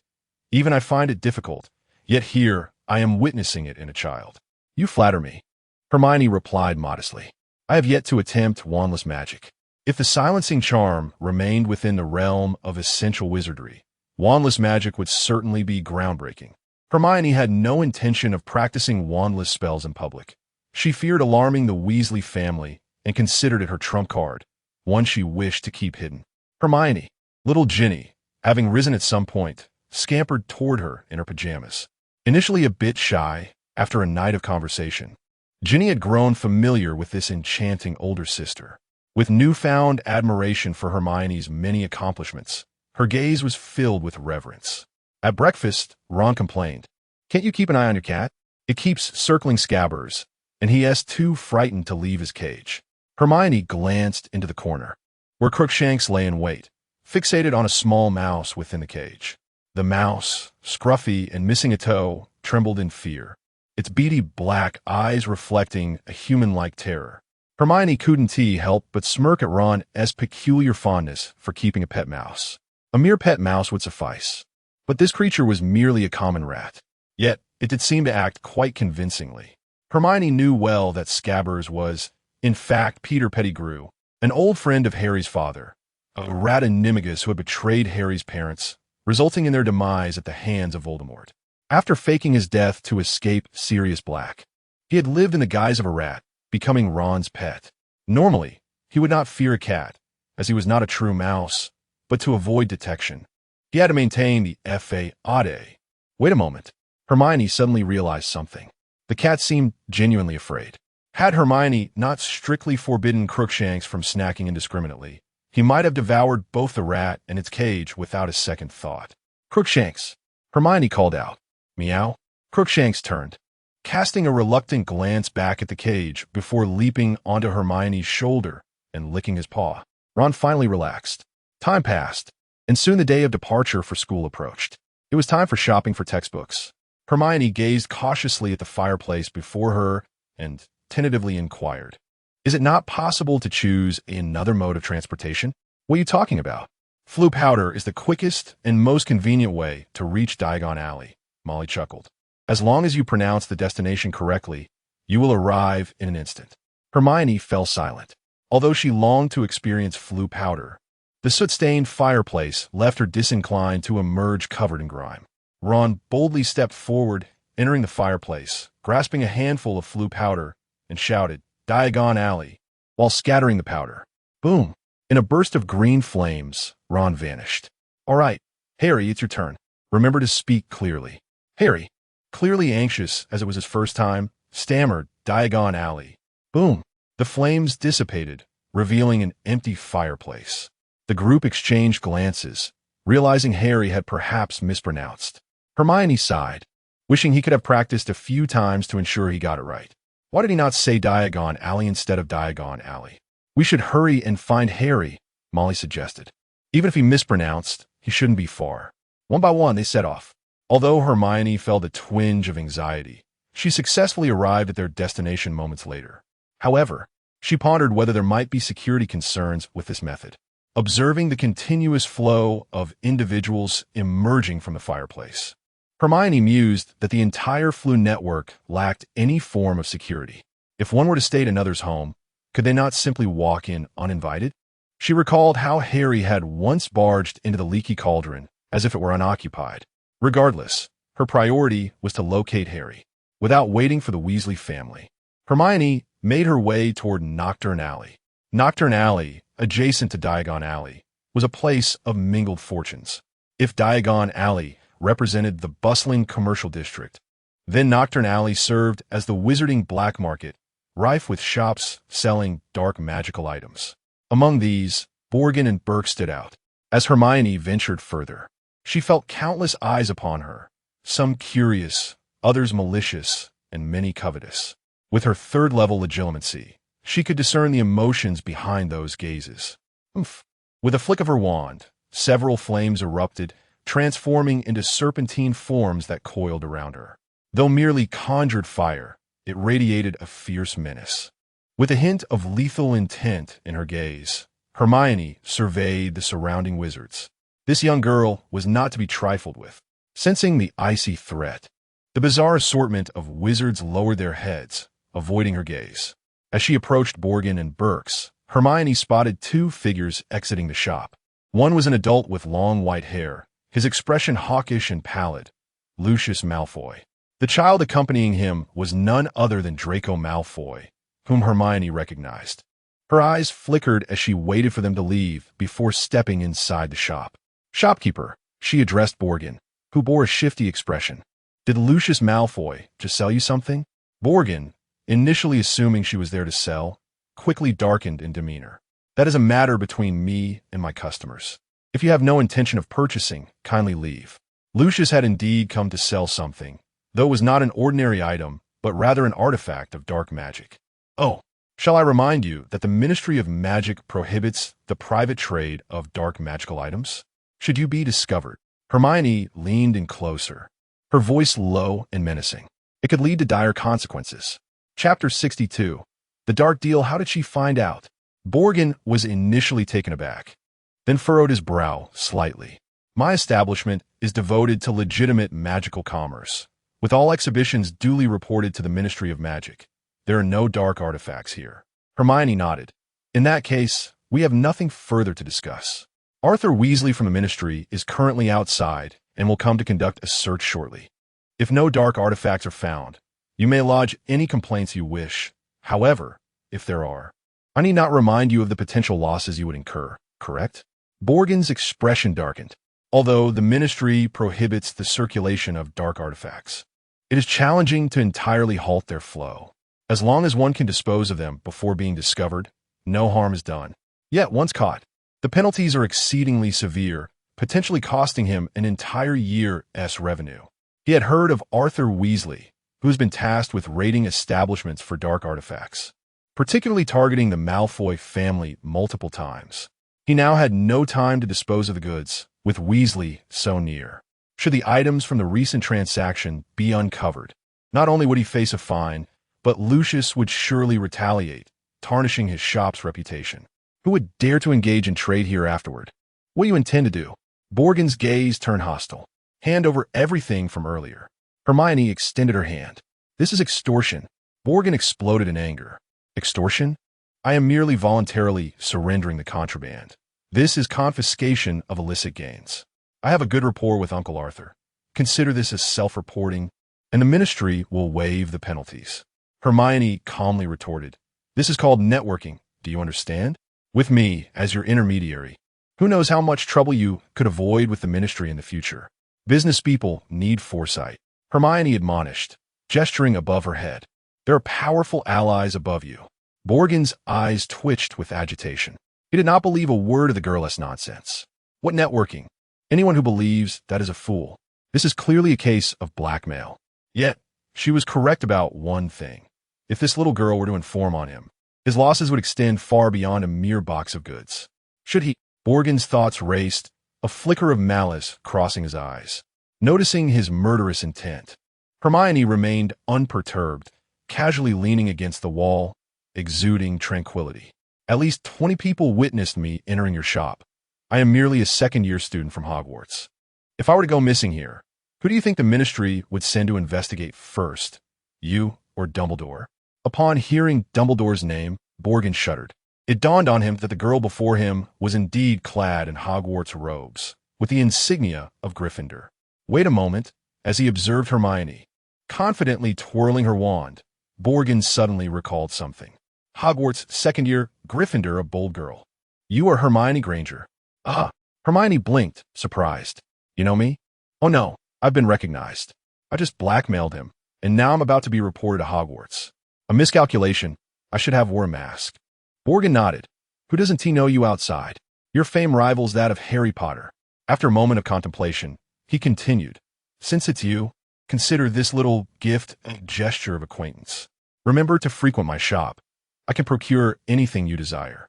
Hermione was momentarily taken aback by Borgin's sudden change in attitude. 1 minute later, watching Hermione walk away, Borgin sighed.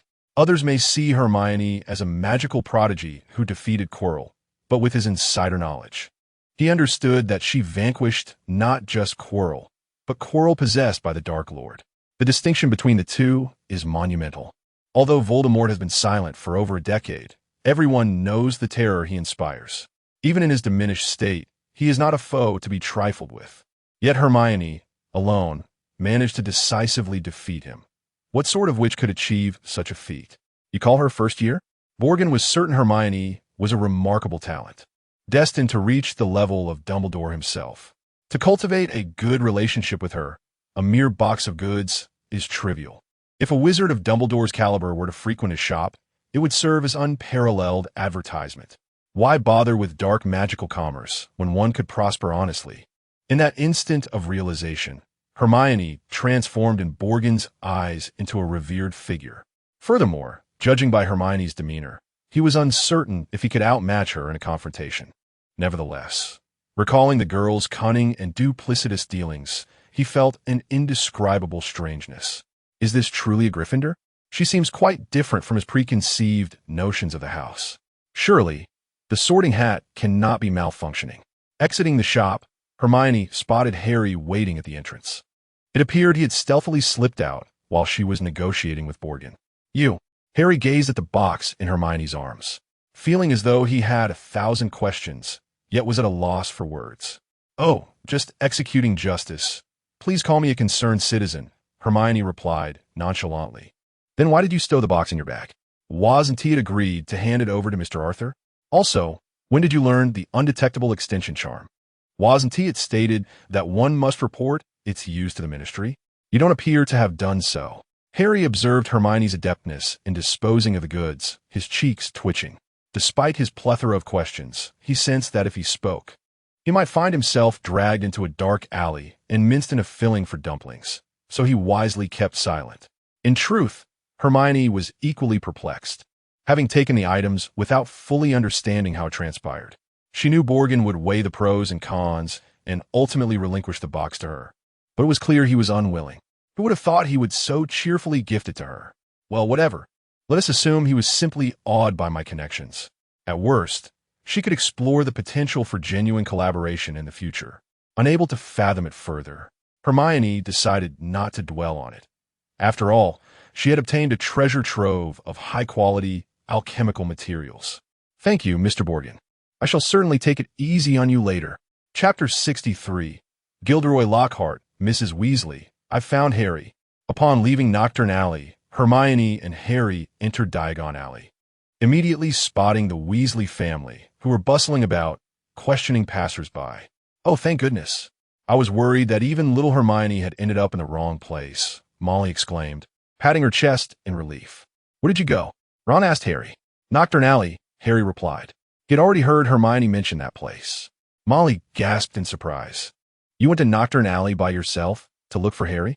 Without waiting for Hermione to respond, Molly pulled her into an embrace, gently stroking her back. Goodness, you shouldn't have gone to such a place alone. What if something happened to you, my sweet little darling?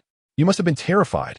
Harry and Ron exchanged glances, unable to comprehend the notion that Hermione could be frightened. Sweet darling? Did she even remotely fit that description? Observing this, Harry mused that Boggett might disagree with that sentiment.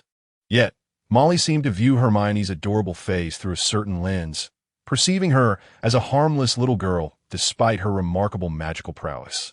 After fussing over Hermione for a while, Molly finally released her, and they all made their way to Flourish and Blots.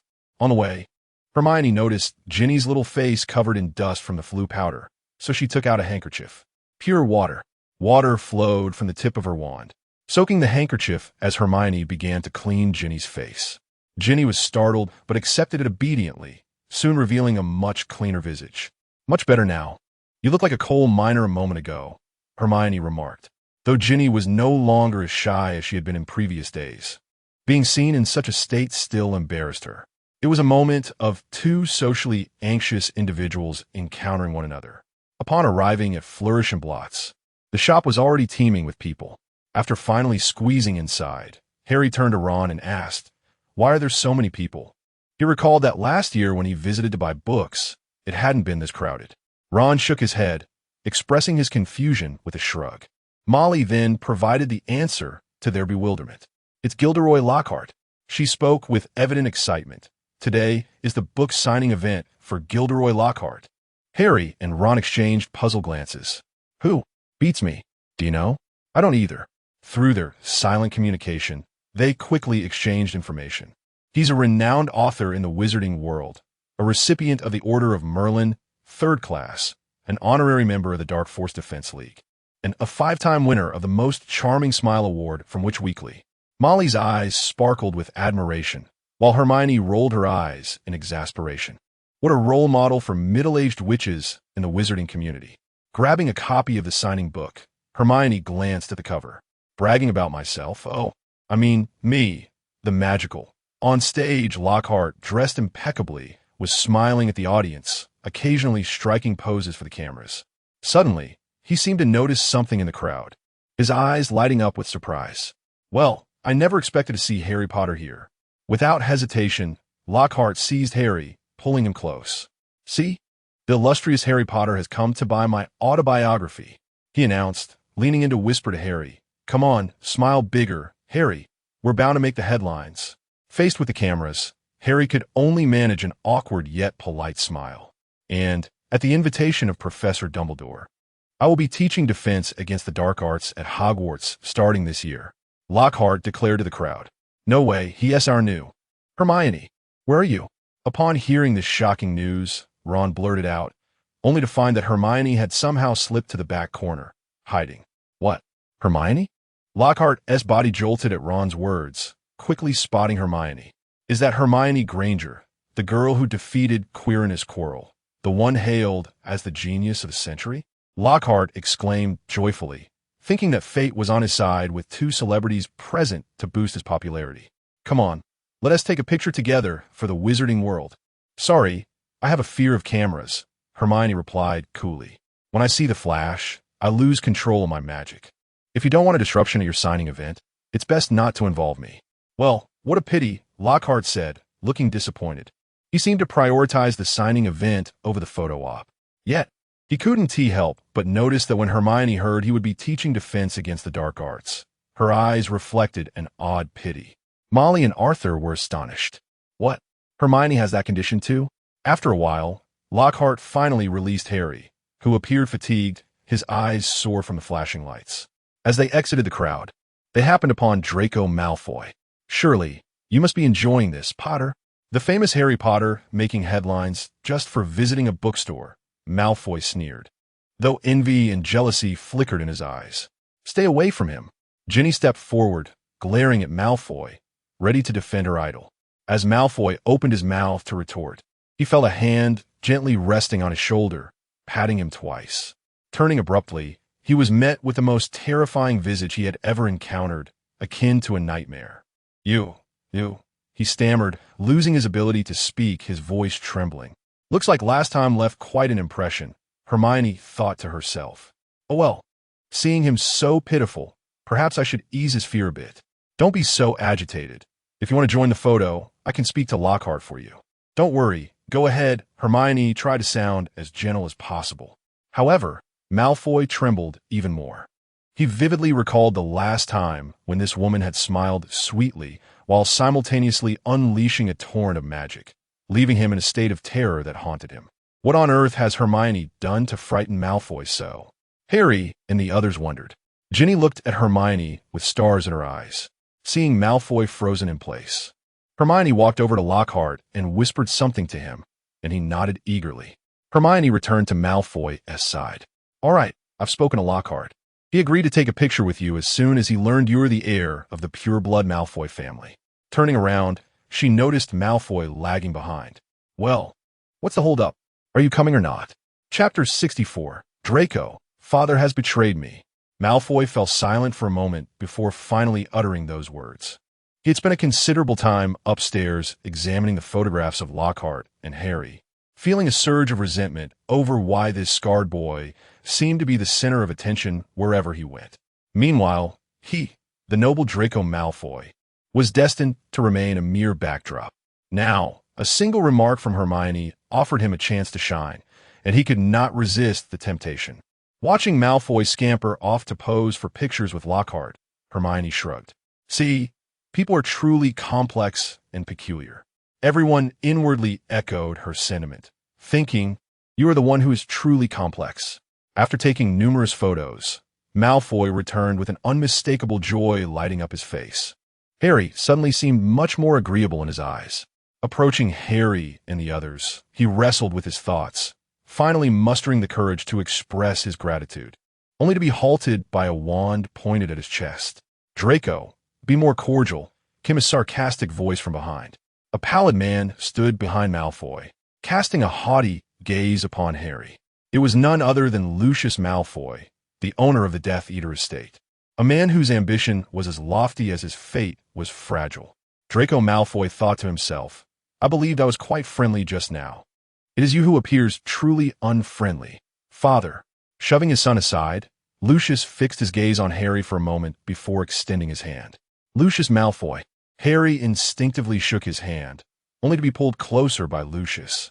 Observing Harry's lightning-shaped scar, Lucius smirked. Because of that scar, you have become a legend. Just like the wizard who left it upon you, who is also a legend. The onlookers felt a wave of anger at Lucius's veiled taunts. Yet, he neither attacked nor made any overtly provocative remarks, leaving them unsure of how to respond, merely glaring at him in silence.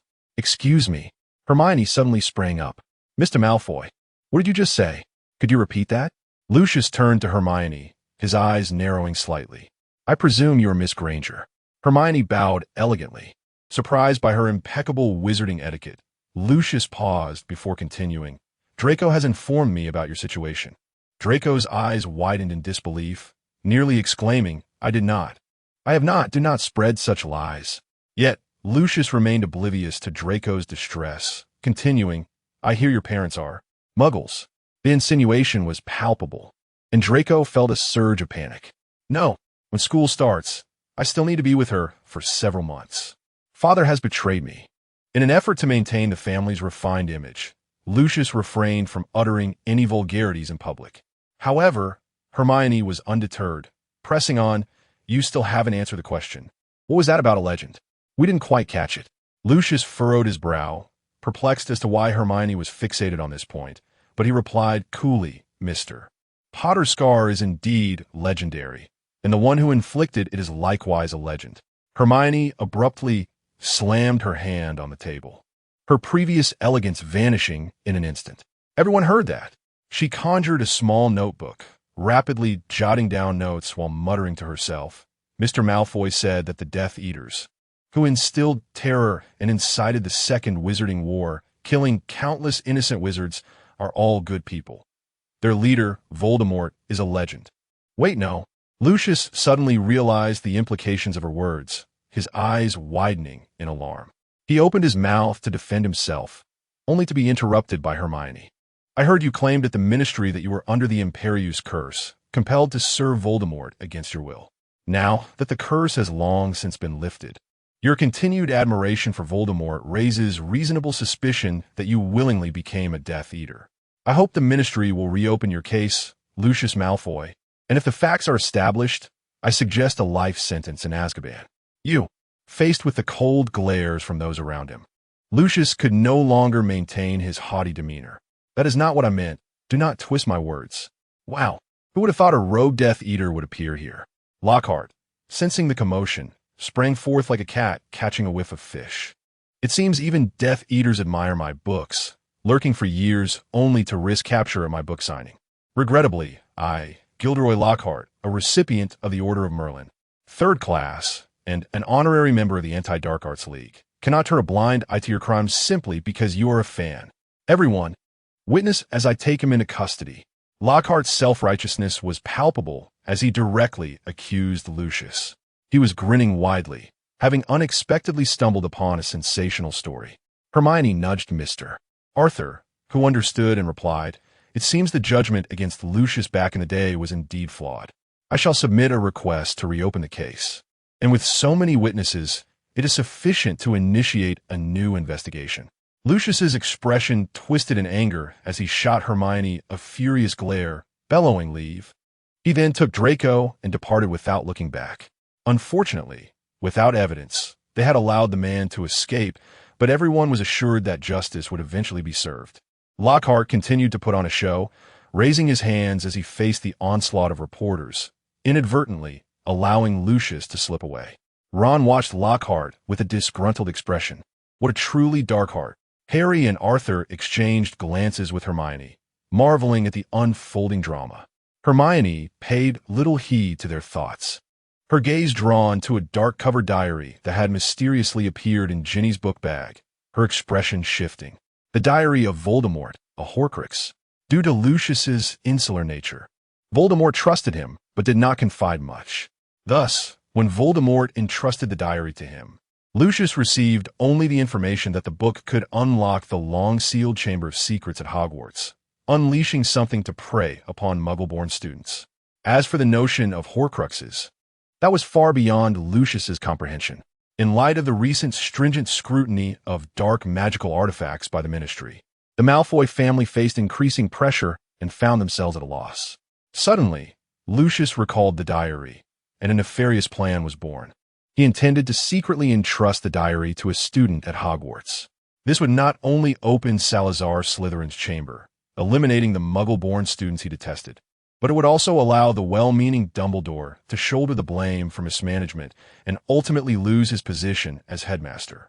The chosen student was none other than Ginny Weasley. Chapter 65, Pray Tell, When Shall Harry Meet His Demise?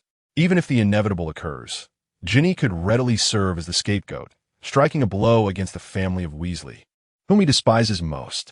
It is truly a masterstroke that kills 3 birds with 1 stone. Of course, aside from the minor inconveniences of Voldemort's soul fragments being obliterated, the revelation of his immortality and Dumbledore's subsequent investigation into Horcruxes, which ultimately leads to Voldemort's corporeal demise, this plan is indeed flawless. Hermione suddenly paused. So, Lucius has done a great service, hasn't he? Stealing a quiet apology to Old Man, Hermione followed the Weasley family out of the bookstore. King's Cross Station.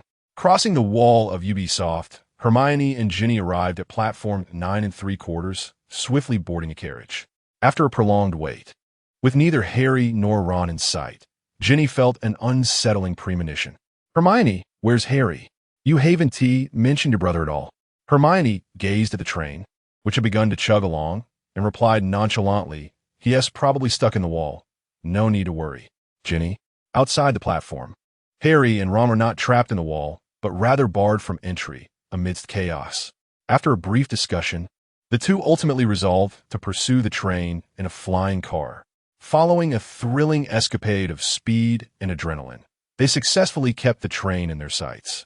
To evade the train, Ron swerved the steering wheel, inadvertently flinging open one of the car doors. Harry clung perilously to the door on the brink of falling. Ron, in a state of panic, shouted, Grab on, extending his hand toward Harry. Seize my hand. In the midst of the tempestuous winds, their hands drew nearer. Baki. Oh no. Why? As they struggled, they caught a glimpse of Hermione, watching with an amused expression through the glass of the carriage below. Hermione, lend a hand. Why are you merely watching? Inside the carriage, Hermione and Ginny were gazing out the window, the former intrigued while the latter appeared frantic. Hermione, think of a way. Harry. Ginny was on the verge of tears. Don't panic, have a piece of chocolate. Hermione offered Ginny a piece. Let me pose you a question, Hermione suddenly remarked, recalling the earlier scene of the two being chased by the train. The train was traveling at 80 miles per hour, while the car was at 60 miles per hour with an initial distance of 20 meters. May I inquire? Ginny, indeed distracted, interjected before Hermione could finish. I know when a train catches up to the car. We learned that in Muggle school. Classic pursuit problem. Hermione shook her head slightly. I mean, when will Harry die? Ginny. Distracted by Hermione's unexpected appearance, Ron failed to pull Harry up and instead lost his balance, falling onto Harry, and together they plummeted amidst gasps. Ginny screamed, covering her eyes, unable to bear the sight.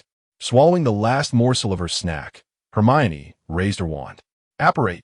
She vanished from the carriage, reappearing midair. With one hand grasping Harry and the other Ron, she deftly opened Hedwig's cage, and with a loud crack, the 3 figures disappeared from the air, reappearing inside the carriage.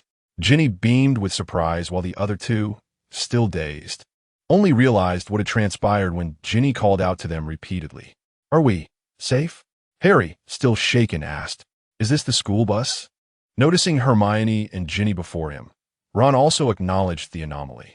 Ginny exclaimed, If it weren't for Hermione's apparition saving you two, you would have been pancaked by now. Hurry and thank Hermione. Thank you. They responded in unison, only to realize something simultaneously. When did you learn to apparate? Last year. They gasped, and the atmosphere within the carriage became warm. Suddenly, Ron looked out the window. "Oh no, my car!" In his despair, the flying car plunged into the forest with a thunderous crash, startling countless birds. "It's over, I'm doomed." He envisioned how Molly would display her maternal warmth towards him. "Oh no, Scabbers!" he cried out upon seeing Hedwig soaring nearby. Hermione shrugged, indicating her inability to assist. They both knew that Hermione saving them was already a stroke of luck. Who could spare a thought for a car or a rat? In mourning for his beloved car and rat, Ron appeared as though he had been struck by the soul-sucking curse, his eyes devoid of their usual spark. Hogwarts Great Hall. Having successfully boarded the school bus, the group was not late and managed to participate in the New Year's sorting ceremony. Most names were of little significance to Hermione, but when Professor McGonagall called out a particular name, she suddenly looked up. Luna Lovegood. At the sound of her name, a pretty girl with a dreamy expression, her gaze unfocused, stepped forward. With dark golden hair, silver eyes, and fair skin, she was soon sorted into Ravenclaw. Following her, Ginny was also sorted into Gryffindor, prompting cheers from the Weasley family. Returning her gaze to the feast, Hermione again immersed herself in the food. As the festivities drew to a close, Dumbledore stood up. "Mr. Harry Potter, Mr. Ron Weasley, please come to Professor Snape's office shortly." Sympathetic glances were cast their way. The earlier scene on the train had not only been witnessed by Hermione and Ginny, but by most of the other compartments as well. It seemed the two would face a stern reprimand from Professor Snape, considering they would be responsible for garnering significant points for Gryffindor on the very first day of school. Harry and Ron's expressions resembled those of mourners. After a pause, Dumbledore continued, "Miss Granger, please come to the headmaster's office shortly." "Of course, Headmaster Dumbledore." Hermione nodded in acknowledgement. She was not surprised. Although the trouble was caused by Harry and the others, she was the one publicly saving them. Moreover, apparition requires a special license, and, technically, she was operating without one. While it was not a significant issue, it was necessary to clarify the situation. Upon hearing Dumbledore's words, the new students erupted in commotion, discussing animatedly. "Granger? Is that the Granger?" "It seems so. The one with brown curls, sitting at the Gryffindor table. The one with an air of coolness. Wow, it's really her. She's even prettier in person than the rumor suggested." The newcomers expressed a mix of astonishment, admiration, and excitement. Even Luna, lost in her thoughts, involuntarily glanced at Hermione upon sensing the commotion, stared for a moment, then turned away, lost in contemplation. In the corridor, observing Harry and Ron, who appeared ready to face their doom, yet stole glances back at her, Hermione smiled softly. Ignoring the two, she proceeded to the far end of the corridor, ascending the spiral staircase to enter the headmaster's office. Chapter 66. The new assistant professor of defense against the dark arts, Hermione Granger, within the confines of the headmaster's office. Hermione felt a twinge of discomfort as she was scrutinized by the imposing portraits of former headmasters that surrounded her. However, given that these paintings depicted the illustrious figures of Hogwarts history, she held her tongue and bore the scrutiny in silence. "Just a moment," Dumbledore murmured, not lifting his gaze as he shuffled through several documents. Hermione nodded, beginning to wander aimlessly around the room. Suddenly, a vivid crimson figure caught her eye. Perched beside Dumbledore was a magnificent bird, resplendent in its blood-red plumage, preening its somewhat sparse feathers. Hermione gently plucked one of its feathers. Magical creatures, Phoenix, immortal bird. Rises anew from its ashes, its tears possess healing and detoxifying properties. "I presume you recognize it," Dumbledore remarked, finally looking up and placing a stack of papers down. Hermione nodded in acknowledgement. "Indeed, I simply didn't expect to find one here. Fawkes has been the guardian of the Dumbledore family for over a century now, and he is nearing the time for his rebirth," Dumbledore added, as if sensing the confusion in Hermione's eyes. She was well aware of this, but listened patiently to his tale. Only after he finished did Dumbledore pass the documents to her. Upon opening them, an exaggerated GIF depicting Gilderoy Lockhart sprang to life, accompanied by a multitude of text. "Gilderoy Lockhart. This is his Arsum, and he will be the professor for defense against the dark arts this academic year."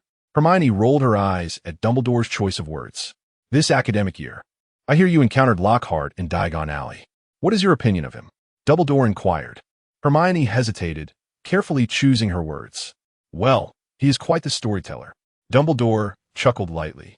An astute observation. To be frank, I believe he possesses no real skill. His fame is merely a result of appropriating the exploits of others. He is not fit to teach defense against the dark arts, yet I still invited him to Hogwarts. Initially, he was apprehensive about being exposed, but when I mentioned he would be teaching you in Harry Potter, he was immediately hooked.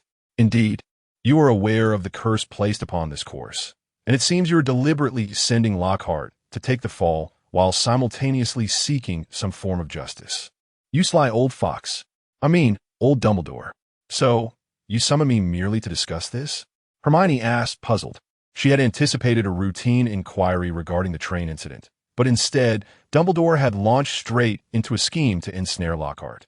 Not at all, Dumbledore replied. I primarily wish to request your assistance, and Lockhart is the crux of the matter. He gestured to the documents in her hands. Beneath Lockhart's are some. There's another document that requires your signature. A sense of foreboding washed over Hermione. Beneath the are some lay a contract of employment. She read aloud. We sincerely invite Miss Hermione Jane Granger to serve as the Assistant Professor for Defense against the Dark Arts at Hogwarts, assisting Professor Lockhart in the teaching of this subject. Before she could finish, she abruptly raised her head, flinging the contract back onto the desk and stepping back in alarm. What do you intend to do? I'm not a substitute. With Voldemort's curse looming large. That is your battle to fight. Dumbledore, observing Hermione's reaction, understood her thoughts and raised an eyebrow in surprise. It appears you are aware of certain matters. I do not know for certain, but I noticed a dark aura hovering around Quirrell's head, and when I encountered Lockhart at Flourish and Blots this morning, I observed a similar shadow above him. I was puzzled until he mentioned his intention to become the Professor for Defense against the Dark Arts. It became clear to me that this course is likely under some curse. Dumbledore's eyes sparkled with admiration. Your magical talent is truly remarkable. In over a century, I have yet to encounter anyone with your abilities. Hermione remained silent, casting a sidelong glance at him. Dumbledore sighed in resignation. You are correct. It was indeed Voldemort who cast this curse. Years ago, he sought to return to Hogwarts to teach this very subject, but I refused him. In retaliation, he cursed it so that no one teaching the course could remain for more than a year. It is a powerful curse, and I struggled to counter it. Hermione shot him an incredulous look, her annoyance palpable. Then why would you want me to? Rest assured, Dumbledore replied with a smile. If I am willing to let you take on this role, it is because I am confident in your ability. The curse applies strictly to formal professors. Assistants are exempt. After scrutinizing him for a moment, Hermione cautiously approached and glanced at the employment document again. Noting the absence of the word professor, she felt a modicum of reassurance. Moreover, I recall your promise when you took the Philosopher's Stone. You agreed to fulfill one condition, and this is that very condition. A glimmer of shrewdness flashed beneath Dumbledore's half-moon spectacles. Ah, so you were indeed waiting for me, Hermione remarked. Lockhart is incapable of fulfilling his teaching duties, and you need someone to fill in. I understand that. She paused momentarily. However, what led you to believe I possessed the capability for such a task? Dumbledore elaborated. I was initially hesitant. While your talent is unparalleled, and you have triumphed over Quirrell, who was possessed by Voldemort, you are still quite young. I was uncertain of your current abilities. However, upon hearing that you successfully performed consecutive apparitions while bringing along Harry and Ron, I became convinced that you possess a magical prowess that far exceeds that of an ordinary adult wizard, sufficient to teach any student at Hogwarts. As for the matter of unlicensed apparition, you need not worry, I will handle that. Hermione stared at him, momentarily speechless. It was now abundantly clear that Dumbledore had been contemplating this arrangement since that fateful night.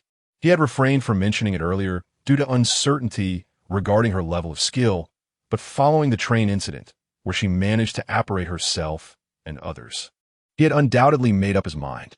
With a resigned sigh, Hermione nodded in acceptance. There was little choice in the matter. After all, one cannot bite the hand that feeds them, especially when she had accepted his treasure. In truth, her magical capabilities were merely on par with those of an ordinary adult wizard. Not nearly as exceptional as Dumbledore believed. Yet, apparition was a remarkably unique skill. Thanks to the existence of the magical book, she could engage in this practice without fear of mishaps, enabling her to execute high-risk, short-range teleportations even in combat, much like Dumbledore himself during his encounters with Grindelwald. Chapter 67. Potions, however, one thing is indeed true. She is more than capable of instructing any student at Hogwarts, even those in the upper years. Marvel. 5 measures of glycerin, for measures of whole frog brains. Hermione held the small vial, carefully dripping the ingredients into the cauldron. Tony, you really shouldn't speak to a congressman like that.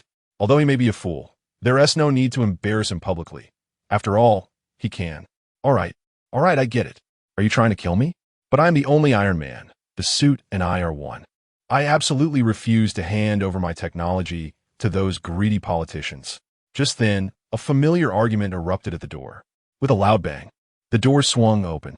Startled, Hermione's hand trembled, causing her to add an extra measure of frog brains. Boom! Following the explosion, thick black smoke billowed from the cauldron, accompanied by a pungent odor. Ugh! Hermione glared fiercely at the 2 figures in the doorway. Tony Stark. She gritted her teeth, her eyes fixed on him. Did no one teach you to knock before entering? Thanks to you, I wasted 5 measures of glycerin and frog brains. Although her potion making was guaranteed to be a success due to her magical textbook, it was crucial that the ingredient placement process remained flawless. Therefore, caution was essential during potion brewing. Tony and Pepper stood bewildered in the doorway, taken aback by Hermione's furious demeanor, as if she were ready to unleash her wrath. What on earth happened? How did my laboratory end up like this? Regaining his composure, Tony surveyed the chaos and his eyes widened in disbelief. His miniature reactor, suit components, and numerous high-tech devices had been carelessly tossed into the corner.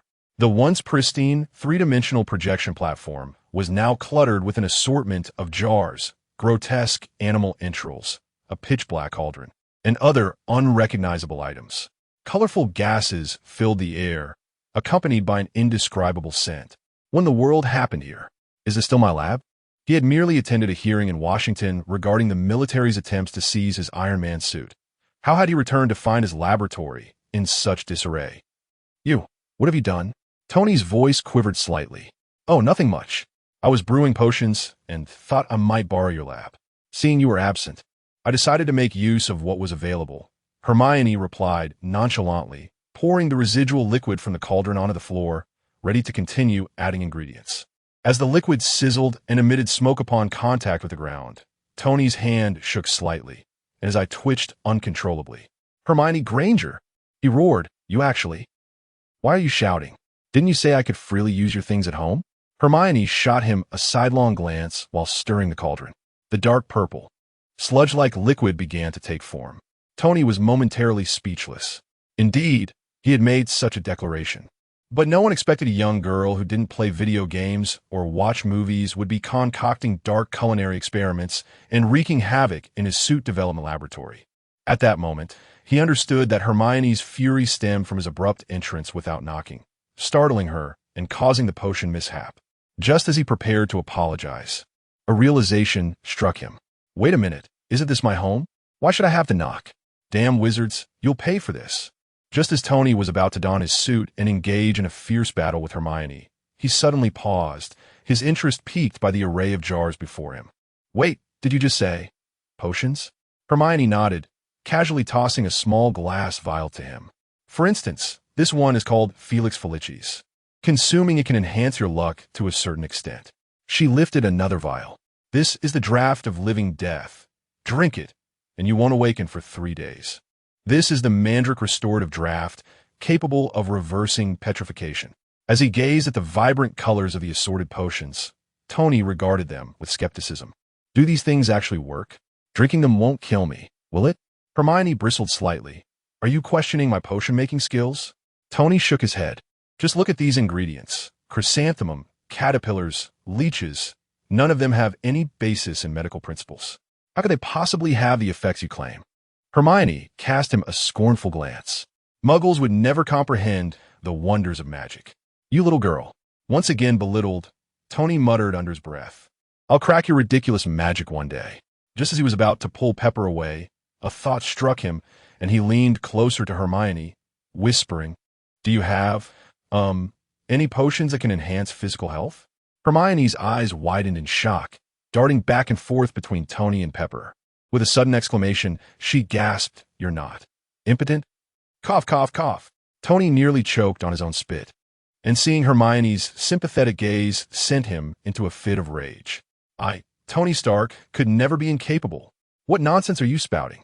Beside him, Pepper's face flushed crimson. Humph, let us go. Not wanting to engage further with Hermione, Tony pulled Pepper away, adding, "Let's open a bottle of champagne later. Your birthday is in a few days, and I have a surprise for you." Joy sparkled in Pepper's eyes as she inquired, "What is it? A surprise? And you'll find out soon enough." Tony winked at her. Upon witnessing Tony's cryptic demeanor, Hermione suddenly interjected, "He's going to make you the CEO of Stark Industries." Pepper. Tony. Tony paused for a moment. Then, realizing Hermione's barely concealed smirk, he erupted in anger. You must have done that on purpose." He had meticulously prepared for this surprise for several days, waiting for the perfect moment to reveal it to Pepper. He never anticipated that Hermione would blurt it out so casually. Before Tony could utter another word, Pepper covered her mouth, her expression one of disbelief. Tony nodded helplessly. "Wait, Pepper, about that." Hermione pulled a necklace from her pocket. "This is your birthday gift." The necklace floated towards Pepper, its end adorned with a small metallic sphere. Its appearance was unremarkable, perhaps even a bit tacky compared to more elegant jewelry. Yet Pepper merely glanced at it before removing her original necklace and putting this one on. Ugh, how hideous. Tony began to voice his opinion, but was silenced by a sharp glare from Pepper. Chapter 68. The Manifestation of Hatred. Thank you, little Hermione. I truly appreciate it. Pepper immediately adorned herself with the necklace, her face alight with astonishment. The two departed from the laboratory and entered the bedroom. 5 minutes later, only Tony returned, while Pepper was nowhere to be found. Just 5 minutes. How swift. Where's Pepper? Hermione, engrossed in stirring the cauldron, did not lift her head. Tony paused for a moment, then glared in response. She has gone to prepare. Tony scoffed, saying, "We are about to depart for Monaco for business. The plane is ready, and we shall leave shortly. You keep an eye on the house." Hermione, focused on concocting her potion, suddenly realized something. "You're going to Monaco?" "Yes, what of it?" Tony asked, puzzled. Hermione hesitated, ultimately shaking her head. "It's nothing. Are all wizards as peculiar as you?" Tony muttered as she exited. Gazing at the palladium detector in the corner, Hermione's eyes flickered. At last, the task is accomplished. With satisfaction, she nodded at the rows of potions within the box. Although following the steps ensured the potion's success, it still required time. And before she knew it, evening had drawn near. As she stowed the box in her backpack, her phone rang. Anticipating another admonition from Tony about not wreaking havoc in the laboratory, she was surprised to see the call was from Nick Fury. After a moment's hesitation, Hermione answered the call. "Miss Wizard, it's splendid that you finally picked up," Fury exclaimed, his tone brimming with relief. "Speak plainly. If there's nothing to say, I shall hang up," Hermione replied coldly. Fury seethed inwardly, not at Hermione, but at Pierce. Ever since the attack, Hermione had severed all communication with S.H.I.E.L.D. They had been unable to reach her, and even S.H.I.E.L.D. agents visiting Stark Industries were intercepted by Tony. In short, she was unavailable. Pierce had gotten what he deserved. The Miss Wizard had not shared any mystical intelligence with S.H.I.E.L.D. since. Understanding that Hermione was still upset, Fury quickly said, "First, on behalf of S.H.I.E.L.D., I sincerely apologize. Miss Wizard, please believe we did not intend to target you. It was merely the actions of a few individuals who acted arbitrarily. This will not happen again. I understand. Is that all? Wait, there's one more matter." Just as she was about to hang up, Fury revealed his true intention. Dr. Banner has stealthily returned to New York, and General Ross is aware of his whereabouts. He is preparing to deploy the military for capture. I hope you can discreetly bring Dr. Banner back to S.H.I.E.L.D. to avert irreparable consequences. He did not elaborate much, since S.H.I.E.L.D. had granted Hermione access. She was already aware of the Hulk's existence and his true identity as Dr. Bruce Banner. He believed that this single statement would suffice to convey the gravity of the situation. Matters like this should be directed towards Iron Man, Hermione retorted. "I have contacted him, but Stark did not answer. However, Ms. Potts informed us he has arrived in Monaco. Given our assessment, he is not a match for the Hulk, and among those known to S.H.I.E.L.D., only you possess the capability. Therefore, I implore you." Fury, knowing Hermione's character, adopted a tone of flattery akin to that of the bald-headed Sitwell. Hermione's lips curled slightly.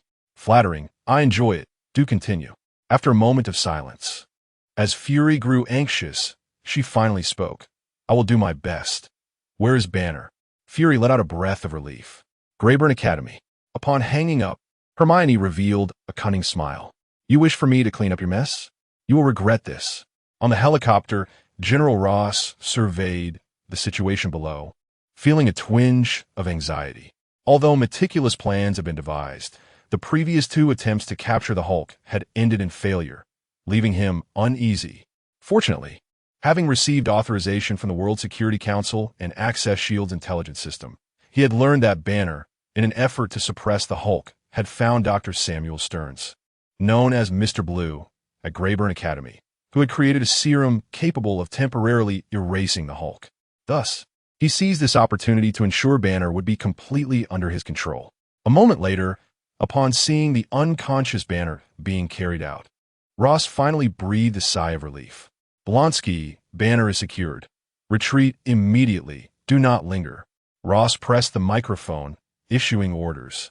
For some reason, after capturing Banner, his elite soldier, Emil Blonsky, did not follow the plan to withdraw, but remained in Mr. Blue's laboratory, seemingly preoccupied with something.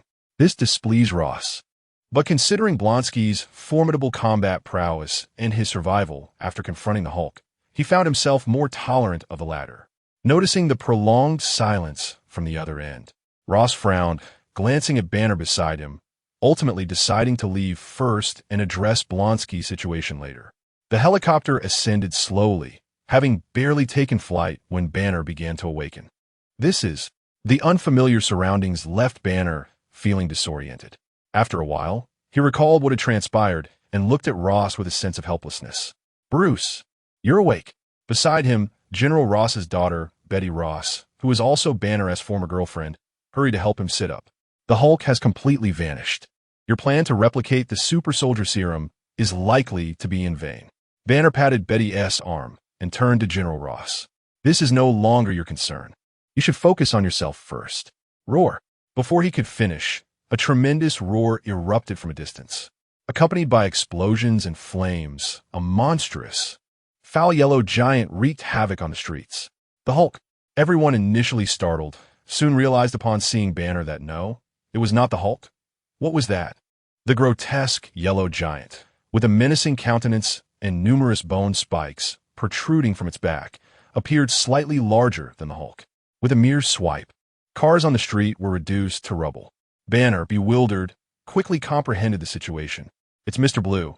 He collected much of the Hulk's blood. Someone must have injected that blood. Who could it be?" Everyone remained perplexed, except for General Ross, whose expression darkened, as if he understood something. In the next moment, his suspicions were confirmed. The foul yellow giant seized a car, smashing it against a nearby tank, rampaging with reckless abandon while bellowing to the sky. "Hulk, come out. Face me. Emil Blonsky in battle." Chapter 69. Your underpants, Blonsky. The crowd gasped and turned their gazes toward Ross. "You actually allowed him to inject such a dangerous substance? Are you not afraid he will completely lose control and become the next Hulk? What on earth are you planning?" Banner could no longer contain his fury and shouted at Ross. "I never issued that order. He acted on his own volition." Ross's expression darkened as he observed Blonsky, or rather, the abomination, who had completely spiraled out of control, no longer a soldier obedient to commands but a monstrous force of devastation. Deploy all soldiers to Harlem. Eliminate that creature. Faced with the distrustful stares of those around him, Ross gritted his teeth. The previous attempts to capture the Hulk had already stirred discontent among military higher-ups, and it was only his promise of the super soldier program that had temporarily quelled calls for his impeachment. If another incident occurred, his position would be perilous. Before long, numerous tanks and armored vehicles arrived, surrounding the abomination. Soldiers armed with assault rifles unleashed a barrage of fire upon the creature. Unfortunately, the bullets merely sparked against its skin, failing to even break the surface. Ross, the abomination, enraged by the military's actions, leaped dozens of meters into the air and crashed into the throng, commencing a brutal slaughter of former comrades. Each punch sent several soldiers crashing into a bloody pulp. Amidst the chaos, the abomination harvested lives as if cutting wheat. Ross's expression grew increasingly grim. Observing the abomination navigating through the explosions and chaos, feeling the surge of soul energy, Hermione felt no pity. She wanted to laugh. What era are we in? Still wielding firearms and clinging to the notion of a super soldier? Now we play with superpowers. Without superpowers, one is nothing in future iterations. Ross, you're truly a talent, disregarding civilian casualties and soldiers' lives, all for the sake of a so-called super soldier. Such a person must be preserved. You shall be the one to sow discord for the beautiful nation. Before long, the soldiers below had been slaughtered completely, and as the abomination set its sights on the remaining armed helicopter, a chill coursed through the hearts of those inside. Banner could no longer hold back and turned to Ross. It has to be me. Ross hesitated, but eventually nodded. He understood that this was not the time to hesitate. The Hulk could be recaptured, but if the creature below broke through their defenses, he would be lost forever. Betty grasped Banner's hand, shaking her head repeatedly. We don't even know if the Hulk can come out again. You could die, but I must try, or you will. Bruce, Betty, observing the two entwined in their emotional turmoil at such a critical moment, Hermione could no longer bear it. Before Banner could finish, she kicked him out of the helicopter. Down you go. To the astonishment of everyone, Banner was abruptly sent plummeting from the aircraft. Hermione followed suit, summoning a flying broomstick midair to hover above the abomination. With a resounding roar, the Hulk finally made his entrance. Upon seeing the Hulk, the abomination, previously exhilarated by chaos, instantly fixated on him, abandoning all else. The fierce battle commenced. The two titans, one yellow and one green, exchanged blows, causing nearby buildings to collapse, vehicles to explode, and streets to ignite. The cacophony of destruction filled the air. A large stone flew past Hermione, scraping against the shield of her protective spell, ricocheting aside. Fortunately, all attention was on the Hulk and the abomination, leaving this minor anomaly unnoticed. Minutes later, the Hulk was struck by the abomination and pinned to the ground. Unable to move, with a sinister grin, the abomination drove a bone spur into the Hulk's chest. You are unworthy of such power. Only I deserve to wield it. The Hulk attempted to resist, but the excruciating pain in his chest hindered his movements, leaving him completely at the mercy of the abomination. Hermione, witnessing this from the air, nodded slowly, confirming her suspicions. The abomination's base stats surpassed the Hulk's, yet was restricted by a cap, unable to grow stronger with rage as the Hulk could. Meanwhile, the Hulk was still under the influence of a suppression drug, lacking the anger boost, making him temporarily inferior to the abomination. Just as the bone spur was about to pierce the Hulk completely, Hermione finally raised her wand. Disarm your weapon. A beam of red light struck the Hulk. In the next moment, the Hulk's pants disintegrated, revealing his green, glistening backside to the astonished onlookers. Hermione exclaimed, "Wow!" The arena fell eerily silent. The abomination looked down, staring at the sight before him, and fell into a stunned silence. The atmosphere shifted dramatically. "Stand down, big man." "Yes, sir." The Hulk, bewildered, glanced down at his swaying form, feeling the cool breeze against his exposed skin and the weight of the abomination pressing down on him. A fiery rage ignited in his eyes, transforming his expression into one of brutality. Fueled by fury, the Hulk began to swell, quickly matching the abomination's size, even appearing slightly larger. If I said your pants were none of my business, would you believe me? The abomination, witnessing this, let out a derisive chuckle, his earlier ferocity replaced by confusion. In the next instant, a massive fist surged toward his face. "Wait," was all he could manage to utter before the punch landed squarely on his nose. The abomination was sent flying, green blood spraying through the air. Before he could rise, the Hulk descended from above, crashing down onto him, delivering a relentless barrage of punches. "You dare to remove my underpants? Take that. How dare? Listen to me." With the unexpected burden of his predicament, the abomination roared in fury, kicking the Hulk away with tremendous force, sending him flying several hundred meters. However, the Hulk had lost all rationality, his eyes ablaze with rage, and he was clearly unresponsive to any words. The two colossal beings clashed once more, but this time, the tables had turned, and the abomination found himself on the losing end. Observing the chaotic scene below, Hermione felt somewhat taken aback. She had merely intended to provoke the Hulk, not anticipating such an effective outcome. It seemed to her that even if Betty were to die before the Hulk, it wouldn't have the same impact as the loss of his pants. The two beasts exchanged fierce blows, and Hermione watched with rapt attention, especially captivated by the Hulk's swaying form. Just then, her phone rang. Glancing at the caller ID, she answered, "Sorry for the delay. By the time I arrived, the scene had already devolved into chaos. I don't care. I need to know if you can subdue both the Hulk and the other creature." Fury's voice was tinged with urgency. They could not allow the battle to continue, or all of New York would be reduced to rubble. Chapter 70. The deal is struck. You are correct, yet I cannot act recklessly at this moment. Otherwise, it may attract the attention of the Ministry of Magic and jeopardize the relationship between Muggles and wizards, Hermione stated with an air of helplessness. "Piers, you are utterly despicable," Fury gasped, nearly losing his breath. "You brought up that wizard threat nonsense and went behind my back to mislead the witch. Now she believes it. What shall we do?" Taking a deep breath, Fury forced himself to regain composure. "Miss Witch, some within our agency possess a limited perspective. They fail to comprehend that enhancing communication between ordinary people and wizards is the true path. Do not let such rhetoric deceive you." "Ah, is that so? MMM." Hermione's voice trailed off, muffled. "What's that sound on your end?" Fury's sentence was interrupted by a rustling noise on the phone. It did not resemble the sounds of a brawl between Hulk and Blonsky. Were they gnawing at each other? "I'll pay no mind. What were you saying?" Hermione bit into an apple, her gaze transfixed on the arena below. "I was saying you should not be swayed by such statements." The noise interrupted Fury once more. "Miss Witch, please, how might we persuade you to take action?" Sensing Hermione's obstinate demeanor, he relinquished his insistence and placed the power of decision in her hands. Hermione discarded the apple core, striking Hulk on the back of the head, and after a moment's contemplation, she replied, "Well, I have heard that SHIELD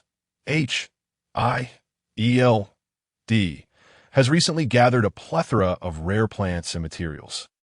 Fury exhaled in relief. As long as there was something to discuss, it was a start. However, he now understood that following the recent attack, Miss Witch was markedly less agreeable than before.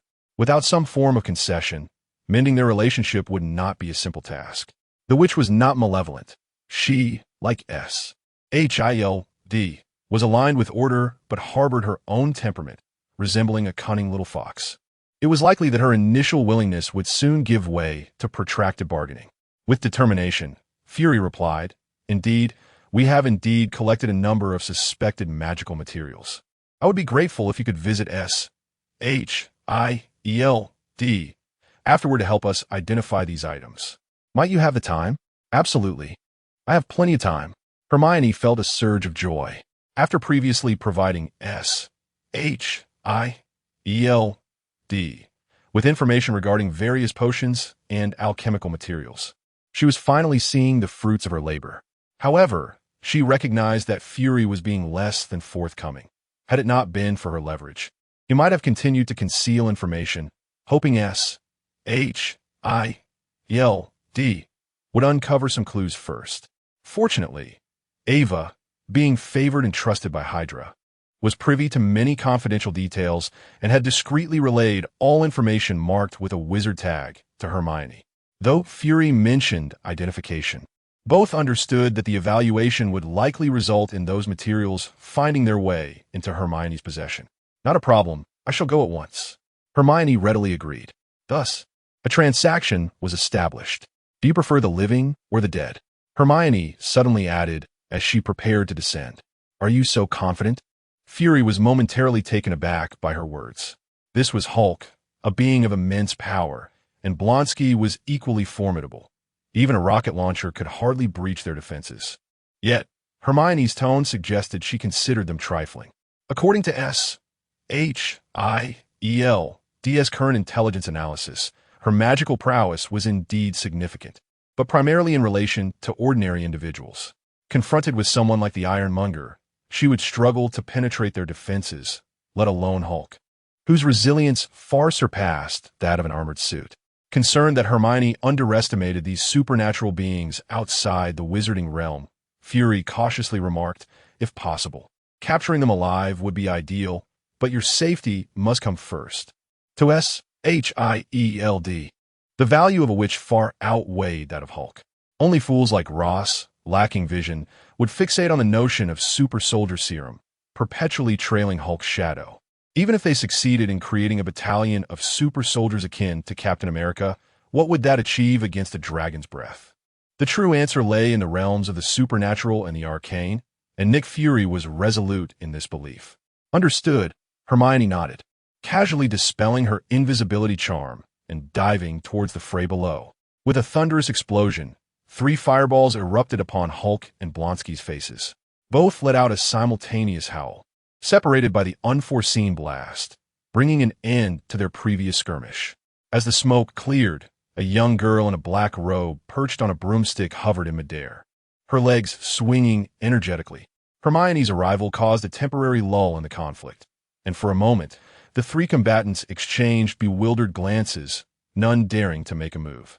Observing the unexpected newcomer above, Blonsky turned to Hulk in confusion, meeting his equally puzzled gaze. Who is that? I don't know, do you? I don't know either. They silently communicated in perfect synchrony. In the next moment, both disregarded Hermione and charged at each other once more, exchanging blows with fervor. Hey, could you at least acknowledge my presence? Hermione exclaimed. I am a significant threat right here, and yet your focus is solely on each other. Meanwhile, on the helicopter, Ross, Betty, and others stared at the sudden appearance of Hermione, their expressions a mix of bewilderment. What on earth? Why is there a little girl flying on a broomstick up there? Is this some kind of children's animated show? Before Ross could voice his thoughts, the phone rang. Ross. Upon answering, recognizing the familiar voice, General Ross furrowed his brow, his tone brusque. Nick Fury, what do you want? Are you calling to mock me? Fury replied calmly. If I wished to mock you, I wouldn't have called. Listen, do you see that flying girl? I brought her in specifically to deal with those 2 monsters below. If you have any sense, do not interfere, regardless of what she does. Ross retorted angrily. Hulk is a military project. It is not SHIELD's place to intervene. We will handle it. Fury's voice turned icy. Do you think I want to clean up your mess? Your soldiers have already fallen victim to your incompetence. What further calamity do you intend to unleash upon innocent civilians? Perhaps you should consider how to address the inquiries from Congress. Though Ross was furious, he recognized the truth in Fury's words. The situation was beyond his control. After a moment of silence, he could only reply, Hulk and Blonsky have proven too much for the military. What can a little girl possibly do? Chapter 71. Hulk's Wrath. Brothers in adversity, do you have any idea the price I paid to invite her? Fury's tone was brusque. Now that I've enlisted the sorceress, I am confident in subduing these 2 beasts. Let me reiterate, regardless of what transpires, you are to remain an observer. This is not a suggestion, but a warning. Should you provoke her, do not blame me for the consequences. Ross furrowed his brow. It was the first time he had witnessed Nick Fury exhibit such resolve. Clearly, this young girl instilled in him a formidable confidence. But what did he mean by sorceress? Was sorcerer merely a code for some superpower? Surely, Fury could not be implying that this girl possessed actual sorcery. In the arena, Hermione watched as 2 hulking figures rolled from left to right, then back again, utterly ignoring her. Unable to contain herself any longer, she cast a disarming spell. A red beam struck the abomination, tearing its stretchy pants to shreds. As the remnants drifted in the wind, the 2 colossal creatures fell silent once more. Hulk finally grasped that it was this little creature's doing. In the next moment, both beasts, now exposed, turned their fiery gazes towards Hermione, their eyes ablaze with fury. Roar! They bellowed in unison, charging towards her with a shared animosity. A thunderous explosion erupted as they collided, but, predictably, both emerged unscathed, albeit their advance was momentarily halted. Hermione hadn't intended to rely on a level 3 explosive spell to defeat them. She merely sought to delay their movements. Mirror space. Taking advantage of the monster's momentary confusion, Hermione waved her wand, and the air around Hulk shattered like glass, enveloping him within. As Hulk vanished from sight, the abomination looked around frantically, unable to locate him. "Hulk, come out!" it howled, before seemingly realizing it turned to Hermione. "Where have you hidden, Hulk?" With a playful smile, Hermione replied, "Don't you enjoy fighting? Forget about Hulk for now. Let us duel. If you win, I'll release him to continue our battle." Seeking death.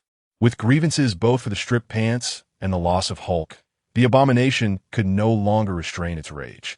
It leaped high into the air, aiming to crush Hermione. Imagining the scene of Hermione's frail body being smashed into a pulp, Blonsky revealed a cruel smile. "All shall be petrified." Just as the abomination was about to collide with Hermione, it felt an icy shiver run through its veins. Its limbs were inexplicably restrained, drawn to its sides, and it plummeted to the ground with a heavy thud. Crack! Spiderweb-like fissures spread beneath it. What is happening? The abomination struggled against the binding spell, shaking its disoriented head. Noticing Hermione still unharmed in the air, its already limited intellect failed to process the situation, and it leapt again. "All shall be petrified." Once more it was struck down, crashing to the ground with a thud. This cycle repeated several times. Each time the abomination was inexplicably knocked from the air. Finally, it roared in realization. "It's you? What have you done?" With a clever flick of her wand, Hermione signaled a gesture of disdain, the insult far outweighing any physical damage. She felt a twinge of regret, having hoped to subdue the abomination with a single spell, but it was a folly to think such a feat achievable against beings of Hulk and abomination's caliber. The level 3 binding spell was merely a momentary restraint, insufficient to fully suppress them. To any onlookers, however, it was pure amusement. The abomination's massive form was tossed around like a mere plaything by the petite figure in the black robe. Enough of this. Sensing Hulk thrashing about in the mirror space, Hermione felt her magic waning swiftly. Shaking her head, she resolved to employ more serious measures. Non disjunction. In the next instant, numerous deep gashes appeared all over the abomination's body. Green blood sprayed forth, splattering into the air. The abomination staggered and fell to its knees. Disbelief etched upon its face as it stared at the blood pouring from its wounds. "I am injured? How is this possible? With such immense power. I have been wounded. By a mere girl. What manner of force is this?" Hermione was not surprised by the outcome. She had mastered the non-disjunction spell. Thus far, it was her most formidable dark magic aside from indulging in more frivolous pursuits. Unlike the fragmented slashes of sharp cuts, non-disjunction was essentially a spatial severance, preventing the closure of wounds with magical force. There was no projectile to dodge. It activated instantly at the designated target, making it nearly impossible to defend against, with lethal efficacy far surpassing that of similar spells. Professor Snape was truly gifted, but alas. Verminous. As the abomination attempted to rise, Hermione unleashed a white light. Moments later, the abomination's eyes widened in horror, its complexion shifting dramatically. Ugh! A stream of slimy worms erupted from throat. Ugh! Ugh!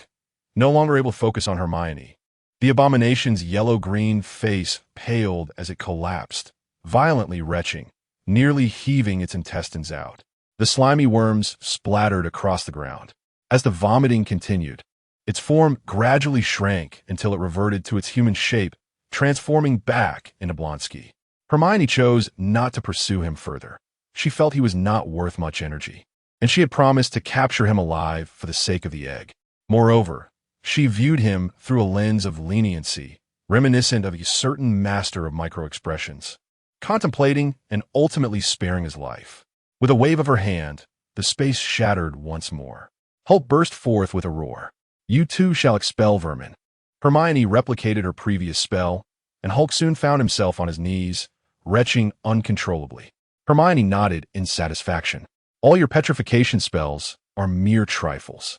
The verminous curse is the ultimate control. Vomit away." However, Hulk, fueled by rage, appeared more resilient than the abomination.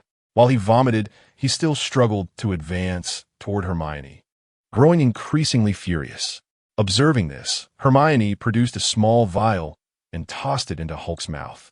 Moments later, his expression cleared significantly. Yet, he vomited even more violently. With a thud, Hulk fell to the ground once again, trembling as he pointed a finger at Hermione, his eyes filled with dread, lips moving yet producing no words. Only a guttural sound as he expelled more worms. A mind-clearing potion, especially prepared for you. How does it feel to be awake? Hermione approached Hulk, lightly kicking him with her leg. Hulk wished to rage, but under the potion's influence, he felt no anger, lying helplessly on the ground, his eyes dimmed, resembling a lifeless corpse. How dull. Hermione pouted. As Hulk transformed back into Banner, he noticed Blonsky's pitiful state beside him and cast a sympathetic glance. Blonsky, feeling Banner's gaze, struggled to turn his head, wearing an expression of despair. The two, moments ago fierce adversaries, now lay side by side, extending their arms towards one another in shared suffering, gazing deeply into each other's eyes, akin to brothers in misfortune. Brother, hold on. They both understood the silent plea in each other's eyes. Ugh! They simultaneously expelled a worm. Chapter 72. Hermione's appraisal in the helicopter. Ross and Betty, along with the others, were utterly astonished, unable to comprehend the spectacle before them. The formidable beasts, Hulk and Abomination, had effortlessly devastated an entire city block, leaving the military in ruins. Yet, here was a mere girl who had managed to subdue them with just a few strikes. Moreover, what were those shards of broken space and the myriad of colors? Was it wizardry? How had the world suddenly transformed into something fantastical? For the first time, Ross felt that the military's super soldier program could be abandoned. The two most powerful super soldiers in history had been bested by a little girl wielding a stick. What was the point of continuing? After the helicopter landed, Betty rushed out immediately. "Bruce," she exclaimed, helping Banner, who was in a pitiful state, a trail of mucus dripping from his face. Ugh! As she gazed at Banner's pale complexion, she directed a pleading look towards Hermione. "Don't worry, he'll be fine after a bit of vomiting. He won't die," Hermione reassured, folding her arms and leaning against her broom, a mischievous smile on her face. Though she appeared to be a charming young girl, her smile exuded a terrifying aura to those around her. Gathering his thoughts, General Ross stepped forward, stating, "This young lady, we thank you for your assistance. The military needs to take these two criminals back." "No," Hermione interjected decisively. "These two are part of a transaction between me and Abomination. You cannot have them." "Abomination?" Ross momentarily faltered, quickly realizing whom she was referring to. He adopted a stern expression. "That's impossible. This is a military experiment and must not be entrusted to outsiders." "I don't care. I simply want to give them to you," Hermione retorted, turning her head with a huff. A flicker of anger passed through Ross's eyes, but he suppressed it. "You must hand them over to me. As for what Nick Fury promised you, that's his business." Hermione scoffed, and then flames began to gather around her, transforming into a menacing serpent that glared down at the crowd. A wave of heat struck their faces, leaving everyone speechless in astonishment. Compared to her strange methods, this raw display of power created an almost suffocating pressure. What is this?" Betty stood frozen in shock, while Banner and Blonsky exchanged grimaces. Even Ross, who prided himself on his experience, found himself speechless, staring blankly at the fiery serpent. It was then he recalled Fury's earlier warning and instinctively shivered. Suddenly, the ringing of a phone broke the oppressive atmosphere. Ross answered the call, and within moments, he was embroiled in a heated argument. Hermione could discern that the voice on the other end was vaguely that of Abomination. After a brief exchange, Ross hung up, his face pale as he cast a glance at Banner and Blonsky, taking a deep breath before turning to leave. Betty was reluctantly pulled away by accompanying soldiers. Once they departed, a bored Hermione pulled an apple from her backpack and began to eat. Crunch, crunch. After finishing, she tossed the core carelessly to the ground, where it struck Blonsky squarely on the forehead. "Thud! You're impressive. Do as you wish," he muttered, visibly annoyed. Before long, a fierce wind arose as a stealth fighter slowly materialized in the sky and descended. Clad in leather, Abomination stepped off the aircraft. Meanwhile, several agents bound the two naked men tightly and brought them aboard. Blonsky, true to his name, demonstrated his formidable resilience as he experienced continuous bleeding from his wounds. Under the influence of a curse, his self-healing abilities faltered. Remarkably, he adapted by closing his internal injuries, sacrificing his outer flesh to restructure his body for survival. Thank you, Miss Wizard. Without your assistance, New York would have faced dire consequences tonight. On behalf of all citizens, I express my gratitude for your intervention. Once the dust settled, Fury turned to Hermione, offering formal thanks. Hermione nodded. Today, she was in high spirits. The American soldiers had provided her with an ample feast, yielding over 5,000 energy points. Pondering the prospect of further indulgence, she unexpectedly bestowed a warm smile upon Abomination. Fury regarded Hermione with astonishment. He had witnessed everything unfold through the helicopter's cameras. Initially, he believed her flames represented her strongest attack. However, he was astounded to discover that her invisible blades could effortlessly penetrate even Hulk's defenses, something missiles could not achieve. Moreover, the kaleidoscopic realm she conjured had contained Hulk without any resistance. It seemed he had underestimated her capabilities. Fury silently rejoiced that he had heeded Natasha's advice to cultivate a positive rapport with the young witch. If Hermione possessed the power to easily subdue Hulk, what manner of being was Dumbledore, whom she claimed to surpass? Just how formidable was the wizarding community? With these thoughts in mind, even his earlier joy at unearthing the long-frozen Captain America was considerably diminished. Miss Wizard, please board the aircraft. We are heading to S.H.I.E.L.D. headquarters. No need, Hermione replied coolly, gesturing with her hand to conjure a portal that crackled with sparks. As she gazed into the portal revealing a familiar scene, Fury's heart raced. It was none other than his office. What are you doing? It's a portal. Do you not understand? Hermione retorted, stepping through. Fury had heard from Coulson that Hermione might possess some form of spatial teleportation magic, but he had imagined it limited to mere dozens or hundreds of meters, visible only to the eye. Who would have anticipated that Hermione's portal could span hundreds of kilometers from New York to Washington, D.C., landing precisely in his office? This was indeed alarming. It implied that she could invade any secure location at will, rendering any protective measures utterly futile against such magic. Each encounter with the young, which had the effect of reshaping his understanding. Fury's expression shifted slightly, but he maintained his composure and followed Hermione through. With a wave of her hand, the portal vanished. Pressing a button on his desk, Fury met Hermione's gaze. In a moment, someone will bring the items. Shortly thereafter, dozens of metal boxes were delivered, opening before Hermione.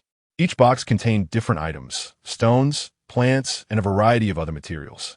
Hermione scanned the contents, and her eyes sparkled with delight. She had not anticipated that S.H.I.E.L.D. would indeed find numerous authentic items following her specifications. Items like unicorn blood and phoenix eggs, exclusive to the Harry Potter universe, were rare treasures. However, many conventional potion ingredients and alchemical materials could also be found in the Marvel world, previously regarded as useless simply because this realm lacked wizards and specialized alchemy. Now that she had arrived, did this mean all the magical materials in this world belonged solely to her? S.H.I.E.L.D. truly had not misled her. Chapter 73. The online literature master, Lockhart, her solitary efforts proved insufficient. Only by harnessing the strength of Stark Industries and S.H.I.E.L.D. could she maximize the collection of materials from the Marvel Universe. African tree, snake skin, liquid grass, sun orchids, moonstone. Hermione meticulously counted the usable materials, stowing them one by one into her seemingly bottomless backpack. Nick Fury watched in pained silence, yet felt utterly powerless. Is this all? Hermione inquired, glancing at the boiled egg. Indeed, this is the utmost effort S.H.I.E.L.D. has been able to muster in recent days. After contemplating him for a moment, Hermione nodded. Very well. Should you require further assistance, feel free to call upon me for free identification. She was aware that these were not all the materials S.H.I.E.L.D.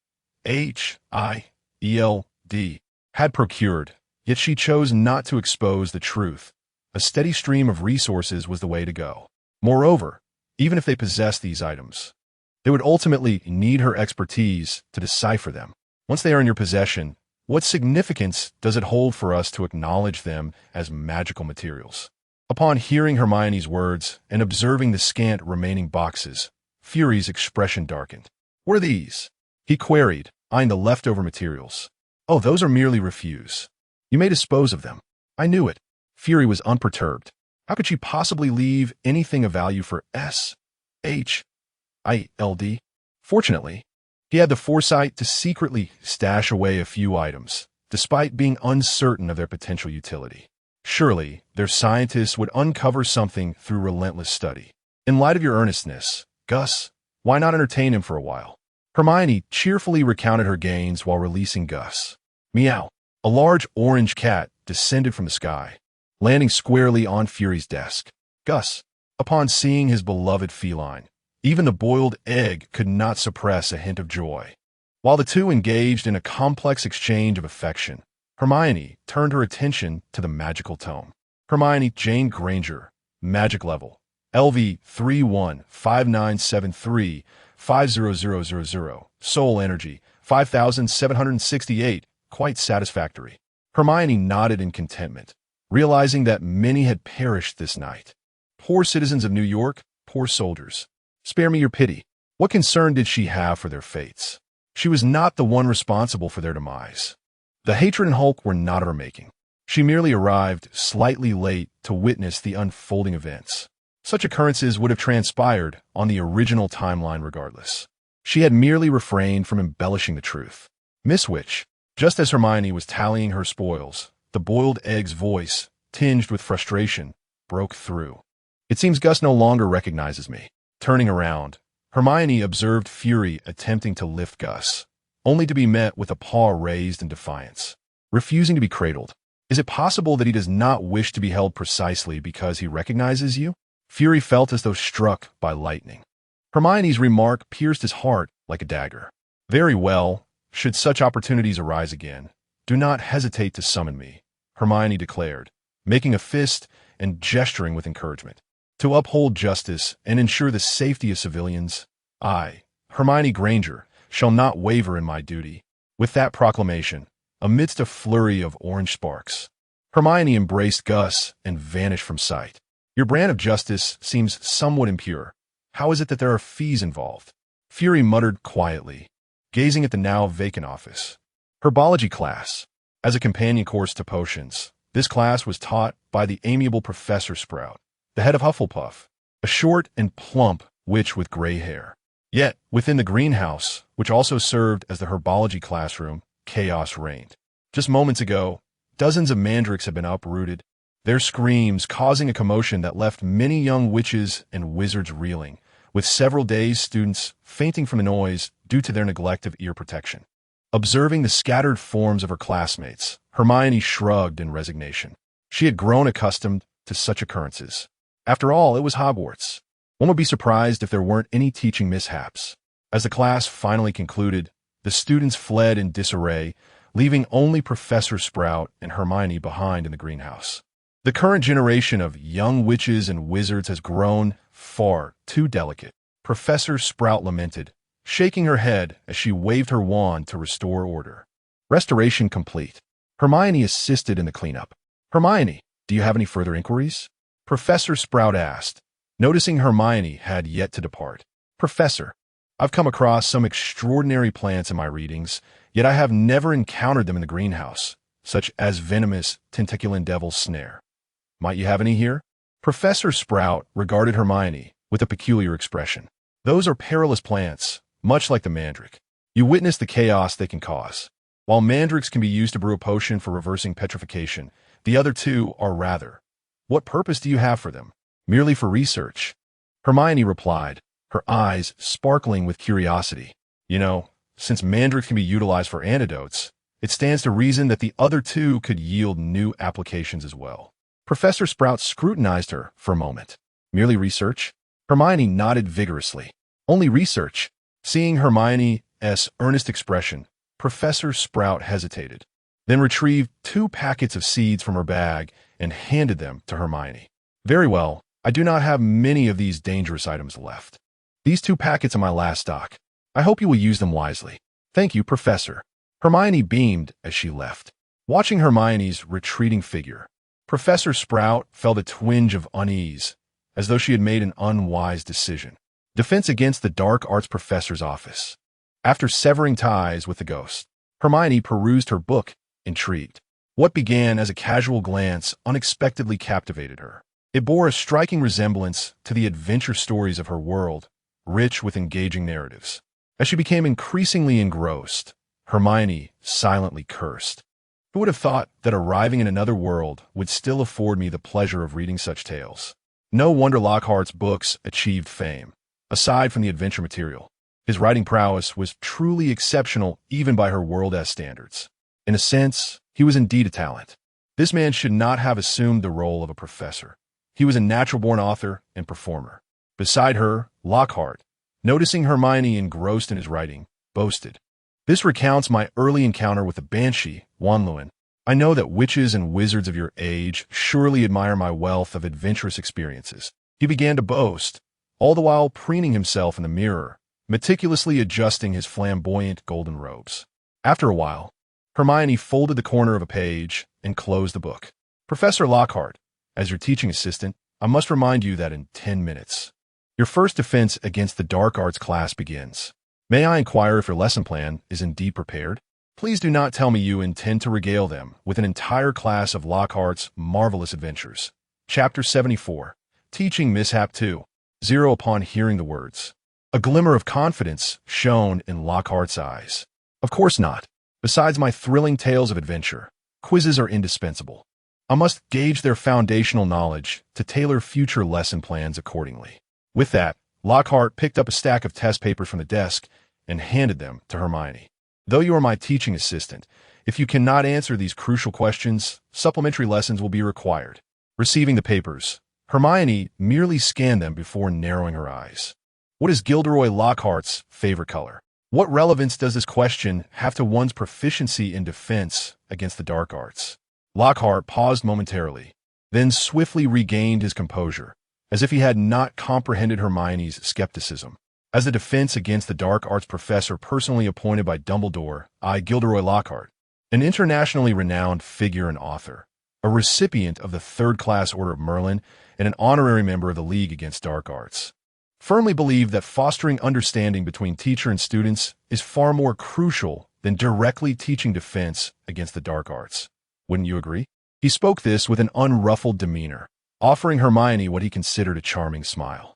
"Here we go again." Hermione sighed. "Though, Miss Granger, you have vanquished Quirrell, I am far from being the inept Quirrell. I have prepared a delightful surprise for you in our upcoming class. You will witness my formidable side." Lockhart confidently patted the birdcage shrouded in black cloth beside him. "Indeed, when it comes to ineptitude, Quirrell pales in comparison to you. By the way, didn't you both graduate from the same house? First Quirrell, then Lockhart. Ravenclaw's reputation is suffering."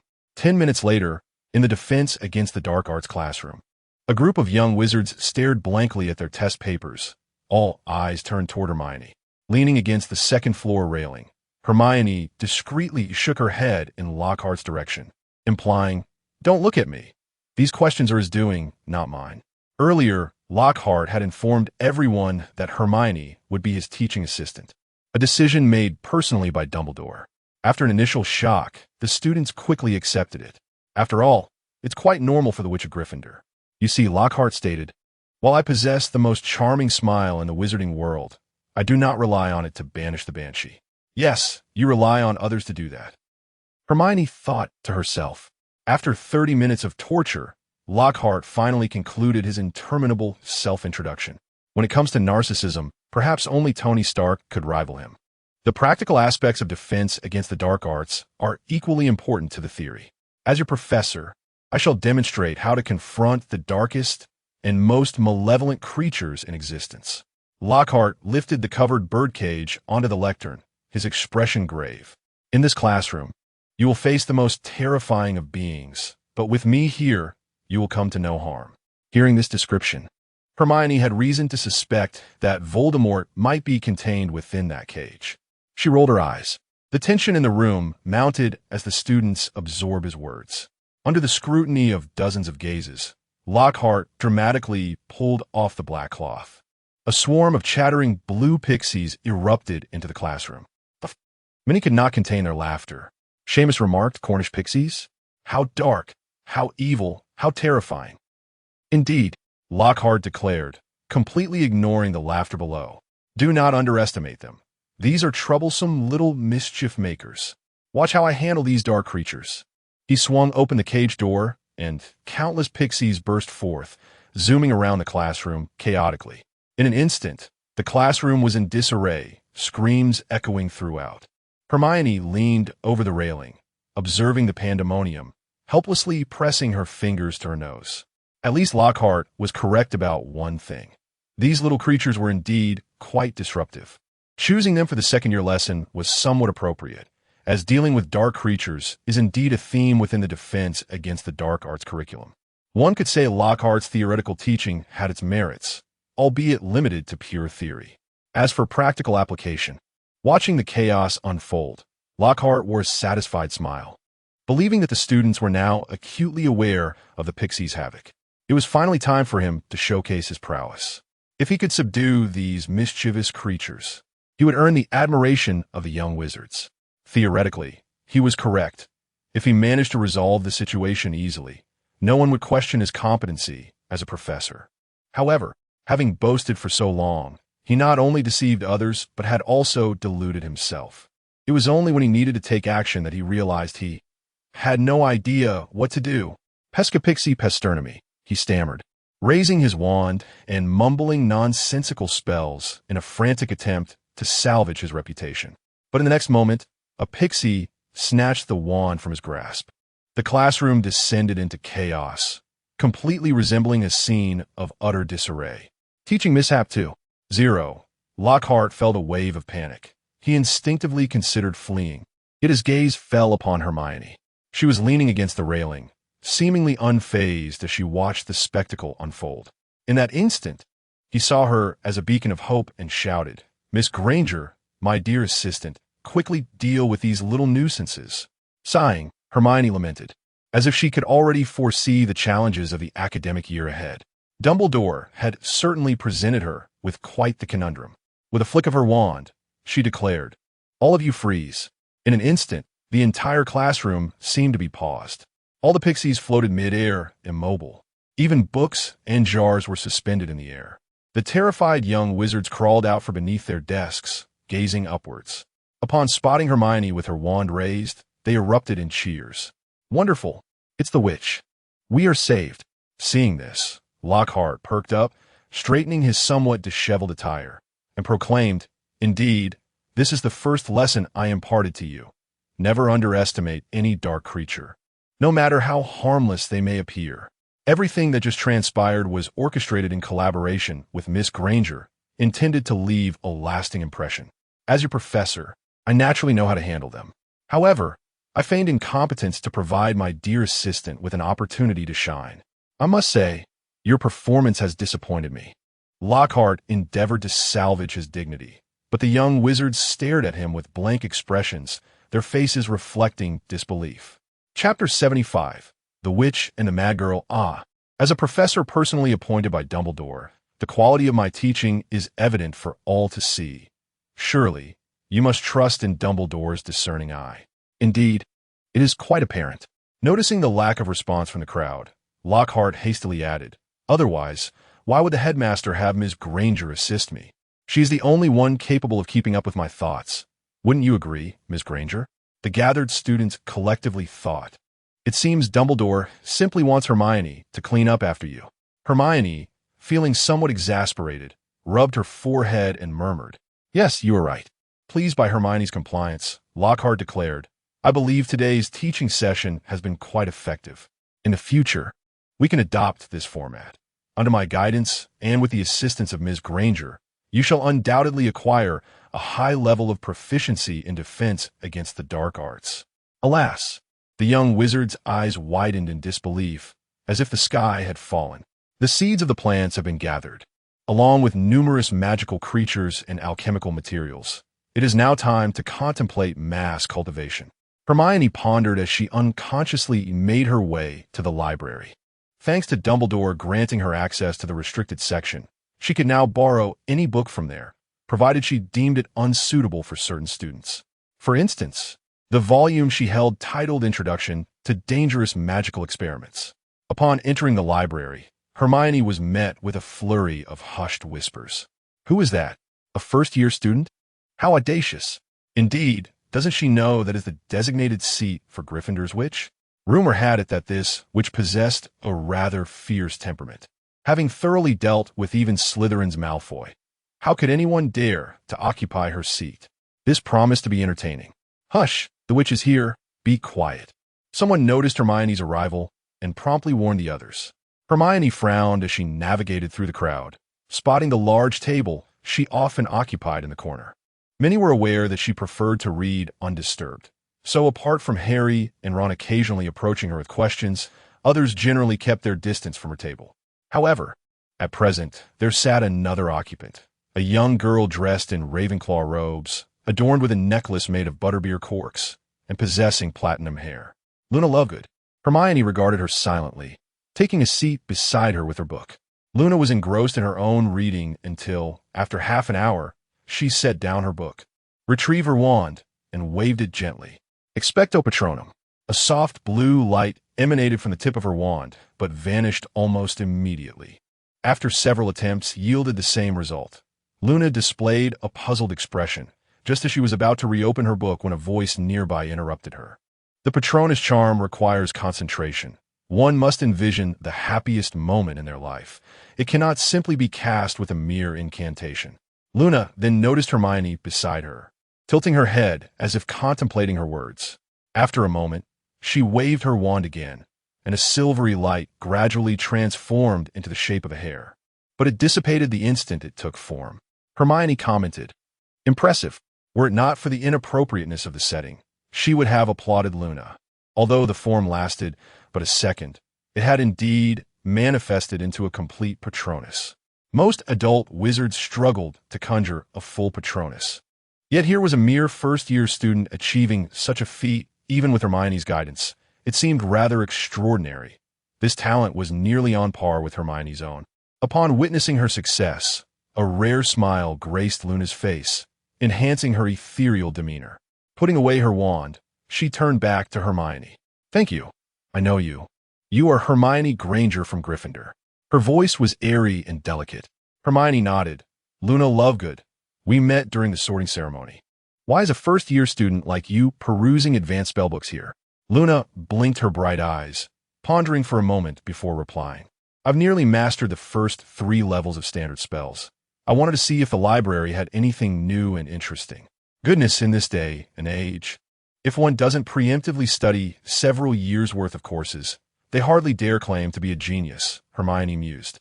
"However, if you seek the truly fascinating, you come to the wrong place. The genuinely intriguing material lies deep within the restricted section. The outer regions of the library hold nothing of substance. What with soul extraction, excruciating curses, and the likes of Avada Kedavra, all mere embellishments. Is that so? Then suit yourself." Hermione lowered her gaze, resuming her reading. Luna craned her neck to glimpse the title of Hermione's book, Introduction to Dangerous Magical Experiments. "Do you enjoy conducting magical experiments?" "I not only relish experiments, but also gardening, potions, alchemy, and biological modifications, as well as Avada Kedavra." Hermione shot her a sidelong glance, patiently responding, "I'm merely beginning. I haven't practiced yet, just browsing." Luna nodded. "Then you should be cautious. Be careful not to miscast a spell and inadvertently meet your demise." Hermione retorted, "I appreciate your well-wishing." Yet, seeing the earnest expression on Luna's face, she recognized that there was no malice in her words. She was genuinely concerned for her well-being. Thus, the two continued their quiet reading, while the surrounding wizards wore expressions of disbelief. "My goodness, that first year is so bold, daring to converse with the library witch. Indeed, what has come over the witch today?" Typically, aside from Harry Potter and Ron Weasley, anyone who dares disturb her reading would find themselves swiftly dispatched to Diagon Alley. Even Harry and Ron had endured their fair share of reprimands for pestering her. Really? Is the witch's temper that terrible? I find her quite serene most of the time. The Slytherin Quidditch team might hold a different view. As whispers flowed around them, Luna tilted her head, gazing thoughtfully at Hermione's profile. What on earth is this? In the classroom, Hermione surveyed the stacks of exam papers, resting her forehead in her hand as she marked them with crosses. How is it that those preparing for their OWL exams cannot even answer such simple questions? She sighed in despair, muttering, no wonder in the original text, by 5th year, many are unable to comprehend the disarming charm. This is, after all, 2nd-year material. It must be said, the standard of defense against the dark arts instruction at Hogwarts is abysmal. The value of little Barty Crouch is on the rise. Indeed, she was currently assisting Lockhart in grading the advanced defense against the dark arts exam papers. And as for why Lockhart did not grade them himself, well, the answer was simple. He simply could not. Chapter 76. The unheard whispers, of course. He could not admit this himself. He merely stated that there were numerous fan letters to sign, and he was temporarily overwhelmed. Under the guise of nurturing Hermione, his assistant, he kept her busy. Hermione sighed softly, realizing that Dumbledore intended for her to be worked like a beast of burden. In the Marvel Universe, she had made S-H-I-E-L-D, and Stark Industries her servants, and now it was her turn to be employed. Truly, the cycle of fate is relentless. Harry, Lockhart chuckled as he signed autographs. Addressing Harry beside him, can you think of a better way to serve detention than helping me respond to my fans? Sitting to his left, Harry offered an awkward yet polite smile. I can't say I can, Professor. After leaving the library, not only Hermione, but even Harry was conscripted to assist in writing replies, under the noble pretext of fostering communication among 3 renowned figures. Thus, the trio remained in the classroom until the late hours. Fame is a fickle companion.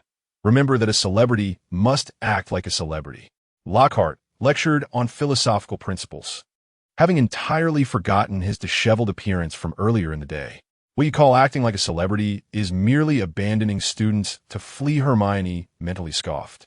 Ahaha, Harry refrained from speaking, instead casting a pleading glance towards Hermione. Noticing Harry's gaze, Hermione lifted a stack of exam papers. Don't look at me. Perhaps we could swap roles? Gazing at the pages filled with red marks, Harry swallowed hard and forced a smile. I think I'll stick to writing my letters. Ahaha, I must ask, Professor Lockhart, have you considered a career in the Ministry of Magic? Hermione suddenly suggested. Given your heroic credentials, you would surely be well suited for a significant position there, and perhaps even compete for the role of Minister for Magic in the future. Harry's head shot up, his eyes wide in disbelief at Hermione's absurd proposition. Instinctively wanting to argue, he restrained himself, knowing the subject in question was right beside them. Lockhart paused, momentarily taken aback, then straightened in his seat, intrigued. Do you truly believe so? Indeed, Hermione affirmed with a serious nod. I believe you would make an excellent politician. Oblivious to the underlying sarcasm in Hermione's words, Lockhart rubbed his hands together, excitement gleaming in his eyes. It seems we share the same vision. I had thought of this myself. With my abilities, it would surely be feasible, but he hesitated, then continued, if I were to join the ministry, I fear I would no longer have time for adventures or to pen new books that my fans adore. Alas, I would have to make that sacrifice for the sake of my followers. You're simply afraid of being exposed, Hermione completed his unspoken thoughts. Fans are easily deceived, but most in the ministry are elites. It might be acceptable for him to be an idol in the entertainment industry. Yet if he were thrust into a role like that of the Department of Magical Law Enforcement, facing dark wizards daily, his carefully crafted persona would surely crumble in an instant. Is that so? Hermione smiled, non-committal, then revealed a mysterious expression. But think about it. If you were to achieve great things in the ministry, like Alastor Moody, capturing notorious criminals, or uncovering grand plots that could shake the wizarding world, you could weave these tales into a new book. Compared to those adventures in dark creature caverns, stories of good versus evil would resonate more with readers. offering greater appeal and immersion, thus guaranteeing far higher sales than your current works. She coaxed gently, moreover, with these accomplishments and your renown in the wizarding community, your support would surely outshine that of others. You would undoubtedly ascend rapidly, with the position of Minister for Magic within your grasp. As your devoted fan, I assure you, this heartfelt advice is solely for your benefit. Her voice brimmed with a seductive quality, echoing like the whisper of a devil in his ear. Lockhart was entranced, unable to extricate himself from her words. If all else fails, I could arrange for you to face a dark wizard during a speech, sustaining minor injuries. And then we could spread rumors claiming it was the work of a rival. What did I just hear? Is this permissible? Unlike the entranced Lockhart, Harry's eyes were filled with terror as he looked at Hermione. What are you planning? Could you let me leave before you continue this discussion? Please stop. Having been friends with Hermione for long enough, he understood her concealed dark tendencies better than anyone. Her claims of doing this for others' welfare were merely a fade for her true intent to lead him into peril. Granger, do you genuinely believe I could achieve such greatness? Lockhart gulped, his gaze fixed intently on Hermione. Absolutely. As long as you have someone supporting you. You can surely make it. Hermione replied, gazing at Lockhart with a broad smile. Harry was sweating profusely, closing his eyes and praying for Merlin's protection, as he nearly buried his head beneath the table. In that moment, he contemplated that perhaps residing with Aunt Petunia wasn't so bad after all. Fortunately, at the last moment, Lockhart regained his senses and quickly shook his head. He held a clearer understanding of his own limitations. While deceiving students was one matter, truly confronting dark wizards was another entirely. Though he did not act on the idea, this heartfelt exchange had significantly bolstered his admiration for Hermione. This girl was undeniably a born strategist. If only his abilities were on par last. Hermione was unconcerned. She had merely spoken casually, knowing the consequences would not be hers to bear. The seeds of ambition had already taken root. As Harry wiped his brow, his expression suddenly shifted, and he raised his head, scanning the surroundings. Did you hear anything? With that statement, Lockhart was jolted back to reality. What? Someone is speaking? Seeing Harry's serious demeanor, Lockhart glanced around, though he saw nothing. Professor, didn't you hear it? Harry asked, his expression grave. What are you talking about, Harry?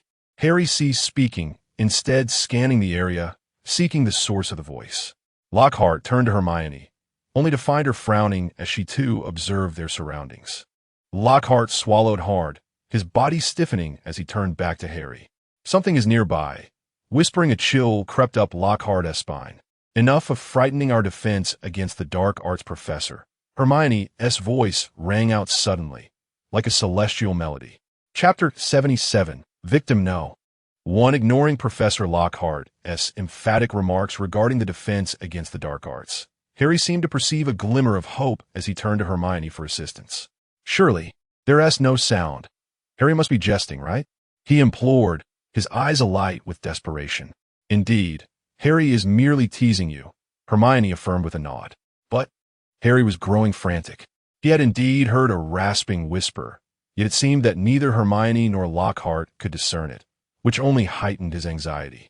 All right, we can discuss this later, Hermione interjected, waving her hand to quell Harry's rising agitation. She then turned to Lockhart. Professor, you've been writing for over 4 hours.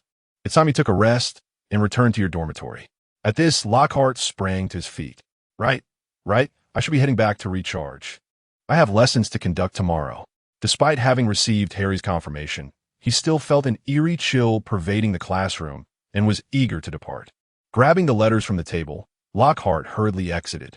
As Lockhart vanished through the door, Harry finally spoke. Hermione, I truly heard someone speaking. You must believe me. With a hint of exasperation, Hermione replied, I never suggested I didn't believe you. But what does it matter if you heard something that neither I nor anyone else could? Spreading this around will only make you appear unwell. Even in the realm of magic, hearing what others cannot is not a sign of good fortune. She was well aware of what Harry had encountered. The voice that only Harry could hear, slithering through the walls and incessantly chattering, could only belong to one creature in Hogwarts, the basilisk housed within the Chamber of Secrets. Harry was momentarily speechless. Just then, He heard the voice again, his expression shifting to one of alarm. The voice hissed, "Blood, blood, blood. I shall rend you. I shall slay you, kill, kill, kill." Harry's face paled. "I think it intends to commit murder." Hermione rolled her eyes. She was not a parcel mouth and could not comprehend the incessant ramblings of the serpent. She simply found its behavior, meandering through the pipes while muttering, rather foolish. Perhaps it is merely venting after losing a game? Hermione raised her hand dismissively. "Do not concern yourself with it. There's been no incident, nor any alarming discovery of corpses. It is merely a confused serpent babbling after being confined for too long. In the eyes of others, it is trivial. Yet, an unsettling feeling lingered in Harry's heart. He sensed something dreadful was imminent. However, given Hermione's nonchalant demeanor, he chose to remain silent. The following day, it was not the ominous black bear, but rather Harry and Ron who stumbled upon the body. Early in the morning, Hermione was yanked out of bed by Lavender, who insisted that Ron was in urgent need of her assistance. As Hermione yawned and stepped outside, she noticed Ron pacing anxiously at the entrance to the girls' dormitory. "Hermione, hurry! Something has happened," Ron exclaimed, urgency lacing his voice. Harry yes at the scene. He believes it's connected to the voice he heard yesterday. As expected, Harry had relayed the incident to his close friend, Ron, upon returning home the previous night. Hermione nodded slightly and followed Ron as he navigated through the corridors with haste. Upon spotting Harry, Ron pointed towards the wall. "Hermione, look!" Following his gesture, Hermione was met with the sight of 2 rows of enormous blood-red letters. "The chamber has been opened. Beware the heir's enemy." Hermione nodded. Well, that S rather considerate. They completed their nefarious deed and still thought to give a warning. Harry and Ron were momentarily dumbfounded. Is this really the time for that? Beside the bloodied words lay a grayish cat, its tail draped lifelessly over a torch bracket, its body rigid as stone. The first victim had emerged, Mrs. Norris. Harry remarked, "It's Filch's cat. If he discovers this, he will surely." Before he could finish his thought, a voice erupted from behind them. "What have you done?" Upon hearing this voice, Harry felt a chill run down his spine and slowly turned to face the Hogwarts caretaker, Argus Filch. Filch was glaring intently at Mrs. Norris, his lips trembling, before casting a furious gaze upon Harry. "You've murdered my cat. Mr. Filch, didn't he? You actually murdered my cat." Filch seized Harry by the collar, his voice a mixture of despair and rage. "I will kill you. I will kill you." Just before morning classes began, the commotion in the corridor quickly attracted the attention of nearby students, who began to gather around. "What is happening? Isn't that Filch's cat? It looks like Harry Potter is responsible." Filch adored his cat, and the unfolding drama promised to be quite the spectacle. "Look, there's blood on the wall. The chamber has been opened." "What does it mean?" Draco Malfoy, observing the scene, immediately grasped the implications due to his prestigious lineage. He turned to a few wizards of Muggle descent nearby and sneered, "Next, it will be you, mudbloods." Just as he basked in his own delight, he suddenly spotted a yawning Hermione nearby, her eyes widening in realization. "Oh no!" He quivered, almost losing his balance, but fortunately, Crabbe and Goyle were quick to support him. "I'm doomed." In that moment, he longed to slap his past self for his indiscretion. Serves you right. However, after waiting for what felt like an eternity, Hermione remained unresponsive, causing Malfoy to feel a flicker of hope. Perhaps she and T heard him? What a stroke of luck. He vowed to amend his ways and become a better person. Meanwhile, as Harry and Filch's confrontation escalated, one insisted on his innocence while the other was resolute in his accusation. Watching Harry's futile protest, Hermione stifled a laugh. So eager to play Sherlock Holmes. Yet he has become the prime suspect. Seeing Harry stubbornly deny the allegations, Filch, in a fit of rage, prepared to unleash his fury. Just as he was about to act, the professors finally arrived. "Argus, cease this," Dumbledore commanded, halting Filch in his tracks.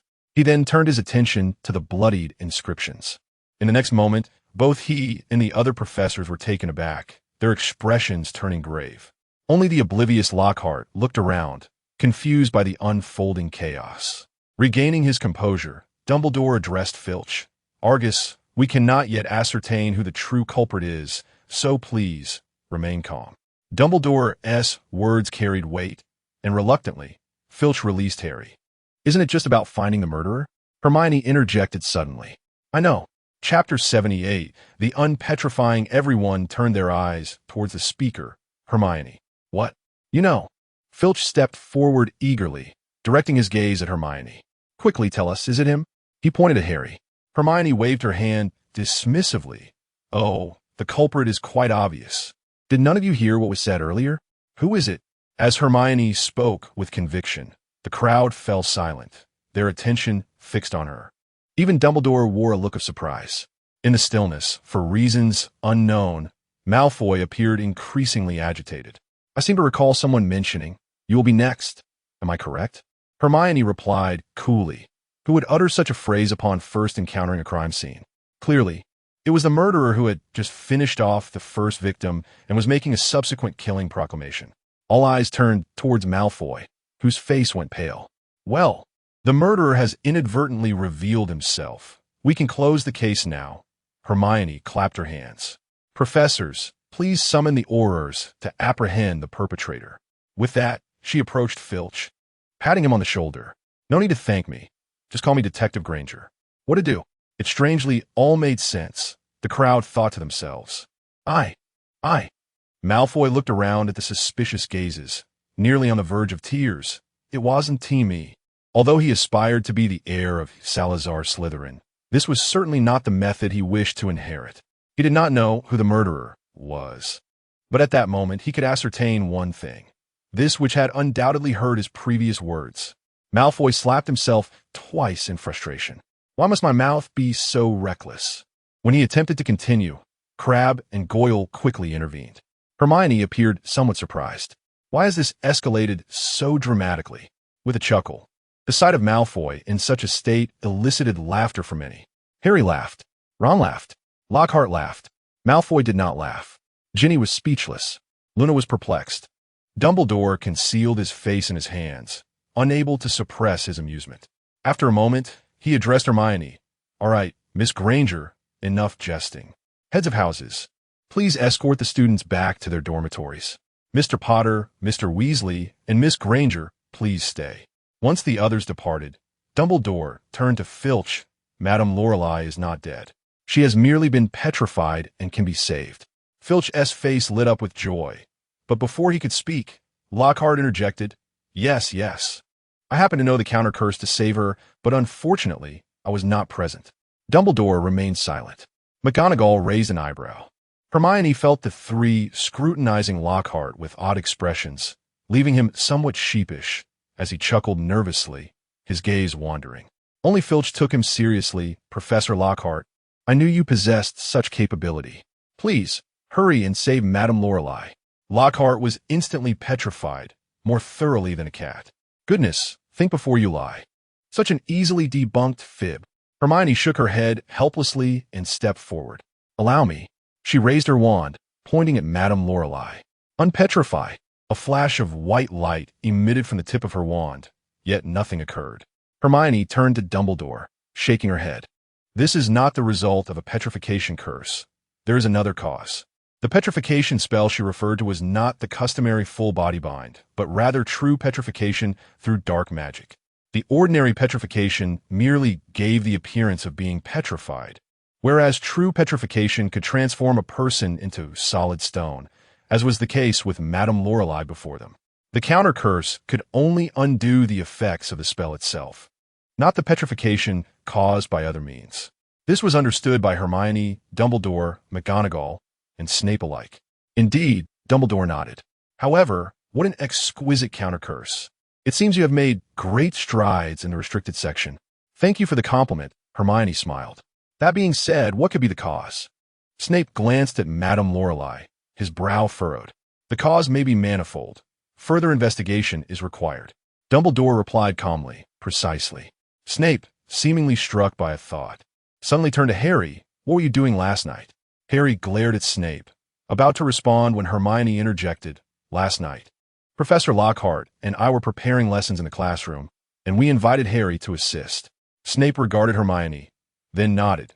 Since Miss Granger has vouched for you, there is no immediate issue. Well, I can also attest. Lockhart promptly piped up, ever the professional performer, never missing an opportunity for self-importance. Snape directly ignored him. Addressing Dumbledore, once the mandrakes mature, we can brew the antidote for petrification. I will assist once Professor Sprout's new batch of herbs is ready. Very well. Then I leave it in your capable hands, Severus. Dumbledore began, but Hermione suddenly remembered something. Oh, the antidote for petrification. I happened to brew a vial earlier. With that, she opened her satchel and began to pour its contents onto the table. Apples, clothes, books, flower pots, brooms, galleons, cauldrons, snacks. Soon, a small mountain formed. Dumbledore, McGonagall, Snape, Harry and Ron. In that brief moment, Dumbledore recalled another student he had with an almost bottomless bag. He gazed at Hermione, his thoughts drifting, lost in contemplation. After rummaging through her belongings, Hermione finally extracted a glass vial filled with a yellowish-brown liquid. Snape swiftly took it, uncapped it, and sniffed. Indeed, it is the antidote for petrification. He looked at Hermione, then back at the potion in disbelief. Did you brew this yourself? Hermione shrugged. There weren't many ingredients. I just brewed a vial. Upon her admission, Snape appeared momentarily dazed. Then his expression softened, and he unexpectedly said, "Well done." Harry and Ron's eyes widened in astonishment. Good heavens! Did Snape just compliment someone? Was this the Snape they knew? Surely, he wasn't possessed. The potion was administered to Madame Lorelei, and soon after, she revived. Filch rushed forward, embracing her, then approached Hermione, beaming like a sunflower, repeatedly expressing his gratitude. Thank you, thank you, thank you. All right, all right. Hermione waved her hands, feeling overwhelmed by his effusiveness. After all, she only had one vial of the potion. She chose the cat, and the rest would have to fend for themselves. Chapter 79. Poison. Snape gazed vacantly at the empty potion vial. Dumbledore sighed softly. Come along, Severus. He then turned to Harry and Ron. You two, exercise caution as well. After class, make your way directly back to the dormitory. Once the professors departed, Harry exclaimed in frustration, It wasn't me. That wretched Snape is deliberately causing me trouble. If it weren't for Hermione vouching for me, I'd have been falsely accused. Poor Severus. Hermione ventured cautiously. What if there's a possibility that he inquired about your whereabouts last night to actually assist you? If anyone could corroborate your story, it would clear your name effortlessly. Harry and Ron exchanged astonished glances at this novel suggestion. In the next moment, Snape's grim visage flashed in their minds, prompting Harry to vehemently shake his head. Impossible. Absolutely impossible. Ron echoed. Hermione, are you all right? That's Snape we're talking about. Feeling the resolute emotions from her friends, Hermione sighed in resignation. Well then, Severus, it seems you're on your own. I can no longer assist you. I simply cannot fathom why Snape is always targeting me. Harry lamented, feeling unjustly persecuted. Perhaps it's because he graduated from Slytherin. They all seem to be like that. Just look at Malfoy. Ron expressed the Gryffindor disdain for their Slytherin counterparts. Hermione's eyes sparkled with a sudden thought. Harry, would you like Snape to treat you more normally in the future? Harry nodded. Do you have a plan? With a mysterious smile, Hermione leaned in closer to Harry and whispered two words. Harry's eyes widened in disbelief. What kind of absurd idea is that? Are you serious? Trust me, just try it when you go back. Even if it doesn't work, it won't make things worse, will it? Hermione coaxed. As Harry pondered this conundrum, Hermione glanced down the empty corridor, a sense of familiarity washing over her. It wasn't until just now that she recognized the spot. Wasn't this where she had once vanquished a troll? Truly, a place prone to mishaps. She took a moment to remember the late quarrel. With her reverie concluded, Harry seemed to regain focus, as if having made a firm decision. What should we do now? Let the search begin and await the judgment from our house. Hermione left with a parting remark, not looking back. Harry and Ron exchanged glances, unsure of what to make of the situation. Meanwhile, as soon as she landed, Hermione received a call for Pepper. Little Hermione, Tony. Pepper's voice sounded anxious. Take your time. No need to rush, Hermione soothed, her mind racing. It seemed Tony had encountered some trouble. But why was Pepper so frantic? Surely he couldn't have been seriously harmed. He carried a portable suit, after all. It wouldn't be that easy to meet his end. After a while, Pepper calmed down enough to explain. Tony was attacked in Monaco by someone wielding a whip. It seemed they used a miniature reactor technology. Fortunately, he is safe now and has returned to New York, though the police are still investigating the assailant's identity. And isn't that good news? Hermione questioned, perplexed. She was well aware of the assailant's identity. Ivan Vanko, whose father, Anton Vanko, had once collaborated with Tony's father, Howard Stark, on reactor designs, only to later defect from S. After his father's demise, Ivan blamed the Stark family, crafting his own reactor and whipped to seek vengeance against Tony. In summary, it was merely a tangle of familial grievances. Yet, Tony was safe now, though Hermione had just learned that he had been poisoned for quite some time without informing them. Pepper's voice was a mix of frustration and urgency. Hermione finally grasped the situation. Tony had been afflicted by palladium poisoning, which explained Pepper's alarm. "Don't worry, I have a solution," Hermione assured. "Really?" Pepper's voice brimmed with hope. Magical Hermione never disappoints. "Yes, rest assured, I'll check to see if he is still breathing." After receiving Pepper's coordinates, Hermione prepared herself and opened a portal, stepping through. "Stark, I need you to get down from that giant donut." Egg looked at Tony, clad in his iron armor and seated atop a massive donut advertisement, eating away, his tone filled with exasperation. 2 minutes later, 4 figures gathered around a table inside the shop. Egg, Pepper, Tony, and Natasha. "So, you're actually with S.H.I.E.L.D.? Tony glared at Natasha, a hint of anger in his voice. "And you knew all along without telling me?" He turned to Pepper, his irritation mounting. Pepper stood her ground, retorting, "And what about you? Did you inform me or little Hermione about your poisoning?" She had feigned ignorance of Natasha to allow her to infiltrate Stark Industries as CEO's secretary to protect Tony. Had it not been for Natasha's revelations, she would still be in the dark. This explained Tony's erratic behavior over the past few days. Tony faltered, realizing the gravity of the situation. "That's how he is. You should be used to it by now," a voice chimed in as Hermione stepped through the portal, her presence commanding attention. "Little Hermione," Pepper and Natasha exclaimed in unison. "Natasha, long time no see," Hermione greeted, embracing her briefly before turning to Tony. Tony's eyes widened as he stared at the portal. "What kind of new magic is this? Why haven't I seen it before?" "There are many forms of magic you haven't encountered. I've been quite busy this year. I'm not here to discuss that. I'm here to save your life," Hermione stated calmly, rummaging through her bag. "Save? How?" Tony chuckled bitterly. "Even S.H.I.E.L.D.'s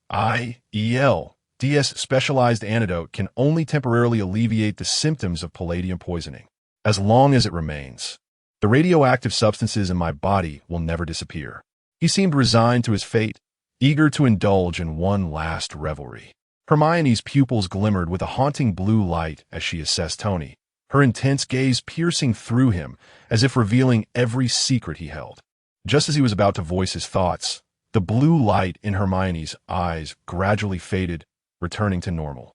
"Indeed, the poisoning is severe," she remarked, ignoring his protest as she retrieved a cauldron and various materials from her bag, while the others remained puzzled by her intentions. Only Tony recognized the familiar scene and began to piece together what was about to unfold.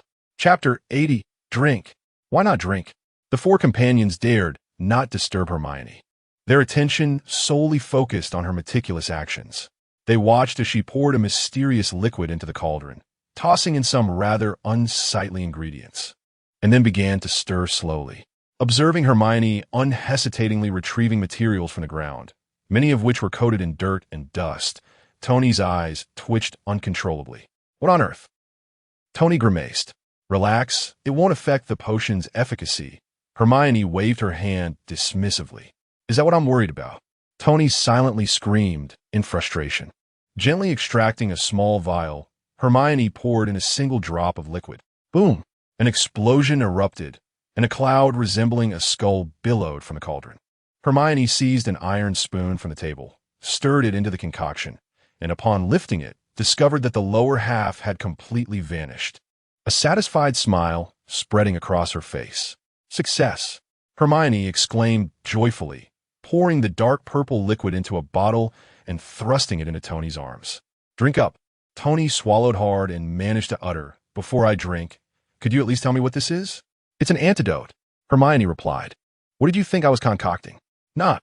I'm suffering from radioactive element poisoning, not chemical toxins." Tony attempted to protest. He naturally inferred it was an antidote, but the entire preparation process had left a deep impression in his mind, and he felt a visceral aversion to the vial in his hands. "Whatever the poison, it's a potion, and it can eliminate anything harmful to your body," Hermione insisted. "Stop trying to apply your understanding to magic. Hurry up, the potion is ready. Why aren't you drinking it?" Tony forced a smile. "How about you take a sip first?" Hermione shook her head. "This potion is exceedingly precious. How could a mere witch like me consume it? It should be given to the one afflicted." Seeing Tony hesitate, Hermione's patience finally wore thin. She seized his collar with one hand, while brandishing her wand at his head with the other. "Are you disdainful of it? I worked hard to brew this. Now drink. Why aren't you drinking? Drink, drink. If you refuse to drink, I shall cast a soul-stealing curse on you." Tony's expression turned troubled as he glanced at Pepper. "Did you not witness the explosion just now? Drink." Pepper's demeanor was as cold as iron. Tony looked toward Natasha. A skull cloud has already appeared. "Drink." Black Widow's gaze was piercing. Tony turned to Fury. "The iron spoon has corroded away. It dissolved faster than sulfuric acid. Drink." Fury's expression was stern and unyielding. In despair, Tony closed his eyes and downed the potion in one gulp. "Farewell, Pepper." "Huh, it's actually quite good." As the potion settled within him, his eyes widened in astonishment, revealing a look of surprise. It was far superior to the vegetable juice he had been consuming for months. "How is it?" The three observed Tony with a mix of anticipation and anxiety. Tony blinked, seemingly sensing something, and hastily retrieved a palladium detector. "It's zeroed out," he exclaimed, staring at the screen displaying a 0 reading. "The palladium in my blood has completely vanished, and I feel significantly better. It seems to have cleared away other toxins as well." Hermione shot him a glance and scoffed, "Of course. Everything I brew is of the finest quality. Some people were just hesitant and ungrateful." Tony chuckled sheepishly. Pepper embraced Hermione tightly, squeezing her in gratitude.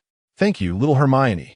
Watching Hermione, who offered no resistance in Pepper's embrace, Natasha felt a twinge of jealousy, but ultimately refrained from acting on it. "Wonderful. With this, Iron Man will rise again." Tony rubbed his hands together, eager to replace his palladium core and soar through the skies in his armored suit, combating crime. "Hey, stay focused." Hermione tapped his reactor with her wand. "My potion merely purged the toxins from your body. It does not prevent you from overusing the suit, which will lead to poisoning again." Tony nodded. "I understand. But with you around, I could just stock up on 10 or 8 bottles every month. What problem can't we solve?" Hermione regarded him with a deadpan expression.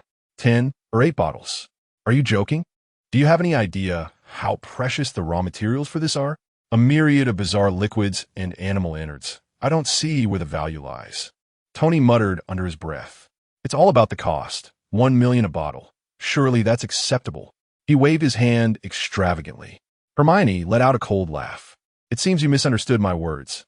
I said precious, not expensive. Brewing this requires unicorn blood. Do you know what that is? Do you have any idea how difficult it is to obtain? This is the key ingredient for concocting the elixir of immortality. Many wizards spend their entire lives hoping to acquire a single drop. You expect me to hand it over for your daily antidote? Elixir of immortality." The group gasped in shock, their eyes wide. "Does it truly exist?" Fury suddenly stood up, exclaiming. Hermione nodded. "Indeed, but it is exceedingly difficult to prepare. However, with sufficient materials, one can extend their lifespan indefinitely. Some wizards have lived for centuries thanks to it." Fury and Natasha exchanged a glance, suppressing their astonishment, and turned back to Hermione with grave expressions. "Miss Witch, please do not disclose this information lightly. Among your kind, it may be common knowledge, but never underestimate the ordinary person's desire for immortality. If greedy politicians were to learn of this, they would stop at nothing to obtain it, even resorting to violence against you." His concern was not for Hermione's safety, but rather for the potential chaos that could ensue should foolish, greedy politicians become embroiled in this matter. While Hermione typically presented a reasonable demeanor, capable of upholding justice and protecting the innocent, should anyone dare to threaten her. She would transform into a terrifying sorceress, mercilessly eliminating all in her path without regard for their status among mortals. Pierce and the S.H.I.E.L.D. strike team were all too familiar with this reality. If these foolish, greedy politicians were to be slaughtered en masse, it could very well escalate into a war between ordinary people and wizards, a scenario he could not accept and had strived to avoid at all costs. "I understand," Hermione replied. "I may be small, but I'm not foolish. I've seen this trope play out on television many times." Fury felt a slight easing of his tension. Tony's heart sank at the revelation. While he was indifferent to the notion of immortality, he instantly grasped the value of the raw materials necessary for such a potion. It was something that could not be purchased with mere money. Even if Hermione were willing to provide it, he doubted she could produce more than a few bottles. Contemplating the potion he had just consumed, Tony's gaze softened as he looked at Hermione. Despite their frequent bickering and her tendency to neglect responsibilities, she had been willing to sacrifice something so precious to save him at a crucial moment. Chapter 81. The Room of Requirement. Moreover, even with ample materials at hand, I shall not grant you infinite concoction. Hermione's voice resonated with a hint of coldness. Why? Tony found himself genuinely perplexed this time. Do you believe that palladium poisoning is mere poisoning, yet magical poisoning does not count? Hermione replied coolly. A wizard can consume potions without adverse effects because a wizard's body is inherently a vessel for magic, devoid of any rejection to magical energies. However, your muggle bodies are quite different. Should you consume too much potion before the ailment is cured, you may succumb to the undigested magic itself. Thus, the elixir of immortality cannot sustain a muggle indefinitely, and antidotes cannot be endlessly administered either. Hermione began to ramble. Now makes sense. The others realized in unison. Therefore, my role is to secure sufficient time for you, ensuring that you do not perish before discovering a solution. Hermione gestured towards Tony. Now, focus on finding a way, and cease this futile pursuit of despair that wastes my potions. Observing the expectant gazes of the group and recalling the potions Hermione had already expended, Tony inhaled deeply, his resolve gradually solidifying, hope rekindling within him. The motivation was present, yet the pressing question remained: how to discover a new element to replace palladium. Confronted with this dilemma, Fury stepped forward, stating, "Your father, Howard Stark, left you some items currently housed within S.H.I.L.D. Our scientists have yet to derive any results, but perhaps you could succeed where they have not. This is precisely why I sought you today." Tony nodded, an overwhelming surge of energy flooding through him. "What are we waiting for? Let's depart swiftly."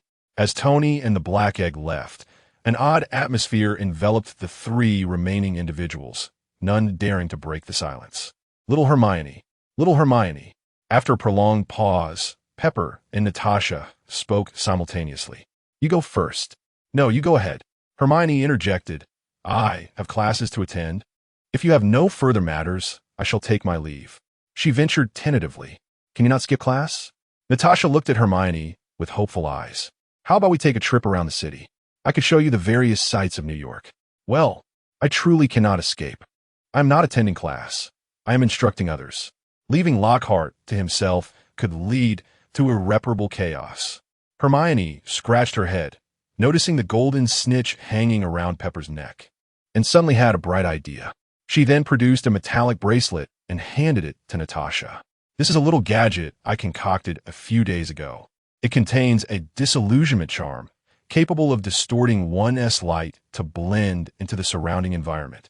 Please assist me in testing it out," Hermione said cheerfully. Such items she had previously created in abundance during her alchemical experiments, and today was fortuitously the day to gift one away. This is a magical item. Little Hermione is actually willing to part with something so precious. Natasha was momentarily taken aback, feeling a mix of gratitude and guilt. These past days, Pepper had been caring for her, yet she had been preoccupied with missions, failing to spend quality time with her. Seeing this, Pepper recalled something and looked at the golden sphere around her neck. "I remember now. Isn't this the golden snitch from the Quidditch Cup?" Hermione nodded, Indeed, as champions, it was retained as a trophy for Gryffindor.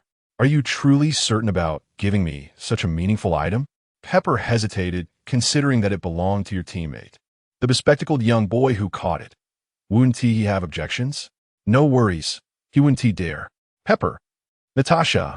How is it that little Hermione, the epitome of a diligent student, speaks like a school bully? Time is of the essence. I must attend to my responsibilities. Until we meet again. Hermione waved goodbye and vanished with a flick of her wand. Pepper and Natasha exchanged glances, both wearing expressions of resignation. This child, always bustling about, one wonders what she is so busy with. Is the academic pressure at Hogwarts truly so overwhelming? Natasha caressed the bracelet when her phone suddenly rang. Upon answering, Fury's voice came through, sounding somewhat urgent. Agent Romanoff, there's been an emergency at Coulson's location. We urgently require the assistance of a young witch. Natasha frowned slightly. Coulson? Did he not travel to New Mexico? Could there be a mysterious incident occurring there? She understood that unless it was of great significance, especially pertaining to the arcane, Fury would not easily seek out little Hermione. Fury continued, Indeed, I have dispatched Sitwell and Barton to assist Coulson. They can handle most matters. But there is one specific item that requires the young witch's personal identification. I have sent the photograph to your phone, if possible. It would be best to have her visit in person and also inform her that I have gathered some magical materials that need her expertise. Natasha sighed. You are a moment too late. Little Hermione just left, and I have no knowledge of her whereabouts. Alas, even the egg cannot assist. It is clear that SHIELD's understanding of the mystical aspects is exceedingly limited. In matters such as these, we must continuously rely on Hermione. After hanging up, Natasha glanced at the newly received photograph, murmuring to herself, What is this? Hey, hammer? Hogwarts. The 8th floor. The 8th floor.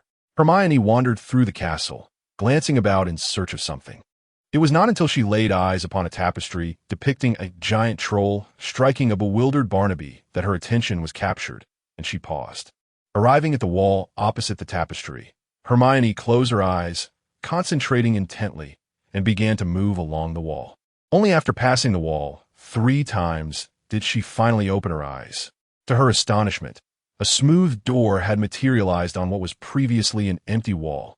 It evoked a sense of déjà vu, as if one had turned left thrice, right thrice, and uttered a phrase to unlock it. Eureka! Hermione rejoiced inwardly, pushing open the door and stepping inside. As the door shut behind her, it gradually shrank until it vanished against the wall, as if it had never existed. Surveying her surroundings, Hermione beheld a vast hall filled with alchemical tables and planting stations. Not far off, a glowing inner door beckoned, revealing glimpses of greenery and a horizon beyond. Filled with delight, she rushed forward to examine each station. After a moment of contemplation, Hermione closed her eyes again, channeling her focus. The expansive room seemed to resonate with her intent. The decor began to morph slowly, wall hangings ascending, carpets materializing, tables and chairs arranging themselves, and even the ceiling elevating significantly. Minutes later, Hermione opened her eyes, surveying the transformed layout with satisfaction glimmering in her gaze. Should one inquire about the nature of this space, it could only be described as the marvelous Room of Requirement. Chapter 82. Why is your head pointed? Within the enchanting confines of Hogwarts Castle, the most extraordinary place is the Room of Requirement. It can only be accessed when an individual genuinely needs it, and it is precisely arranged to meet the seeker's needs. It is also notorious for being the site of numerous incidents. At this moment, Hermione found herself in dire need of space. So after inquiring about the opening details from someone, she made her way directly to this location and discovered the entrance. Upon entering, she encountered rows of planting tables where she proceeded to sow seeds of mandrake, venomous tentacula, and bitey cabbage in abundance. With a flick of her wand, she commanded, "Grow swiftly." Instantly, hundreds of seeds broke through the soil, transforming into saplings at a visible pace. "Wingardium Leviosa," she uttered, causing watering cans and fertilizers to levitate and sequentially nourish each planting table. On another side, Hermione opened her backpack, for which a multitude of alchemical materials began to float gently, arranging themselves on various alchemical tables. With a mere thought, a gem, as red as blood and translucent, materialized before her, ascending above the alchemical table and casting a soft crimson glow that enveloped the entire area. Hundreds of magical threads extended from the Philosopher's Stone, linking to the alchemical materials. Points of light emerged from the materials, gradually flowing towards the stone. Although the Philosopher's Stone could substitute for alchemical materials, each use drained energy, especially after centuries of use by Nicholas Flamel, which had significantly depleted its power. Fortunately, her notes recorded methods for replenishing its strength. By melting down alchemical materials or magical items, combined with the alchemy created by Flamel, one could reverse the energy drain. After a brief moment, Hermione retrieved the Philosopher's Stone, which now radiated a brighter red glow, transforming it into a crystal-like entity that exuded a mysterious aura, markedly improved from its previous dull state. With the interior arranged, she stepped through the inner door. Upon entering, Hermione felt as though she had been transported to another realm, a landscape of gentle breezes, verdant grass, sheer cliffs, and azure waters. Is this the breeding ground conjured by the Room of Requirement, according to my thoughts? Hermione mused aloud. From her pocket, a white horse emerged. Hermione extracted a vial of unicorn blood and administered it. In moments, the white horse fell into a deep slumber, completely still. As she caressed its body, Hermione glanced at her spellbook. Unicorn in transformation. She nodded, observing the gradual protrusion forming on the horse's head, pondering how long the transformation would take. Why is your head pointed? Hours slipped by unnoticed as she busied herself. Returning to the main hall, Hermione surveyed the chaotic pile of items and cabinets in the corner, choosing not to disturb them for the time being. Although this place had morphed into her desired shape under her influence, the belongings left by others did not simply vanish. Concentrating, the door reappeared, and she departed. In the corridor, Hermione held a notebook, contemplating her next actions. Suddenly, mocking laughter echoed from around the corner. With a flicker of thought, the items in her hand vanished as she approached. She found 3 girls standing in the corridor. 2 of them faced another, laughing heartily. We won't tell you where your shoes are hidden. Go find them yourself. You weirdo Lovegood. Another chimed in. Have you even looked in a mirror? You dare to sit in the witch's seat. We only dare to look from afar. What right do you have for her to be patient with you? The platinum-haired girl blinked, about to respond when she spotted Hermione turning the corner and waved vigorously. Hi, she exclaimed, seemingly unfazed by the ongoing bullying, her face lighting up with a smile. The 2 girls, now facing Hermione, felt a sudden pang of alarm. G. Granger, seeing Hermione's silence as she merely observed them. The girls began to panic. I was just joking with her. She interrupted your reading. Hermione had already pieced together the situation from their earlier remarks. It seemed that during her previous conversations with Luna in the library, where she patiently taught her the Patronus charm, had drawn the ire of some. Luna's peculiar demeanor and unconventional views had made her a target for exclusion and bullying by other first years.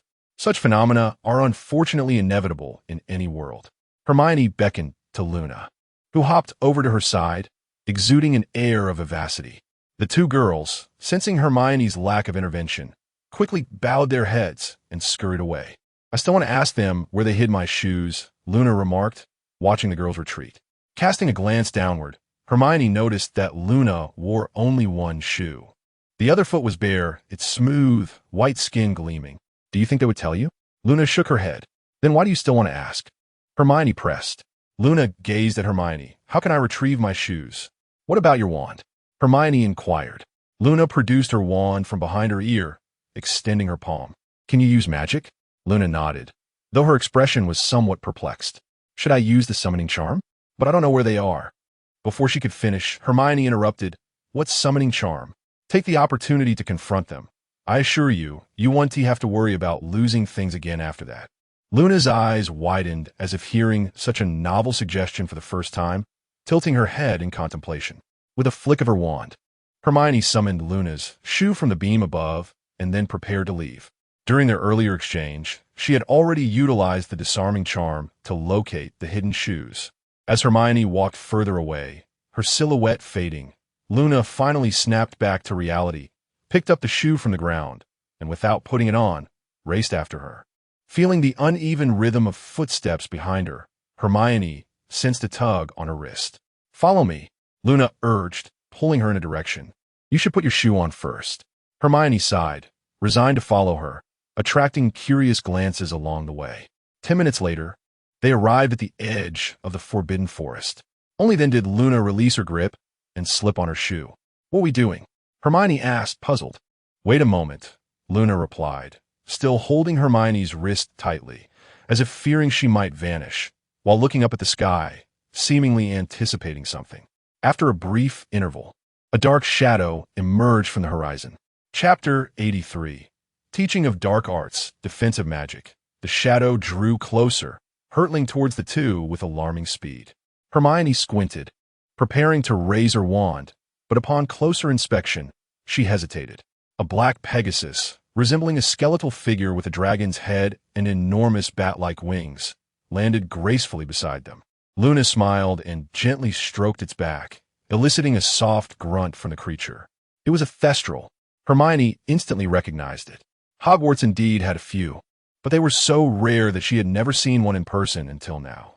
"Yuo comes here every day for a while, and I usually bring it some raw meat," Luna explained, glancing at Hermione. Noticing her calm demeanor, Luna joyfully exclaimed, "You can see it, just as I thought." Hermione nodded silently, listening intently. 2 years ago, my mother died due to a mishap during a magical experiment. Ever since then, I have been able to see them. Luna reminisced. Father says that thestrals can only be seen by those who have witnessed death. Oh, by the way, she turned to Hermione at that time. "You were reading an introduction to dangerous magical experiments," Luna continued. "Since you can see it, you've surely encountered death." She gazed intently at Hermione's face. "But my intuition suggests that your experience with death is not merely casual." Hermione replied, "You are correct. I have not only witnessed it, but have caused it." To her surprise, Luna did not recoil in fear. Instead, she clapped her hands in delight, seemingly pleased with her correct assumption. "I knew it. I was right." Hermione smiled faintly and, seizing the opportunity, took a vial of blood from her bag while offering a piece of raw meat to the thestral. Although Luna was puzzled by Hermione's actions, she refrained from intervening until the thestral had eaten its fill and departed. Only then did she produce a magazine from her clothing and hand it to Hermione. "Thank you for helping me find my shoes. This is a small token of gratitude." Hermione opened the magazine, which bore the bold title, "Sing a Different Tune." "Goodness, promoting your own product now, are we?" Hermione realized that Luna's family was indeed the publisher of this magazine, which often contradicted the ministry-approved The Daily Prophet and had surprisingly high sales. It was no wonder Luna had been a conspiracy theorist from a young age. "Ah, I must be going. Time is running short. Let's talk later," Luna exclaimed, bouncing away. Halfway through, she suddenly remembered something and waved her hand in farewell before continuing on her way. In the dark arts defense classroom, Hermione observed Gilderoy Lockhart, who was reciting lines as if rehearsing for performance, and discreetly approached the impassive Severus Snape. She whispered, "I say, Professor Snape, do you have some leverage over him?" Since the petrification incident, Lockhart seemed to have seized an opportunity and approached Dumbledore to propose the establishment of a dueling club, claiming it would enhance students' self-defense skills. Strangely, Dumbledore had acquiesced.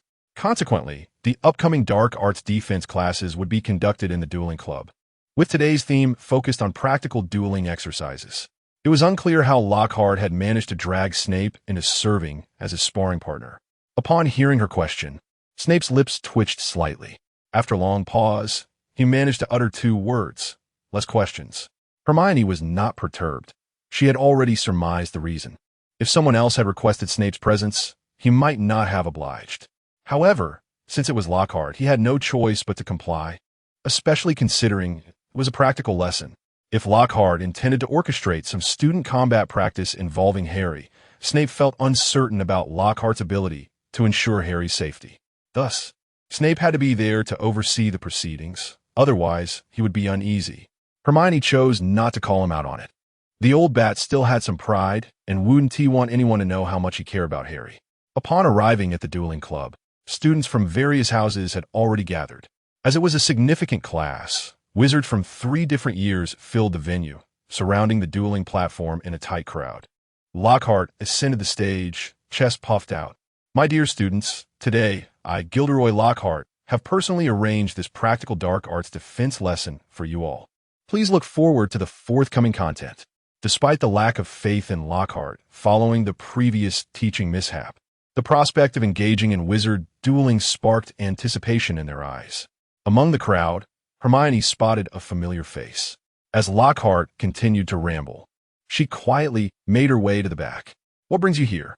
Hermione inquired, recalling that first years were not supposed to participate in practical lessons.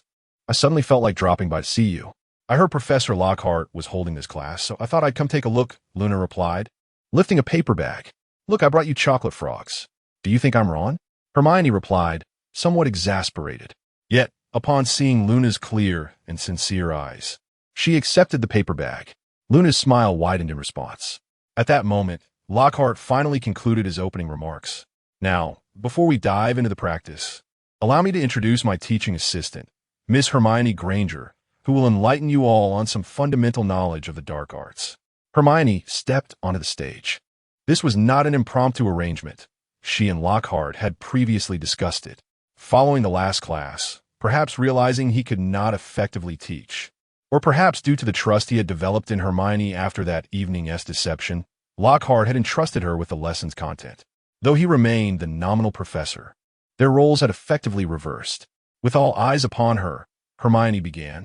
"The essence of dark arts defense is to teach you how to protect yourselves from harm inflicted by dark magic and creatures. I trust that you have encountered and learned about dark creatures to some extent in previous classes. Now, who can tell me what constitutes dark magic?" The students exchanged glances. Although Hermione was not much older than them, and usually spoke little, her few words exuded an undeniable authority. The aura she radiated was incomparable to that of Quirrell or Lockhart, and even surpassed the well-known oppressive presence of Snape. "So this is the Witch of Gryffindor," the crowd thought to themselves. A Hufflepuff boy raised his hand. "Your name?" Hermione asked, looking at him, feeling the weight of her gaze. The boy swallowed hard and mustered the courage to respond. "Justin Finch Fletchley, Miss Witch." Hermione paused, as it was the first time she had been addressed as such in a public setting. "Very well, please continue." Encouraged by Hermione's affirmation, Justin gained confidence. Dark magic is specifically designed to harm, control, or even kill others. It is immensely malevolent. Hermione nodded now. "Who can tell me what the 3 unforgivable curses are?" Chapter 84. The unforgivable curses. Upon hearing the mention of the unforgivable curses, the students present collectively held their breath. Taking a deep inhale, Justin remarked, "The unforgivable curses consist of the Cruciatus Curse, the Imperius Curse, and—" he paused momentarily, "the Avada Kedavra Curse." "Indeed," Hermione affirmed. "These are the 3 most favored spells among malevolent dark wizards, corresponding to control, torture, and murder.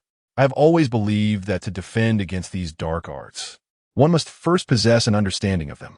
How can one discuss defense without knowing the effects they can inflict?"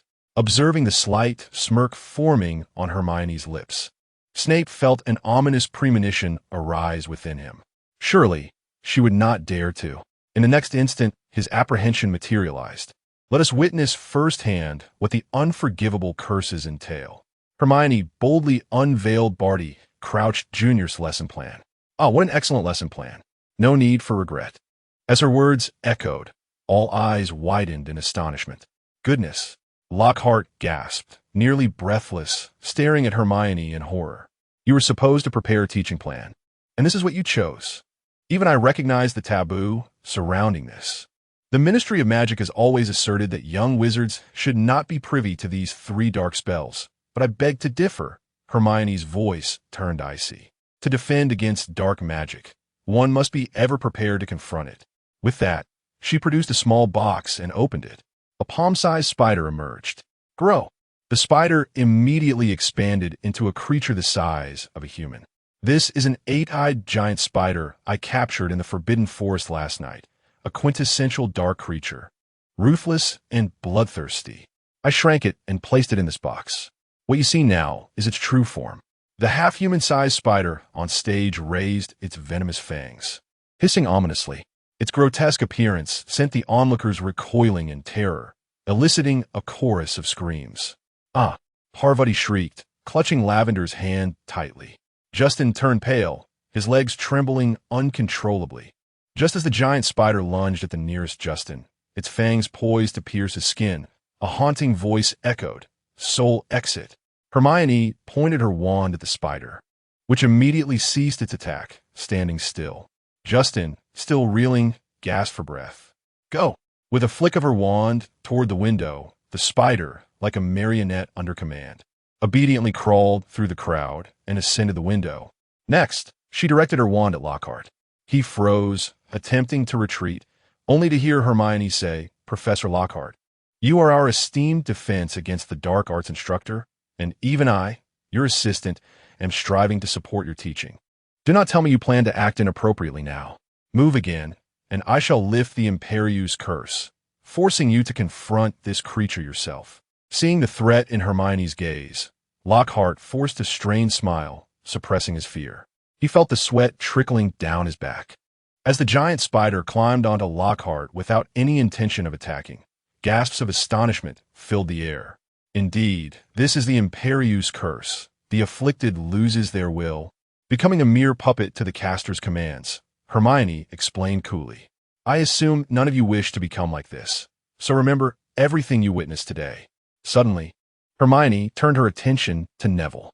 Startled, he shivered. "Hermione, can I?" He stammered. "No, Hermione plaid codi cruciatus." Before Neville could finish, she struck. The atmosphere felt as though it had solidified. A flash of red light enveloped the giant spider, twisting its body as it rolled on the ground. "Ah!" The spider emitted a scream akin to a human's, as if enduring immense agony, though this suffering was not directly inflicted upon the onlookers. The mere sight sent chills down their spines. Neville could no longer withstand the distressing scene. His face drained of color as he trembled. Snape's expression darkened. The surrounding onlookers exchanged pained glances, yet the oppressive aura emanating from Hermione stifled their voices, forcing them to look away. Among the crowd, only Luna regarded Hermione with curiosity, devoid of fear. Hermione squatted before Neville. "I understand your family situation, but what has happened in the past is already done. If you cannot overcome this, you will regret your weakness when similar situations befall your loved ones in the future." Hermione's calm voice resonated throughout the hall.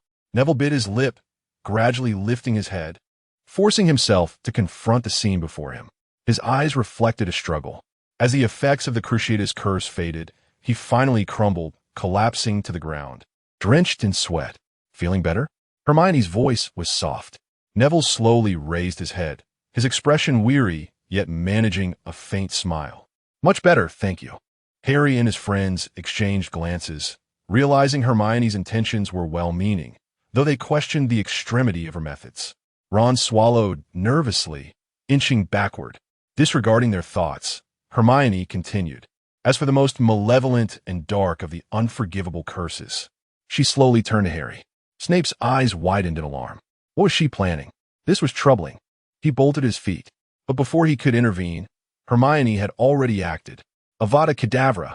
A flash of green light surged forth, enveloping the air in a palpable aura of death. The giant spider, previously in motion, abruptly halted, collapsing to the ground. In an instant, it had lost all semblance of life.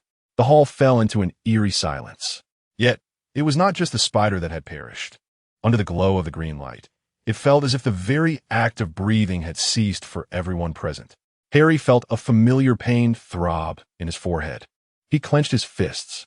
However, years of resilience had forged his character. His expression shifted only momentarily before returning to its usual composure. He nodded gently at Hermione. Seeing this, Hermione's face brightened with satisfaction. Harry had indeed matured rapidly, outpacing his peers. Snape, observing this transformation, felt a sense of relief wash over him, though his gaze toward Hermione remained troubled, torn between danger and nostalgia. He could not comprehend this girl. Kicking the lifeless body of the spider, Hermione remarked, "This is the essence of dark creatures. Attacking humanity is their innate instinct. Do not waste your limited compassion on such beings. There are far more worthy matters deserving of your concern." Ron nodded appreciatively, looking relieved that the terrifying spider had finally met its demise. He subtly wiped the cold sweat from his forehead. Luna suddenly interjected, "But using these curses could land you in Azkaban, right?" Hermione nodded, only when directed at another human. Thus, before she could finish, Luna's eyes lit up as if she had grasped something profound. "As long as you are not discovered, it is permissible." At this, Hermione momentarily faltered. The entire hall fell silent. All eyes turned to Luna. Hermione's lips twitched slightly. What she intended to convey was that it was sufficient to simply use it against the dark creatures. Who would have anticipated that Luna would respond with such a remark? This, Chapter 85, Hogwarts, Durmstrang Luna appears somewhat different from my recollections of her past life. There's an oddity about her that feels strange. Hermione shook her head, attempting to dispel this unsettling feeling from her mind. Now let us discuss the 3 unforgivable curses. Her voice regained clarity, drawing the attention of everyone present. Due to their extreme danger and the near impossibility of defense, I personally advise that if you encounter a dark wizard— Hermione paused, her gaze sweeping over the crowd, her tone calm, yet laced with a chilling intensity. "It is best to strike first." Hey, what are you saying?" Snape could no longer contain himself. With a swift flick of his black cloak, he stepped forward to halt Hermione's discourse. "Are you teaching defense against the dark arts or dark magic? At this rate, Hogwarts students will instinctively respond to encounters with Avada Kedavra. Are you trying to turn Hogwarts into Durmstrang?" Snape's expression darkened ominously, and an icy aura enveloped him. "Thus, the disarming charm shall become a compulsory defensive spell for you." Just as Snape was on the verge of an outburst, Hermione abruptly shifted her focus to Professor Lockhart. "Now, let us invite Professor Lockhart to demonstrate the disarming charm for us." Snape halted in his tracks, his previously furious demeanor showing a crack of relief. Thankfully, this girl has not yet grown so audacious as to publicly teach the unforgivable curses. Snape privately sighed with relief. However, she has indeed mastered these 3 forbidden dark spells, and that prior Avada Kedavra was fully formed to the point of lethality. It is difficult to fathom how such a young girl harbors such a strong intent to kill. Snape's gaze towards Hermione grew increasingly complex. Scattered applause erupted from the audience. Most students remained entranced by the shock of the 3 unforgivable curses, momentarily unable to regain their composure. Seizing his moment to shine, Lockhart raised his hands to suppress the non-existent fervor of the crowd. "To facilitate a successful learning experience for my dear classmates, I have decided to have your beloved potions professor assist me in a duel, allowing you to truly appreciate the power of the disarming charm." Then, under Snape's icy glare, Lockhart, wearing a broad smile, stepped forward. Originally, Lockhart had planned to spar with Hermione, but after witnessing the earlier display, he decisively abandoned that notion and instead targeted the seemingly easy-to-bully Professor Snape. After years at Hogwarts, Snape, who could only teach potions, surely possessed no formidable combat skills. Even he should be easy to handle. With unwavering confidence, Lockhart took his position opposite Snape. Noticing Harry's worried expression, he turned his head and reassured, "Don't worry, Harry. I will be very careful and will ensure that your dear Professor Snape returns to you whole." Snape's expressionless face twitched slightly. He chose silence, merely drawing his wand from his robe. The two bowed to each other and then turned to walk to the edges of the dueling platform. As they turned back, Lockhart struck what he believed to be an elegant pose, cleared his throat, and began to count down. 3, 2, 1. No sooner had he finished speaking than a clear, deliberate voice rang out. "Expelliarmus." A flash of red light zipped through the air. In the eyes of the spectators, Lockhart predictably flew backward, his wand slipping from his grasp and landing far away. The onlookers collectively thought, "Why does this not surprise us at all?" Lockhart lay sprawled on the ground, a look of confusion and bewilderment crossing his handsome face. "Who am I? Where am I? What just happened?" When realization dawned, his expression shifted slightly. Yet, in an instant, he sprang to his feet, brushed off the dust from his robes, and feigned nonchalance. While witnessing the effectiveness of the disarming charm was indeed commendable, I must say, Professor Snape, your intent to attack was far too obvious and easily discernible. Stopping you was a mere trifle. Harry, Ron, Hermione, Neville, and others couldn't help but smile at Lockhart's awkward attempt to save face. Even Luna, who seemed lost in thought, let out a soft giggle. They all recognized that despite Snape's attempt to cast slowly, Lockhart had still been utterly defenseless. Snape remained impassive, refusing to acknowledge him. Lockhart, having made a fool of himself, awkwardly shifted the topic. Now, let's find a pair of volunteers to come up and engage in combat using the spell we just saw. He fully realized he was no match for anyone and would not personally participate. Lockhart glanced around, noticing no one was willing to step forward, leaving the atmosphere somewhat chilly. Reluctantly, he turned back to Snape. Professor Snape, could you please recommend a student from Slytherin, while I find a volunteer from Gryffindor? Even he understood that a match between Gryffindor and Slytherin would be more captivating and attract the student's interest. Snape nodded, scanning the crowd until his gaze landed on Malfoy. He spoke in a flat tone. Malfoy, you shall go. Lockhart then noticed Hermione, who was sharing chocolate frogs with Luna, and hastily added, Miss Granger, perhaps you would like to.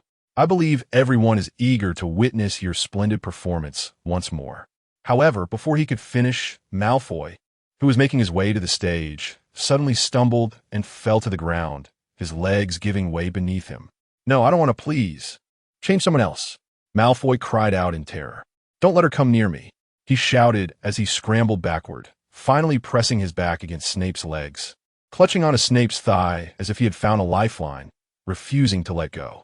He completely disregarded his pride and image as a pure-blood Slytherin noble. Snape was taken aback by Malfoy's extreme reaction.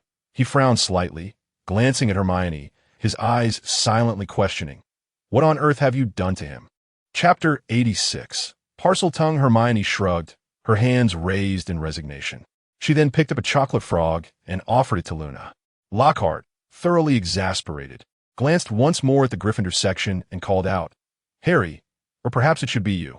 Amongst all of Hogwarts, he was most familiar with Hermione and Harry, and now he had no choice but to rely on acquaintances. Harry nodded, not refusing the proposition.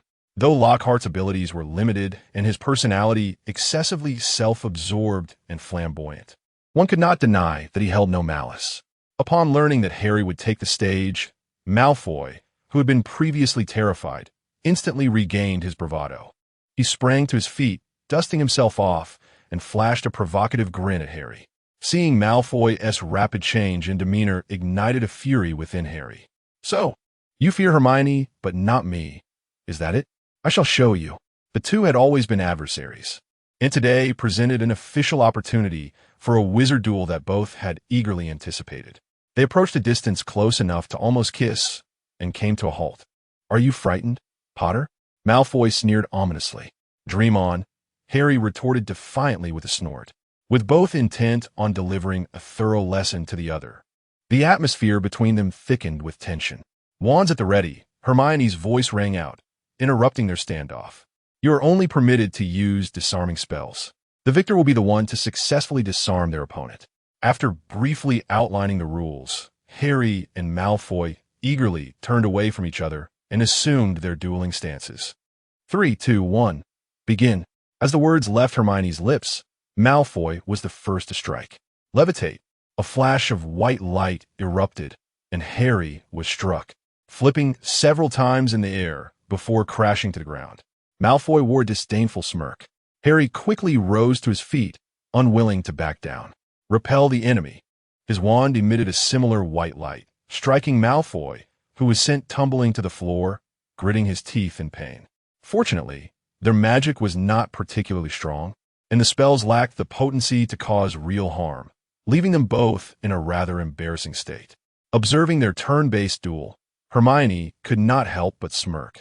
Malfoy clambered back to his feet, re-establishing his stance, seemingly furious about being publicly toppled. Serpent's emergence. A beam shot forth from his wand, transforming mid-air into a cobra that landed before Harry. Snake attack. The cobra flicked its tongue, and slithered toward Harry. Sensing the danger, Snape stepped forward, saying, "Do not move." "Potter, I shall handle this." "Allow me, Professor Snape." Lockhart interjected, seizing the opportunity to showcase himself, and hastily cast Vanishing Smoke, Ascend and Disperse. Upon impact, the cobra was flung into the air and landed unscathed in full view of the onlookers. The crowd was left speechless. It was not a complete failure. While the spell did not vanish the serpent, it did lift it into the air. Before Lockhart could concoct an excuse, the cobra, seemingly provoked, opened its mouth, revealing sharp fangs, and turned its gaze toward the nearest Justin. Hissing, the sound seemed to trigger something within Harry. His eyes glazed over, lips quivering as he emitted a low, hissing sound that was anything but human. "SSSSSS." He murmured, unconsciously moving toward the snake. "Hiss!" Hermione nearly exclaimed. The cobra, exhaling, gazed at Harry with an almost human confusion before hissing again. Suddenly, the classroom fell silent, the sound of a pin dropping audible. Even Lockhart wore an expression of astonishment, momentarily forgetting to save face. Snape looked at Harry with disbelief. "No, it cannot be." Hermione sighed. "Well, here we go again. Teaching accident 3-0. Serpent S shadow vanish." With a swift incantation, Hermione obliterated the cobra. Yet it was too late. Every student now gazed at Harry with an unspoken fear. "I explicitly stated that only disarming spells were allowed. Did my words fall on deaf ears?" Hermione raised her wand, pointing it at Harry and Malfoy. In the next moment, both felt an invisible force tighten around their throats, lifting them gently into the air, rendering them immobile.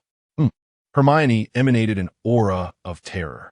Harry and Malfoy's faces flushed crimson as the invisible pressure intensified, making it increasingly difficult to breathe, their throats emitting desperate gasps.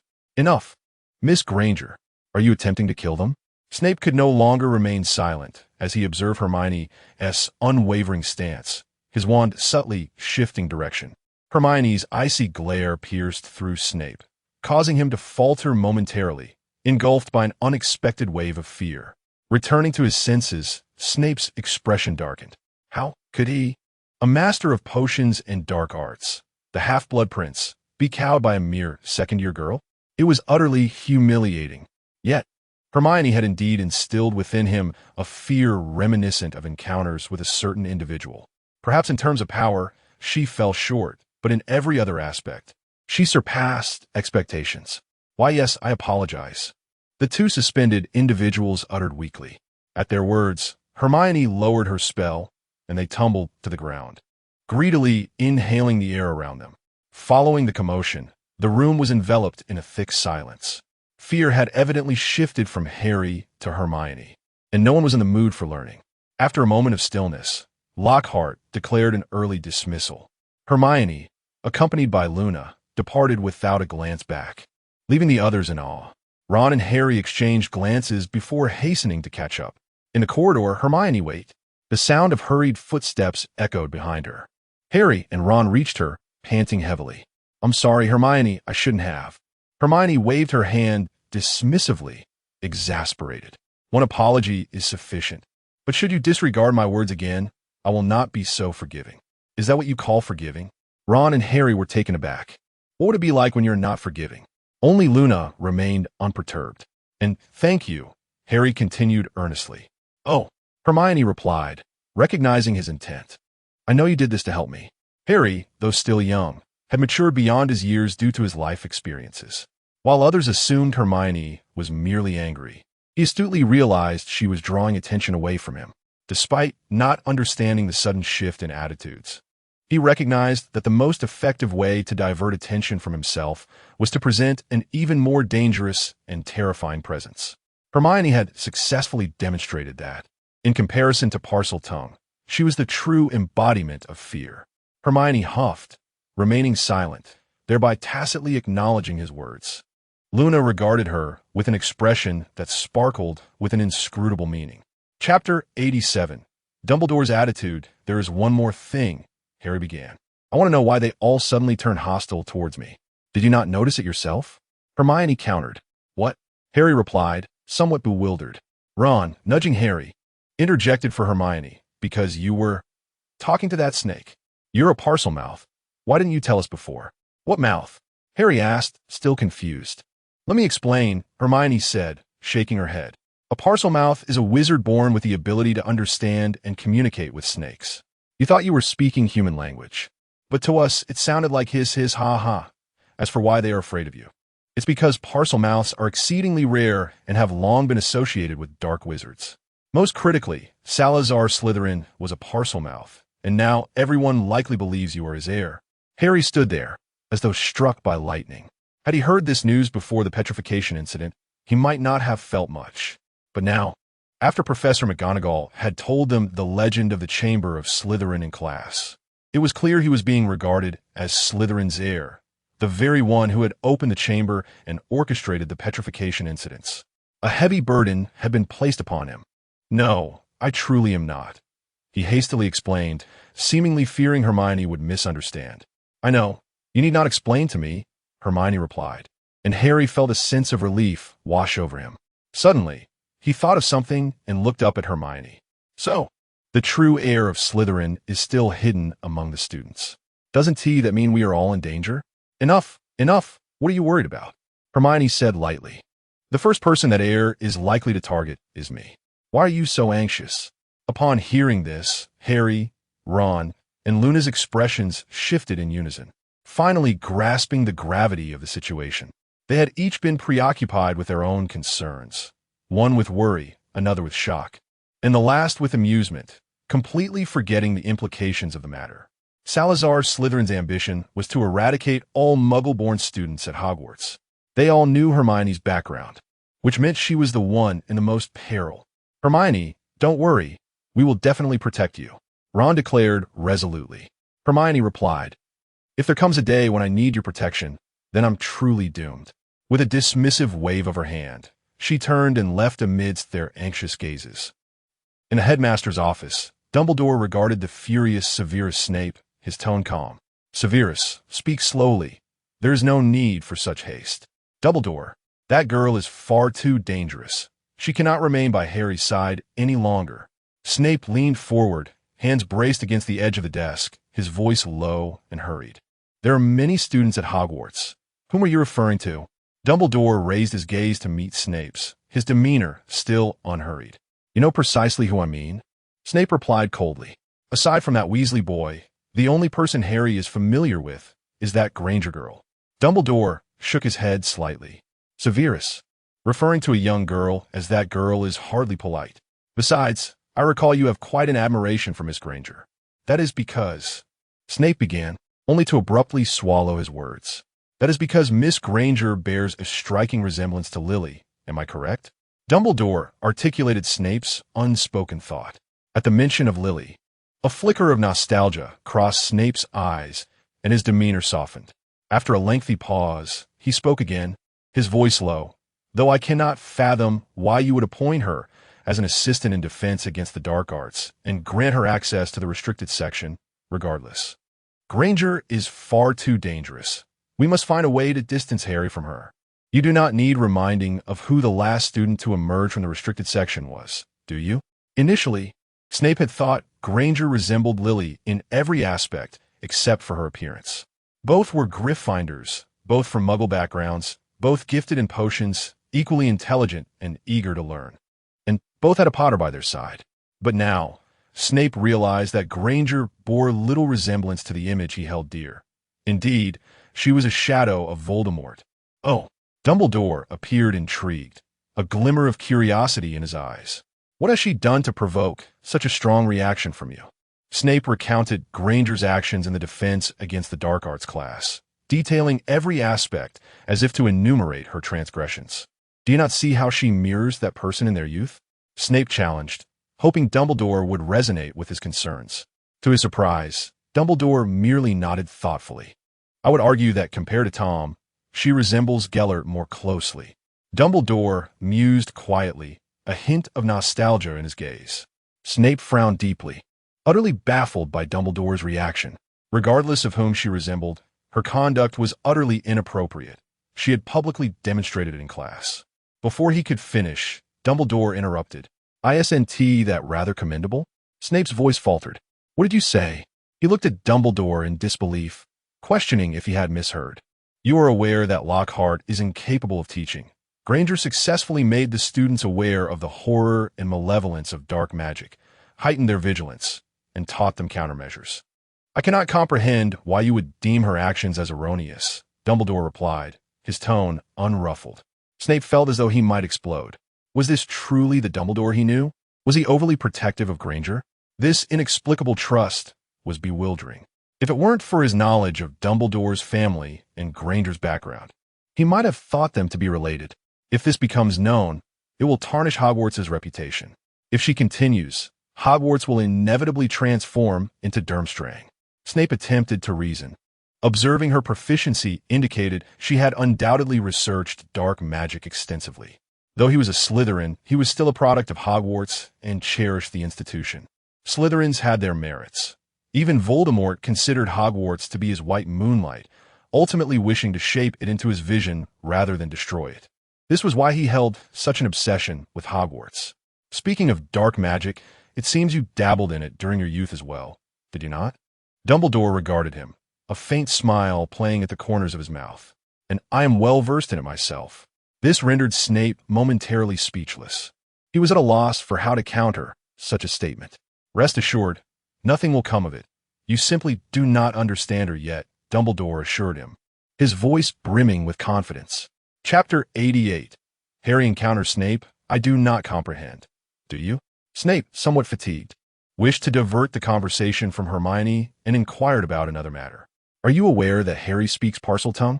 Dumbledore's head shot up, a spark igniting in his eyes. In that fleeting moment, Snape perceived that the venerable headmaster of Hogwarts had transformed into the most formidable wizard of the past century, overshadowing even that personage. I see, Dumbledore replied, seemingly reverting to his previous demeanor as if the prior occurrence had been but an illusion. To be startled twice in a single day was enough to rattle even someone as steadfast as Snape, who ultimately left the headmaster's office in resignation. He recognized that Dumbledore had made up his mind, and further discourse would yield no fruit. The empty corridor echoed with muffled sounds. Snape, his countenance dark, strode purposefully forward. Suddenly, he froze. A familiar silhouette emerged ahead, an ethereal figure clad in a pale yellow gown, with voluminous hair. No, it was not hers. It was the Gryffindor robes, adorned with flowing red hair. It was the one he yearned for, but could never reach. His heart raced violently, blood rushing to his head, leaving him momentarily dizzy. Could it be? A ludicrous thought flitted through his mind, only to be dismissed with self-mockery. How could that be? Surely, he was merely imagining her due to his longing. As Snape edged closer, Lily's visage became clearer. Those beautiful eyes. Wait. The gaze reflected not the familiar warmth of memory, but rather alarm? Snape jolted back to reality, though the eyes bore an uncanny resemblance to Lily's. This was not her. Before him stood Harry, dressed in a gown and sporting a wig. Snape's mind went blank as he stood there, dumbfounded. Harry, equally bewildered, had not anticipated that upon changing his attire, he would encounter the very person he wished to avoid most. Dressed as a woman? The words Hermione had whispered not long ago echoed in Harry's mind. At the time, he had deemed it absurd and dismissed it entirely. Yet, for reasons unknown, perhaps the Parseltongue incident had muddled his thoughts. He had inexplicably gone through with it. Now, confronted by Snape, the one he least wanted to see, he felt as if he could perish on the spot. Despair engulfed him. It's Hermione's fault, he thought, lowering his gaze as cold sweat soaked his back. The atmosphere seemed to congeal, time trickling by in agonizing silence. Finally, Snape broke the stillness. His voice emerged hoarse and low, laced with an imperceptible tremor. Potter, what are you doing? Harry glanced up swiftly at Snape before averting his gaze once more. It's Hermione, he stammered, she said.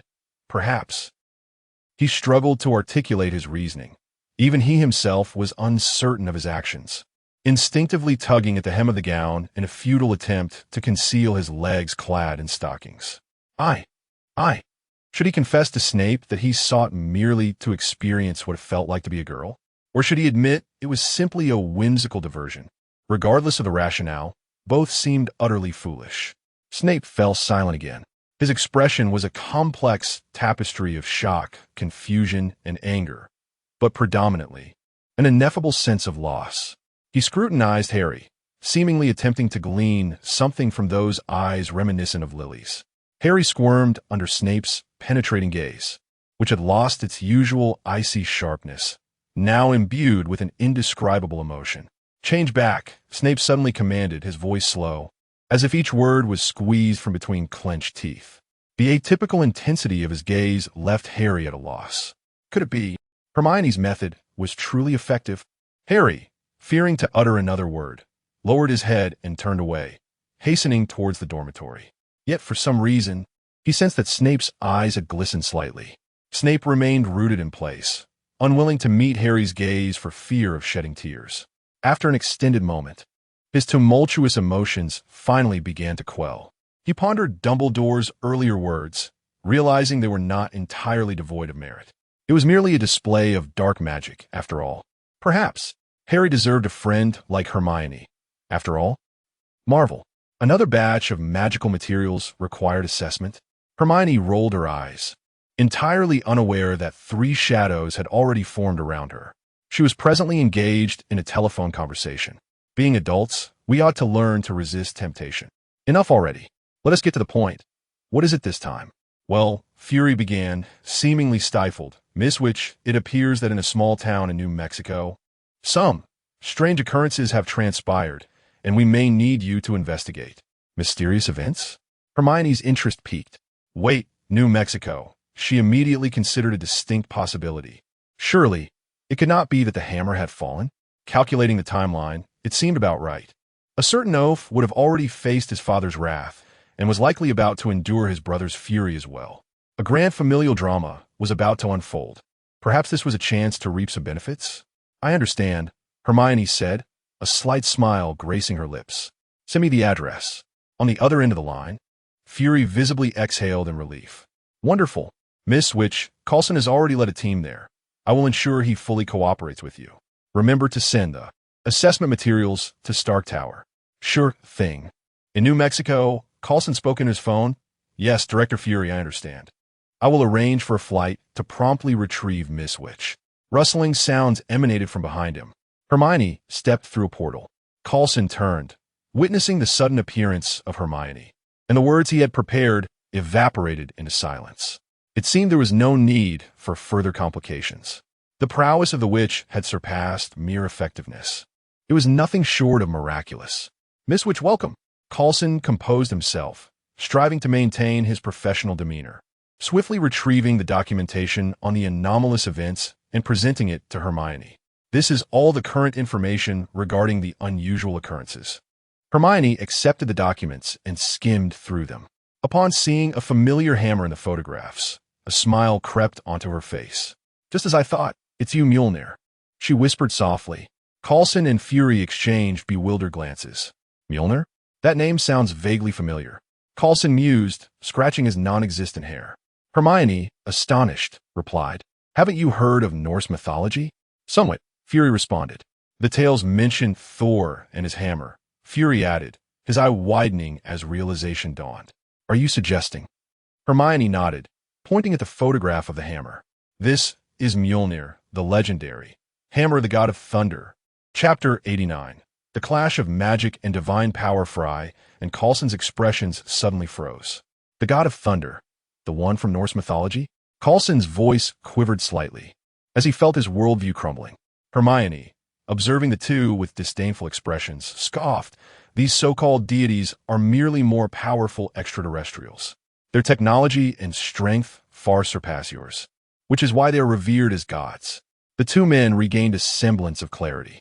More than that, I am far more concerned with how Thor's weapon came to be on Earth. Hermione closed the dossier, her eyes sparkling with excitement. Coulson, having listened to the briefing on the other end of the phone, hung up and turned to Hermione, his tone respectful. Miss Wizard, from this moment forth, you hold the highest command authority at the temporary base. I will fully cooperate with your operations. Moreover, we recently captured an individual who may be linked to Thor's hammer, yet he refuses to speak. We hope you can assist us in this matter. Hermione smiled knowingly. Oh, is that so? Then let us go meet him. As they drove, a massive crater unexpectedly appeared before them. Hermione alighted from the vehicle and immediately spotted the distinctive bald head and glasses of Sitwell, adorned with a sycophantic grin. "Little E, long time no see," Hermione greeted casually. "Miss Wizard, you are too kind. How have you been? Have you been resting well? Please do not hesitate to ask for anything," Sitwell replied, bowing exaggeratedly, eagerly rubbing his hands together. "Now that you are here, the town feels secure. We finally have a strong backbone." Hermione replied nonchalantly, "Understood. Whether loyal or treacherous, I shall discern for myself. Even if Hydra is vanquished, you shall remain unscathed. Mark my words." She then turned her gaze toward the deep pit. Surrounding them was the temporary base of S.H.I.L.D., with numerous armed guards stationed, all closely monitoring the crater. At the bottom of the pit lay a short-handled hammer, its ancient design serene and unassuming. Little Bald led Hermione into the meteorite crater. "We have attempted various means to move it, yet it remains utterly immovable," Coulson said, his tone filled with helplessness, underscored by a profound reverence for the unknown. Hermione's eyes fell upon the hammer. The head was square and engraved with mysterious runes, while the handle, made of an unknown material and wrapped in leather, exuded a weighty and sacred aura. She reached out and grasped the handle, applying a slight force, but it did not budge. As expected, Hermione knew that this was Odin's divine power at work. Only one deemed worthy by Mjolnir could lift it. Suddenly, her magical tome vibrated faintly in her mind, its pages flipping to reveal a new inscription. Rune magic. Rune magic. Acer magic that can manifest various effects on objects through language, with the potency varying according to the user's strength. A description materialized on the tome. Hermione's heart stirred. It seemed the book had recognized Odin's magic. "I've stumbled upon something peculiar," she mused. "Perhaps I can utilize Odin's magic to unravel his enchantments?" Once more, she seized the hammer's handle, channeling her internal magical energy, which surged and coalesced in her palm. She attempted to utter the words of the rune language softly, lift the constraints. As her voice faded, an unexpected phenomenon occurred. The once dull runes on the hammer blazed to life, a terrifying aura emanating as a fearsome power erupted from the hammer itself. This force clashed violently with Hermione's magic, resulting in a fierce confrontation. Boom! The previously clear sky suddenly darkened with ominous clouds, fierce winds howled, and debris swirled chaotically as thunder rumbled, reminiscent of the apocalypse. Hermione's expression shifted. She sensed a powerful will surging toward her through Mjolnir, an ancient and commanding presence that brooked no resistance. She promptly released her grip. Almost simultaneously, the dark clouds dispersed, the winds calmed, the thunder ceased, and the sky returned to its former clarity. The S.H.I.L.D. agents surrounding them stood dumbfounded, utterly bewildered by the events, instinctively gripped by fear, with many trembling uncontrollably. "Indeed, Odin, you cunning old god, have a backup plan.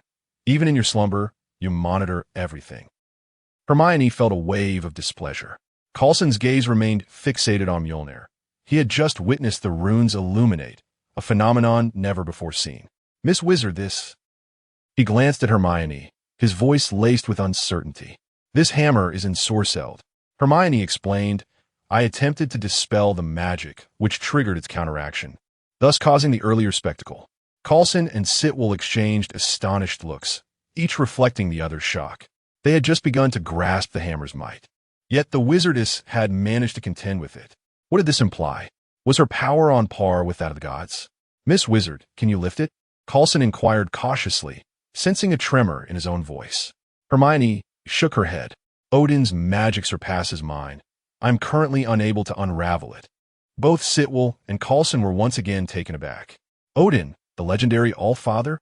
What manner of being was this? They could scarcely fathom it. Simultaneously, they felt an overwhelming sense of relief that Hermione had been brought to their aid. Otherwise, confronted with this enigmatic hammer, they would likely still be floundering aimlessly. Sitwell gazed at Hermione, his eyes filled with awe. He recalled the previous incident when Alexander Pierce had attempted to capture the wizardess. only to be soundly defeated, losing an ear in the process. It was said that the wound had refused to heal, ultimately requiring self-inflicted harm to stem the bleeding. In retrospect, such actions seemed incredibly foolish. The Hydra's penchant for self-destruction was becoming increasingly untenable. As a senior member of Hydra, Sitwell was privy to many of the organization's reckless actions, and he sensed a shift in the narrative. However, those involved had yet to adapt. With the advent of superpowers and magic, Pierce still clung to his outdated reliance on firearms. Take, for instance, that ill-fated Insight project. Did they truly believe that targeting the Hulk with a bullet would yield anything other than the destruction of their aerial battleship by an enraged Hulk? Not to mention the Wizardess. He had never been particularly loyal, having joined Hydra by unfortunate circumstance. Fortunately, his capabilities had allowed him to rise swiftly within the ranks. The prospect of betraying Hydra bore no psychological burden for Sitwell. Perhaps it was time to contemplate the future. Aligning himself with the Wizardess seemed a most prudent choice. Chapter 90. The first encounter with the God of Thunder. Take me to meet the individual you have captured, Hermione said nonchalantly, her arms crossed. Very well, Coulson replied, turning to gesture for her to proceed. Sitwell quickly stepped forward, offering to lead the way. The trio entered the depths of the base, traversing several corridors until they arrived outside a heavily secured interrogation room. Through the one-way glass, Hermione observed a robust man seated within, golden hair, sinewy muscles, and a rugged countenance. He bore a resemblance to a fierce warrior, yet at that moment, his hands were shackled behind him, his head bowed, emanating an aura of despondency. With a creak, the heavy metal door swung open, and the man looked up in confusion, expecting yet another cadre of black-suited agents to interrogate him. He was taken aback to find a young girl in a dark robe standing at the entrance. Hermione sensed something amiss. Pausing momentarily to glance discreetly at an empty space beside her before continuing forward. Approaching the man, she longed to look down at him, but her youthful form rendered her slightly shorter, even as he sat. Their gazes met in the air. Thor Odinson, Hermione announced suddenly. The man's pupils constricted sharply. How do you know my name? He asked, his tone low and gravelly. Hermione offered no reply, merely flicking her wand. With a click, the handcuffs fell away. Thor flexed his wrists, astonishment evident in his gaze as he regarded Hermione. There are indeed sorcerers in Midgard? He mused, for he had deemed that a place as primitive as Earth could hardly harbor such a sophisticated profession. A sorceress, Hermione corrected, raising an eyebrow. Is there a distinction? Thor inquired, slightly bewildered. A significant one, Hermione replied coolly, but you shall learn more in due time. She paused, then continued, moreover, the depths of Earth run far deeper than you might imagine. If you wish to uncover more, perhaps you should inquire of your father, Odin. Thor frowned at her apparent lack of reverence towards Odin. He seemed poised to retort, yet the words faltered on his lips, and he instead lowered his gaze to his empty hands, his expression growing dim. You speak the truth, yet it is now beyond my reach.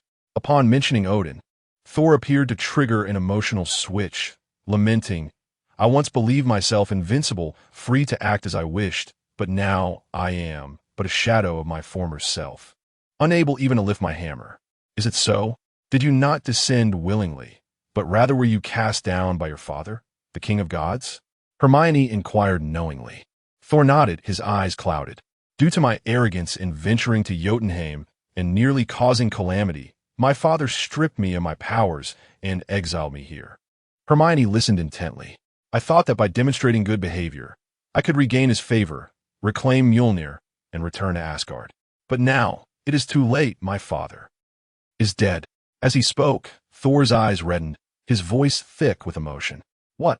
Hermione feigned shock, her eyes widening. Odin is dead? How can this be? Thor's bitter smile conveyed despair and resignation. It is all my fault. If not for me, my father would still be. He recounted the dire news Loki had delivered. Hermione, aware that Loki was deceiving him, Odin was simply resting at home, chose not to expose the truth.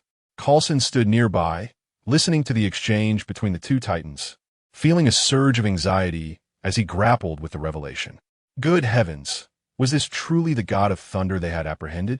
and Odin, the fabled king, was deceased.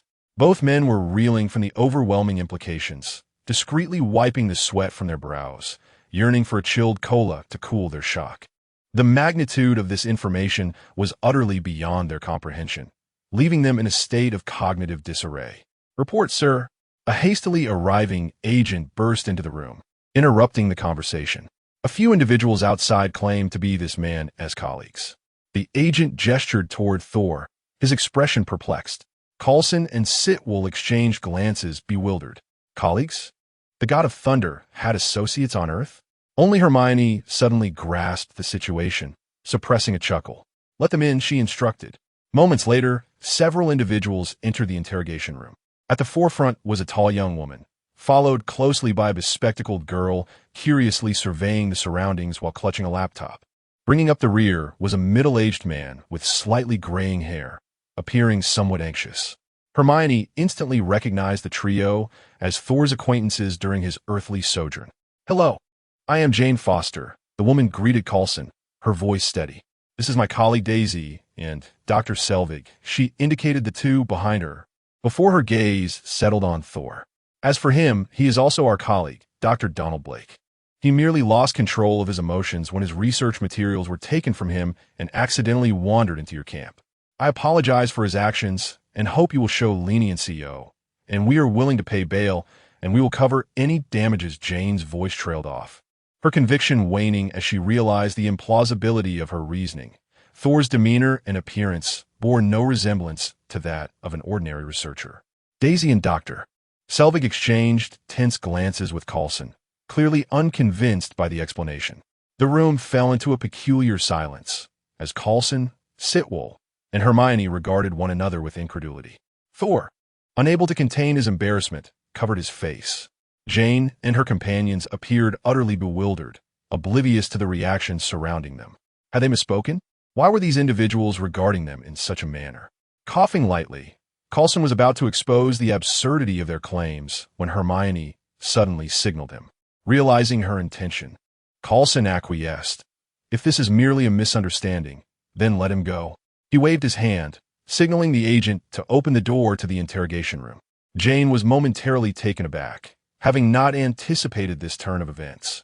She had assumed Coulson was in charge here, but upon noticing Hermione's authoritative gaze, she recognized that this young girl was the true decision-maker. "Thank you," Thor murmured to Hermione, his tone filled with gratitude. As they departed, Coulson regarded Hermione with a puzzled expression. "Miss Sorceress, what is your intent? Given your awareness of his identity, do you still wish to imprison the heir to the throne of Asgard?" Hermione retorted, "Is it not enough that I was unaware of his identity before? Now that I know, do you truly think I would wish to confine him?" Chapter 91. The close combat mage Loki. Is Asgard really that powerful? Coulson inquired cautiously. "Well, it's somewhat formidable," Hermione shrugged nonchalantly. "It used to be strong, but now, only Odin and Hela present a challenge. The real issue lies with the Bifrost." "The Bifrost? What is that?" Coulson asked, puzzled. "A planet-destroying weapon," Hermione replied with a hint of disdain. "Among the 9 realms, only Asgard possesses such a device." A planet-destroying weapon? Coulson's pupils constricted sharply, his heart sinking. He quickly grabbed his communicator and dialed Fury's number. "Sir, we have an emergency." "Coulson, stay calm." Fury's voice crackled through the device. "What happened?" Coulson took a deep breath to steady himself before recounting the recent events in detail. After a brief silence, Fury spoke again, his tone weary. "Miss Wizard, what is your perspective on this? How much do you know about the 9 realms?" Hermione countered. There was a pause on the line before Fury's deep voice responded. "Nothing at all." "Allow me to enlighten you," Hermione began. "The 9 realms are 9 distinct worlds within the universe, interconnected by the World Tree. They include Asgard, Vanaheim, Alfheim, Svartalfheim, Jotunheim, Nidavellir, Muspelheim, Hel, and Midgard." With each name she uttered, Fury's brow furrowed further.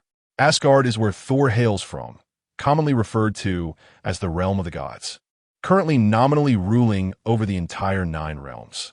Midgard is our Earth, located at the center of the World Tree, also known as the Midgard. Hermione paused briefly before continuing. "As for the other realms, Each has its own unique characteristics, which I cannot elaborate on at this moment. Fury inhaled deeply, recognizing the existence of Kree, Skrull, and other extraterrestrial races, yet the concept of the Nine Realms was entirely new to him. So, you mean to say we are entangled in Asgard's internal conflicts, and the adversary is the suzerain of Earth? Merely a nominal suzerain, Hermione corrected. For years, Odin has kept it together, but it's nearly a hollow existence now. Even the frost giants of Jotunheim no longer heed his authority. Hermione shrugged. But you need not worry too much. Asgard's matters will be resolved by themselves and have no bearing on us. Let them sort it out. Thor is merely a fallen prince without his powers and poses no significant threat. Fury remained silent for a moment, seemingly weighing the pros and cons. If Asgard truly intends to act against Earth, what should we do? He asked gravely. You are quite loyal to your character. Hermione raised an eyebrow.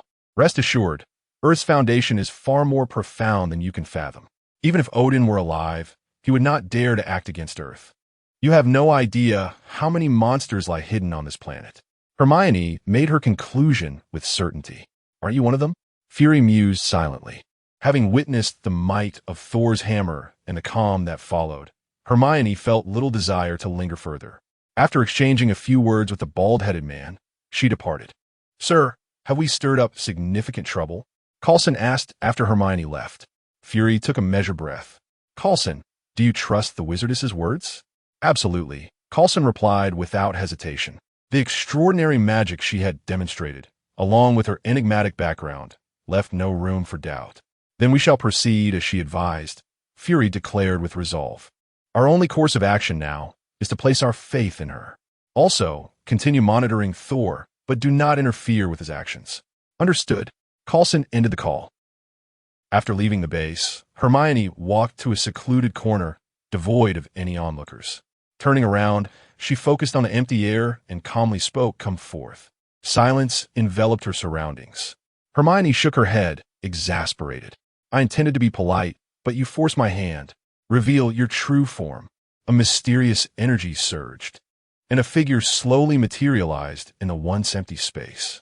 Clad in a green robe, the figure was tall and graceful, with a pale complexion, shoulder-length black hair, and sharp eyes. Loki stared at Hermione, astonished. How did you discover me?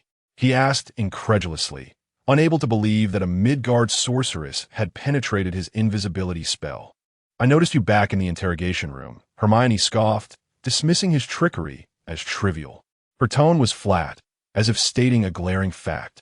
Loki's expression darkened instantly. The illusion he prided himself on was belittled by a mere girl, a notion he found intolerable. Mortal, you have successfully enraged a great deity. Loki's eyes flashed with menace as a dagger appeared in his hand, thrusting it toward Hermione. Hermione rolled her eyes and flicked her wand. Tundeur explosion. 3 brilliant beams of red light shot forth, striking Loki squarely in the face. Boom! Boom! Boom! The cacophony of explosions engulfed Loki, who was thrown back violently, crashing to the ground. After a moment, Loki struggled to rise, dazed and bewildered. His once pale face now charred, his garments tattered, his elegant demeanor entirely diminished. How dare you call yourself a sorcerer? Hermione remarked, glancing at the dagger in his hand with disdain. Loki's head buzzed from the trio of blasts. Though he possessed considerable resilience, being the offspring of a frost giant king, he had survived the Hulk's onslaught. While not fatal, the pain was certainly discomforting. Ouch! Loki exclaimed. Seeing Hermione raise her wand again, he hastily raised his hands in surrender. Stop, stop, stop! After being bested, Loki realized the girl before him was not to be trifled with. His gaze softened considerably. It seems the sorcerers of Midgard have grown considerably formidable in my absence. Are you truly so surprised? Hermione chuckled. You find Midgard's sorceress far more intriguing than you anticipated. Feigning calmness, Loki's demeanor had noticeably shifted. So what brings you to me? Hermione inquired directly. Loki's eyes glimmered as he suddenly wore a smile. Why not we join forces? You are a powerful entity, deserving of partnership. Assist me in ruling Asgard, and I shall help you dominate Earth in turn. Together, the entirety of the 9 realms will be ours. His voice brimmed with temptation. as though he could already envision their conquest. Is that all? Have you become intoxicated with such triviality? Hermione laughed heartily, unable to contain her amusement. Ha ha! Her laughter echoed, as if she had just heard the most ludicrous jest. Chapter 92. The arrival of the destroyer. Loki's expression darkened in an instant. What are you laughing at? He said coldly, his tone laced with anger. Hermione halted her laughter, her gaze at Loki filled with mockery. I laugh because you are but a frog at the bottom of a well, unaware of the vastness of the world. Do you have any idea how many powerful beings exist on Earth? Not even Odin would dare claim dominion over it, she retorted, just as Loki was about to respond. He noticed Hermione lift her head and glance at the sky. She mouthed something, though no sound emerged. Loki, however, discerned her words from her lips. Heimdall. Taken aback, Loki quickly understood Hermione's implication and fell silent. With a flick of her wand, Hermione unleashed a series of incantations. Safe guardianship, complete protection, silence and listen. The three spells intertwined, forming an invisible barrier that enveloped the two of them. Now, we can have a proper conversation, Hermione stated calmly, turning her attention to Loki. It seems your knowledge of Asgard exceeds my expectations.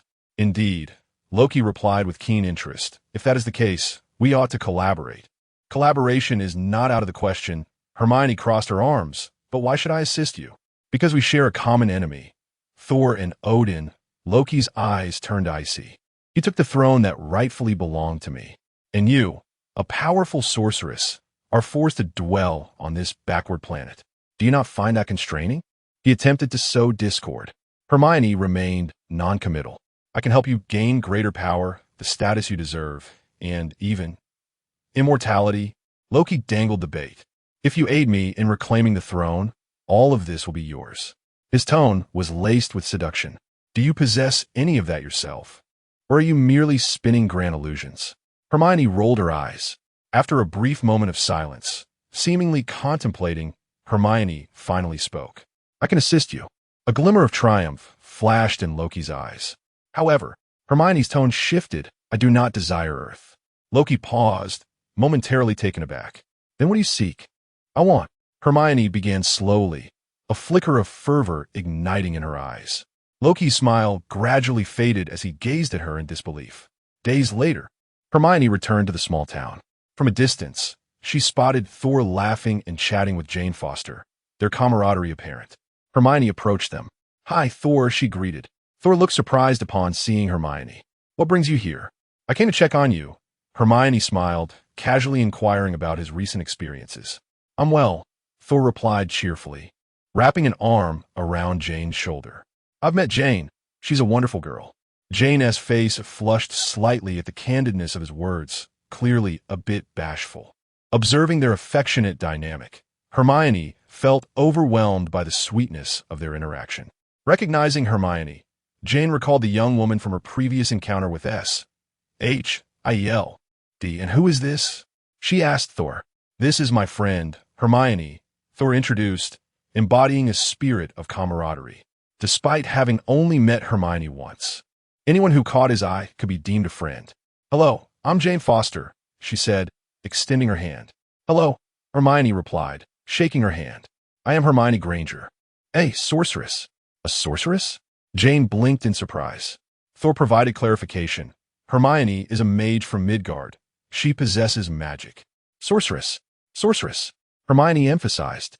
Jane regarded Hermione with a gaze filled with astonishment and curiosity. So, you truly wield magic? She could not help but inquire. After spending time together, Jane had begun to subtly believe Thor's words, yet she had not witnessed any evidence. With a sorceress as a friend, she eagerly hoped Hermione would display some wondrous abilities to prove she had not fallen for a madman. Hermione smiled, but did not respond. She turned to Thor, asking, What about you? Do you plan to remain on Earth indefinitely? Is there anything wrong with that? Thor countered, Life here is peaceful, and I quite enjoy it. Besides, I have Jane. He glanced at Jane, his eyes softening.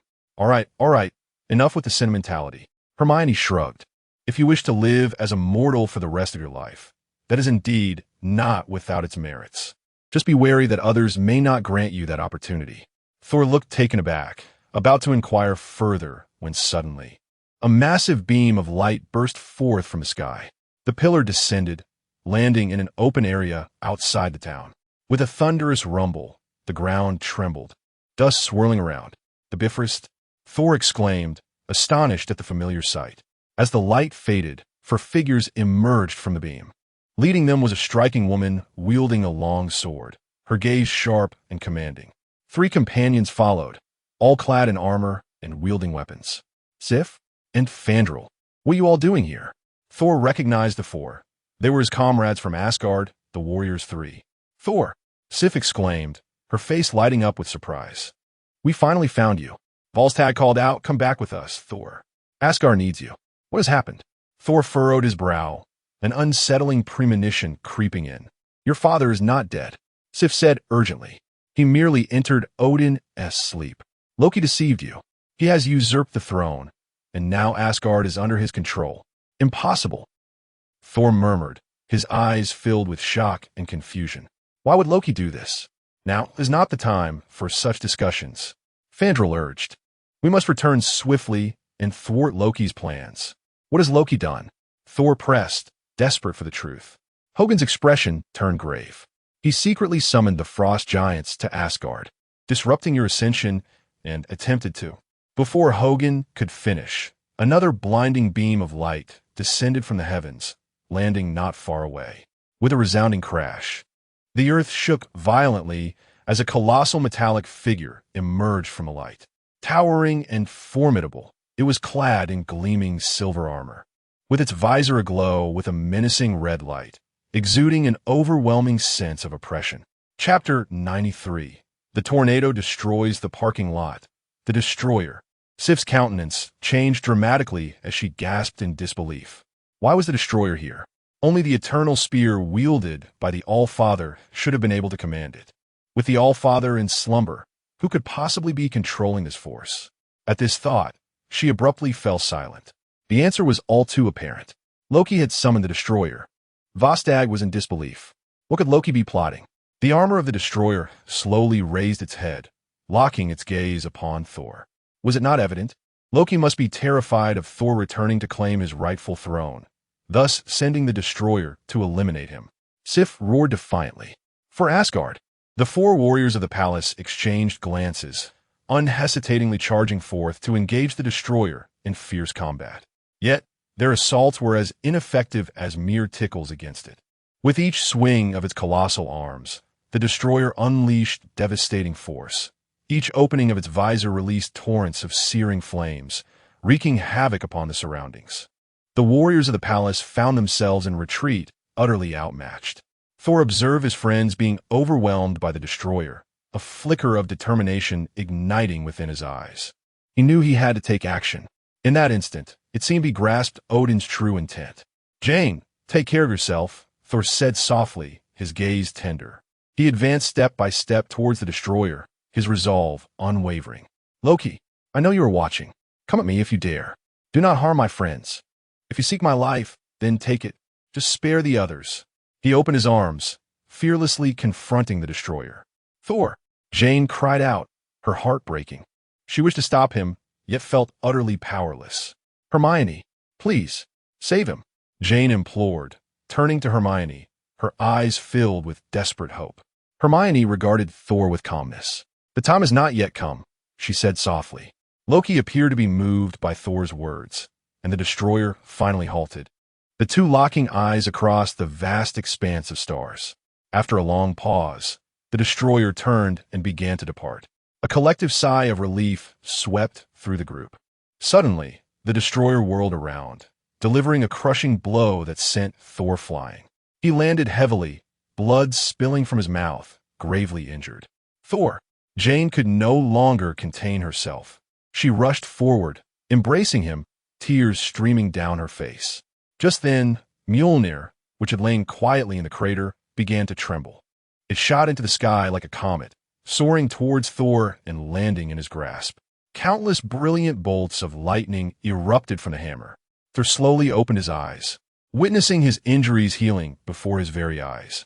He rose, gripping the hammer tightly, as pieces of armor materialized from the void, enveloping him.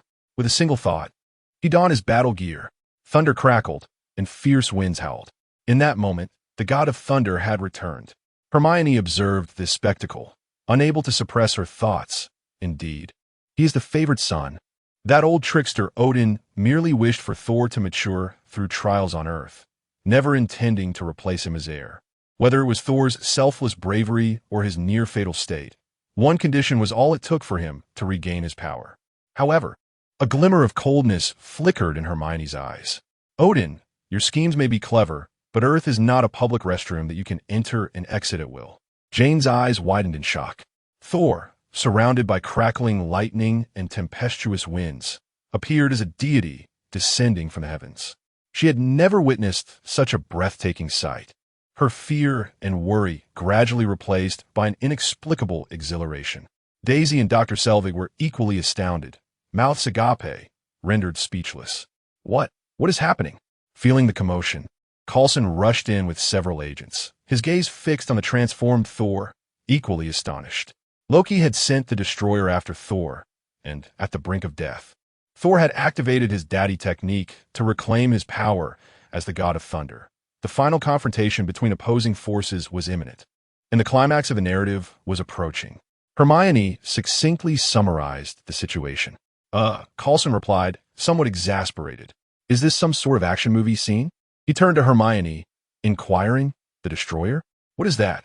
A magical weapon, Hermione explained concisely, crafted by Odin himself, possessing tremendous destructive capability. Think of it as Tony's Iron Man Suit Pro Max Ultra version. Coulson immediately grasped the concept. Boom! The destroyer suddenly unleashed a searing pillar of fire, aimed at Jane and the others. Watch out!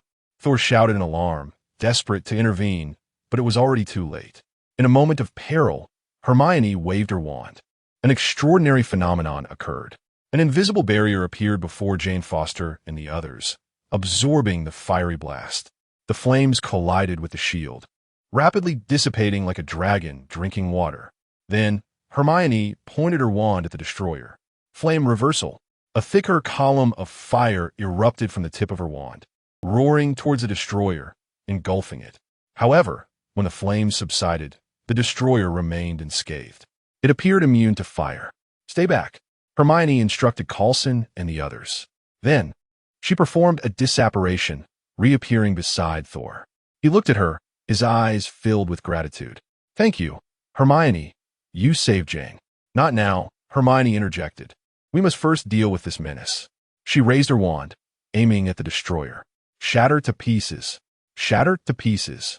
Shatter to pieces. 3 brilliant beams of white light shot from the tip of her wand, striking the destroyer. Bang! Bang! Bang! The surface of a destroyer fractured extensively, metal shards falling away. Yet, these damages were superficial, and the broken areas began to mend before their eyes. Hermione gazed at the destroyer, her eyes gleaming with intrigue. What remarkable magical material! She could not help but exclaim, if only I could obtain it and study it further. She waved her wand again. Inverted bell. An invisible force instantaneously bound the destroyer. Its body stiffened, suspended in midair, rising higher and higher. It struggled fiercely, but could not break free from the binding. Thor, now's your chance. Hermione called out to him. She decided to maintain control, allowing Thor the opportunity to deliver the finishing blow. This entity did not belong to the realm of living beings. She lacked the means for a decisive strike and preferred to leave it to Mjolnir. Without hesitation, Thor soared into the sky, raising Mjolnir to summon lightning.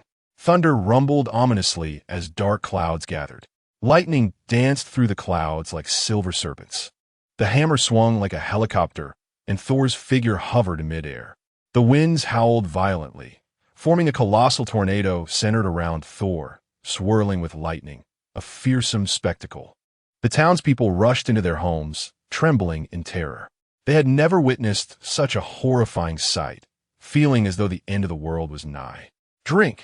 Thor roared, plummeting downwards, colliding fiercely with the destroyer, which remained temporarily immobilized by the inverted bell. Hermione observed Thor's actions, her lips twitching involuntarily. This scene, how should one describe it? Thor, Mjolnir, thunder, tornado, diving impact. Was this not a vivid display of the god of thunder descending upon the earth, accompanied by a tempest wreaking havoc upon a parking lot? The combination of these elements not only promised immense damage, but also guaranteed a spectacular show. With a thunderous crash, Thor collided with the destroyer armor, both plummeting towards the ground. The tremendous force of the impact reverberated through the very earth itself. Chapter 94. Betrayal. Crack. Crack.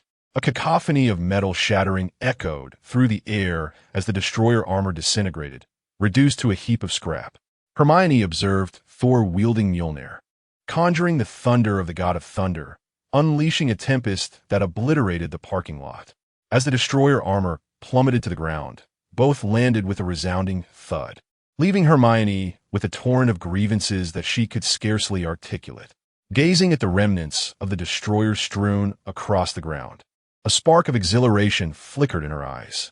She realized that Odin, that old trickster, had long ago adjusted the destroyer's power, rendering it a juvenile version. Otherwise, Thor's current prowess would have been insufficient to prevail. Perhaps if it were the god of the axe, the situation might have been different. It was clear that Odin had orchestrated this entire charade for Thor's sake. With that in mind, Hermione mused, it was only fair to collect a bit of interest first. She waved her wand, beginning to gather the scattered remnants of the destroyer. These were prime magical materials, not to be squandered. Jane, Daisy, and Dr. Selvig remained entranced by the monumental battle they had just witnessed, struggling to regain their composure. They felt as if they had glimpsed another realm, one brimming with magic and divine power. Their gazes toward Hermione were filled with curiosity and reverence. Thor, observing Hermione engrossed in her task, couldn't help but smirk. Yet, he refrained from uttering a word, opting instead to approach Jane and offer her gentle comfort. Meanwhile, Sif watched their intimacy with a hint of despondency. After Hermione had collected the remnants, she returned to the group, shattering the tense atmosphere. What are your plans next? Hermione inquired. I intend to return to Asgard, Thor replied, his gaze resolute, determined to thwart Loki. I will accompany you, Hermione declared. Thor regarded her with surprise. You wish to come along? Of course, Hermione shrugged. I've never been to Asgard before. Why not seize the opportunity for a bit of fun? Fun! The four warriors exchanged glances, speechless. They were not embarking on a journey for leisure. They were heading into battle. Yet, recalling Hermione's earlier confrontation with the destroyer, they silently agreed to withhold their objections. Is this the world of the strong? Thor did not decline. He recognized Hermione's formidable strength and that she might prove beneficial. Heimdall, Thor bellowed, take us back. Moments later. A colossal beam of light illuminated the sky, enveloping Thor, Hermione, and the four warriors. In an instant, they vanished from their location. Meanwhile, in Asgard, Loki surveyed the wreckage of the destroyer armor, his expression devoid of anger. A faint, enigmatic smile graced his lips, as though everything unfolded precisely according to his design. As the light faded, Hermione and Thor materialized in Asgard. Before them lay resplendent architecture, soaring towards the heavens, exuding grandeur, with an energy distinctly different from that of Earth permeating the air. This was Asgard. Hermione glanced around, her eyes wide with wonder. Although she was a visitor from another realm, this was her first encounter with an extraterrestrial domain. Technically, Asgard was not a planet, but a continent suspended in the cosmic void. Heimdall, Thor was too preoccupied to admire the scenery. He hastened toward the control console of the Bifrost Bridge. There, he found Heimdall slumped weakly against the console. Thor turned to the four warriors. Take Heimdall to receive treatment. I will handle things here. Let us go, Thor said to Hermione. With Thor wielding Mjolnir and Hermione riding in a cyberpunk fashion, they sped toward Odin's chamber. Inside, chaos reigned. Odin lay motionless on the bed, ensnared in slumber. Queen Frigga leaned against the wall, unable to move. A towering frost giant, his skin a chilling blue, brandished a colossal ice blade, poised to strike Odin. Frost giant king, Laufey. Hermione thought to herself, this old fool truly can endure. He could have ended Odin's slumber at any moment. Yet he chose to wait until the blade was poised at his throat. Such dedication to teach his son a lesson is nothing short of excessive. Remember, You will perish at Laufey's hands. Just as Laufey reveled in his triumph, a figure suddenly materialized behind him. Loki, silent yet icy, raised Gungnir, aiming it at Laufey. Whoosh! A blinding beam of energy erupted from the spear, piercing Laufey in an instant. Laufey let out a piercing scream, his body propelled backward, crashing heavily to the ground. In disbelief, he stared at Loki, his eyes filled with shock and fury. You dare? Before he could finish, another beam struck, and Laufey's form disintegrated into nothingness, vanishing into the ether. My Vort! Hermione gasped in astonishment. Loki was Laufey's son. Odin had discovered Loki during the war against the Frost Giants and brought him to Asgard as his adopted son, magically concealing Loki's Frost Giant heritage to make him indistinguishable from his guardians. Loki had always believed himself to be Odin's biological son, but had only recently uncovered the truth. Nevertheless, he had still betrayed Laufey for Odin. While Elbu merely wielded a halberd to slay his adoptive father, Loki had used Gungnir to murder his own father. What a ruthless individual. Loki! Thor's voice rang out as he burst into the chamber, just in time to witness Loki's act of treachery. The Frost Giants invaded. I saved father, Loki replied calmly, turning to face Thor. Do you expect me to believe you? Thor roared, you treacherous fiend. He pointed an accusatory finger at Loki, loudly exposing his schemes. You were the one who secretly led the Frost Giants here. You sent the destroyer to kill me and my friends for the throne. Frigga, having regained her composure, observed the confrontation, unsure of whom to trust. Bang! Loki, uninterested in further dialogue, swung Gungnir, unleashing an energy beam that sent Thor crashing to the ground. Thor struggled to rise, but Loki paid him no heed, turning to flee toward the Bifrost Bridge. In the control room of the Bifrost Bridge, Thor pursued Loki, finding him at the console, urgency etched on his face. What are you planning to do? Thor demanded. Loki turned, a manic grin spreading across his face. He pointed at the console, his tone icy. I have recalibrated the coordinates. The next step is to activate the Bifrost and utterly obliterate Jotunheim, annihilating every Frost Giant. Why? Thor could not comprehend Loki's motives, his eyes wide with disbelief. Why would you do this? For Asgard, Loki replied slowly, his gaze complex. I must prove to father that I am stronger than you, the rightful king of Asgard. With that, he placed his hand on the activation mechanism. With a mere press, the Bifrost will function at full power, completely destroying Jotunheim, Loki warned Thor, a hint of menace in his tone, so you best not act rashly. Thor inhaled deeply, attempting to appeal to their bond as brothers. Loki, we are brothers, raised together, fought together. He reminisced about their shared past, sincerity lacing his voice. Have you truly forgotten? Loki seemed momentarily moved by Thor's words, his eyes flickering with uncertainty as his demeanor softened. Certainly, I have not forgotten.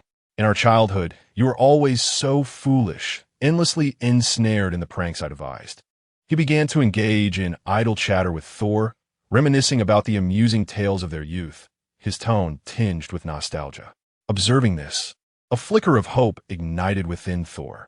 He believed that Loki had been swayed by his words and was about to continue his persuasion when Loki abruptly interrupted him. Enough. Cease your words. Loki's expression suddenly morphed into one of disdain, devoid of the fraternal affection that had been present moments before. He cast a derisive glance over Thor's shoulder, remarking, the very notion of brotherhood I speak of repulses me. If you do not hurry, I shall soon run out of words. Thor was taken aback, swiftly turning around to find Hermione standing behind him. Apologies. I was conversing with the queen and tending to your mother's wounds, which caused my delay. Upon Hermione's arrival, Thor was instantly filled with joy, as though he had spotted a savior. He hastily exclaimed, Hermione, please stop Loki. He intends to annihilate Jotunheim, being adept solely in combat. He was incapable of preventing Loki from activating the Bifrost and could only rely on dialogue to sway him. However, Hermione was different. Thor had witnessed Hermione's myriad of ingenious strategies and was confident she would find a way to thwart Loki. Hermione nodded, signaling her understanding. Yet in the next moment, an unforeseen event transpired. Disarm you. Hermione suddenly raised her wand, and a beam of red light shot forth, striking Thor with precision. Clang! Mjolnir was instantly wrenched from his grasp, soaring through the air in an arc before plummeting far away. Without delay, Hermione waved her wand again. Inverted bell. An invisible force of magic propelled Thor through the air, flipping him upside down and dangling him at a distance. Hermione, you!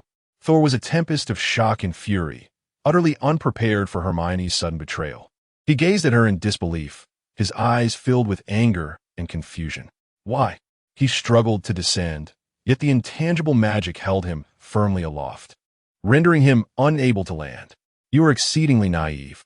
Loki observed Thor's reaction, his smile growing increasingly exaggerated. Have you not realized? Long before your arrival, I was capable of activating the Bifrost. He gestured towards the control panel of the Bifrost. Yet, I refrained from doing so. Do you know why? He paused for effect, relishing the confusion and rage that danced across Thor's face. Because Loki raised his voice dramatically, pointing at Hermione. The destruction of Jotunheim was never my plan. It was hers from the very beginning. Chapter 95. The destruction of Jotunheim a few days prior, Hermione spoke slowly, a glint of fervor in her eyes. I want the Bifrost. Impossible. Loki immediately rejected her without a hint of hesitation. The Bifrost was the very foundation of Asgard, its deterrent power rivaled only by Odin himself. Even Odin, at times, could not inspire the same fear as the Bifrost. He had summoned the frost giants merely to justify their extermination, not to betray his homeland. Moreover, even if he were to agree, Odin would never consent. Hermione understood that he would certainly refuse. Even if he were willing, such a colossal entity could not simply be taken away. Fear not, I do not intend to take the Bifrost. I merely wish to destroy Jotunheim. She paused dramatically. Loki's smile faded gradually, replaced by an incredulous stare. A pang of regret washed over him. He believed he had reached the pinnacle of madness, only to discover that this witch from Midgard was 100 times more insane than he. Hermione seemed to pierce through Loki's thoughts, offering a faint smile. It is fine. You may take your time to ponder. She produced a crystal ball from her robe, placing it before him. However, before you contemplate, you might want to take a look at this. Loki gazed at the crystal ball with curiosity, only to find it blank. What is this? He inquired.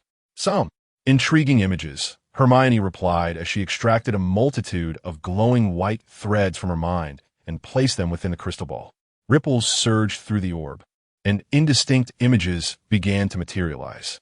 As the scene sharpened, Loki's expression grew increasingly grim. He witnessed a sight that filled him with horror. Time returned to the present. A pleasant collaboration.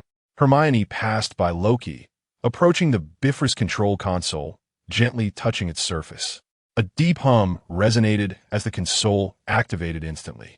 A tremendous energy began to coalesce, swirling like a vortex, growing ever faster and brighter.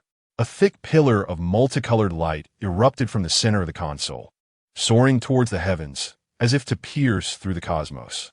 The target of this radiant beam was none other than Jotunheim, the realm of the frost giants. No! Thor bellowed, unable to believe his eyes. Hermione, the Midgard which he had only just met, who had aided him, now sought to annihilate Jotunheim? He summoned Mjolnir with a fierce determination. The hammer sliced through the air with a howling wind, returning to Thor's grasp, unleashing a powerful bolt of thunder that dispelled the effects of the inverted bell. Thor landed firmly, his eyes ablaze with fury, ready to charge at Hermione and thwart her madness. Your opponent is me. Loki's figure suddenly appeared before Thor, obstructing his path. Loki, stand azide, Thor roared, his voice brimming with urgency and ire. He had to halt Hermione.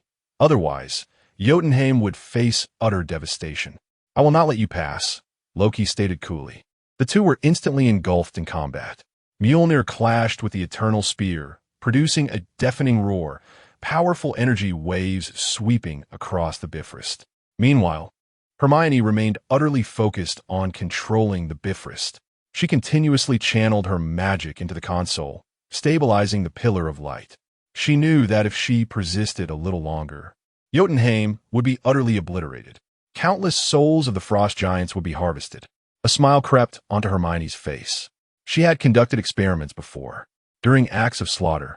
No matter the distance, as long as her magic was intertwined with the means employed, it could trigger the dark reaping. Regardless of how far apart they were, she could siphon soul energy. At this moment, the only large-scale weapon she had a chance to wield was the Bifrost. Thus, from the very beginning, Hermione had been contemplating this plan. She would exploit Loki's ambition, Thor's sense of justice, and the immense power of the Bifrost to achieve her current objective. Bang! Loki ultimately proved no match for Thor, gradually falling to the disadvantage before being sent crashing to the ground by a mighty blow. Mjolnir lay heavily upon Loki's chest, rendering him immobile. Pathetic Loki, Hermione muttered under her breath. This fool wielding the eternal spear and the frost box could not even hold up for a moment. Truly, he was a lost cause. And that helmet, Hermione couldn't help but scoff. Those exaggerated, curved horns resembled a Bambi, utterly grotesque. While Hermione continued to pour her magic into the Bifrost control console, she unleashed spell after spell to prevent Thor from approaching. Hermione, why are you doing this? Aren't you supposed to be a partner of justice? Thor could not comprehend. Just moments ago, Hermione had assisted him, and now she had transformed into a demon intent on annihilating a world. Justice partner? Do you think I am some sort of heroic figure? Hermione dismissed him. Save your breath. Bind him swiftly. Thick magical ropes materialized, ensnaring Thor tightly. Hermione remained silent, solely focused on replenishing her magic. Thor could only watch helplessly as the multicolored beam grew brighter and thicker. A resolve flickered in his eyes. He summoned Mjolnir back, lightning coiling around him, emitting a brilliant glow as he forcefully burned through the magical ropes.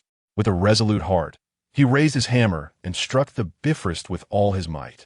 He sought to obliterate the Bifrost and prevent this calamity. Loki was left dumbfounded. He had thought he and Hermione were the pinnacle of madness, only to realize Thor was the true lunatic. No, a fool, to destroy the very foundation of Asgard for the sake of a long-standing vendetta against a race. Did this man have nothing but muscle in his head? I'm sorry, Jane, Thor murmured, summoning every ounce of strength to bring his hammer down. 80, 80, 80. Hermione listened in exasperation. The one you should truly apologize to is not Jane Foster, far away on Earth, but every innocent soul in Asgard. This act resembled a great nation employing its ultimate weapon to obliterate an enemy stronghold, only for a general who should be safeguarding his homeland to suddenly lose his mind. Thinking he ought to show mercy, disregarding the fact that the enemy had just attempted to assassinate him in his own home. As the doomsday weapon was on the verge of being unleashed, he foolishly sought to destroy the very instrument that deterred his foes in a misguided display of compassion. He showed no consideration for the peril his own people would face in the absence of such a weapon against the surrounding predatory adversaries. This was all too abstract for Hermione to endure. Boom! The deafening explosion reverberated as the Bifrost began to shatter piece by piece. With a cataclysmic roar, the Bifrost was ultimately destroyed, disintegrating into countless fragments scattered across the void. Yet, it was too late. An unstoppable force had entirely consumed Jotunheim. Simultaneously, a notification echoed in Hermione's mind from the spellbook. Dark Reaping, Current Soul Energy, 105, 927 points, Chapter 96. Ancient One rescues, over 100,000. A surge of excitement coursed through Hermione's heart. This amount far exceeded her prior painstaking accumulation. It was a veritable windfall. Indeed, wielding such a formidable artifact as the Rainbow Bridge was exhilarating. Alas, it was but a one-time use. Even if it remained intact, Odin would never permit her to utilize it again. Moreover, the magical energy contained within the Rainbow Bridge was far too potent to be restored by ordinary repair spells. Nevertheless, the ability to harvest such an abundance of soul energy was indeed worthwhile. The plan had been successful. Now, she must contemplate the subsequent arrangements. The shockwave of the explosion swept through the area. Hermione brandished her wand, casting a protective shield around herself. Meanwhile, the shockwave unleashed by the Rainbow Bridge's explosion ravaged everything in its vicinity, propelling Loki and Thor through the air. The two were helplessly drawn toward the collapsing space triggered by the Rainbow Bridge. In a moment of dire peril, a figure materialized from thin air. Odin. He arrived just in time, grasping Thor firmly. With a flick of her wand, Hermione conjured an invisible force, transforming it into an orange-red whip that pulled Loki back from the brink of the spatial collapse. Why? Odin's voice resonated with a low, authoritative timbre, tinged with an unmistakable weariness. I have succeeded, Loki replied, gazing at Odin, for you, for everyone, to eliminate a great menace to Asgard. No. Odin slowly shook his head, disappointment evident in his tone. He disapproved. The light in Loki's eyes dimmed as he cast a deep glance at Hermione, as if to say, "You are right." He materialized the box of ice and handed it to Hermione, one of the terms of their agreement. The next moment, he leaped into the void without a hint of hesitation. Odin and Thor were taken aback by Loki's audacity. By the time they processed what was happening, it was too late, and they could only watch helplessly as Loki was swallowed by the distorted depths of space. Loki! Thor cried out in despair. He struggled to rush forward, but was restrained by Odin. It is futile. It is already too late. Thor turned to Hermione. Why did you not intervene? If you had acted, with your miraculous spatial magic, you could have surely saved Loki. Hermione scoffed. He clearly wishes for death. I could save him once, but I cannot save him a second time. She paused, her tone laced with mockery. Moreover, the space here is unstable, filled with chaotic currents. Even attempting to apparate would entail great risk. Why should I endanger myself for someone who is not my kin? Instead of questioning me, perhaps you should ponder why Loki would prefer death rather than remain with you. Thor was rendered speechless. He stood there, momentarily at a loss for words. Hermione suppressed a smirk. It was impossible to save him. If Loki were to perish, who would assist her in acquiring the Chitauri training chamber? Odin, she continued, what purpose do you seek in Asgard, given your status as a secretive sorcerer from Midgard? Odin's gaze shifted to Hermione, his voice deep and commanding, evidently recognizing the magical whip from earlier. Why does Odin appear to have a penchant for consuming mortals? Hermione mused inwardly, stifling a chuckle. Loki had already articulated his intentions. I act for the sake of Asgard, Hermione remarked coolly, while I act for Earth. She paused, to eliminate a significant threat. After all, the Frost Giants had always been a troublesome presence, having invaded Earth a millennium ago. For Earth's safety, such a race should have been eradicated long ago. Hermione spoke with an unyielding tone, as if stating an undeniable truth. Only then did Odin and Thor comprehend that Hermione was not malevolent, but rather excessively righteous. However, her brand of justice diverged vastly from Odin's. Odin embodied benevolence and mercy, or at least it appeared that way, while she represented an extreme form of justice, solely concerned with Earth's welfare. Anything posing a threat to Earth must be obliterated in its infancy. After a brief silence, Odin spoke. As a ruler, one should govern with compassion. Before he could continue, Hermione interrupted. You might as well save that rhetoric for Thor. First, I'm not a ruler. Second, during your earlier conquests across the 9 realms, you were not averse to bloodshed. Now you lecture me about mercy? Moreover, even if mercy is your creed, it is not the kind you espouse. Today, you allow a frost giant to test your limits. Tomorrow, a dark elf will receive the same leniency. The day after, a fire giant will escape your wrath. Anyone can wreak havoc in your domain, profit immensely, and if they fail, face no consequences. Do you fancy yourself a godly pacifist? Asgard is destined to fall under your reign. It is no wonder Hela seeks to oppose you. Hermione mercilessly unveiled Odin's dark history. Thor stood agape, utterly stunned. Though he was unfamiliar with Hela's identity, he could discern from his father's expression that she had struck a nerve. He felt a surge of anger at Hermione's disrespect towards Odin, yet he found himself unable to counter her words. Odin's face darkened. After ruling for so long, it was the first time he had been so openly challenged by a mere girl. Moreover, Hermione had mentioned Hela, the person he least wished to discuss. Do you dare to wreak havoc in Asgard without considering the consequences? Odin's tone turned frosty. Hermione, however, remained undeterred. What destruction have I caused? She retorted. On a personal level, I saved Thor, preventing brothers from turning on each other.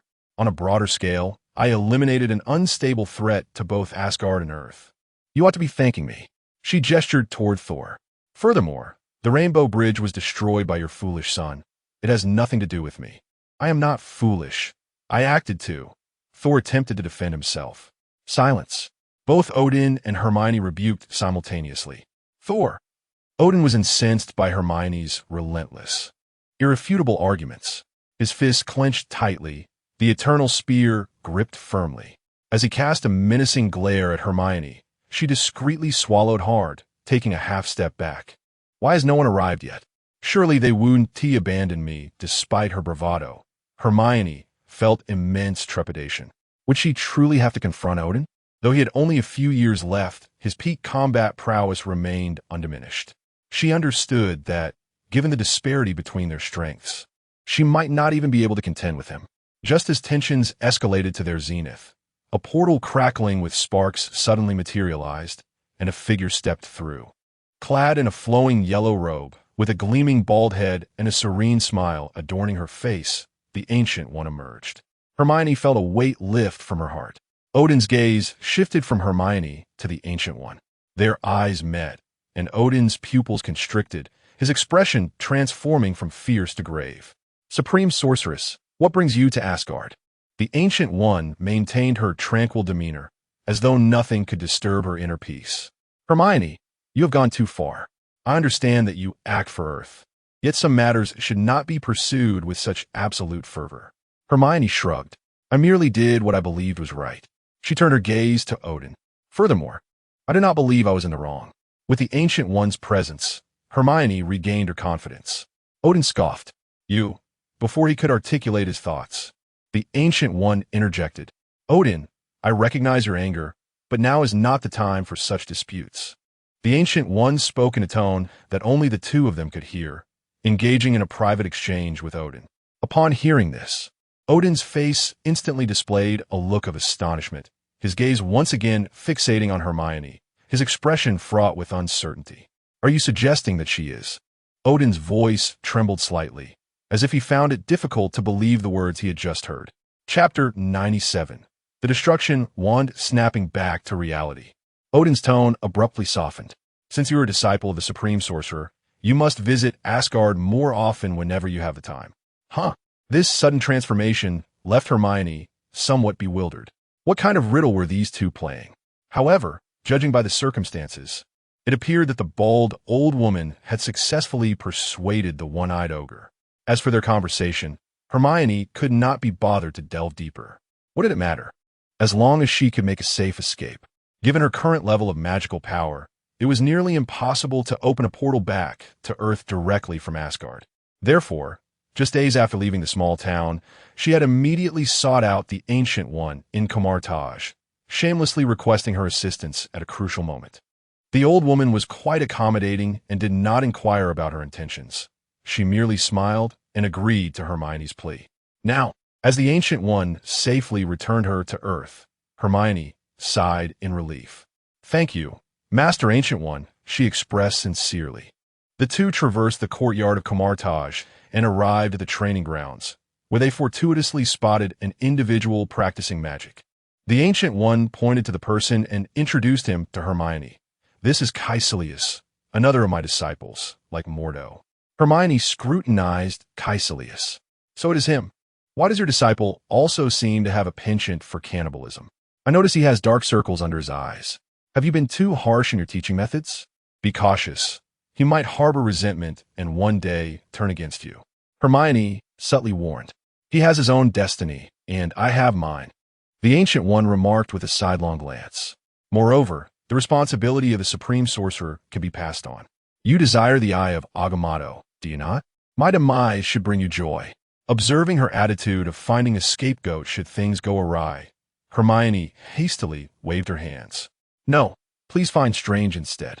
Do not let my presence disrupt your retirement plans. Turning her gaze back to Caecilius, she shook her head and sighed. Truly, a master leads one through the door, but one's path is one's own. May you escape the clutches of this treacherous mentor forever in the embrace of Dormammu. Amen. Leave. After indulging in a few revitalizing drinks courtesy of the old woman, Hermione plunged into the library of Camartage, ensuring no one was around. She immediately poured all her soul energy into her magic. After expending over 30,000 units of soul energy, her panel finally changed. Hermione Jane Granger, magic level, LV4, 1500000. Dark Harvest, soul energy, 77,668. What? Are you jesting with me? 500,000. Hermione gasped, staring at the experience required to elevate to level 5. It was utterly absurd. No wonder, in the Harry Potter universe, aside from a few exceptions, most individuals peaked at level 4 magic. This was not something achievable by those lacking talent. Upon reflection, it seemed that slaying a frost giant tribe would not yield much soul energy. Although each frost giant was of considerable mass, their numbers were few. The entire tribe barely amounted to over 100,000 units of energy, with Lao Fei alone contributing 5,000, which was befitting of the bloodline of the Frost Giant King. Having completed her enhancements, Hermione turned her attention to the other items.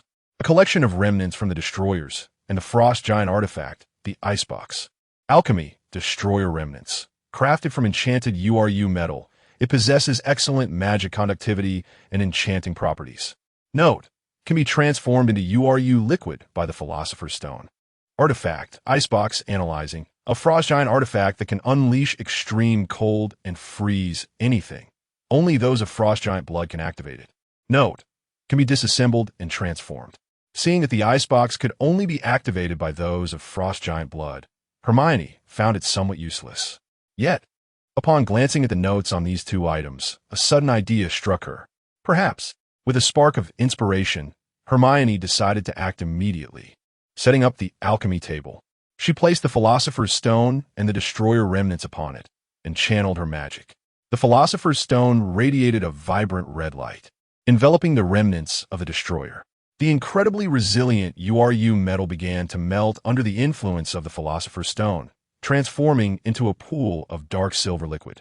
She then shifted her gaze to the Icebox and focused her thoughts on the magical tome. Crack, crack. A series of faint cracking sounds resonated as fissures appeared across the surface of the Icebox, ultimately shattering it into a multitude of ice-blue shards. At the center of the fragments floated a crystalline blue core, exuding a chill. Ice core. Core of the Icebox, containing the power of extreme cold, suitable for alchemical enchantment. Next came the main event. Hermione took a deep breath. She prepared to forge a metallic wand. In the Harry Potter universe, wands were traditionally made of wood, as there was no URU metal with such a high affinity for magic.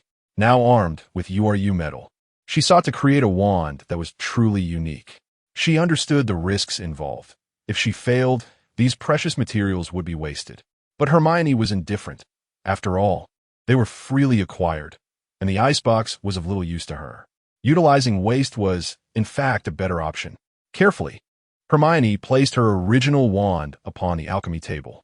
Separate, with her soft command, the wand core gradually withdrew from the wand body.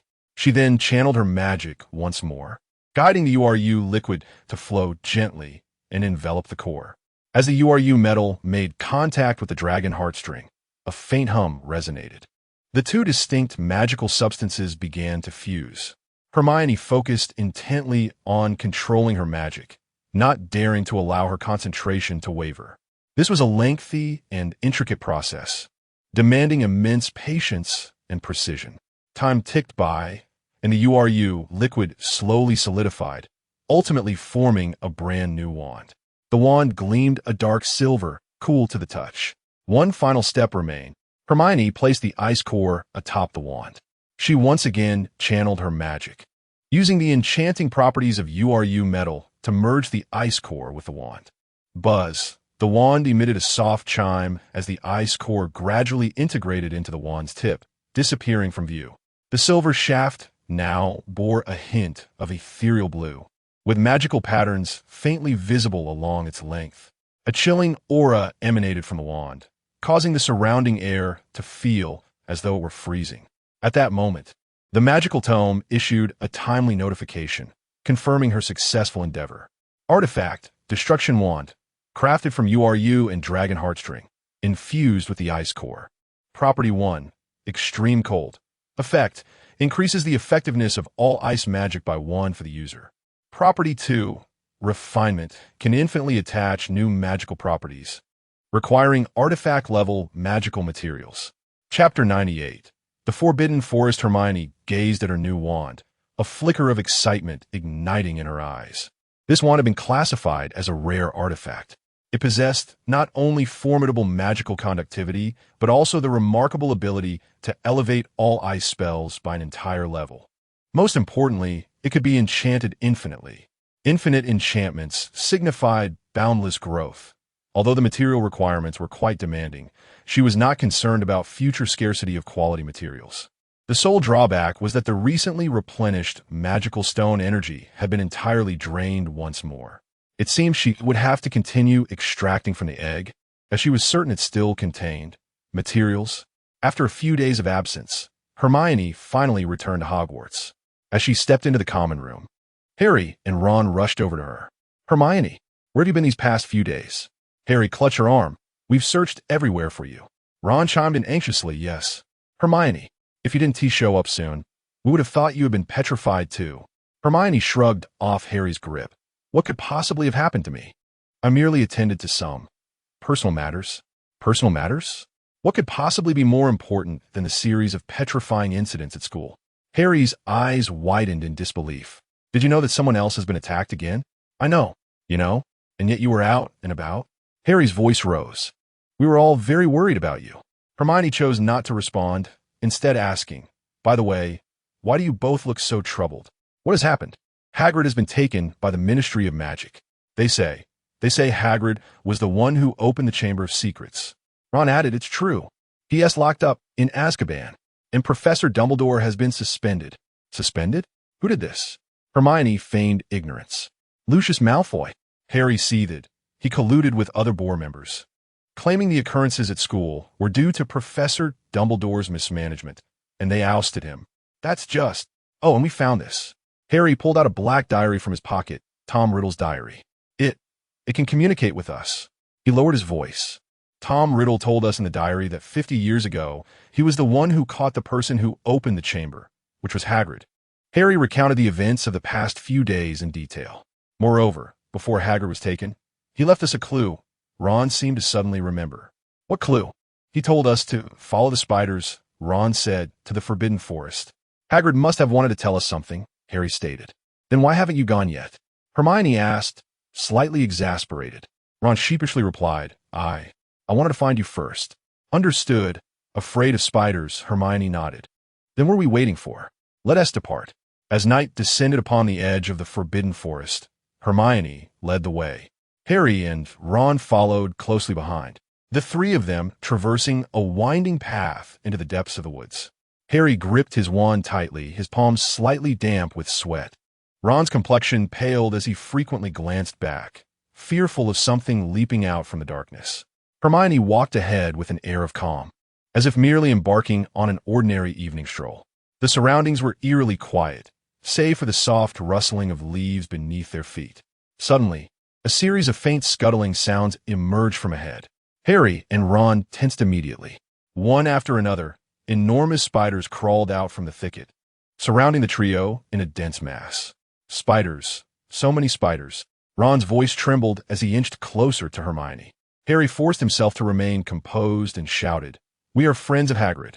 A particularly gigantic spider, towering 2 stories high, emerged slowly from the shadows, radiating an unsettling aura. "Friends of Hagrid?" The creature, Aragog, spoke in a voice reminiscent of a human's. Harry stepped forward, striving to keep his voice steady. "Hagrid has been imprisoned in Azkaban.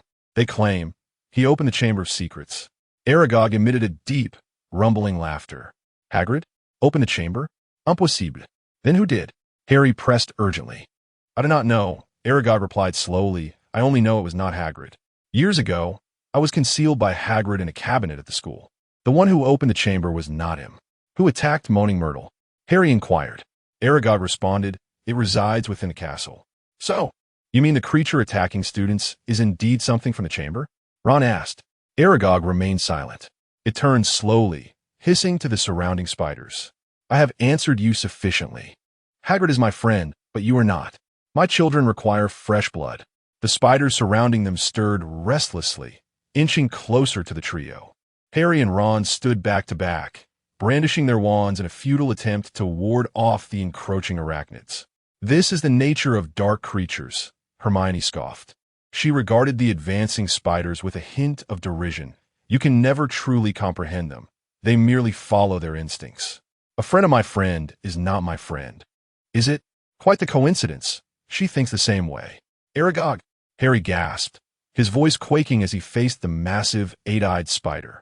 Ron appeared, even more terrified, his face drained of color, his legs trembling, nearly collapsing to the ground. Countless smaller spiders swarmed from all directions, surrounding the three of them completely. "Back off, spiders!" Harry shouted, raising his wand and desperately casting the spider-repelling spell. A faint glow flickered as the surrounding spiders momentarily retreated. However, it was of little consequence. Faced with an overwhelming tide of countless spiders, this feeble resistance seemed utterly impotent. "Have you forgotten what I said in defense against the dark art class?" Hermione's voice cut sharply through the tension. She slowly raised her wand. Avada Kedavra! A flash of green light erupted. Boom! Aragog's massive form collapsed to the ground, its 8 enormous eyes losing their gleam instantly. An oppressive silence enveloped the scene. Harry and Ron stood stunned, unable to process the sight before them. Harry stammered, pointing at Aragog's lifeless body, struggling to articulate a coherent thought. That was Hagrid's friend. How do we explain this to Hagrid? Hermione shot him a cold glance. Explain? It nearly made you into the spider's meal. When Hagrid returns, he will need to explain this to us. Though Aragog's demise momentarily stunned the spiders, it instead incited their ferocity. After a brief stillness, a more frenzied chaos erupted. What do we do? Ron's voice quivered. What else can we do? Hermione retorted. Fight our way out. But, even with the unforgivable curses, we can't kill them all, Harry protested. I know, Hermione replied calmly. She raised her wand, directing it forward. Ice freeze.